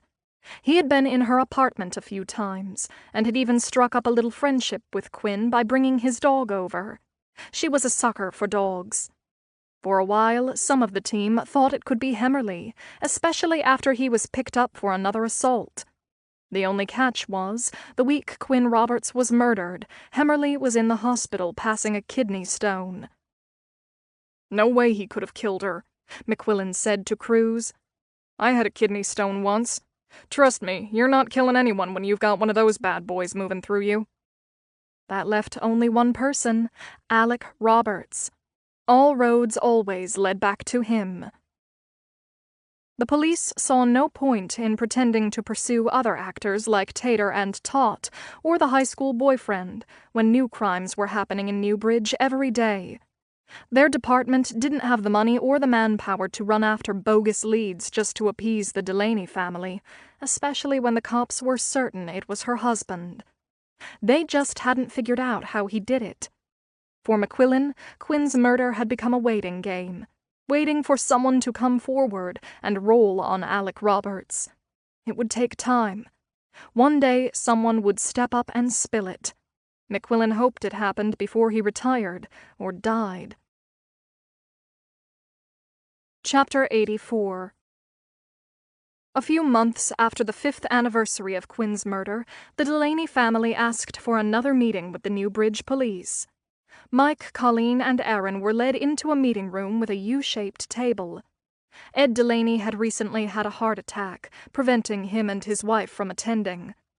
The Delaney group sat on one side of the U, and a few minutes later, ADA Bernie Gonzalez, Detective Cruz, and McQuillan and rights advocate Candace Burrows filed into the room and sat on the other side of the U. It looked like a war room, with everyone silently staring at each other from across the table, waiting to see who would make a move first. Mike noticed the police looked uncomfortable, and they should, he thought. His sister-in-law's murderer was still walking around teaching history in Rochester. The cops started the meeting, telling them there hadn't been any new leads in a while. Then they dropped the bombshell. They were moving Quinn into the cold case unit. They assured the family that this was a good thing. They said the cold case team would put a fresh pair of eyes on Quinn's investigation. That sometimes cold case investigators found things that were initially overlooked. The cops sold the concept hard. Mike didn't buy it. From his perspective, the police had failed miserably, and now they were bailing. "If a doctor does something wrong, you sue him for malpractice. With police, there's nowhere else to go, no one to sue, and they don't have to tell you anything they don't want to," said Mike the night before. "They keep saying it's still an open investigation, and only the murderer would know certain pieces of information, so they won't tell us anything more." After 5 years, the Delaneys still didn't know how Quinn died, or the exact day it happened. After Bernie Gonzalez finished his politically correct speech, Erin pulled out pages of notes and started firing. At this point, she had nothing to lose, and didn't try to be polite. She wanted answers. "Detective McQuillan, did you interview Mark Miller, Quinn's old boyfriend? Might there be DNA you can collect from Miller to rule him in or out? He wanted my sister to run away with him, and she refused. I'm sure he was angry." Detective McQuillan looked weary, but knew it was his turn up at bat. We talked to Mark Miller a few times, but he's got a solid alibi, he said. Detective, it's been more than 5 years since Quinn died. You really think there's still a chance for an arrest? Doesn't look that way from where we sit. McQuillan was about to give her a canned response when she interrupted. What about those creepy guys we found online, Tantor and Tot, the ones who posted all that crazy sexual stuff about my sister? Did you talk to them? We interviewed Devin Bork and Rich Morrell, a.k.a. Tantor and Tot, said McQuillan with a sigh. Both men apparently went to high school with your sister and admitted having a thing for her back then. However, they each had a solid alibi for the week Quinn was killed. Rich Morrell even has his picture in a newsletter from the conference he was attending that week. It's all been documented. I'm sorry, those two were cleared. But they posted things recently about how sexually turned on they were by Quinn, cried Erin. And about my sister being dead. Don't you think that's weird? It's strange behavior for sure, said Gonzalez, jumping in. There are a lot of wackos out there, but it doesn't mean they're killers. Did Tantor and Tot break any laws writing those perverted posts about Quinn? She asked. It's not against the law to be a creep, Gonzalez said. Half the guys in this country would be in jail if that were the case. The room fell silent, waiting for Erin to continue. Did you ever interview Alec's girlfriends, those women I found on Facebook, Allison Moore and Cindy Kelleher? She asked. The last time we asked you about Cindy Kelleher, you said Detective Cruz had attempted to contact her but had no luck. Have you since spoken to her? I reached out to Miss Kelleher several times, said Cruz, but she never responded and— Excuse me, said Erin. Cindy Kelleher is a vice president with an insurance company. I think she would return a call from the police. Also, Allison Moore was sleeping with Alec at the time of Quinn's murder. She was never interviewed. Why? Our officers talked to all material witnesses and took full statements from everyone, said Cruz. His answer sounded like a bullshit party line, and Erin was having none of it. I'm sorry, Detective, but we know that's not true, Erin said. Allison Moore sent us a message saying she was surprised the cops never questioned her, and that weird things were going on the week of Quinn's murder. We don't know why, but we think you're lying to us and you've missed a lot of important things. We want to register a formal complaint. Bernie Gonzalez stared at McQuillan and Cruz with a what the hell just happened look on his face. Officer Yancey took a statement from Allison Moore, said McQuillan, stepping in. It was taken right after the murder to corroborate Alec Roberts' alibi. As I recall, when the investigation picked up steam, Yancey did a follow-up with Ms. Moore. I'm not sure why she said we didn't contact her, but I'll look into it. McQuillan's response landed like a lead balloon. The Delaneys were sure the cops had missed something, and now didn't want to own up to it. Erin hoped after this meeting that the cops would finally talk to Allison Moore. Chapter 85. After meeting with the Delaney family, Gonzalez and McQuillan walked back to the DA's office in silence. Finally, Gonzalez spoke. What the hell happened back there, McHugh? You didn't interview Alec Roberts' girlfriend? We did, said McQuillan, shaking his head. I know we've got a statement from her. I'm not sure what happened. I'll circle around with Yancey on the follow-up that he did. Our paperwork doesn't jive with what Erin Delaney told us. When McQuillan got back to the station, he let dispatch know he wanted to speak to Officer Yancey the minute he got off patrol. An hour later, Yancey strolled up to McQuillan's desk. You wanted to talk to me, McHugh? He said cheerfully. Just had a meeting with Quinn Roberts' family, said the detective. They said no one ever interviewed Alec Roberts' girlfriend Allison Moore. According to the files I have here, you interviewed Ms. Moore twice. You did interview her a second time, right? We specifically asked you to do that to reconfirm everything. The squirmy expression on the patrolman's face told McQuillan everything he needed to know before the kid opened his mouth. Busted. I called her, Yancey stammered, but she never called me back. Things got busy, other cases were thrown at me. To keep things moving along, I picked up some sections from her original statement and used it in my second report. I thought it would be okay. She didn't know anything anyway. Get out of my sight, said McQuillan with disgust. This isn't over, he shouted as the young officer slinked out the room. That afternoon, McQuillan wrote up an official grievance report on the young officer and handed it into the brass. Shortly after that, Paul Yancey was suspended. The following week, the chief told McQuillan to shut down the Roberts investigation. After all this time, why are you so sure the husband is good for it? Said the chief. First, Alec Roberts had a history of physical and emotional abuse. The victim's sister said he might have also drugged his wife. We know for sure Quinn sought help from a domestic violence group. Second, he had a motive. He was on the hook for lifetime alimony, and she was going to get a big chunk of his pension, and he wasn't happy about it. Third, Alec Roberts is a world-class shithead.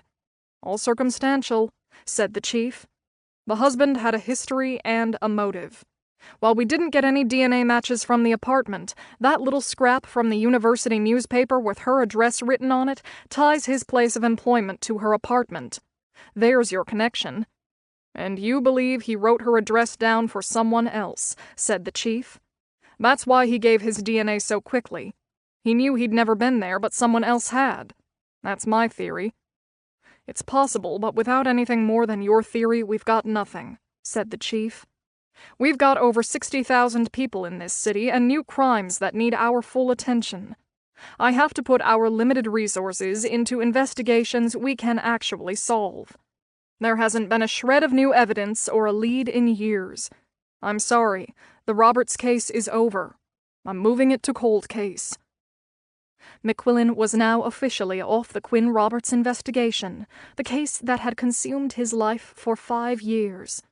He had made her a promise, and he had let her down. Chapter 86. In the 5+ years since her sister died, there had been several new murders in Newbridge.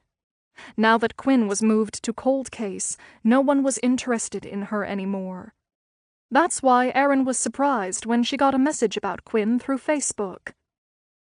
Hello, Erin. I'm part of a group who works on cold cases in New York State. We are not investigation professionals, but more concerned citizens. Our goal is to bring about justice for families. We read about your sister, Quinn Delaney Roberts, and want to help. We decided to look into her case, and we're hoping you might share what you know and what theories you may have. Any information would be helpful. We're very sorry for your loss. Our group is comprised of Rochester professionals. Quinn lived near where many of us have families, and we care about our community, which includes your sister. We look forward to hearing from you. Sincerely, Tom Franken. Erin didn't have a ton of hope that a group of hobbyists playing weekend detectives were going to crack the case when the police hadn't, but she had nowhere else to turn. She and Mike decided to talk to them. It would probably piss off the cops, but at this point she didn't care. Carpe diem. Chapter 87. When Melissa started dating Alec, he was a perfect gentleman. Smart and funny, he made her laugh all the time. Maybe it was because they maintained the student-teacher roles even after they started seeing each other. It worked for them, and they were happy. It occurred to Melissa that this arrangement felt good because she might have been looking for a replacement dad. She had always felt she had been cheated out of having a father when her own died when she was 12. She convinced herself that she liked Alec for the man he was, and pushed that other idea out of her head. In the 2 years they had been married, their dynamic had changed and deteriorated. A few months after their wedding, Alec started picking at her. Little things at first. He wanted her to wear different clothes, tighter tops, shorter skirts. He corrected her grammar and finished her sentences. She couldn't even tell a joke without him jumping in with the punchline. He always had to be the center of attention. At first, she blew it off. While she was insecure about a lot of things, she was confident about her looks. She had her own personal style and didn't need a guy telling her how to dress. Still, he pressed her on those things. After the first year of marriage, he brought up new sex things he wanted to do with her. Melissa Roberts was, for the most part, a white-bread girl. She didn't go for kinky stuff, and she told him so after he said he wanted to make a sex video. "We'll record ourselves while we make love," he said. "We can watch it together later on. It will be so hot." "I don't want to do that, Alec," she said. "I'd be self-conscious. I don't do things like that. Besides, what if someone else saw it?" "No one's going to see it," he said. "It will just be for us to keep. Come on, do it for me. It'll be fun. You'll see. Think out of the box, Melissa." "I don't want to do it," she repeated. "I'd be uncomfortable." And she refused. Alec brought it up a few more times, but she always said no, and finally told him to stop asking her. He never brought it up again. Chapter 88. Tom Franken and his band of weekend private eyes also sent Jack Roberts a message through Facebook. Jack thought they sounded like a bunch of loser armchair detectives and didn't trust them. He also wasn't sure he wanted to talk to anyone about his mother. Not yet. It had been over 5 years. He had tried to move on with his life and put it behind him, but it wasn't easy being the guy whose mother was murdered. People looked at him with a mixture of surprise and pity. He hated when that happened. He could feel it, even from behind. Talking to Tom Franken would only stir up all the pain again, and wouldn't bring his mother back. If the police don't know who killed my mother, he thought, how are these amateurs going to find out? He called his father and told him about the cold case hobby group, and asked his dad again why he wouldn't talk to the police or take a lie detector test. It had been a while since Jack had brought it up, and he never got a satisfactory answer from his father. "Ever watch a police show, Jack?" his father said over the phone. "They always pin the murder on the husband or the boyfriend. It's classic cop noir. I'm not going to put myself in a compromising position. I didn't touch your mother, and I don't want the cops to railroad me. It's that simple." "But you could at least talk to them," Jack said. "It might help find Mom's killer." "Don't you get it?" his father replied. "The dumbass popo doesn't have a clue about who killed your mother. If they knew anything, they'd arrest somebody. They want to pin it on me so they can close their case. I'm not that stupid, and I'm not going to play." "But maybe you know something that would help, Dad," Jack urged. "Are you listening to me?" Alex said, getting angry. "Those cops have been out to get me from day one. I'm not going to help them hang me. And don't talk to those half-assed would-be private eyes, either. They sound like a bunch of pathetic losers with nothing better to do than get into other people's business. Stay away from them. Is that clear?" Jack was silent. "Jack!" shouted his father over the phone. "Did you hear what I said? Stay the fuck away from them!" "Yeah, I heard you," his son said, barely audible. The next morning, Jack called Tom Franken and said he'd meet with him and his group. They asked him a lot of questions about his father. Some he had the answers to, some he didn't. Months later, Jack checked in with Franken to see if he had made any headway. Franken only uncovered what they already knew. No new information. It was a bust. "I'm afraid we've hit a wall," said Franken. "Don't know how much further we can go. I hate to tell you this, but circumstantially, your father looks like the most likely suspect." "Tell me something I don't already know," bought Jack as he hung up the phone. Part 8. My Swan Song. Chapter 89. It was a Sunday night, and Alec had been drinking since lunchtime. He started with beer and then switched to bourbon around 4 o'clock. When he got drunk, he became demanding, obstinate, and nasty. Melissa steered clear of him to avoid getting caught in his crossfire. He hadn't been like this at all when they first met.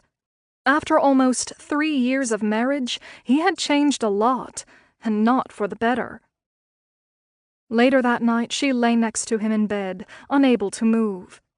Tears ran from the corner of her eyes into her ears. Her husband had just raped her. He had been snarky and belligerent all day. By 9 o'clock that night, he was inebriated and grabbed her and pulled her to the bed. "Leave me alone, Alec," Melissa said, pushing him away. "Let go of me." She tried to get away from him, but his grip was firm. He was much stronger than she was. He pulled her down onto the bed and forced himself on her. She screamed as he climbed on top of her. He put one hand over her mouth and the other around her neck and started to squeeze. She couldn't breathe and believed he was going to kill her, so she let him do what he wanted, so it would be over faster. When he was done, she heard him panting next to her. Without looking over, she knew he had that self-satisfied expression on his face. She had seen it 1,000 times. She wondered what all his precious students would say if they knew the esteemed Dr. Roberts had just assaulted his wife. He would rationalize that a husband can't rape his wife, but she knew what he'd done. He had raped her. She heard him pour himself another glass of bourbon from the bottle on the nightstand on his side of the bed. He was babbling about how great he was, but she wasn't listening, still lost in the trauma and violence of what had just happened. He was drunk and slurring his words. He reached for her, and she cringed when his hand touched her arm. "Give me a kiss," he said, as he pulled her towards him and grabbed at her breast. She pushed him away. He turned to pick up his drink on the nightstand, and she jumped off the bed and moved across the room. "Don't ever touch me again!" she screamed, and ran into the bathroom and locked the door. She could hear him shouting, saying how ungrateful she was, that she was a bitch and a whore, and a whole lot worse than that. She didn't want to hear him, so she turned on the radio in the bathroom as loud as it would go to drown him out. Chapter 90. "You don't have to be such a bitch, Melissa," Alec shouted at the closed bathroom door. "You're only a goddamned Pilates instructor. I'm the one with all the fucking degrees. They call me doctor. You're nothing." He could hear her radio playing through the bathroom door. Who the hell does she think she is, he thought. She's a nobody. If I want to have sex with my wife, I damn well will. Fuck her and all women. They're all whores anyway. He poured himself more bourbon and looked at the bottle. He had almost finished the entire thing. What the hell, he thought. Might as well have it all. He emptied the rest into his glass. "If you won't talk to me," Alec yelled at the closed bathroom door, "I'll fucking talk to myself then. Better company anyway. I don't need you, Melissa. I got options. You hear me?" He took another swig of his drink. He could barely feel his body. It was numb from all the booze. It felt nice. "There are loads of women who want to be with me," he shouted. "I've got dozens of women who would go out with me in a heartbeat. You think I need you?" he screamed. "You're nothing but dead weight around my neck. From now on, when I say jump, you ask how high. You hear me, Melissa?" Chapter 91. Melissa put some towels in the bathtub and laid down in there while she waited for her husband to pass out. She stayed in the locked bathroom for over an hour. She could still hear him shouting and muttering, but with the noise from the radio, couldn't make out what he was saying.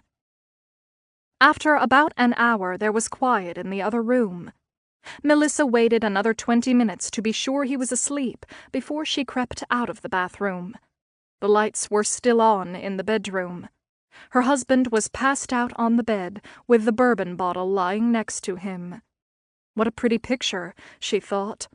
She considered taking a photo and posting it online, but decided she didn't need any more trouble. Alec could be vindictive. She went to sleep in the guest room, as she had done many times before. Thankfully, her husband was going on a business trip to Atlanta in the morning.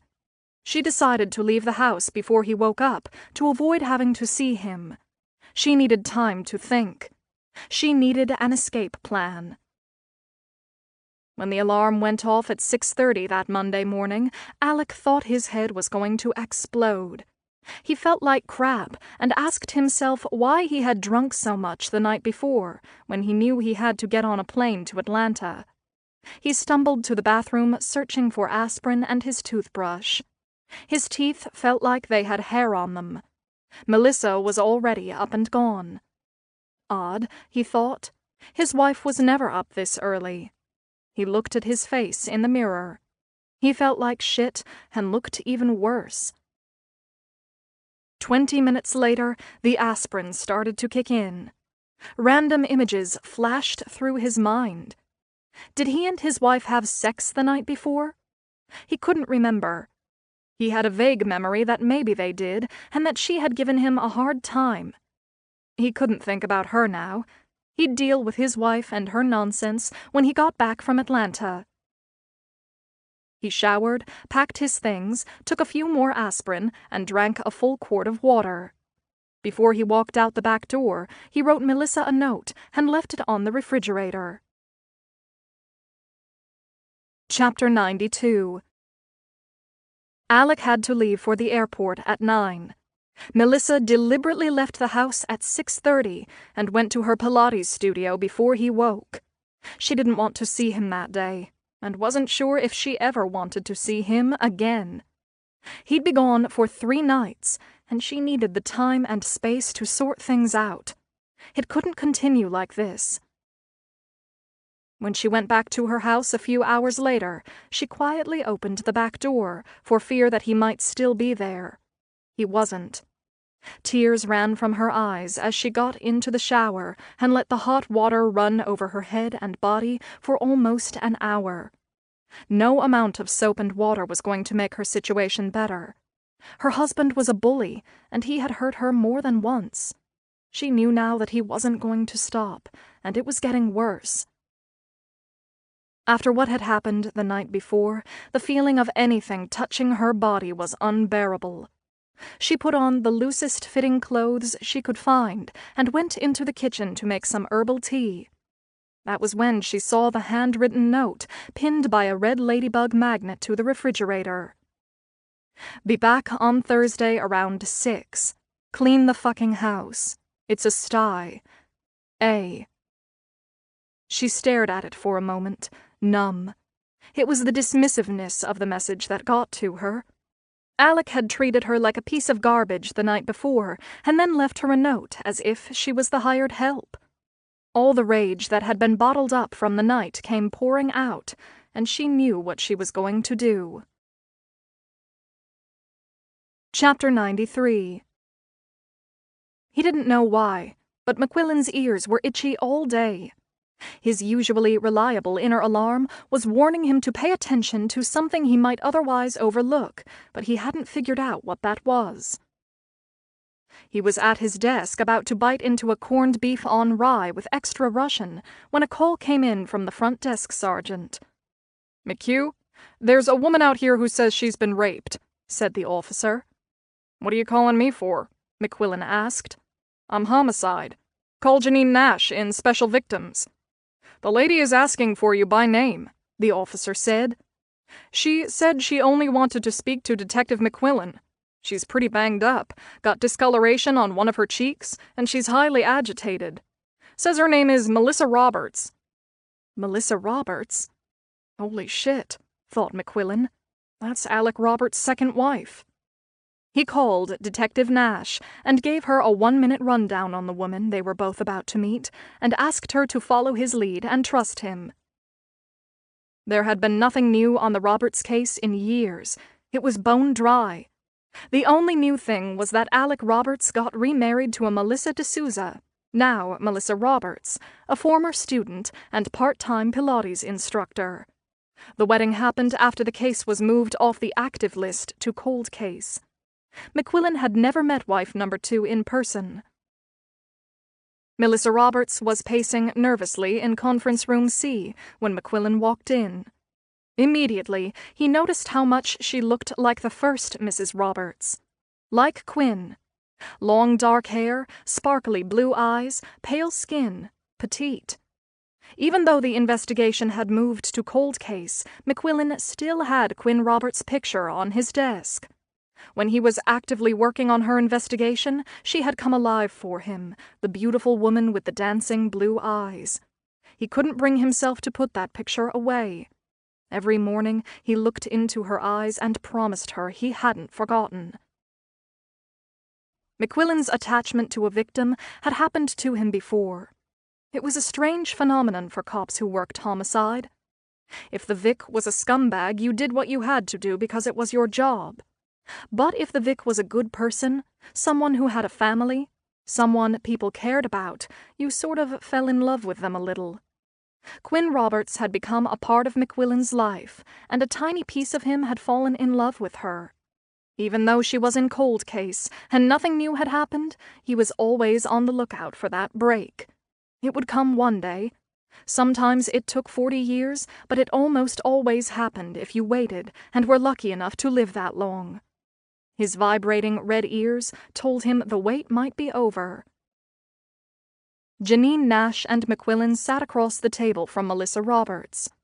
Ms. Roberts was visibly upset, and her cheek was turning purple. "Ms. Roberts, this is Detective Nash from the Special Victims Unit, and I'm Detective McQuillan." Melissa's left hand was in her mouth as she unconsciously bit her thumbnail. Her eyes were red and filled with tears. She was barely holding it together. In addition to the small bruise he could see on her face, he noticed a couple of other discolorations on both of her wrists and forearms. "Front desk said you've been attacked," McQuillan said gently. "Can you tell me what happened?" "Last night," she said softly, while holding back tears. "My husband, Alec Roberts, raped me." That arrogant little prick was at it again, thought McQuillan. This might be the break he had been waiting for. Melissa Roberts had McQuillan's full attention. Melissa reached into her pocket, pulled out a piece of paper, and laid it on the table. "This was the note he left for me this morning before he went on a business trip," she said, starting to cry. The two detectives read the note. Detective Nash handed Melissa a bottle of water and a box of tissues. "Melissa, we're going to be with you every step of the way, okay?" she said. Melissa nodded and chewed on her thumbnail. "Would you start at the beginning?" McQuillan said calmly, trying to hide his excitement. "Alex says that a husband has a right to have sex with his wife whenever he wants," she continued. "Even if she doesn't want to. But I don't think because you're married it means you can do whatever you want, whenever you want. Don't I have rights, too?" "Of course you have rights. And no," McQuillan said. "Being married doesn't give anyone the right to do whatever they want. Rape is rape." Melissa swallowed and nodded her head. "Last night he was drunk again," she said. "I told him to leave me alone, and he told me to shut up, that he could do whatever he wanted. I screamed for him to stop. I tried to get away, but he held me down and put his hand over my nose and mouth, and then he choked me. I thought he was going to kill me. I couldn't breathe. After a while, I stopped fighting. There was no point.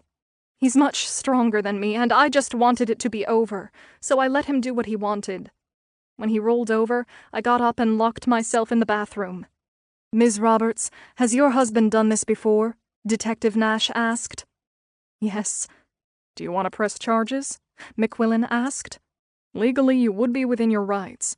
What he did, it's not okay." "I don't know," she said. "What would pressing charges mean? Would Alec be arrested?" "That depends," McQuillan said.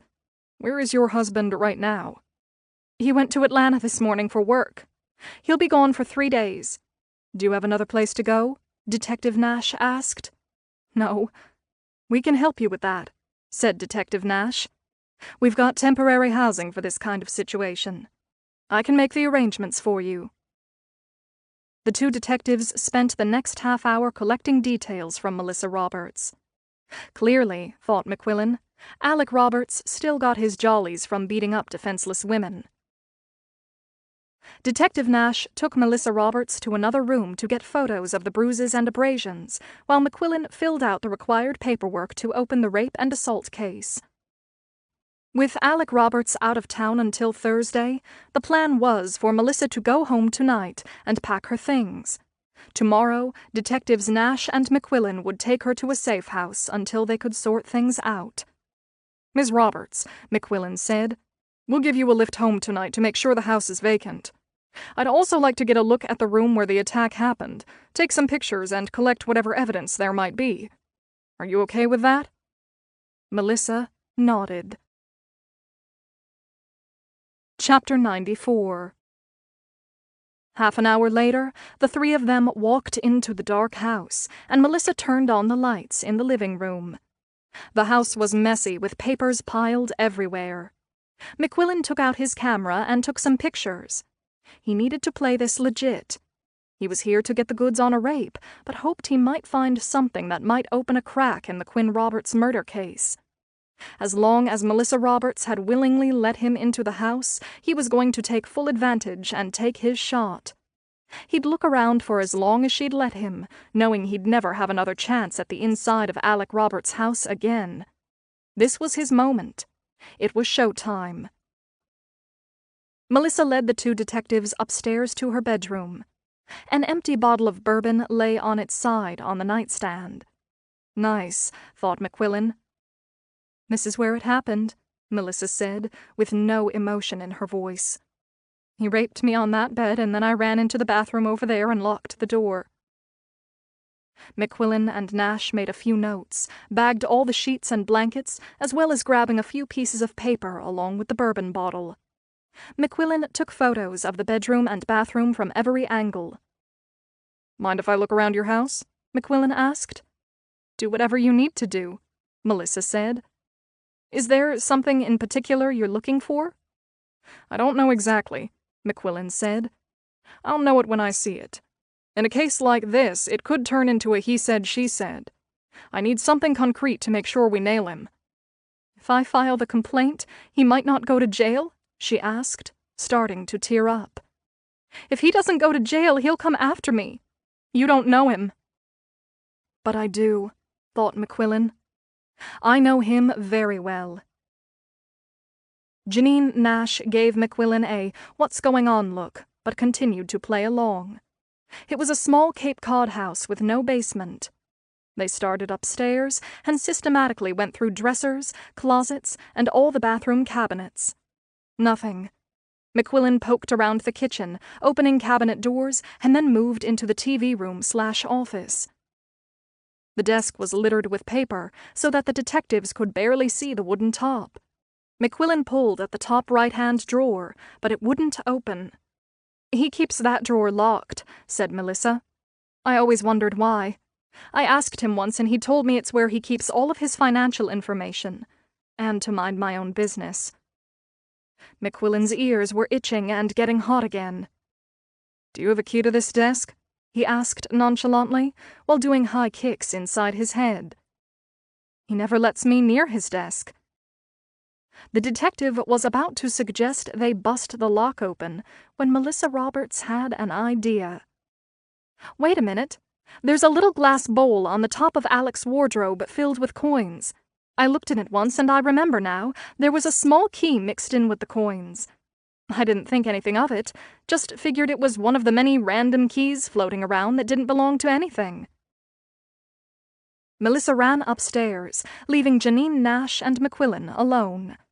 Nash looked at the detective skeptically. "What's going on, McHugh?" Nash whispered. "We're way out of SVU territory right now. What have you got up your sleeve?" "It's my only shot," McQuillan whispered. "Work with me, Janine. I ran the Quinn Roberts murder investigation for over 5 years. We're okay, remember? She invited us in.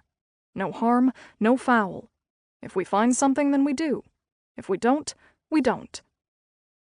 Melissa came back into the room with a smile and a small key in her outstretched palm. "I fished through the coins. It looks like the right size for the lock on the desk drawer, don't you think? She handed the key to McQuillan. He sat down at the desk and pushed the key into the lock. The key turned, and he slid the top drawer open. It was practically empty. He had hoped to find packets of stolen money, drugs, or kiddie porn, anything that would be incriminating. "There's nothing in here," he said disappointedly, as he picked things out of the drawer. "Just a couple of notepads, a UR keyring, 3 pens, and some tape. You said he always keeps it locked, right? Why would someone religiously lock an empty desk?" McQuillan said, his mind racing. "Let me have a look," Melissa said. The detective got up and Melissa slid into the chair. She reached her thin arm to the very back of the top drawer, to a section they couldn't see. Then she looked up at him and smiled. "I feel something," she said, and pulled out a pack of Marlboro Lights and a big box of kitchen matches. "That's why he locked it," she said. "He started smoking again and didn't want me to find out. I hope he gets lung cancer." "Is there anything else in the back of the drawer?" McQuillan asked. Melissa fished around again. "No, that's all." McQuillan had thought the desk was going to be a criminal treasure trove. He opened the pack of cigarettes. 3 left. Then he picked up the box of kitchen matches. It felt heavy. The little voice in his head told him to open the box. He pushed the cardboard tray out. Instead of big wooden matches with red tips, the carton was filled with a couple dozen SD cards, like the ones you have in your camera or phone for storing videos or pictures. He wondered why Alec Roberts kept all these SD cards in a matchbox in a locked drawer. "Melissa, do you recognize these?" McQuillan asked. "Do you know what they're from?" "Alec is into photography," she said. "He's pretty good. He even won an award at a local art show. He's always taking pictures of nature and birds. That's probably what's on the cards." "Why would someone hide pictures of birds in a matchbox in a locked drawer?" said Detective Nash. "That doesn't make sense. Do you have a computer I could use?" McQuillan asked. While Melissa went upstairs to her bedroom to get her laptop, McQuillan poked through the matchbox. "You think it's something?" Janine Nash asked after Melissa left the room. "My gut and my itchy ears don't think it's nothing. Why keep a desk locked when there's nothing in it?" he said. Chapter 95. Melissa came back with her computer, placed it on the desk, and McQuillan plugged in one of the SD cards. The 3 of them watched Alec Roberts have sex with a variety of women, captured from the same vantage point in his bedroom. McQuillan recognized a couple of the women. One was Allison Moore, Alec's old girlfriend, and the other was Cindy Kelleher, another of Alec's women. There were many videos of women, dozens of them, mainly young. Some were active participants, but many appeared to be unconscious or severely impaired. Most of them looked like they could be college students. Melissa Roberts stared at the videos, tears running down her face, but said nothing. McQuillan plugged in card after card, and the same tawdry yet familiar episode started again and again. "Most of them were filmed in my bedroom," said Melissa. "They have timestamps, and they're from before I knew Alec. I can tell because all the bedding is different now.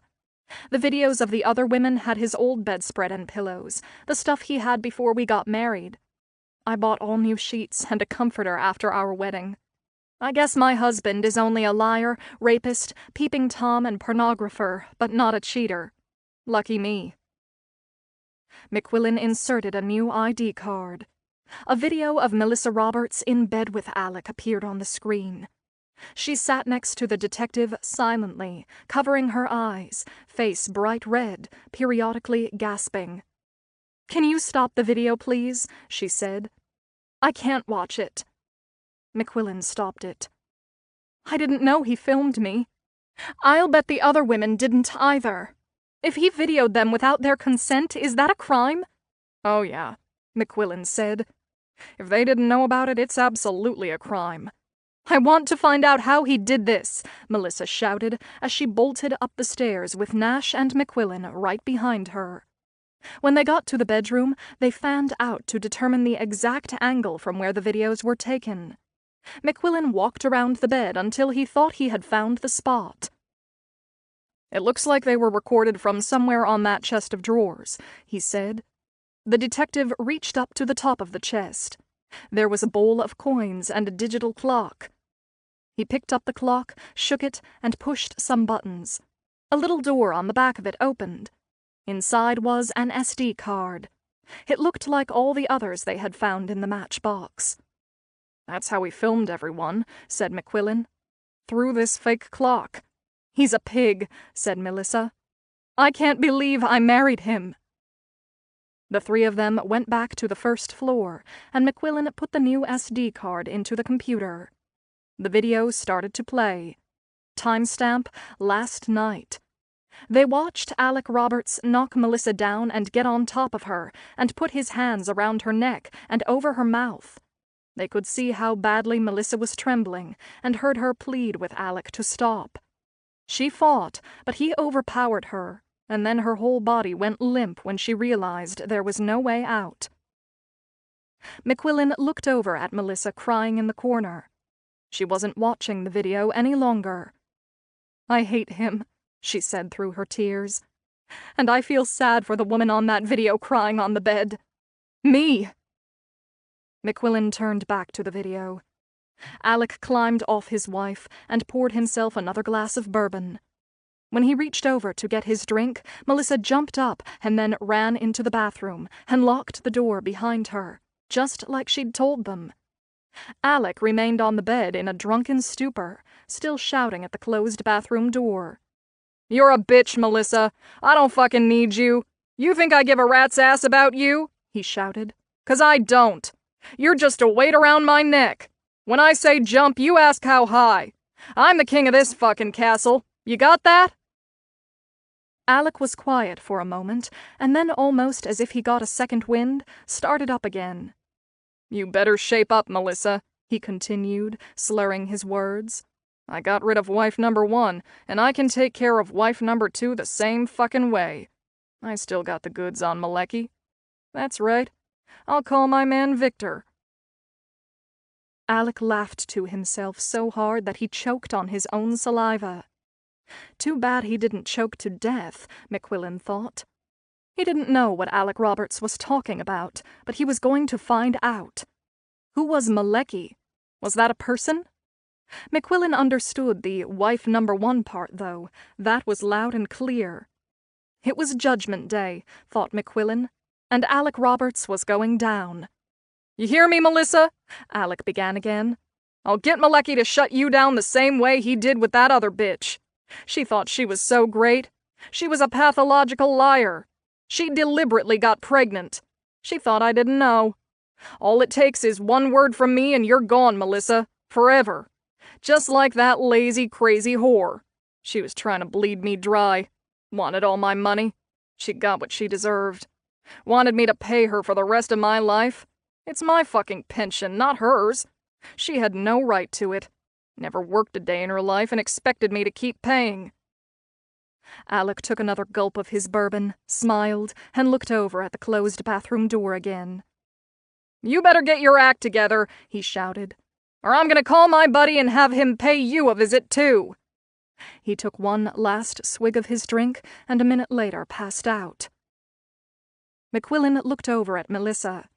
She was curled up in a fetal position on the couch under a blanket. The detective dumped the remaining SD cards on the desk and played and fast-forwarded through each one. There were 23, each loaded with numerous videos taken covertly in Alec Roberts' bedroom. One last SD card remained that looked different from the others. The rest were black, but this one was green. McQuillan pushed the card into the port of the laptop. This video was different. It wasn't recorded in a bedroom. It was taken outside at night. A light flashed on the right side of the screen. Something moved by, fast. McQuillan couldn't tell what it was. 2 seconds later, a car pulled out onto a road and screeched to a stop. The car backed up and turned a little as its lights flooded the street in front of it. It looked like the car had hit something. There was a person on the ground. The headlights reflected off the shirt of a man lying on the pavement. The man was wearing nighttime running gear. The flash at the beginning of the video had been the runner's headlamp and the reflectors on his clothes. The driver of the car got out and looked at the man on the ground. The video zoomed in close on his license plate as the driver got back in his car and drove away. A few seconds later, the video went dark and they could only hear the audio. They listened to the sound of a car door opening and then Alec Roberts' voice saying, "Oh my God, he killed that guy." The video came back and flashed on the head of the fallen runner in the road. The man was bleeding, his eyes were open, and he was dead. They heard a car door slam and a car engine roar. The video went black again, and they couldn't see anything, only the sound of Alec shouting like a cowboy. He was making whooping noises as he drove. That mental case was enjoying this, thought McQuillan. "You fucking bastard!" they heard Alec scream. "You killed that guy! I'm gonna get you and make a citizen's arrest! You thought you were free and clear, woohoo, but Dr. Roberts saw the whole fucking thing!" The video was dark, and McQuillan and Nash could only hear sounds. They figured the camera must have been on the seat or the floor of the car. After about 15 minutes of Alec's endless shouting and threats, the engine stopped, and everything went quiet. Chapter 96. The two detectives and Melissa Roberts stared at a black screen. They heard something open and close, and then it sounded like Alec said, "Come on, my little friend, let's go pay this asshole a visit." With only audio, McQuillan wondered who Alec Roberts was talking to. Was there another person in the car? A few moments later, the video came back on again and was slowly moving towards a house. As the shot got closer, they detected a man lying on the grass in the front yard of a ranch-style house. "Get up!" they heard Alec's voice shout at the man. "Who the fuck are you?" said the man on the ground, barely opening his eyes. "I'm the guy who's gonna turn you over to the cops. It's called a citizen's arrest," Alec said. "Fuck off," said the guy on the ground, closing his eyes again. "Get off my fucking lawn." "Maybe this will wake you up," Alec said. McQuillan saw the end of a gun barrel in the corner of the video frame. Roberts was waving a gun in the other man's face with one hand while filming with the other. "You were smashed when you came out of that bar," they heard Alec shout. "You hit him and left him to die." "He was already dead," said the guy on the ground, starting to wake up. "The guy was cold. He shouldn't have been out running in the dark." The banter between Alec and the drunk went back and forth for several minutes, with more of the same. "You're wasted. I saw you come out of that bar. You couldn't even walk," Alec shouted, waving the gun again. "What's your name?" "Watch out with that thing. Don't shoot me," the man pleaded. "Tell me your fucking name, or say goodbye to your head," Alec yelled again, pointing the gun right at the man's scalp. "Malecki. Victor Malecki." That's when the video ended. "Do you have any idea where this is taking place?" McQuillan asked Melissa, now sitting up and watching. "Something looked familiar," she said. There was a long pause. "Once Alec took me to this bagel shop when we were in Mater doing an errand. He said they had the best bagels in the world. We bought a dozen to take home. I'm not sure, but I think it's the same street as in this video. That little pub at the beginning of the video, the sign said, 'Do drop in.' When we went to the bagel store, we parked in front of that place. I only remember because I thought the name was funny." McQuillan looked at the timestamp. The video was taken almost 6 years ago, a few weeks before Quinn Roberts was killed. McQuillan thought he finally had Roberts, and his ears were in flames. "Melissa," he said, "why did you come to West Plain PD and ask specifically for me? You don't even live in Newbridge, and I work homicide, not SVU." "I know," she replied. Every time my husband had a few drinks, which lately was every day, he'd start ranting about a Detective McQuillan in Newbridge and what a nasty SOB you were. You really got under his skin, she said. I'm told I have that effect on people, McQuillan said, smiling. What Alec did to me, she continued. I knew you were the person to go to, that you would listen to me. I guess I was right. A minute later, McQuillan placed a call to the Mater PD to confirm what he had seen on the video was legit. They patched him through to the homicide detective on duty. McQuillan asked him if there had been any unresolved fatal hit-and-run of an adult male from about 6 years ago, near the Dewdrop Inn. You must be talking about Christopher Marshall. He lived here in town, was training for the NYC Marathon. Used to go out early before he went to work and run in the dark. Wore 2 flashing lights and was covered in reflector material, the homicide detective said. You couldn't miss the guy. We always thought the accident was either deliberate or a DUI. Did you ever find out who hit him? No, said the Mater cop. No witnesses. According to everyone who knew him, Chris Marshall was a stand-up guy. No enemies, great family, good people. The whole town was really broken up when it happened. He used to coach kids' soccer. Do you know the name Victor Malecki? No. Should I? Oh, yeah, McQuillan replied. His next call was to Assistant D.A. Gonzalez. Are you sitting down? He said. I think we've got the goods on Alec Roberts for his wife's murder. You're shitting me, said Gonzalez. How the hell did you pull that one out after all this time? We always knew it was him because of that piece of school newspaper with her address written on it. Our murder-for-hire theory was right. Alec Roberts must have written his wife's address down on that scrap of paper for the killer, he said. The evidence we found also unmasks the perp of a hit-and-run 6 years ago in Mater. We got a double whammy. He told Gonzalez to sit tight, as he was personally going to walk the evidence over to him. After watching all the videos, Gonzalez knew the detective wasn't blowing smoke. This was evidence he could take to the grand jury.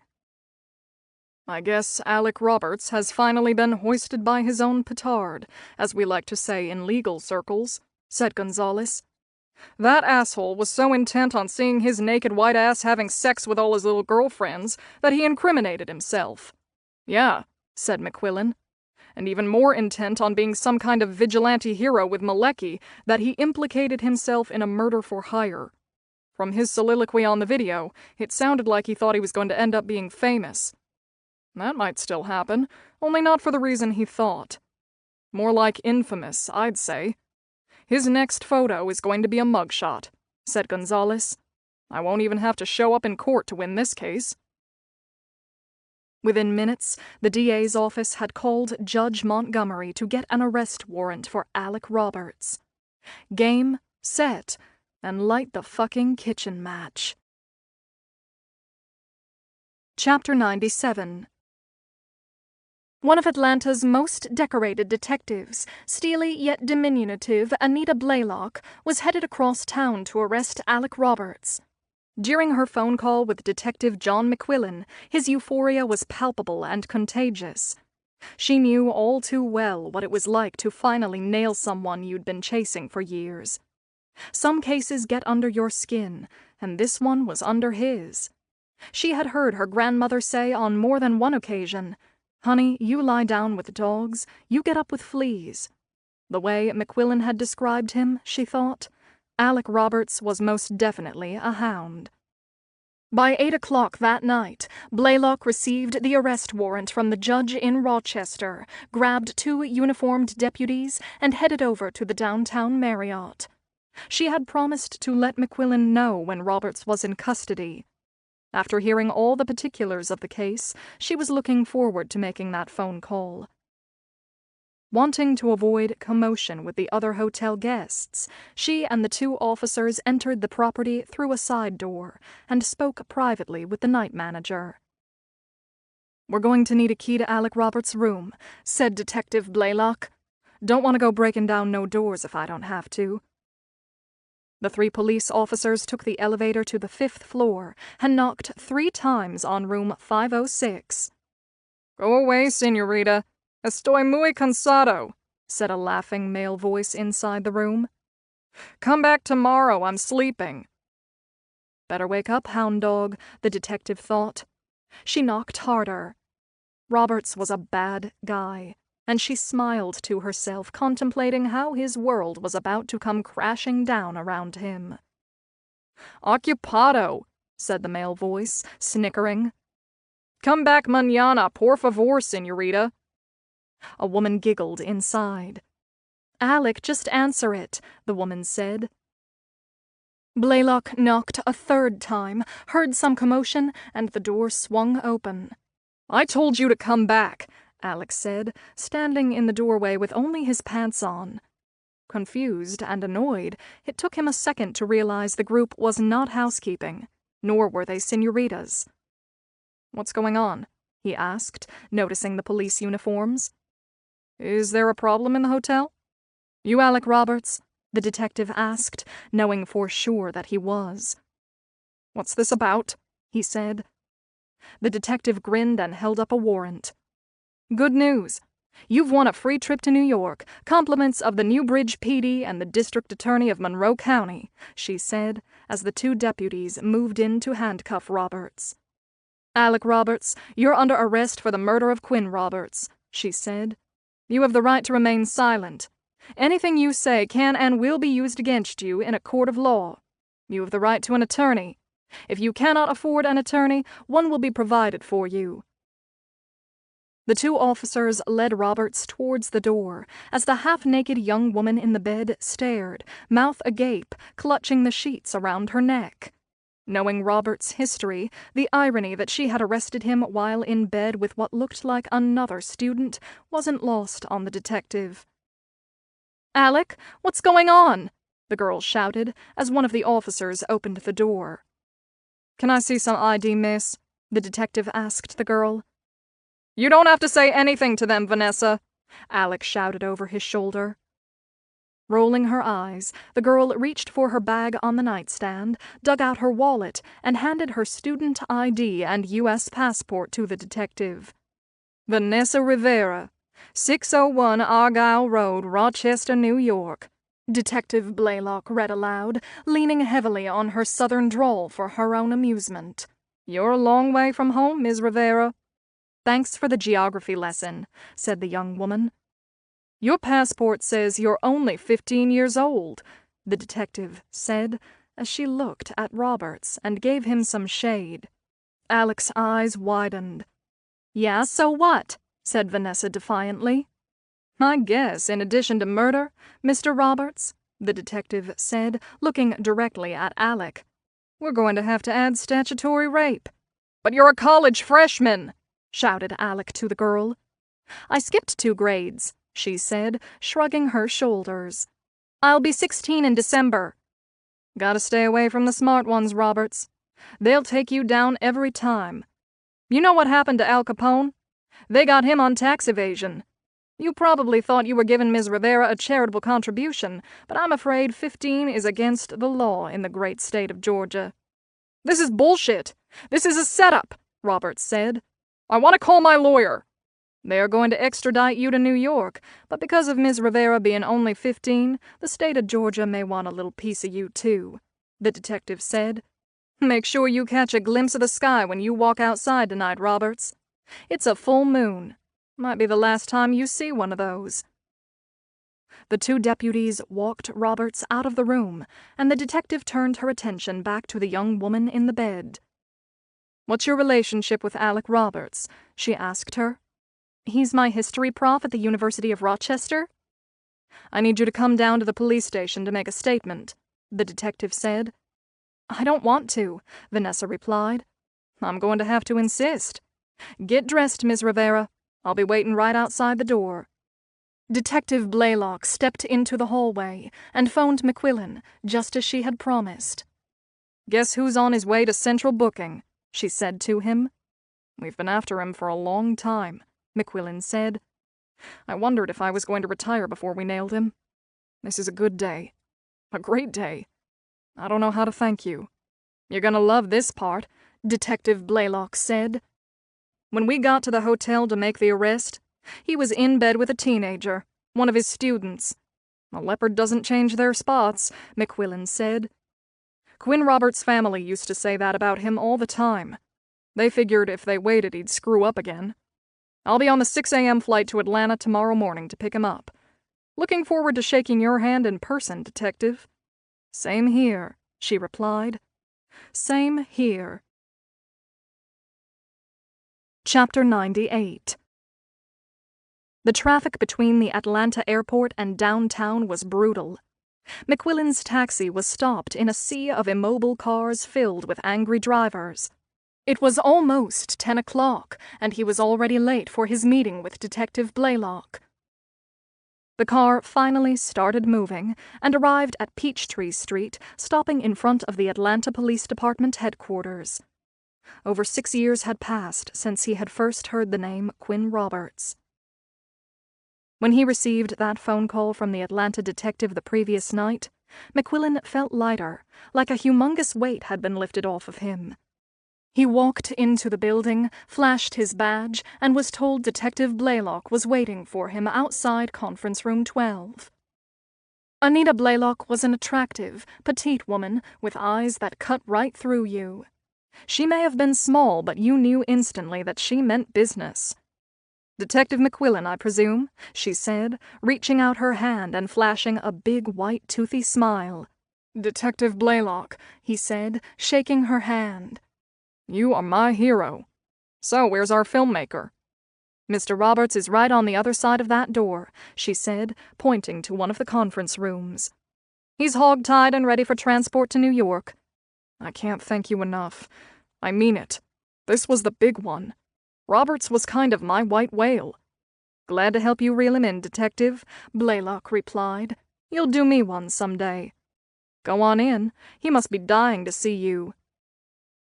McQuillan took a deep breath as he thought back to the one time he had interviewed Roberts, when he'd copped an attitude with the way the detective had mispronounced his name. McQuillan turned the knob on the clouded glass and wood door and went in. "Hello, Alex," he said. "Been to Costco lately?" Chapter 99. Victor Malecki was no snitch. He'd been in tight spots before, and he'd never ratted on anyone, until he crossed paths with Alec Roberts, the guy who had ruined his already shitty life. Since the night he hit the runner, Alec Roberts had put the squeeze on him and played him like a puppeteer with a marionette. Alec had stood over him waving a gun while he put his phone on speaker to call the cops.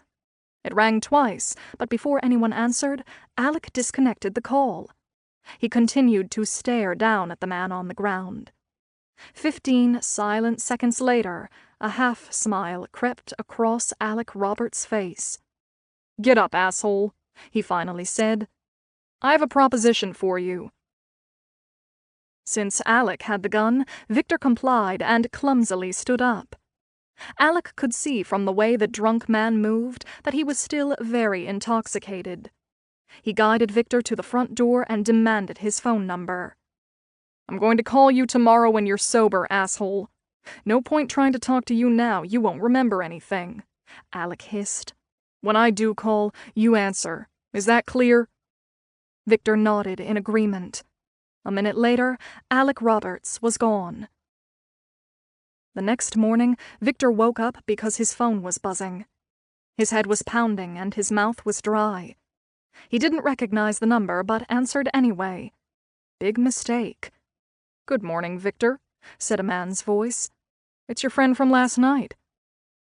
Victor rubbed his eyes and scratched his head. He wasn't completely awake yet. "Who is this? Oh, Victor, I'm hurt that you would forget me so soon, after all that we shared."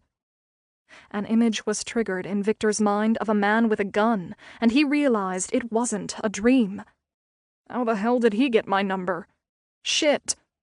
"What do you want?" Victor demanded, still half asleep. "To meet with you," the man said. "What for?" Victor asked. "I have a little job for you," Alex said. "No thanks, I'm busy." "You might want to reconsider, Victor." Remember, I have that video of you hitting that runner with your car last night. Would be such a shame for it to end up in the hands of the police," Alex said. That was when Victor saw another image of a dead guy in the road. Shit. "What do you want?" Victor asked. "I'll tell you when I see you," Alex said. "Meet me at 3 o'clock by the carousel at Ontario Beach Park." Victor met Alec at 3.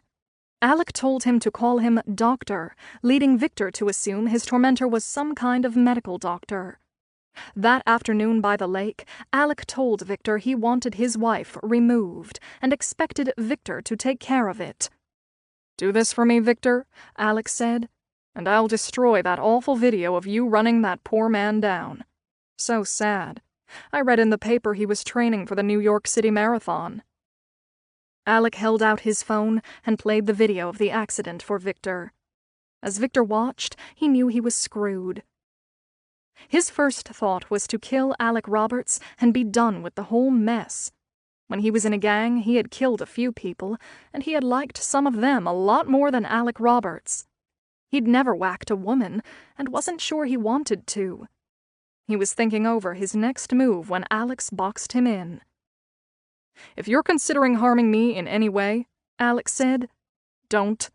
If anything happens to me, I've got copies of the videos with dates, times, names, and addresses all locked and loaded to go to the police and the FBI." Victor didn't want to kill her. He didn't even know her. But he started to think he had no choice. He was on parole, and he had a kid now. He wasn't going back to prison. He had to get that video. "I need it to happen within the week," Alex said. "When you finish your task, I'll destroy all copies of the video and you'll never hear from me again. Sound good?" After that day, they never met in person again and only communicated by phone. Alec told Victor that his wife, Quinn, went for long walks every afternoon between 2 and 4 and usually stopped at a local market called Kenny's. He said his wife was a sucker for dogs. Victor needed to get a dog, wait down the street in his car, and when he saw her, start walking with the dog on a leash.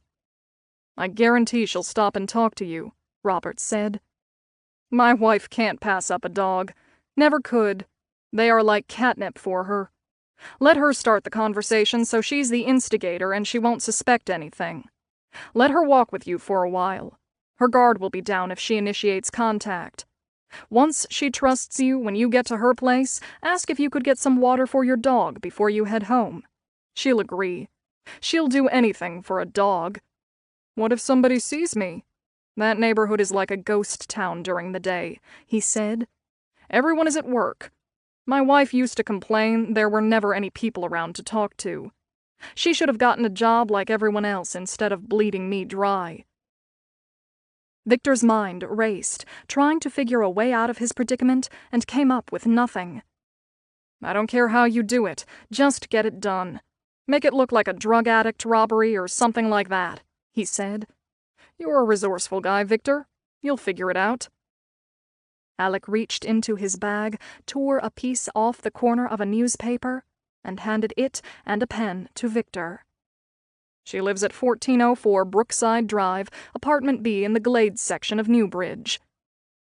Victor scribbled the address down on the scrap of newspaper. Alec showed Victor a picture of his wife so he could identify her. Victor thought she was pretty and wondered why the doctor wanted to get rid of such a hottie. Chapter 100. After numerous phone calls with Alec and seeing no way out, Victor agreed to do it. He tucked the little slip of newspaper with her address on it into his jacket pocket and drove over to Brookside Drive to case the neighborhood. He double-checked the number and parked 200 feet down from number 1404 to get a sense of the area before his big move. No mistakes. Victor didn't want to kill her, but it was either his life or hers, and given the choice, he would always pick himself. An hour later, Quinn Roberts stepped out of her front door to go for a walk. He followed her in his car for a while, careful to keep a safe distance. She walked for about half a mile and went into a small market with a blue and white sign out front that said Kenny's Quick Mart. He pulled over and sat there for a few minutes while she was inside. That's when he had a creative brainstorm and knew exactly how it would go down. The next afternoon, he borrowed a little white dog named Macho from his cousin and drove over to Newbridge.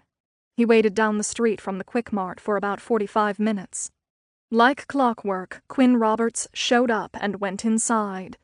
He got out of his car and walked up to the store with Macho on a leash. He tied the little terrier up right outside the front door of the shop and went in. Quinn Roberts was at the checkout. A couple of construction guys stood by the deli counter waiting for an order. Victor grabbed a Snapple from one of the fridges and stood in line to pay. The woman chatted amiably with the store manager for a moment, picked up her small bag of groceries, and left the store. Victor surreptitiously watched her go, waiting to see if his bait worked. Just like her husband had predicted, when Victor exited, Quinn was outside squatting down, scratching Macho's ears and talking to him. "Looks like you have a new friend," he said to her. "He doesn't take to everyone. He must know you're good people." "Is he yours?" she asked. "He's so adorable." "His name is Macho," Victor said. "That's a great name. Hi, little Macho," she said to the pup. "You're adorable." The three of them walked along cheerfully, talking about different breeds. Victor didn't give a shit about dogs or the difference between a schnauzer and a retriever, but on that walk he laid it on thick. He noticed the woman kept repeating herself and was a little disoriented. He continued to bring the conversation back to Macho, hoping to maintain her comfort level. After walking a while, they ended up on her block. "Well, this is my street," she said, starting to turn towards her house and ending their walk. That was when he made his move. "We've got a long walk back," Victor said. "Do you think we could come in for a second so I could give him some water before we start for home?" Once he was inside, he did what he came to do. When he was finished, he made a mess. He opened up cabinets and closets, throwing a bunch of her pills around to make it look like an addict broke in, and ransacked the place for money and drugs. He didn't want to kill her. She was kind of nice, but that doctor had boxed him in. Later, when the cops offered him a deal, he rolled. If he testified against Roberts, they'd go easier on him. If the doctor had kept his part of the bargain and destroyed the video, they wouldn't be in this situation. Now he was looking at manslaughter for the runner and a murder rap for the wife. He wasn't ever getting out. The DA said he'd probably go to a maxi somewhere out in Wyoming, that it was one of the worst prisons in the country. If he were out there, he'd never see his kid. His boy was only 5, and his ex-girlfriend sure as hell wasn't going to drag her bony ass out there so he could see his son. He just had one choice. If he gave up Roberts, the DA would recommend a jail close to Rochester. At least then he'd get to see his kid. The decision was easy. Chapter 101. 10 years after losing Quinn, the Delaney clan made their last trip from New Jersey to Rochester for Alec's sentencing. The trial had started almost 2 years to the day after his arrest. The lag time between the guilty verdict, the appeal, and this day took another 2 years. But this was the end of the road. It was finally over. There had been many witnesses and lengthy testimony. Allison Moore, Cindy Kelleher, and other women who had been in relationships with Alec testified, as did a number of his former student girlfriends. Even Denise Orr, the woman he asked out and lied to about how long his wife had been dead, told her story. At the sentencing, Colleen, Mike, Erin, and Ed Delaney each had their turn to speak publicly before the judge passed out his ruling.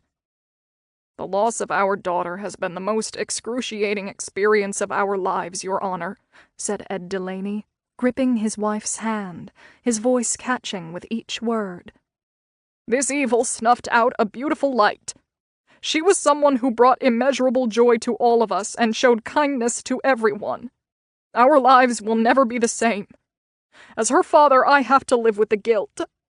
You see, Your Honor, it was my job to protect her, and I failed."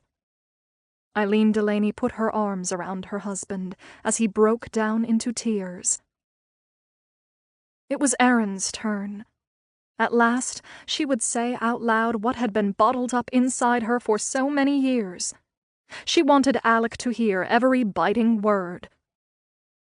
"You killed my sister, the mother of your children," Erin began, trembling, words pouring out, "for your love of money, your arrogance, and selfishness. I will pray every day that you live a long time so you can rot in jail as your evil devours you from the inside out. You will never have another moment of peace, and you will die old, alone, and terrified. You took away my sister's future. Now this is yours." Alec didn't look at any of them. He couldn't, still a coward. He was convicted of orchestrating a murder for hire, and he received a sentence of life in prison with no parole. Instead of lining up his next girlfriend for the new semester, Dr. A was going to spend the rest of his life in prison. Since the arrest, Quinn's kids and the Delaneys had slowly rebuilt their relationship. Hannah, now 30, and Jack, 31, were there in the courtroom that last day. Hannah stood to Erin's left and Jack to her right, all three holding hands as Alec's sentence was read. That was the moment they started to heal. Quinn's actual killer, Victor Malecki, was to be sentenced a few months later. The Delaneys had to wait their turn until after Malecki's first trial for the manslaughter of the runner, Chris Marshall, before he would be sentenced for Quinn's. The Delaneys went to the Marshall trial and got to know his family. They were nice people, still shattered from losing their husband and father. The Marshalls and the Delaneys would be forever connected by death, Alec and Victor Malecki. Both families promised to return to Rochester when Malecki was sentenced. When the Delaneys finally arrived home to New Jersey, they were exhausted from the long physical and emotional trip. Eileen asked everyone to come in for coffee. Mike, worn out from driving, begged off, telling Erin he'd meet her at home. She stayed for half an hour, and then it was time to leave. "We did it," Erin said, tearing up and hugging her parents and sister goodbye. "We did right by her. We got him." "Don't you start crying," Colleen said, her eyes filling, "or you'll make me cry and I'm just too tired. But yeah, we got him. The Quintessa would approve," Erin said, grinning and feeling lighter. Driving home, she passed the park where she and Quinn had played when they were kids. Images of the two of them flashed in front of her. It was dusk. Something made her stop and get out of the car. She walked into the park through an opening in the fence. It was dinner time. The air was chilly, and the playground was empty. The old swings and slides had been replaced with new modern recreation equipment. Oddly, everything was in the exact same place it had been when two sisters, one tiny with dark hair and blue eyes, and the other a tall strawberry blonde, soared on their swings up to the sky. Erin wished the past would come to life for just one moment, but the park remained quiet.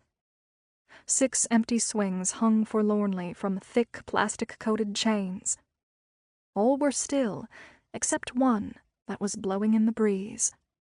She walked over and sat down on the swing next to the one that was swaying, and closed her eyes. After years of fighting for justice for her sister, it was time to let her go. Erin pumped her legs once to get her swing moving, and as she did, she felt the seat lift on its own, almost as if someone was pushing her. Something warm gently encircled her shoulders, and she thought she heard Quinn's voice. "Go higher, Erin, higher!" Erin smiled as she soared through the air. Her sister was with her. Quinn was still there. She could feel her presence. Best friends, always and forever. Chapter 102. Quinn. I am a mother, a daughter, a sister, a friend. I was a wife. I love to skate and ski and hike in the woods. I like to bake cookies and eat them while they're still hot and gooey, and sometimes even before they're cooked. I play the ukulele badly while singing as loud as I can. I don't care if I hit a sour note. It's part of my charm. I love a good margarita with extra salt, and I think mustard tastes good on everything. I am Quinn. I may not be there, but I'm still here. This concludes I Never Left by McGarvey Black, narrated by Lauren Ezzo. Copyright 2009.